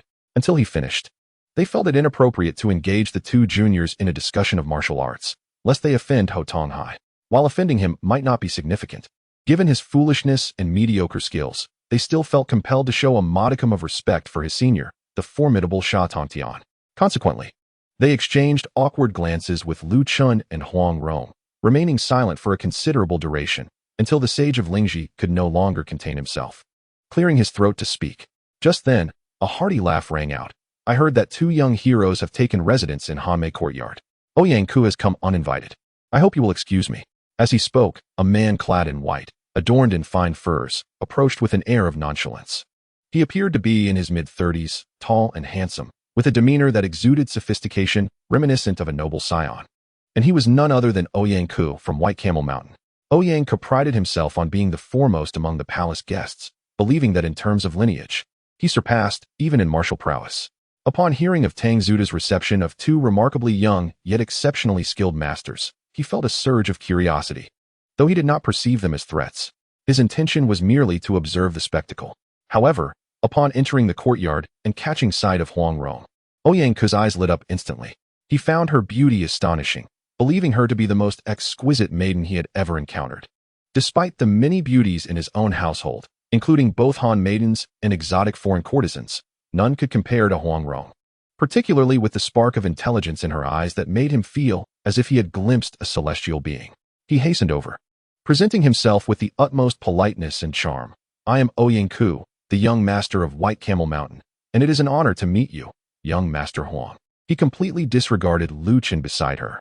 Huang Rong, feeling uncomfortable with Ouyang-ku's intense gaze lingering upon her, swiftly unfurled her fan to obscure half of her face. "Ouyang-gongzi, please maintain your distance. I am not accustomed to such proximity with strangers." Ouyang-ku smiled. "Now that we have met, we are no longer strangers, young Master Huang." Before he could finish, he was interrupted by a figure of similar stature, exuding a rugged charm and a cold demeanor, stepping in front of him. "Ouyang-gongzi, do you not understand human language? My brother Huang requests that you keep your distance from her." Ouyang-ku furrowed his brow, a flicker of menace flashing in his eyes. "And who might you be?" "I am the little sword demon, Lu Chen." "Little sword demon? A nameless nobody dares to be so brazen before me." Ouyang-ku? Ouyang-ku often exhibited patience towards beautiful women, but had little tolerance for men, especially those who obstructed his pursuits. Just as he prepared to teach this young man a lesson, Ho Tonghai interjected with a chuckle, propping himself up from the snow mound, performing a fish-like leap to stand upright, snow still clinging to the 3 lumps on his forehead. With a confident flourish, he saluted the onlookers, a mere display of skill. Hardly worthy of attention.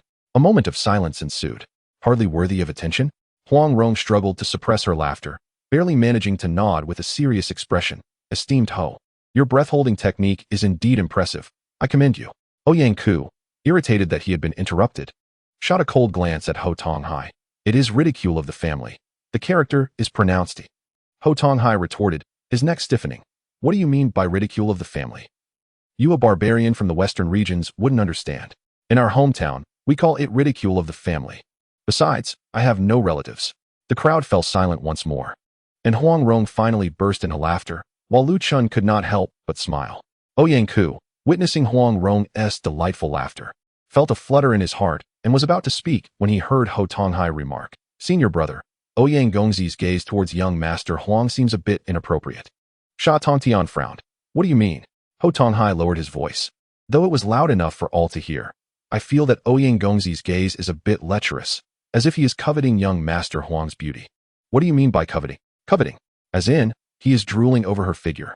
Sha Tongtian inquired. "Is that word pronounced as Kaijian?" The wise Lingji master chuckled derisively. "That term is not pronounced as Kaijian. It should be Kaiyu. Though both of you are martial artists, not being well read is truly a source of embarrassment." Peng Lianhu, a close friend of Sha Tongtian, couldn't help but smirk at Lingji master's lack of education, saying, "Lingji master, that word is pronounced you, indeed, my friend." Before Lingji could respond, Ho Tonghai interjected, displeased, "Brother Peng, there's no need to put on airs. Given our close camaraderie, do you really think I am unaware of your limited education? If you had read even a little, you wouldn't confuse those two characters with fish."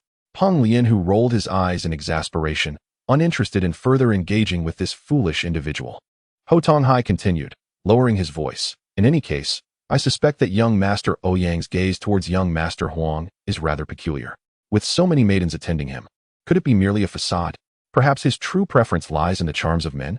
All three, Peng Lianhu, Lingji Master, and Liang Ziwen, turned their heads in unison, gazing at Ho Tonghai with peculiar expressions. "Old Ho, do you truly believe that young Master Huang is a man?" Ho Tonghai replied incredulously, "Is he not? Young Master Huang is handsome, with fair skin, even more so than Ouyang's maidens, exuding an undeniable femininity. Yet his nickname is Little White Dragon. That clearly suggests he is male." Sha Tongtian covered his face in embarrassment, urging his junior, "Please say less. Don't bring shame to your elder brother." The group continued their banter like a comedic performance, causing Huang Rong to laugh uncontrollably, leaning against Lu Chen, her laughter echoing. Even Lu Chen struggled to maintain his stoic demeanor, his lips twitching in amusement. Meanwhile, Ouyang-ku, visibly irritated, shot a venomous glare at the rambling Ho Tonghai before storming off. The atmosphere had been completely deflated by this fool, rendering the gathering rather dull. Sha Tongtian, feeling embarrassed, led his junior away. Lingji Master, Peng Lianhu, and Liang Ziwen all agreed that this probing had been a dismal failure. It would be best to wait for the prince's return to expose these two's pretensions in his presence. They departed without further ado. Do take care. As esteemed guests of the prince's residence, let us grow closer in the future. Huang Rong called out, still chuckling as she waved goodbye. Lu Chun, however, remained fixated on Liang Ziwen's receding figure, contemplating the treasure snake he possessed. Not only would it enhance his power, but consuming it would also render him immune to all poisons, an exceedingly practical trait. As evening fell, Huang Rong, still giggling from her earlier amusement, remarked to Lu Chun, each of them is quite the performer. Are they attempting to make us laugh ourselves silly before taking our heads? Lu Chun responded with a smile, indeed. They are rather amusing, but they likely possess genuine skills beneath their antics. The four from the Chen Dynasty may appear as mere jesters before the five absolutes, yet they are indeed regional overlords. Lingji Master, unchallenged in the Tibetan border, had developed an unwarranted confidence, disregarding even the five absolutes. Liang Ziwen, who had dominated the Changbai region, had suffered a severe psychological blow from being bested by Hong Qigong 20 years ago. Sha Tongtian and Ho Tonghai's Yellow River gang claimed to be the overlords of the Yellow River, while they may not dominate the entire river. They certainly held sway over its central section. Peng Lianhu, the thousand-handed manslayer, was a notorious figure among the Green Forest heroes. Their audacity to challenge the seven true sons indicated that Lingji Master could engage in a fierce contest with Wang Qi, demonstrating that these individuals were not to be underestimated. Of course, Lu Chun, with the capability to match even the leader of the ancient tomb, was certainly not intimidated by the likes of the Chen Dynasty's four or Ouyang Ku. Even Mei Chaofeng would struggle to contend with him. Huang Rong, having consumed the poison snake and practiced the bone-strengthening technique, possessed a blend of skills from Dongxia, Beigai, and Zhongshan. Even if her martial arts were somewhat eclectic, she could potentially hold her own against Ouyang Ku. When Prince Wanyan Honglai returns, he will surely host a banquet for us. Those four will be eager to test their mettle against us, their younger counterparts, Huang Rong said with a beaming smile. At that time, we shall reveal a glimpse of our skills to enlighten them. And about Ouyang Ku, I do not appreciate the way he looks at me. Brother Lu Chun, please teach him a lesson. I share your sentiments, Lu Chun replied, already intent on imparting a profound lesson to Ouyang Ku. Huang Rong nodded enthusiastically and added, Ouyang Ku claims to be the young master of White Camel Mountain. As such, he is likely a close relative of the Western Poison. The Western Poison is renowned alongside my father and Hong Qigong as one of the five absolutes. A slight reprimand should suffice to deter him from involving his family, which would be detrimental to us. She was not concerned about the Western Poison overpowering them, given her own father was also among the five absolutes. Her worry lay in the potential threat he posed to Lu Chun. Hong Qigong had once mentioned that the Western Poison's toxicity extended beyond his nefarious methods. He was exceptionally skilled in the art of poison. If he were to disregard all decorum, he could take lethal actions without shedding blood. Lu Chun understood the true relationship between Ouyang Ku and Ouyang Feng, nodding in agreement. Rest assured, I know where to draw the line. When shall we capture the Black Wind twin fiends? He inquired. There's no rush. The Zhao Wangfu has a significant advantage that we must secure first.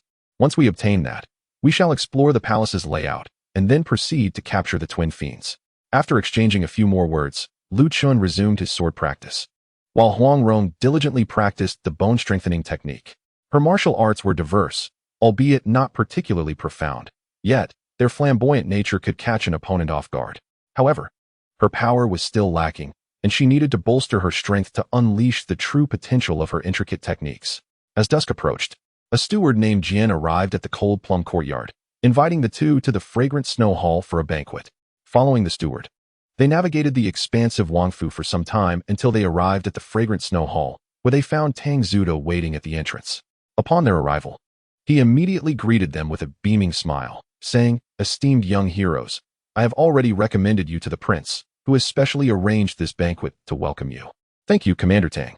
Huang Rong replied cheerfully, bowing slightly, ready to enter with Lu Chun.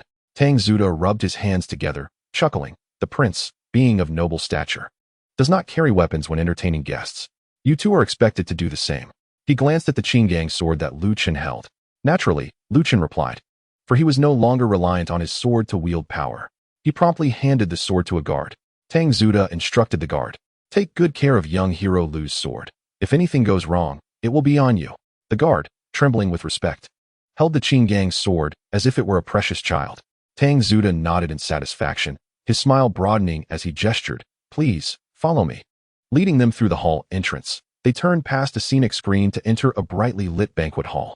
There, Sha Tongtian, Ouyang Ku, and others were already seated. At the head of the table sat a middle-aged man clad in splendid attire. Upon seeing the youthful Lu Chun and Huang Rong, he expressed mild surprise but quickly welcomed them with a hearty smile, saying, "It brings me immense joy to see such young talents bearing remarkable skills, willing to serve my royal house and the court." Before the prince could finish, Lingji Master interjected, "Your Highness, please hold on. These two youngsters. Their skills remain solely a matter of Captain Tang's word. None of us have witnessed their prowess firsthand. If Captain Tang has merely fallen prey to their sleight of hand, mistaking brass for gold, it would indeed be a farcical error." Tang Zuda's face flushed crimson, yet he dared not provoke the illustrious Master Lingji, and could only cast a look of grievance towards Wanyan Honglai. In truth, Wanyan Honglai harbored his own suspicions. However, to maintain the facade of humility and respect for talent, he could not openly question the matter. At this juncture, Master Lingji took the initiative to challenge, which undoubtedly aligned with Wanyan Honglia's sentiments. He refrained from stopping Lingji's inquiries, instead smiling as he observed Lu Chun and Huang Rong, and spoke in a gentle tone. "Master Lingji speaks candidly, with no malice intended. I hope the two young heroes will not take offense." Huang Rong gracefully unfurled her fan and remarked with a smile, "No offense taken. Master Lingji's words do hold merit. Since the prince has generously recruited talented individuals, it is only fitting that we showcase our abilities for your appraisal." With that, she sauntered to the table laden with delicacies, plucking a few watermelon seeds, her delicate fingers flicking them with precision. With a swift whoosh, 5 seeds shot forth, embedding themselves into a candle a distance of 10 paces away. As the onlookers gazed in astonishment, they found the seeds perfectly aligned, each spaced precisely 1 inch apart, and each embedded halfway into the candle's body, neither more nor less. This display of concealed weaponry left the experts of the royal household slightly taken aback. They were discerning enough to recognize the finesse of Huang Rong's technique. Not only was her aim impeccable, but her control of force was also remarkably nuanced. They could not help but think that these two youngsters might indeed possess genuine skills, adding to their list of formidable opponents. At that moment, Wanyan Honglai clapped his hands in admiration. "Young hero Huang, your skills are commendable. Truly, heroes emerge from youth." He personally fetched a jade cup, poured a drink of the royal family's prized Jinlan wine, and called a maid to present it to Huang Rong. Hearing Wanyan Honglia's praise and witnessing him serve Huang Rong, the other experts in the royal household felt a pang of jealousy. Despite their outward camaraderie, they often vied for superiority in front of Wanyan Honglai, each aspiring to be recognized as the foremost expert in the household. Now, as Huang Rong basked in the limelight, receiving accolades and wine from the prince, the others simmered with envy. The self-assured Master Lingji could no longer contain himself and boldly declared, "This mere skill in concealed weapons is but a trifling feat, hardly worthy of note. What true merit does it hold?" This pronouncement offended several individuals. Liang Ziwen was a master of concealed weapons. Sha Tongtian was proficient in them as well, and Peng Lianhu, known as the Thousand-Handed Butcher, was adept at both launching and countering concealed weapons. Even Ouyang Ku possessed some skill in this area. Thus, Master Lingji's indiscriminate criticism drew glares of resentment from multiple quarters. Yet, unperturbed by the ire he provoked, Master Lingji plunged his hands into the basin of water on his table and proclaimed with arrogance, "True martial arts are founded on inner strength. The rest is but illusion. You two young ones, observe closely." As he leisurely rubbed his hands in the basin, it appeared he was merely washing them, but soon, wisps of steam began to rise, accompanied by fine bubbles that suggested the water was boiling. This display elicited astonishment from Wanyan Honglai, and the others, Sha Tongtian, Liang Ziwen, Peng Lianhu, watched with a newfound seriousness. Even Ouyang Ku could not help but furrow his brow, acknowledging that while Master Lingji's arrogance was undeniable, he was no mere frog at the bottom of a well, but possessed genuine skill, at least in the realm of internal energy. He might not be greatly inferior to Ouyang Ku himself. Huang Rong, with a playful smile, clapped her hands in praise. Master Lingji's ability to boil water is indeed remarkable. With such a skill, even in the depths of winter, one need not fear being without hot water while traversing the wilderness. One could even prepare meat broth without resorting to cold rations. The clever Huatong Hai instinctively retorted, "Master Lingji is a monk. How could he consume meat? Moreover, even if he can boil water, without a pot, how can he cook?" unless he carries a pot with him. This skill of boiling water, no matter how convenient, leaves one still drinking cold water and suffering from stomach troubles. The crowd exchanged strange glances, caught between laughter and disbelief. Master Lingji, incensed, felt his temples throb. Am I demonstrating internal strength? And you lot are talking about boiling water and cooking meat. Is this a matter of whether one can drink hot water or not? The emphasis, after all, was on the remarkable depth of his internal energy. Amused, Chen mused privately. Master Lingji can boil water with bare hands, indicating a vigorous and fiery approach to internal energy. He is a concealed monk, nicknamed the Five-Fingered Secret Blade. Perhaps his martial arts and internal strength bear some resemblance to Jiao Mog's teachings. Master Lingji may not wield the flame blade, but perhaps he has inherited some fragmented teachings of Jiao Mog. As he contemplated, the self-assured Master Lingji abruptly stood, pointing at Huang Rong. In the realm of martial arts, the truth of one's skill must be tested through action. Young Huang Rong, do you dare to spar with me, allowing me to measure your worth? You dare mock my extraordinary internal energy by reducing it to boiling water?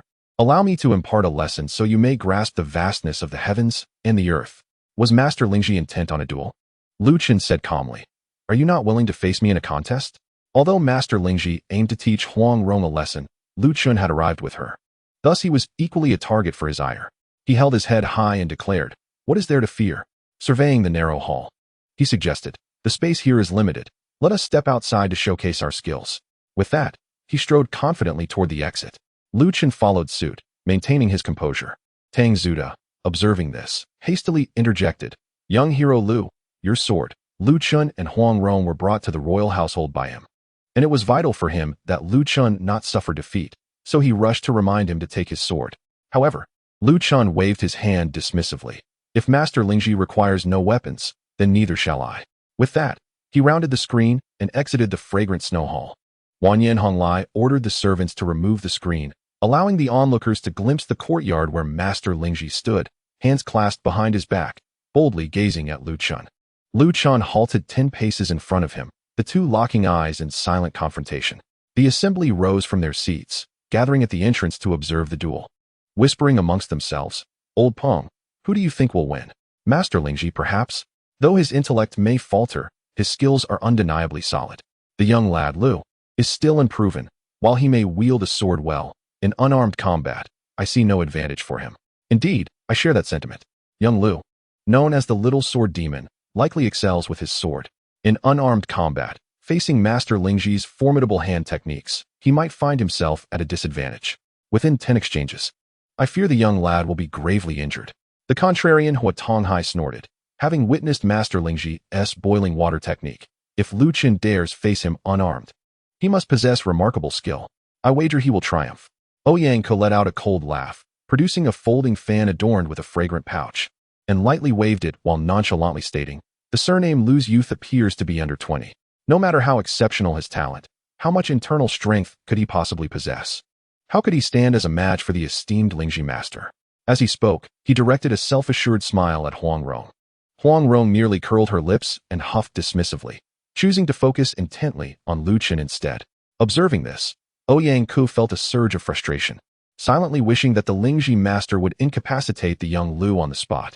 Under the watchful eyes of the crowd, Lingji master and Chen faced off for a moment before the former, with an air of arrogance, declared, "Young Lu, being of the younger generation, I shall grant you the first move.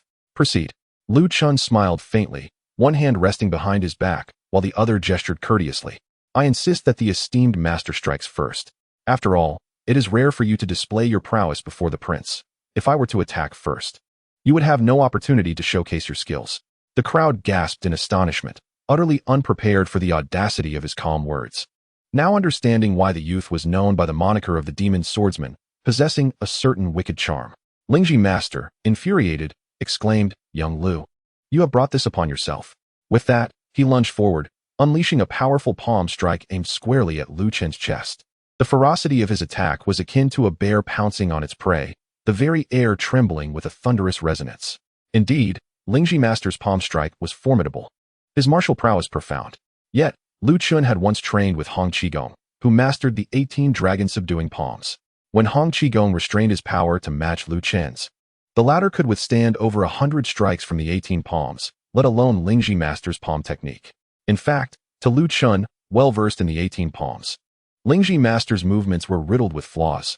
Had he wielded a sword at that moment, he could have forced Lingji Master into a disadvantageous position and inflicted grievous wounds in under 10 strikes. Of course, without a sword and with insufficient distance for an attack, he could only observe the vulnerabilities. Nevertheless, it mattered little. Lingji Master's technique, when compared to Hong Qigong's 18 palms, was riddled with openings that posed no threat to him whatsoever. With a resounding crash, the fierce gust of the palm wind approached, and Lu Chen's form resembled a feather swept by the wind, gracefully gliding backward. Lingji Master advanced with relentless determination, his palms striking in rapid succession, exuding an overwhelming intensity. Lu Chen, however, appeared as a bird navigating through a tempest, his movements elusive, appearing at one moment on the left and the next on the right, deftly evading the Master's strikes by mere heartbeats. There exists no sword technique that involves standing still and engaging in a direct confrontation. Every sword technique is accompanied by corresponding footwork. The more refined the swordplay, the more intricate the movements. While Lu Chen's evasive maneuvers were not of the soaring, specialized lightness of expert practitioners, he adeptly executed swift shifts within a limited range. Possessing mastery over multiple prestigious sword techniques, including the swiftest of the current era, the ancient tomb swordplay, Lu Chen had honed each style to perfection, and his accompanying footwork had naturally attained a corresponding level of sophistication. With remarkable swordsmanship in sight, he had begun to amalgamate the essence of various techniques into a singular form, though not yet fully realized. His current agility was comparable to that of the ancient tomb's leader, allowing him to match opponents of exceptional caliber. In this moment, despite Lingji Master exerting his full strength and showcasing his martial art prowess, no matter how ferocious his strikes or how fierce his techniques, he could not touch even a corner of Lu Chen's garment. As the exchanges surpassed the 100 mark, Lingji Master's bold and powerful strikes drew admiration from the onlookers. Yet it was Lu Chen's graceful and swift movements that left them in silent awe. Growing increasingly irate, Lingji Master bellowed, "Young Lu, do you intend to evade forever? Have the courage to engage in a direct clash with me for 300 exchanges. 300 exchanges? Lu Chen chuckled lightly. If Master can withstand even one of my strikes, I shall concede defeat. As he spoke, his shadowy form halted abruptly. Lingji Master, seizing the moment, summoned all his strength and struck at Lu Chen's chest.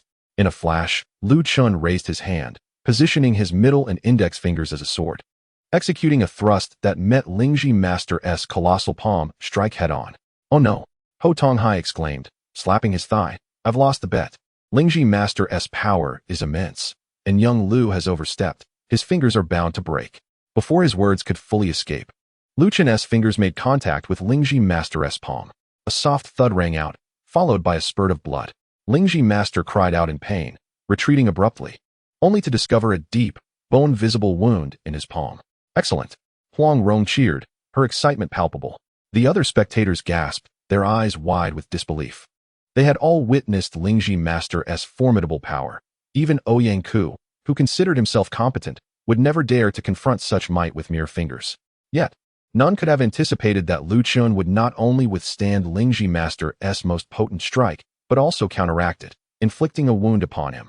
The sheer strength of Lu Chen's fingers was something none had ever witnessed. What sorcery is this? Lingji Master glared at Lu Chen, a mix of astonishment and fury washing over him. He refused to believe that the young man before him possessed such piercing strength, insisting that it must be sorcery. Sorcery? Lu Chen raised an eyebrow, replying earnestly, "This technique is called the formless sword finger, a secret skill of my own. If you have never encountered such an extraordinary technique, it is understandable that you mistake it for sorcery. However, the outcome will ultimately speak for itself." With that, he dismissed the Lingji Master, known for his zero intellect in his previous life online, redirecting his attention to Ouyang Ku. "Young Master Ouyang, hailing from a prestigious lineage, might I request your guidance?" Chapter 49, Sword Finger. Lightly taking on Ouyang upon witnessing Lu Chen challenge Ouyang Ku, the crowd collectively turned to him, their eyes gleaming with anticipation. Ouyang Ku, with his impressive background and grand demeanor, appeared cultured and modest, yet beneath the surface, he harbored disdain for the likes of Sha Tongtian and other martial miscreants, occasionally revealing a trace of scorn. However, aside from the oblivious Lingji Master, everyone understood the significance of Ouyang Ku's uncle. Thus, even when subjected to Ouyang Ku's condescension, the crowd dared not voice their discontent, instead plastering smiles on their faces, all the while secretly wishing for Ouyang Ku to face a bitter defeat. Young Master Ouyang, the heir of the White Camel Mountain, was indeed remarkable in his martial arts. Although young Lu was still young and had yet to establish his reputation in the martial world, at this moment, no one dared to doubt his capabilities. If the two of you could engage in a friendly contest, it would surely be an eye-opening experience for us all, Peng Lianhu remarked with a beaming smile. At first glance, these words seem innocuous, yet they subtly belittle Ouyang Ku by juxtaposing him with Lu Chen. You, the young master of the prestigious White Camel Mountain, are compared to a mere nameless youth, albeit one whose martial prowess has earned the respect of those present. Do you, Ouyang, dare to accept his challenge? Indeed, we are all well aware of your uncle's illustrious reputation, even if we have not witnessed Ouyang's unparalleled skills. To see you in action would be a fortunate opportunity for us to indirectly appreciate your father's might. Sha Tongtian chimed in alongside Peng Lianhu. Liang Ziwen remained silent. Although he, too, harbored disdain for Ouyang Ku's arrogance, as the only one among them who had suffered a beating from one of the 5 absolute masters. He understood the terror they wielded and dared not incite further conflict for fear of Ouyang Ku's retribution. Furthermore, compared to Ouyang Ku's noble lineage and formidable background, Liang Ziwen was even less inclined to be overshadowed by the likes of the relatively obscure Lu Chen and Huang Rong. As the oldest guest in the Wang residence, Liang Ziwen instinctively resisted and even loathed the emergence of youthful prodigies. While he outwardly appeared somewhat amiable, deep within he was already scheming against Lu Chen and Huang Rong. Ho Tonghai shook his head and remarked, Ouyang, I'm afraid you may not succeed. This lad Lu possesses remarkable agility, flitting about and leaving one dizzy. His finger technique is formidable, akin to iron spikes. Even the palm strikes of the sage could be shattered by his fingertips. If he were to strike a person, wouldn't it create a gaping wound? I believe Ouyang may find it difficult to prevail. This individual was not being sardonic. He was merely expressing his straightforward nature without any convoluted thoughts. Yet, this very candor proved to be fatal. Ouyang Ku, already under pressure from the taunts of Peng Lianhu and Sha Tongtian, found himself with no room to retreat after Ho Tonghai's comments. As the nephew of the Western Poison Master, should he refuse to engage with the challenge posed by this nameless youth, he would not only tarnish his own reputation, but also that of his uncle. Moreover, while Lu Chen's agility was indeed impressive, Ouyang Ku prided himself on his family's legendary swift movement technique, which was not inferior to Lu Chen's. As for Lu Chen's so-called formless sword fingers, Ouyang Ku regarded them as merely a fortuitous advantage. After all, a finger is not a true sword. Its attack range pales in comparison to an actual blade, lacking the resilience and versatility of a sword's body, and it possesses only a single point of lethal force, severely limiting its techniques and variations. Having already witnessed Lu Chen's formless sword fingers in action and grasped their intricacies, Ouyang Ku felt he merely needed to guard against the sharpness of Lu Chen's fingertips without undue concern. After a swift internal calculation, Ouyang Ku felt emboldened. With a swift motion, he closed his folding fan and sneered, Very well, I shall experience the prowess of young Lu firsthand. With that, he elegantly darted into the courtyard. Confronting Lu Chen, he had long desired to teach Lu Chen a lesson in front of Huang Rong, but was interrupted by Ho Tonghai's meddling, which had dampened his spirits. Now was the perfect opportunity to publicly defeat Lu Chen, restore his dignity before Wanyan Honglai, and demonstrate his prowess to Sha Tongtian and the others, while simultaneously embarrassing Lu Chen in front of Huang Rong. With this thought in mind, Ouyang Ku wasted no time and warned Lu Chen, Be careful, young friend Lu. In a flash, he approached Lu Chen with the swiftness of the wind, his palms creating an array of shadowy strikes that enveloped Lu Chen. He unleashed the legendary divine Camel Snow Mountain Palm of White Camel Mountain. Ouyang Ku's palm technique was entirely distinct from the sage's palm strikes. While the sage's technique was broad and forceful, relatively simple and straightforward, Ouyang Ku's was intricate and elusive, full of deceptive feints. As his palm strikes erupted, the air filled with shadows akin to swirling snow, bewildering the eyes. Yet hidden within this deceptive display were lethal and fierce real attacks. Both the feints and the genuine strikes exuded an indistinguishable momentum, making them difficult to discern. As one of the Western poison's secret techniques, this palm method undoubtedly possessed immense power. However, Lu Chen had already faced the seemingly simple, yet nearly flawless 18 dragon-subduing palms, experienced the diverse martial arts of Han Qigong, and contended with the similarly intricate falling petals divine sword palm and the heavenly net technique of the ancient tomb sect, thus amassing considerable experience in countering such styles. With his current experience and skill, even without a sword, he could find ways to respond. as he swiftly maneuvered to evade Ouyang Ke's flurry of palm strikes. He counterattacked with his fingers as if wielding a blade, seeking openings to strike back. Yet, as Ouyang Ke had anticipated, the sword fingers were not the same as a true sword, and Lu Chen had yet to hone his fingers to the sharpness of a sword's edge. The lethality remained confined to the tips of his fingers, and his attack range was limited, hindering the full expression of his exquisite sword techniques. Nevertheless, the most potent use of swordsmanship lay in its thrusts.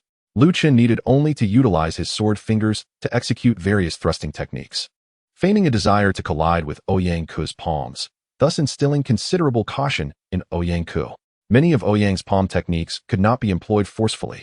He had to rely on feints to probe for Lu Chen's weaknesses. Yet, given Lu Chen's experience in countering palm techniques, how could he easily expose a flaw? He not only defended flawlessly, but also occasionally launched a frost-breaking palm, using Ouyang Ke's palm pressure to hone a technique he had not rigorously practiced. Whoosh, whoosh, whoosh. As the sound of fabric slicing through the air echoed, the white-clad Ouyang Ke executed his family's swift movement technique, while the black-clad Lu Chen darted around the arena. The contrasting figures of white and black flickered like shadows, continuously shifting positions, while their fingers and palms flew, rapidly exchanging techniques. In the blink of an eye, the two had exchanged over 100 blows. Ouyang Ke grew increasingly astonished. He had initially believed he had adequately overestimated Lu Chen, yet upon truly engaging in combat, he realized he had underestimated his abilities. At 36 years of age, having trained under his uncle since childhood, he had refrained from practicing the perilous frog technique. Yet he had mastered other martial arts, convinced that he could claim the title of the best below the 5 absolutes. However, he never anticipated that this young swordsman, seemingly under 20, could possess such extraordinary skill, managing to counter his most familiar divine camel snow mountain palm without revealing a single flaw, and even retaliating with sword fingers and palm techniques. Faced with such prowess, Ouyang Ke grew increasingly cautious in his attacks. He frequently withdrew his palms mid-strike, avoiding direct collisions with Lu Chen's sword fingers.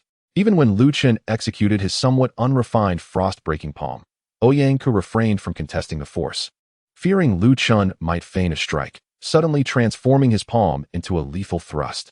Of course, despite Ouyang Ke's careful approach and his secret alarm at Lu Chen's skills, he still believed he held the advantage. He could not fathom that Lu Chen, at such a young age, could possibly surpass him in power. The relentless movement, the rapid exchanges of techniques, and the constant evasion consumed a tremendous amount of energy, stamina, and mental fortitude for both combatants. Ouyang Ke prides himself on his profound skills and enduring stamina. After exchanging dozens of moves, he feels a noticeable fatigue, especially considering that Lu Chen, who is nearly 17 or 18 years his junior, must be even more exhausted. It is essential to note that Lu Chen had previously evaded over 100 fierce attacks from Ling Ji-ren with his rapid movements, undoubtedly depleting his energy. How much longer could he withstand such a high-intensity confrontation with Ouyang Ke? In Ouyang Ke's eyes, while Lu Chen currently fights valiantly with the vigor of a youthful swordsman, the balance of their duel seems equal. However, he believes that if he can prolong the engagement until Lu Chen's youthful energy and stamina are entirely exhausted, he will ultimately gain the upper hand and achieve a resounding victory.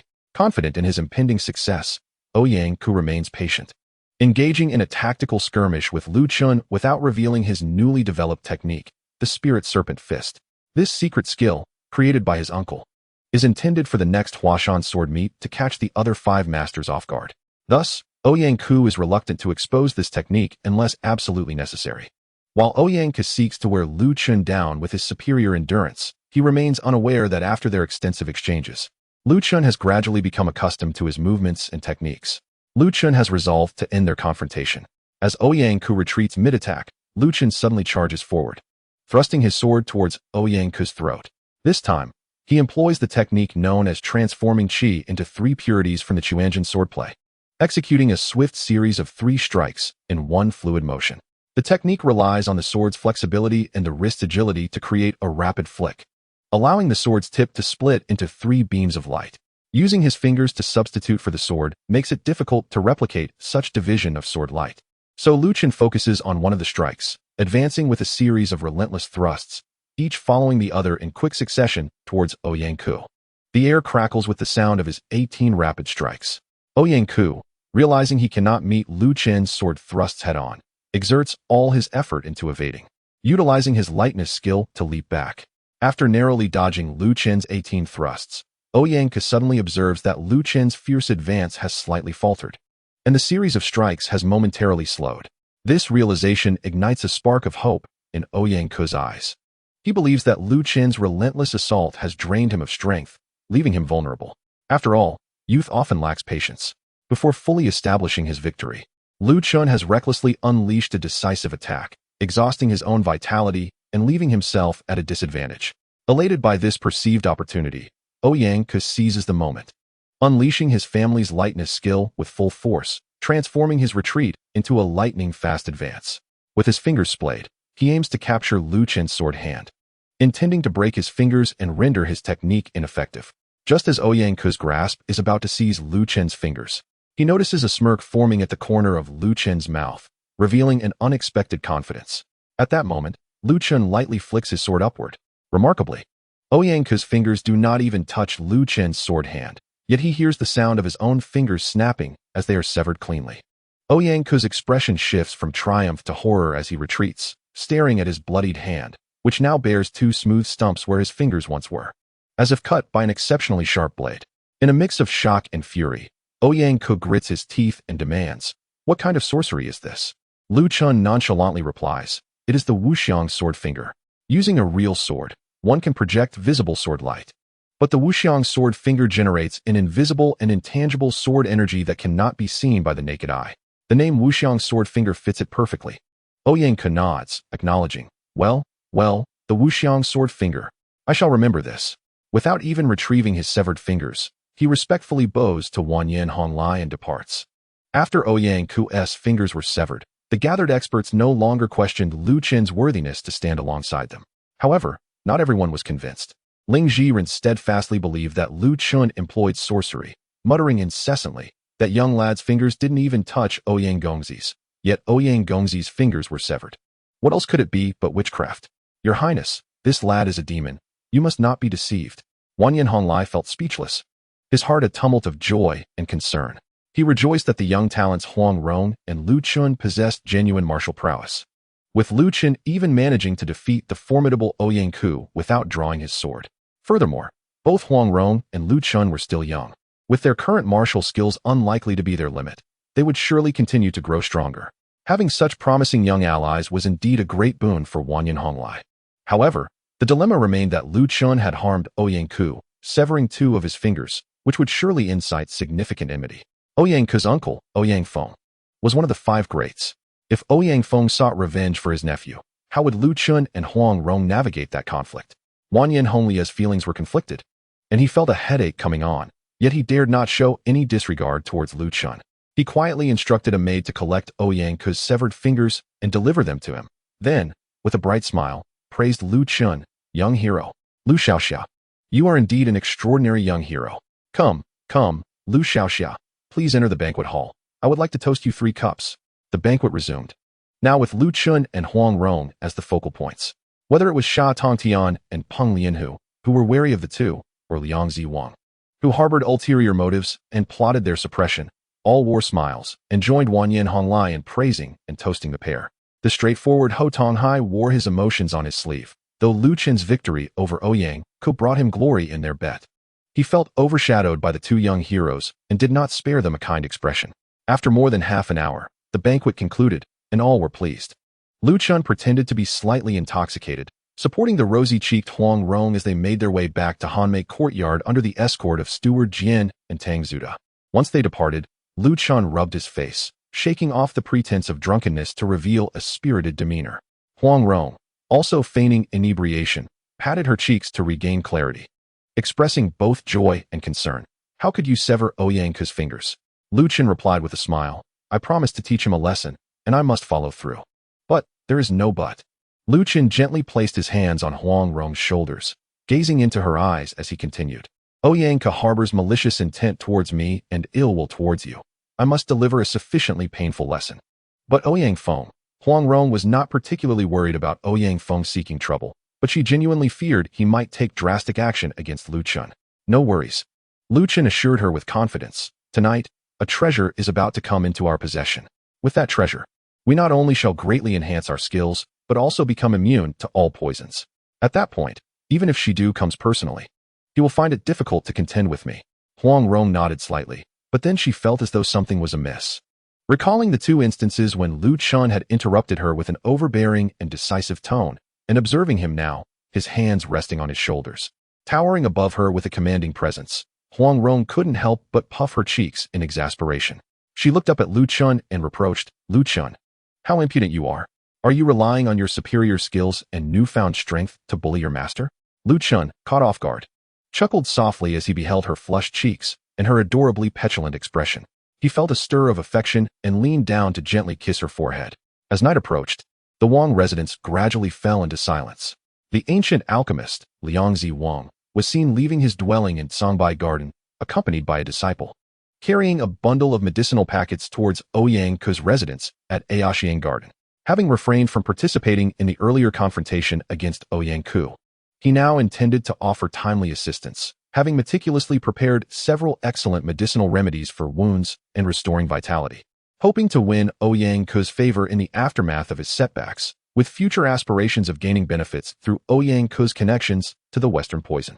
As Liang Ziwang moved further away, two shadowy figures silently descended from the rooftop. It was Lu Chen and Huang Rong. They had arrived a quarter of an hour prior and had been lying in wait, initially planning to act once Liang Ziwang had retired for the night. However, as Liang Ziwang remained busy in the pharmacy, they had no choice but to exercise patience. Now that Liang Ziwang had unexpectedly stepped out, it spared them considerable effort. Approaching the pharmacy, they listened intently. Lu Chen gestured to Huang Rong, who understood and positioned herself beside the door as Lu Chen knocked softly. "Master?" came the voice of a young boy from behind the door. Did the master leave something behind? As the door creaked open, a youth clad in blue emerged. Before he could discern who stood outside, Huang Rong swiftly struck, rendering the boy unconscious with a deft finger technique. Lu Chen caught the young boy as he fell, dragging him inside and resting him on a chair. He then surveyed the room, his gaze landing on a large bamboo basket, which was permeated with a strong medicinal scent. Huang Rong whispered, "It smells potent." Nodding in agreement, Lu Chen approached the basket, lifting the cover to reveal a large, entirely crimson serpent coiled inside, exuding a rich medicinal aroma. In the depths of winter, this mutated treasure snake, while not hibernating, was lethargic and unresponsive. Although Lu Chen's action startled it, it reacted sluggishly, and before it could strike, he promptly covered the basket again, securing it tightly with a length of rope. With a triumphant smile, he lifted the basket and said to Huang Rong, "We have acquired the treasure. We can savor it at our leisure." Meanwhile, Liang Ziwang was engaged in lively conversation with Ouyang Ke in Ayaxiang Garden.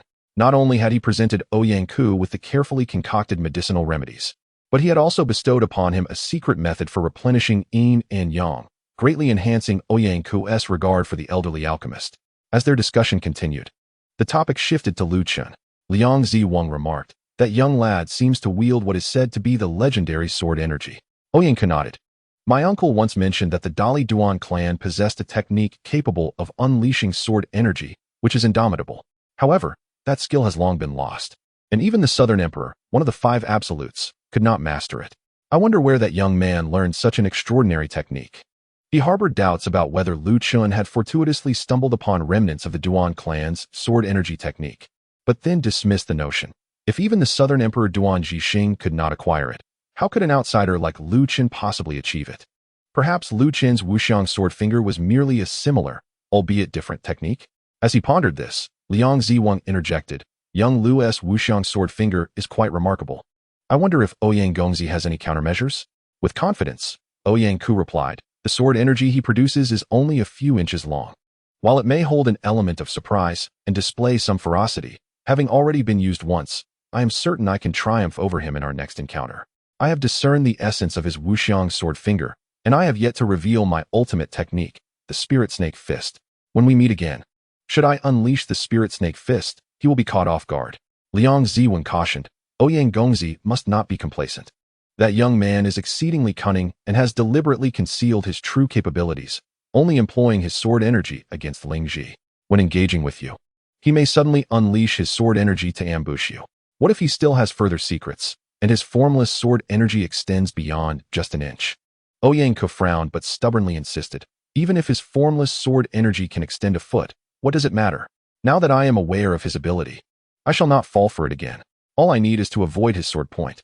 Despite his bravado, he knew that should he face Chen, he would have to remain perpetually vigilant against that invisible sword energy, which would undoubtedly impede his performance. Liang Ziwang, perceptive to Ouyang Ku's struggles, smiled and suggested, "Perhaps one could consider using hidden weapons. Young Lu's sword fingers are sharp, but his hand-to-hand combat seems rather ordinary. In my humble opinion, he embodies the quintessential swordsman, focusing solely on swordsmanship with little knowledge of other martial arts. Thus, when engaging him, one could employ hidden weapons to catch him off guard.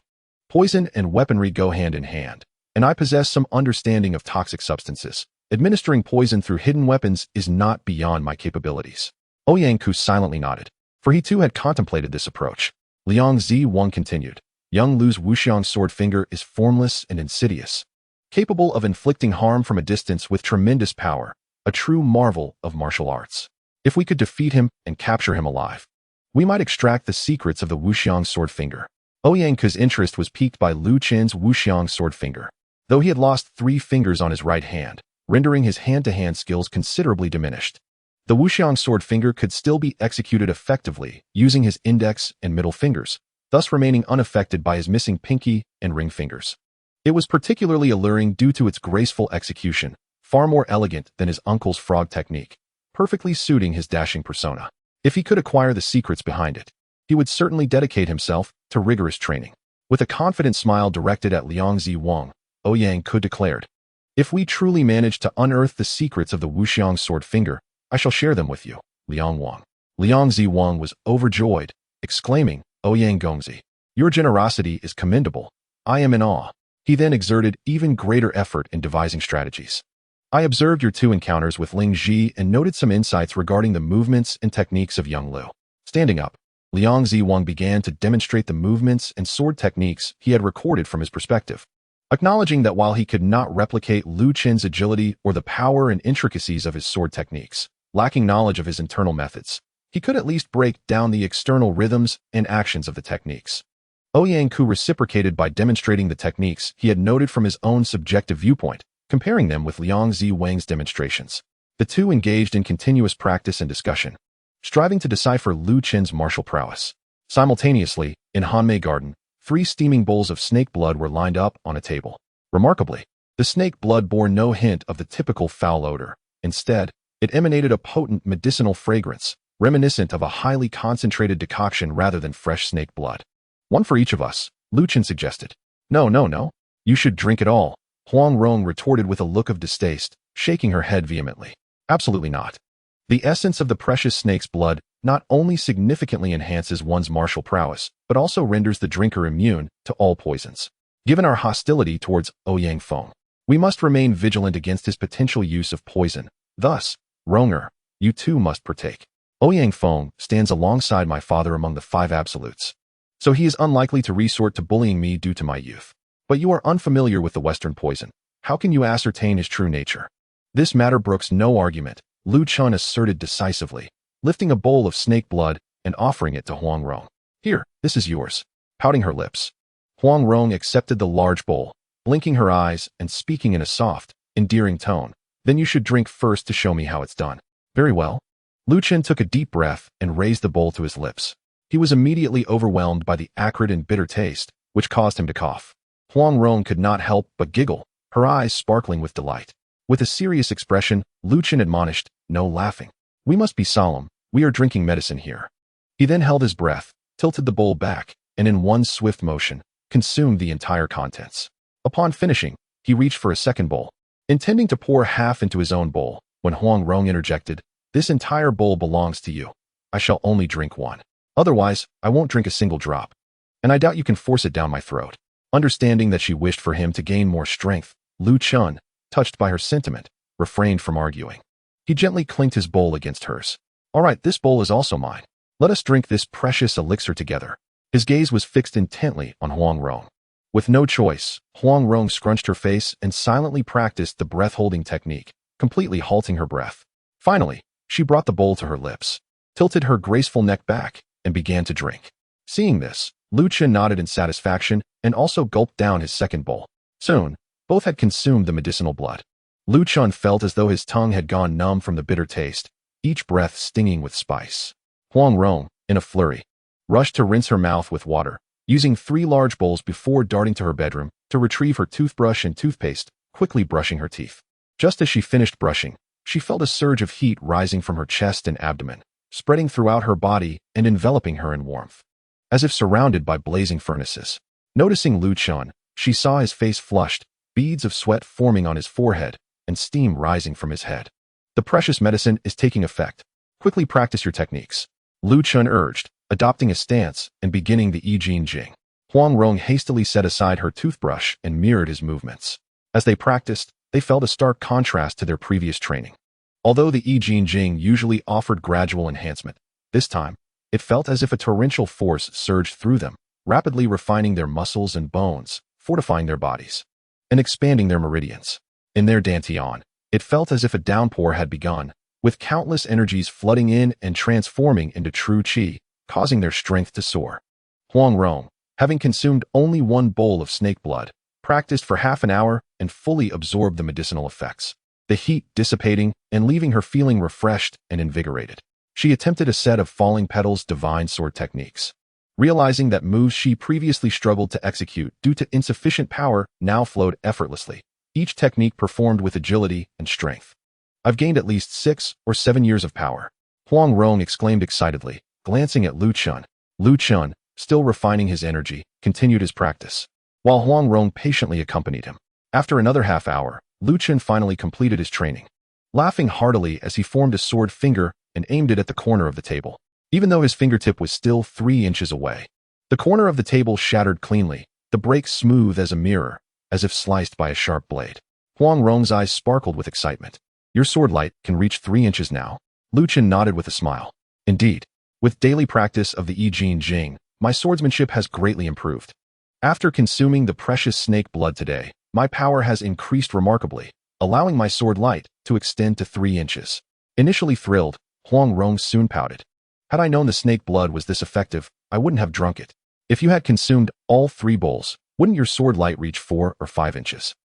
Chen chuckled, not quite. Even if I consumed all 3 bowls, I could only manage 4 inches at most. Seeing Huang Rong still looking regretful, Chen continued. The flesh of that precious snake should also possess some efficacy, much like the flesh of the Bosque snake. If we consume that large snake, our strength may increase further. At his words, Huang Rong ceased her lamentations and laughed. After eating snake daily at Yao's place, I'm quite tired of snake meat. Just then, a heart-wrenching scream echoed from outside. My precious snake. Ah, that is Liang Ziwang's voice. He had spent the entire night with Ouyang Ku devising schemes against Chen, eagerly returning home only to discover that his cherished snake of 20 years had vanished, prompting his anguished cry. It was deep into the night, and the Wang residence was eerily quiet. Liang Ziwang, with his profound martial arts skills, sent his cry echoing far and wide, awakening the nearby guests of the Wang residence. Before they could comprehend the reason for his midnight outburst, they heard him wailing, "Damn it! Which scoundrel stole my precious snake? Old Liang, what madness is this?" The hot-tempered Ho Tonghai shouted as he stepped outside, his voice booming. "It's the middle of the night. Let people sleep. Can you not behave like a civilized human?" Yet, his voice was even louder than Liang Ziwang's, stirring the entire Wang residence. "My precious snake. Who stole my precious snake?" Liang Ziwang's eyes reddened as he rushed from the Cangbai courtyard towards the Qingsong courtyard, where Ho Tonghai and his brothers resided. "Ho, you are the first to respond. Are you guilty of theft? Did you steal my snake?" Ho Tonghai retorted indignantly. "What nonsense are you spouting? What precious snake? I haven't even heard of it." In a near frenzy, Liang Ziwang refused to listen to his explanations, charging into the Qingsong courtyard, screaming, "Return my precious snake," and lunged at Ho Tonghai, fists and feet flying. Among the guests, Ho Tonghai was the weakest fighter, relying on his brothers to maintain his reputation. Faced with Liang Ziwang's frenzied assault, he could only withstand a few exchanges before calling out, "Brother, help me."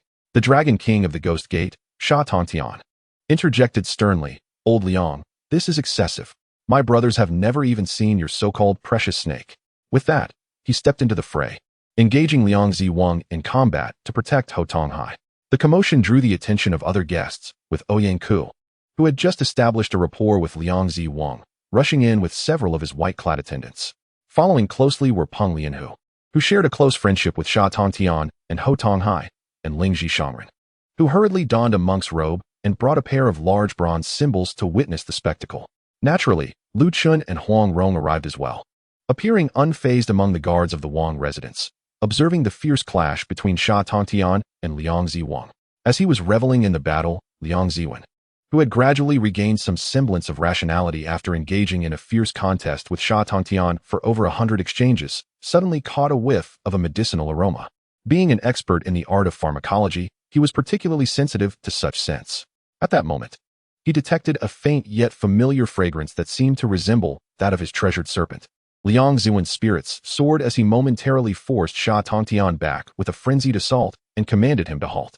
He then stepped back from the fray, inhaling deeply to pinpoint the source of the scent, and immediately cast a fierce glare at Lu Chun and Huang Rong. "It is you." Upon seeing Liang Ziwen's eyes gleam with a predatory intensity, Lu Chun maintained an unruffled demeanor and candidly admitted, "We indeed consumed a serpent that was entirely crimson." "Could it be that it was your treasured serpent, old Liang?" "What?"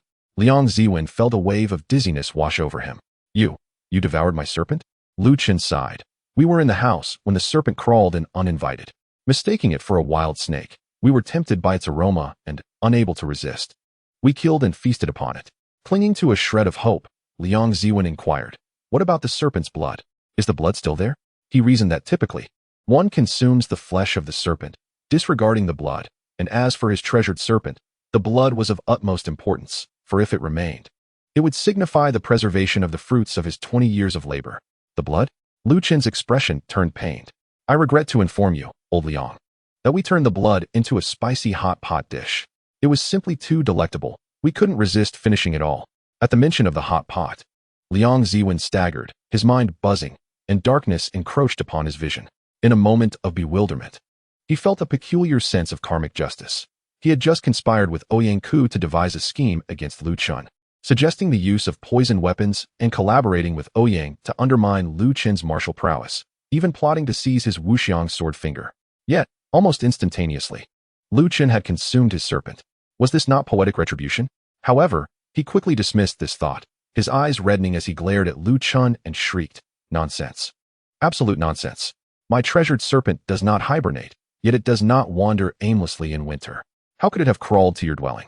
Huang, who had just been unjustly struck by Liang Ziwen, though uninjured, felt extremely displeased. He crossed his arms and sneered, "If your serpent doesn't hibernate in winter, it must not be a proper serpent.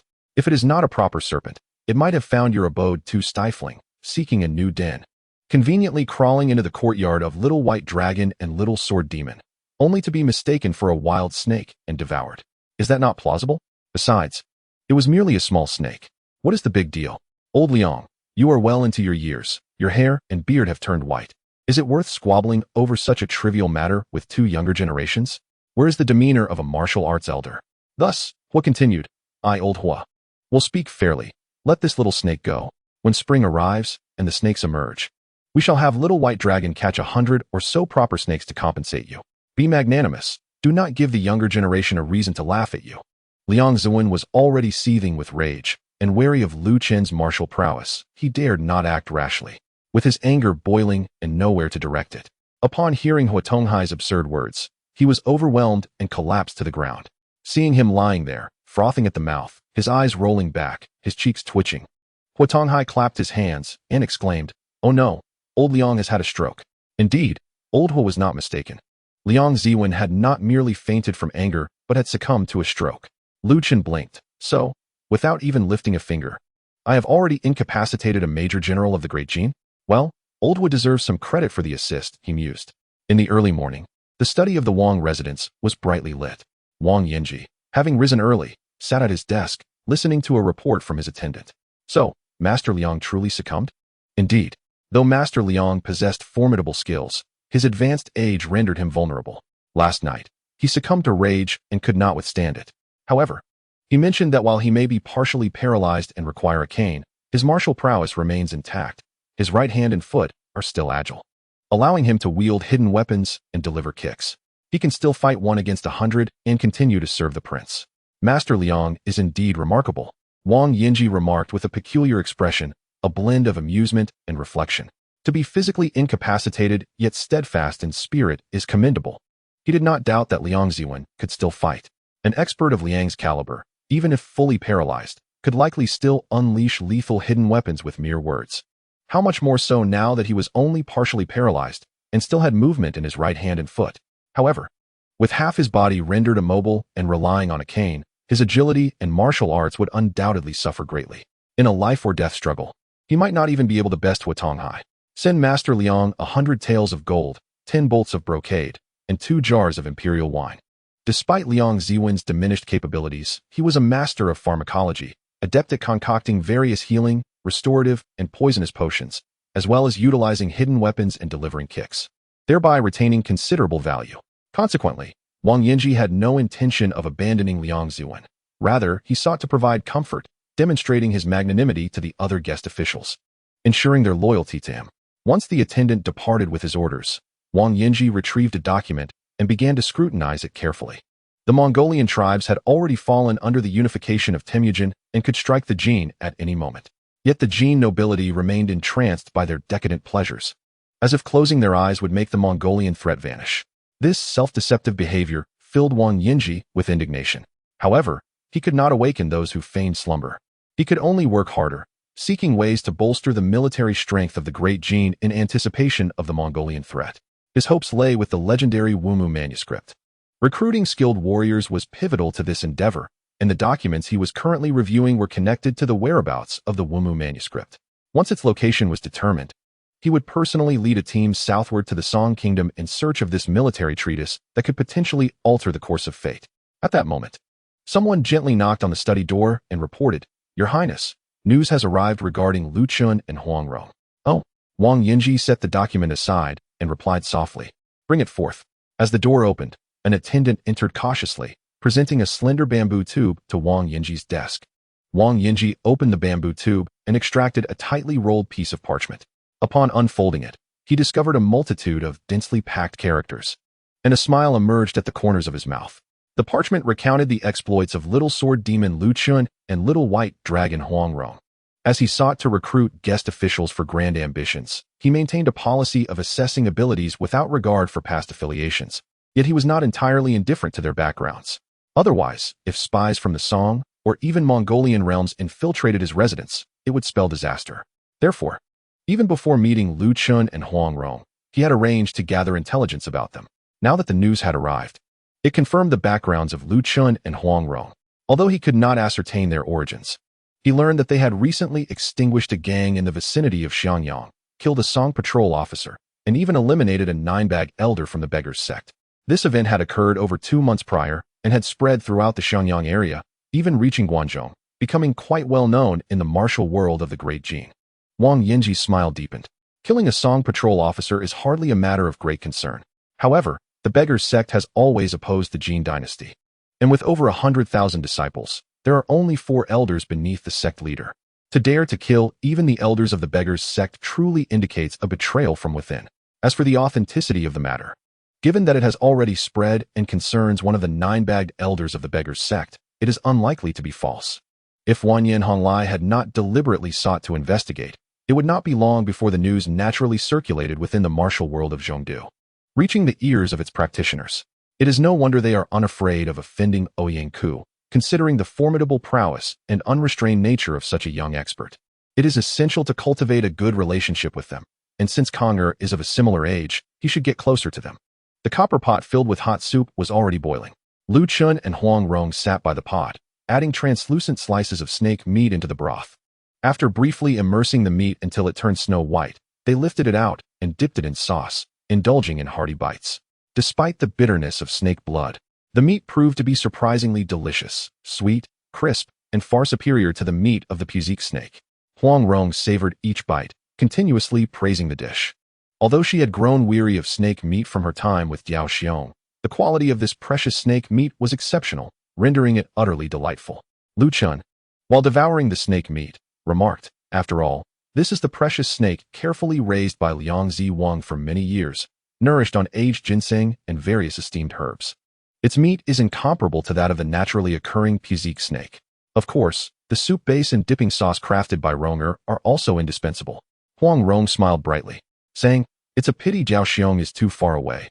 Otherwise, I would let him enjoy this delicacy too. Indeed, it is a shame Jiao Xiong cannot partake in this exquisite feast. Outside, snow began to fall softly. Lu Chen and Huang Rong sheltered within, comfortably sipping wine and relishing the snake meat hot pot.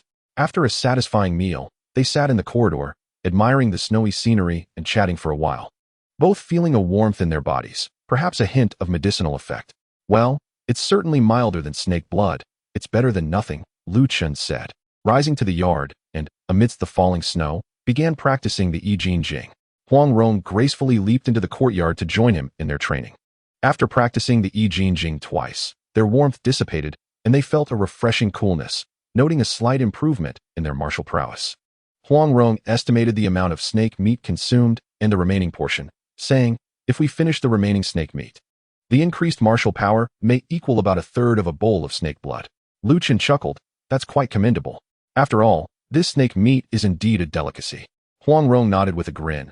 "Yes, aside from hot pot, we can grill, stir-fry, make meatballs, or soups. Variety is key. Eating delicious food while enhancing our skills. How wonderful it would be if we could enjoy such fortune every day." Lu Chen laughed. "I would love such good fortune too, but alas, it is unattainable. There is only one precious snake in the world, cultivated painstakingly by Liangzi Wang for 20 years. Even the considerably less flavorful Puzik snake must be consumed sparingly to avoid extinction, for such rare entities are ultimately finite." Just then, a clear youthful voice rang from outside the courtyard. "Lu Xiaojia, is Huang Gongzi present? I am Wan Yinkong, the heir of the Zhao Wang. Here to pay my respects to you both." Wan Yinkong? Lu Chen's expression shifted subtly as he exchanged glances with Huang Rong. Huang Rong, dressed as a young man, gestured that she needed to change clothes. Lu Chen nodded, and, after she entered the house, opened the courtyard door, revealing a young man clad in exquisite attire. Appearing around 17 or 18 years old, handsome and tall, exuding an air of sophistication. "You must be the little sword demon, Lu Xiong? Truly, you possess an extraordinary presence." Wan Yinkong greeted Lu Chen with a warm smile, bowing respectfully, displaying a demeanor of humility toward those he admired. However, Lu Chen was acutely aware of his true nature.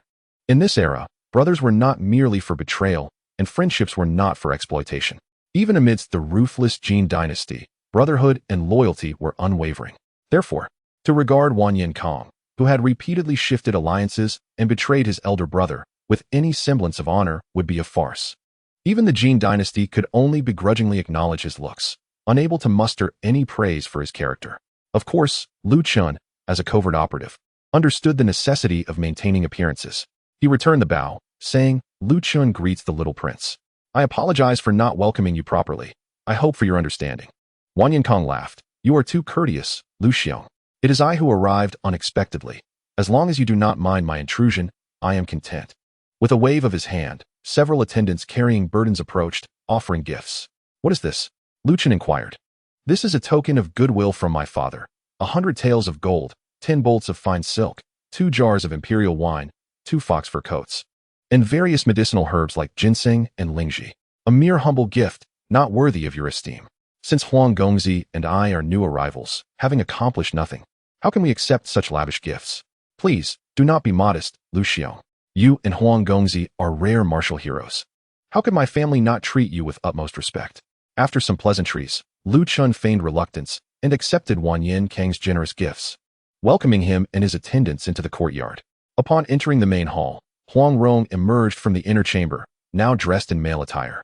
Upon seeing Wan Yinkong, she immediately clasped her hands in greeting. "You must be the Zhao Wang's heir. I am Huang Rong, honored to meet the little prince." Wan Yinkong smiled and returned the greeting. "Huang Gongzi, too courteous." Huang Rong's disguise was not very convincing. Aside from Ho Tong Hai, no one could be deceived. Wan Yinkong, perceiving her true identity, remained discreet, allowing the charade to persist due to their impressive martial skills. After a round of polite exchanges, they took their seats and enjoyed tea. Engaging in light conversation, Wan Yinkong, with his eloquence, lavished praise upon Lu Chen and Huang Rong, elevating them to celestial heights, while subtly probing into their backgrounds, revealing a sense of admiration and longing to join their esteemed lineage. Lu Chen, unaccustomed to dealing with such a smooth talker, found himself mostly silent, allowing Huang Rong to converse. Though Wan Yinkong was cunning, he could gain no advantage over Huang Rong, failing to extract any valuable information from her. He genuinely sought to uncover the origins of Lu Chen and Huang Rong's martial arts, yearning to know which reclusive master could produce such remarkable young experts. Aware that Ouyang Ku's uncle was one of the 5 absolutes, and having witnessed Ouyang Ku's formidable skills, he aspired to join the ranks of the West Poison. Yet, he was taken aback upon learning that Ouyang Ku, older than both Lu Chen and Huang Rong combined, was defeated by Lu Chen's hand, suggesting that their skills were even more formidable and their lineage more profound. Wan Yinkong, who prided himself on his exceptional talents, had never anticipated the emergence of Lu Chen, who was of similar age but possessed even greater prowess than Ouyang Ku. Even the younger Huang Rong, with her remarkable skills in finger-flicking and concealed weaponry, had garnered recognition from renowned masters like Sha Tongtian and Peng Lianhu, believed that the remarkable achievements of Lu Chen and Huang Rong were undoubtedly attributed to their esteemed lineage. Their school possessed a transcendent martial art that could enable an individual to cultivate extraordinary skills at a tender age. If only he, Wan Yinkong, could gain entry into the same sect as Lu Chen and Huang Rong and master that unparalleled technique. With his innate talent, he would easily surpass Lu Chen, becoming a formidable figure admired by peers and revered alongside esteemed predecessors. Furthermore, he would be accompanied by 2 exceptionally gifted companions, thus reaping multiple rewards in one endeavor.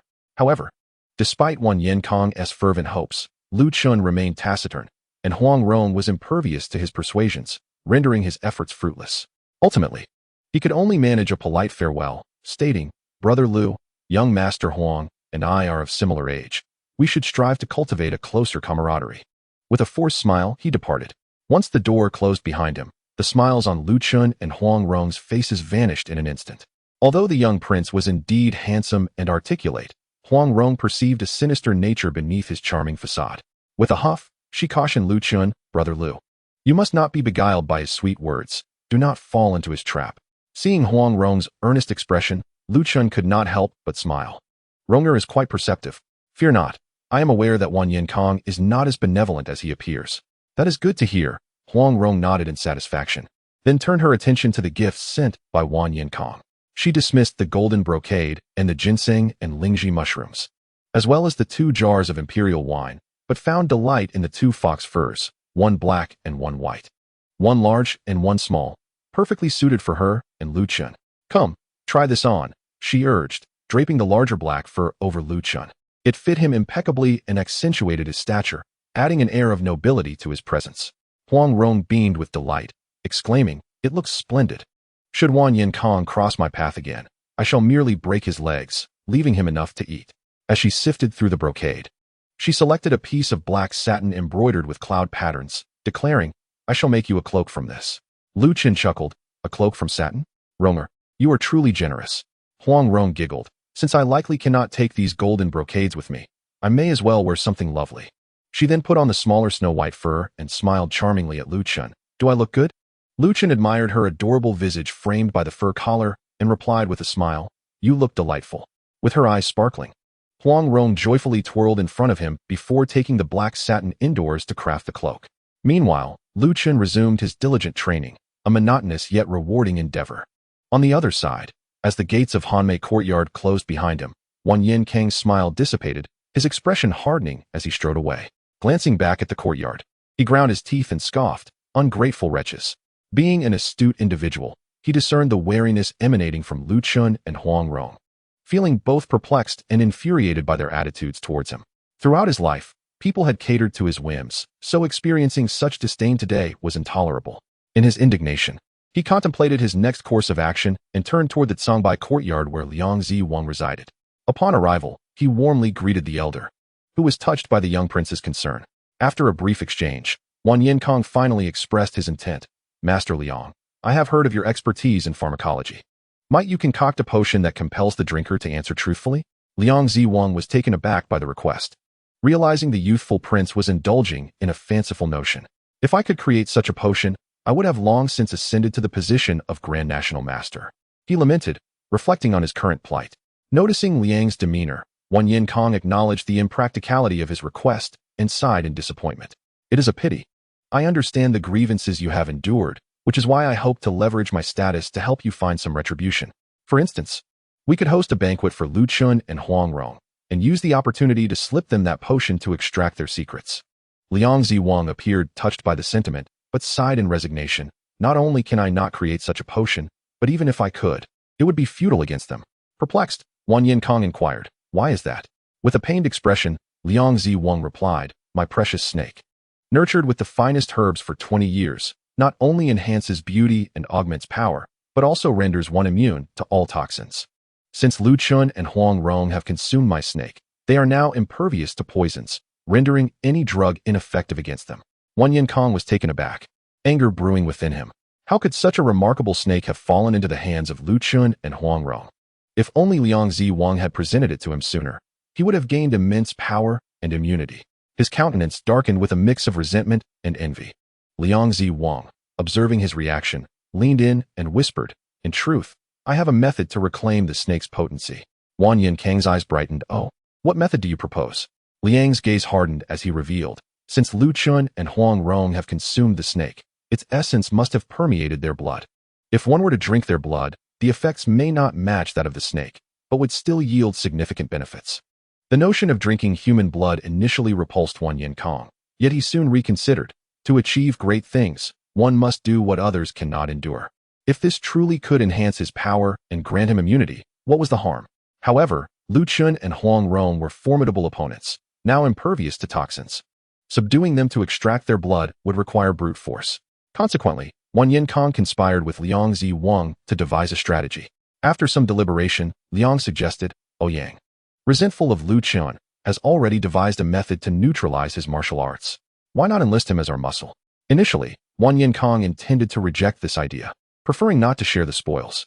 However, reconsidering the situation, he recognized that Lu Chun's martial prowess surpassed Ouyang Ku's, and with the enhancement from the snake, relying solely on his formidable female master might not be wise.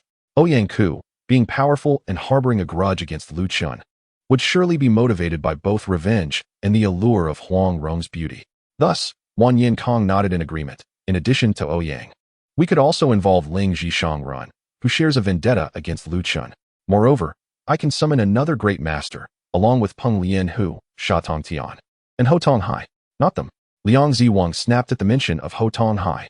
The esteemed elder Liang, now afflicted with hemiplegia, attributed a portion of his plight to the ineptitude of Ho Tong Hai, shaking his head in dismay. Ho was not only foolish but also audaciously presumptuous.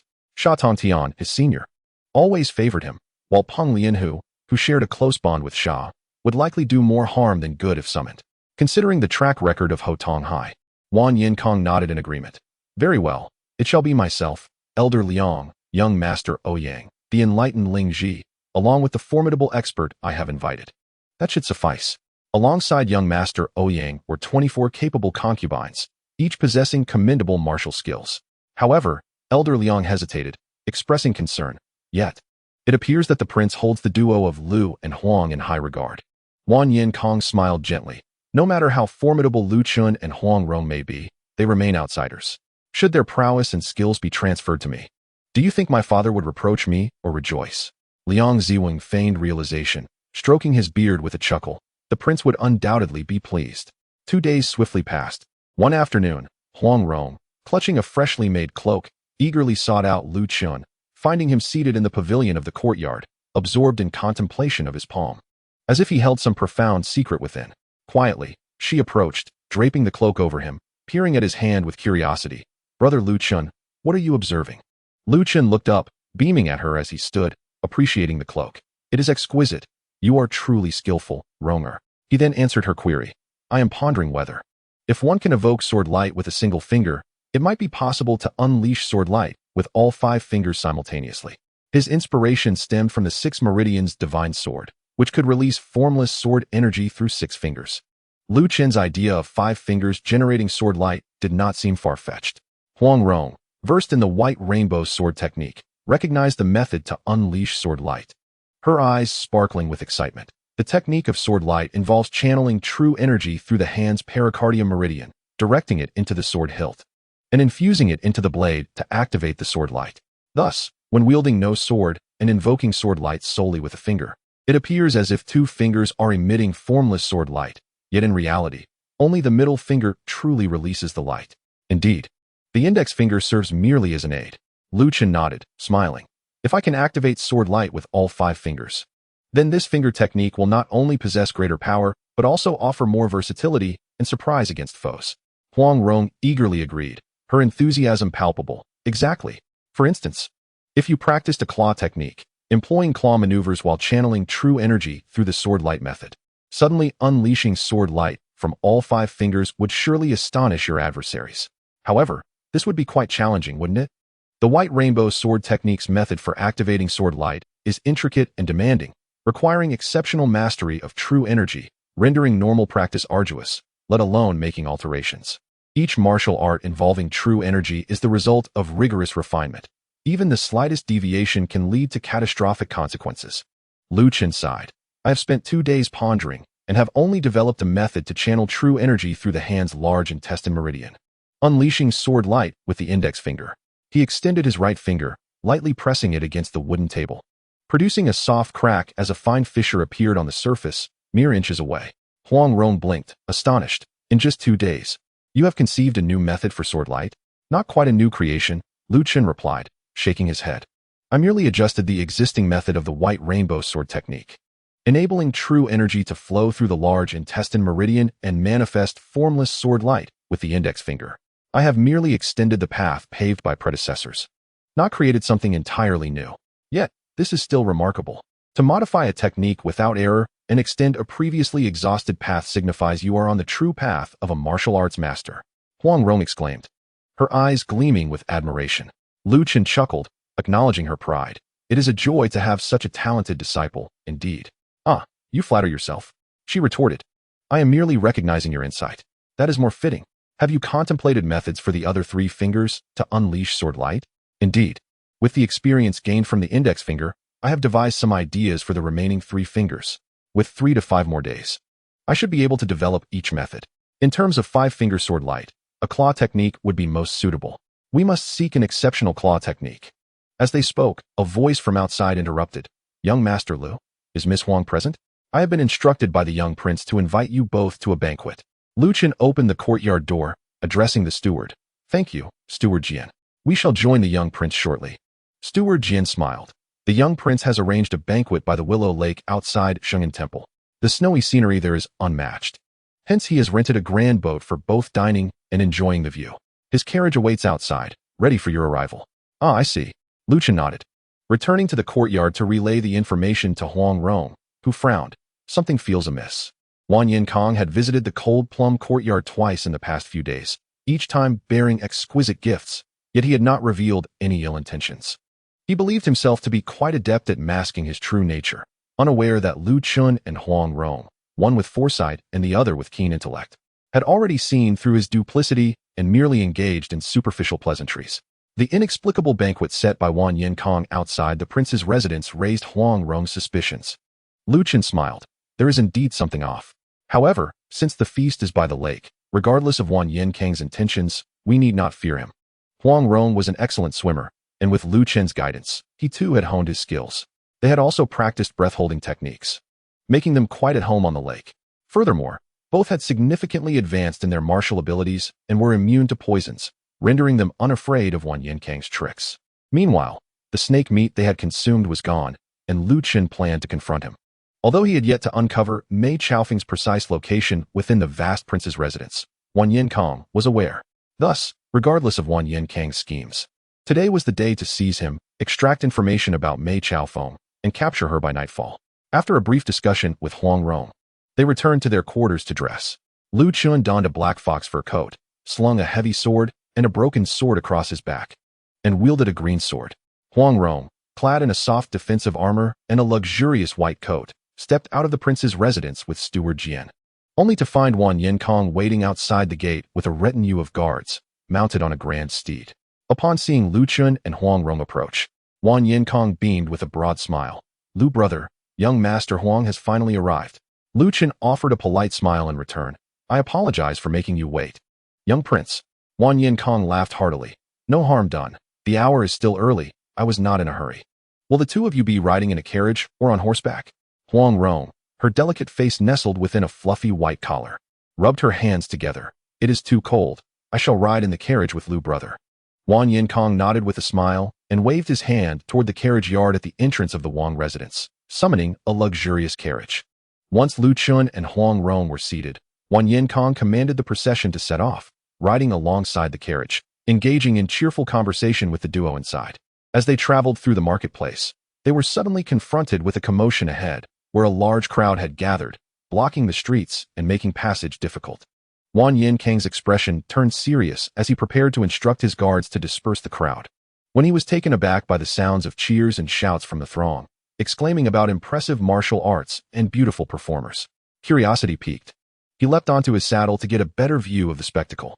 Before him lay an open space marked by a large flag adorned with red flowers and golden characters proclaiming a martial arts contest for marriage. In the arena, two figures were engaged in combat, a tall, striking young woman in a red dress and a burly man. The man, although his strikes were powerful and forceful, displayed only basic fighting skills typical of an unrefined fighter. In contrast, the young woman moved gracefully, her techniques precise, clearly indicating her considerable skill. Just then, Chen lifted the carriage curtain to peer out. "Young prince, what is happening ahead?" Wang Yinkang returned to his saddle, chuckling. "Nothing of consequence. Merely a contest for marriage among the martial artists." Despite his cunning nature, he was still a youth under 18, with a penchant for mischief. He had half a mind to join in the fun and tease the young woman in red. However, recalling the day's pressing matters, he suppressed his playful urges, casually responding to Chen while preparing to have his guards clear a path. Before he could issue the command, Huang Rong excitedly emerged from the carriage, exclaiming, "A contest for marriage? I must see this." Her love for playful antics drew her to the event, an occurrence more common in tales than in reality. She nimbly leapt atop the carriage, straining to catch a glimpse of the spectacle. Chen, too, set aside his heavy sword and joined her on the carriage roof. Intrigued by the unfolding scene, after several days in the capital, they had finally stumbled upon a true spectacle. Peering into the crowd, they saw the young woman in red. Indeed, a 17 or 18-year-old with an elegant bearing. Beneath the contest flag stood a large iron spear, and beside it was a robust middle-aged man with gray hair, Moon Yin-ci and Yang Tai-Xian. Realizing they had encountered a significant event, Chen exchanged a knowing glance with Wang Yinkang, who appeared rather disinterested. Amusement flickered within Chen. It was evident that Wang Yinkang harbored ulterior motives, as he restrained himself from engaging Moon Yin-ci in combat, suggesting that the banquet awaiting them was anything but a pleasant affair. At that moment, Huang Rong whispered, "The young woman in red's boxing style resembles the free and unfettered fist of the seven masters." Having practiced that very style herself, she recognized the young woman's skill. Chen replied casually, "The seven masters enjoy mentoring their juniors. It is likely she has encountered one of them and has indeed mastered this technique." Huang Rong retorted playfully, "My free and unfettered fist is superior." Chen nodded. "Indeed. My dear Rong, your skills are unmatched." In reality, while Huang Rong possessed a diverse range of martial arts, her inconsistency hindered her proficiency in the free and unfettered fist compared to Moon Yin-ci, who relied solely on this technique. Huang Rong, detecting the comforting tone in his voice, pouted slightly before a mischievous smile broke through. "Dressed as a boy, I shall join the contest for marriage and challenge her." With that declaration, she leapt from the carriage and dashed into the crowd. Chapter 53. Huang Rong triumphs in the contest for marriage. Wang Yinkang's trap. Seeing Huang Rong plunge into the contest, Wang Yinkang was momentarily taken aback, glancing back at Chen atop the carriage. "What is young Master Huang doing?" Chen offered an awkward yet polite smile. "My young sister is simply spirited and wishes to partake in the festivities. There is no need to rush to the banquet. Is there?" "No, certainly not." Wang Yinkang chuckled dryly, inwardly bemused. He thought to himself, "If I am not participating in the contest, what reason does a young girl have to join?" It seemed nothing more than a disruption. Chen's emotions were equally complex. They had indeed stumbled upon a significant event. Yet he had not anticipated Wang Yinkang's restraint while Huang Rong opted to join in the revelry. The presence of a time traveler was certainly causing ripples in the fabric of fate. At that moment, Moon Yin-ci had just won her bout, and Yang Tai-Xian, under the alias Mu Yi, was introducing himself and explaining the rules. "I am Mu Yi, hailing from Shandong." After outlining the rules for the contest, Yang Tai-Xian bowed respectfully when three individuals suddenly burst onto the scene. The onlookers erupted in laughter upon seeing the newcomers: a portly elderly man with a bushy beard, a bald monk, and a young gentleman clad in fine garments. Yet, it was evident to all that the youthful figure, with delicate features and a striking appearance, was indeed a young girl, seemingly a year or two younger than the red-dressed contestant. Huang Rong saw no issue with their intrusion and remarked playfully to the elderly man, "Old sir, your hair and beard have turned white. Perhaps it is time to return home and dote on grandchildren instead of competing in a contest for marriage." She then turned to the bald monk. Great monk, are you not concerned about breaking your vows? Will the Buddha not be displeased? The elderly man retorted, though I am of advanced age, I am not yet married and have no descendants. Why can I not partake in the contest for marriage? Age differences can be quite harmonious. He added with a wink. Join me, and she shall enjoy a life of comfort. The monk, hands clasped together, intoned, should I win this contest, I shall return to lay aside my vows and marry the lovely maiden, offering the Buddha a lineage of little monks. Surely, the Buddha will bless me rather than scorn me. The audience erupted in laughter, and shouts rang out. You three should spar first. The winner gets to compete. Others chimed in. Yes, let them fight. The young girl should join in. She looks quite charming and would make a fine match with the maiden in red. Huang Rong, grinning mischievously, performed a respectful bow and winked at Mu Nianci beneath the flag. I shall first deal with these unusual characters before challenging my sister. Mu Nianci was both amused and exasperated. Initially irritated by the antics of the elderly man and the monk, she found her anger dissipating at the sight of the delightful Huang Rong, who seemed eager to defend her honor, causing a smile to play upon her lips. At this moment, the corpulent elder exchanged a glance with the monk, saying, the little girl is deliberately causing trouble. Shall we dismiss her for now? And so they did. Both individuals, one disregarding his age and the other his status, brazenly participated in the martial contest for marriage, clearly unconcerned about their dignity. After reaching an agreement, they paid no mind to the disparity of size and simultaneously lunged at Huang Rong from either side, each delivering a punch aimed at her. Huang Rong chuckled, dodging the elder's fist with a graceful tilt of her head, and swiftly raised her hand to execute the orchid finger technique, lightly brushing her fingertips against his elbow's acupoint. The elder suddenly felt a numbness in his arm, losing sensation in half of it. But that was not the end of it. Huang Rong swiftly stepped aside, like a fleeting shadow, and positioned herself behind the elder. With a deft kick at his ankle and a push against his back, the elder was propelled forward, colliding headfirst with the monk's incoming fist. The sound of the impact echoed with a dull thud as the elder let out a groan, stars dancing before his eyes. His face swollen and bruised. The monk was momentarily taken aback. His punch had been directed at Huang Rong. He had not anticipated the elder's sudden charge, which had resulted in an absurd collision. Still reeling from the shock, he was startled to see Huang Rong appear before him once more, grinning mischievously. In an instant, she leaped and struck at his bald head. The monk hastily raised his arm to block, but was caught off guard by Huang Rong's unexpectedly powerful punch, which numbed his forearm and shattered his defensive posture. Following this, her delicate fist descended again with a resounding thwack on the monk's head, leaving him dazed and collapsing to the ground. This little girl is rather formidable. The elder rubbed his eyes, glaring at Huang Rong. Monk, we must employ genuine skill. As he spoke, he drew out an iron whip from his waist. The monk, still dazed from his fall, propped himself up with a furious expression and retrieved a ceremonial dagger from his robe. The surrounding crowd erupted in disapproval as they witnessed the two combatants brandishing their weapons against a mere girl. Yang Tiexin quickly interjected, please, both of you. This is the capital. We cannot recklessly wield weapons here. Before he could finish his plea, the elder and the monk had already swung their respective weapons towards Huang Rong. As Yang Tiexin and Mu Nianci prepared to intervene, Huang Rong flashed a radiant smile, planted her left foot firmly, and executed a series of rapid kicks, striking the monk's dagger's hilt first, sending it soaring into the air, followed by a kick to his abdomen that sent him hurtling backwards, curled up like a shrimp on the ground. Next, she deftly evaded the elder's iron whip and delivered a sharp kick to his lower back, causing him to flail and tumble heavily to the ground. At that moment, the dagger she had sent flying came tumbling down, and she caught it effortlessly, gripping the hilt with one hand and the blade with the other.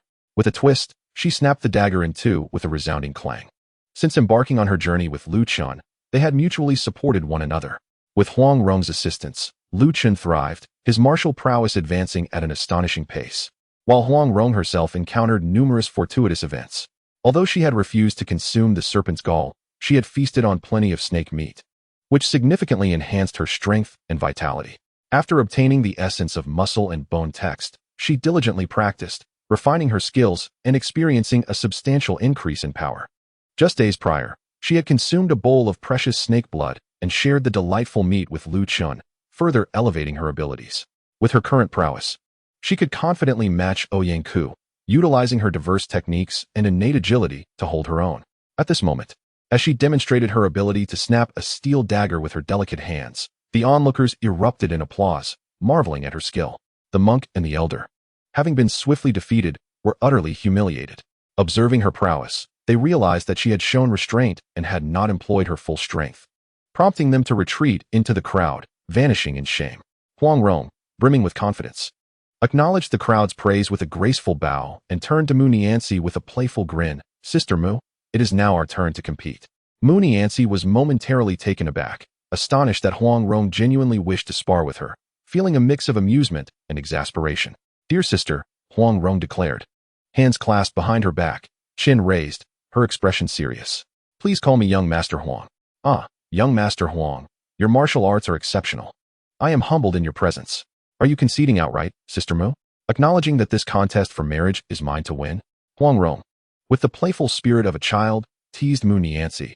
Does that mean we can proceed to arrange an engagement? Mu Niancy was speechless, while Yang Tiexin wore a helpless expression, unsure how to address this remarkably skilled young girl. Then, Sister Mu, let us have a match. Huang Rong smiled, striking a pose. Otherwise, you may find it hard to escape this engagement. Upon seeing her fighting stance, a flicker of surprise crossed Mu Niancy's eyes. Your technique, Huang Rong winked. Perhaps we share the same mentor. Let us see who has trained more diligently. Without waiting for Mu Niancy's reply, she danced forward with the grace of a breeze, launching a light punch towards her. Mu Niancy, left with no choice, steeled herself and engaged in combat with Huang Rong. Both were beauties, their movements in the carefree wanderer style exceptionally elegant. As the two lovely figures exchanged blows, their flowing garments fluttering with each graceful maneuver. It was as if two celestial cranes were dancing in harmony, eliciting continuous cheers from the captivated audience. Wan Yinkong observed, internally muttering, Huang Rong is not only skilled with hidden weapons, but also remarkably adept in hand-to-hand combat. Originally, I had intended for Liang Ziwen to face her, but it seems that even a half-crippled Liang may not suffice. I must adjust my plans. Unaware of Wan Yinkong's thoughts, Lu Chen watched the sparring match between Huang Rong and Mu Niancy with amusement. Huang Rong did not rely on her strength to overpower Mu Niancy. Instead, she engaged her in a battle of techniques, seemingly eager to showcase her superior mastery of the carefree wanderer. Unfortunately, the reality was that Mu Niancy executed her moves with greater finesse, and within 20 exchanges, she began to gain the upper hand. Though Huang Rong was reluctant to accept defeat, not wishing to lose face, she realized that to avoid humiliation, she had to employ her true skills. After more than 50 exchanges, as Huang Rong clashed palms with Mu Niancy, she suddenly unleashed her true strength, pushing Mu Niancy back several steps. Mu Niancy felt a wave of numbness in her palm. Although her forearm remained unharmed, she found herself too weak to raise it and had to concede, I admit defeat. While Huang Rong had successfully repelled Mu Niancy with her palm technique, she recognized that in terms of the carefree wanderer style, she had indeed lost. Sighing, she shook her head. Alas, your carefree wanderer is superior to mine. Let us call this match a draw. Mu Niancy smiled. Thank you, young Master Huang, for your mercy. Huang Rong pouted slightly, her expression earnest. Today, I merely triumphed through strength. However, once I dedicate myself to training, I shall surely surpass you in technique. Where do you reside, Sister Mu? I shall seek you out for a rematch once I have perfected my skills. Mu Niancy chuckled. If we were to fight again, it would no longer be a contest for marriage. Should I lose, I would not agree to an engagement. Huang Rong beamed. That is only natural. Mu Niancy softly informed Huang Rong about her adoptive father's whereabouts. Huang Rong nodded, acknowledging, I've noted it down. I'll seek you out later. With that, she waved goodbye to Mu Niancy and slipped through the crowd into the carriage. Lu Chen also descended from the top of the carriage and entered. Noticing Huang Rong's serious expression, deep in thought, he couldn't help but ask with a smile, what troubles you? Huang Rong replied solemnly, my competition with Sister Mu has imparted a profound lesson upon me. What lesson? He inquired. Mastery comes through diligence, while negligence leads to decline. Although I previously understood this principle, I never truly internalized it. Today, I realize it is an undeniable truth. No matter how extraordinary one's talent, without effort, great achievements remain elusive. Lu Chen responded with delight. It is good that you have grasped this insight, but you must strive even harder from now on. Huang Rong regarded Lu Chen earnestly. Though your swordsmanship is unparalleled and your daily training is commendable, sleeping only a couple of hours each night, you still have not maximized your time effectively. For instance, if you neglect internal cultivation while sleeping, you will not enhance your skills. Although you have experienced remarkable gains due to your fortuitous encounters, Remember that the world's resources are finite and should not be relied upon. To reach the pinnacle, one must focus on daily accumulation. Your time practicing martial arts may be short, but your external skills are already profound. Thus, it is time to commence internal training. You should strive to practice the Yijin Dueling internal technique, so that even in sleep, your power can grow. Lu Chun appeared astonished. So, you have deeply understood this principle, yet you want me to exert double the effort? Seeing his bewildered expression, Huang Rong stifled a smile before bursting into laughter. All right, from now on, I shall strive alongside you. That sounds more agreeable. Yet, I speak the truth. You indeed should start your internal training. After all, external practice can only be conducted while awake, and power can only be enhanced during training. However, with internal cultivation, not only can you gain strength in your sleep, but also through daily activities, walking, sitting, and lying down. Though the increase may be slight, it accumulates over time to become quite substantial. Indeed, what Master Rong says is true. Since my external skills are already profound, it is time I begin my internal training. Yet, I have never practiced internal techniques and will require your guidance, Master Rong. Huang Rong patted her chest confidently. Rest assured, with Master Rong here, I will ensure you are properly initiated. At this moment, Yang Tiexin had already dismantled the martial arts matchmaking booth and returned with Mu Nianzi. The crowd had dispersed, and Wan Yinkong led his entourage towards Sheng'an Temple. As dusk fell, the group arrived at the banks of Liuhu near Sheng'an Temple. Wan Yinkong dismounted and invited Lu Chun and Huang Rong out of the carriage, guiding them to the dock where a splendid pleasure boat was moored, illuminated by bright lights. He had intended to invite them for a scenic boat ride amidst the snow. But regrettably, the evening had advanced, obscuring the snow's beauty. Wan Yinkong smiled. However, a night excursion on the snowy lake, enjoying music and dance, has its own unique charm. With that, he gestured for them to board the boat. As they approached the main hall, a guard stepped in front of Lu Chun, clasped his fists in salute, and spoke solemnly. Young hero Lu, the young prince has arranged a banquet. It is inappropriate to carry weapons. May I request that you relinquish your sword for safekeeping? Give up my sword? Lu Chun had suspected something was amiss with Wan Yinkong's banquet, and replied coolly, no. Huang Rong looked at Wan Yinkong with a bemused smile. What is the young prince's intention? As a martial artist, do you truly fear blades? The guard's demand was evidently orchestrated by Wan Yinkong. However, sensing Lu Chen's refusal, and realizing the boat had only just begun to move, Wan Yinkong, eager to avoid raising suspicion, chuckled and reprimanded the guard. Who instructed you to be so rude? Withdraw. Once the guard had retreated, Wan Yinkong turned to Lu Chun and Huang Rong with a charming smile. The servant was impolite. I apologize, Lu brother and Huang young master. I shall drink 3 cups in penance to atone for this.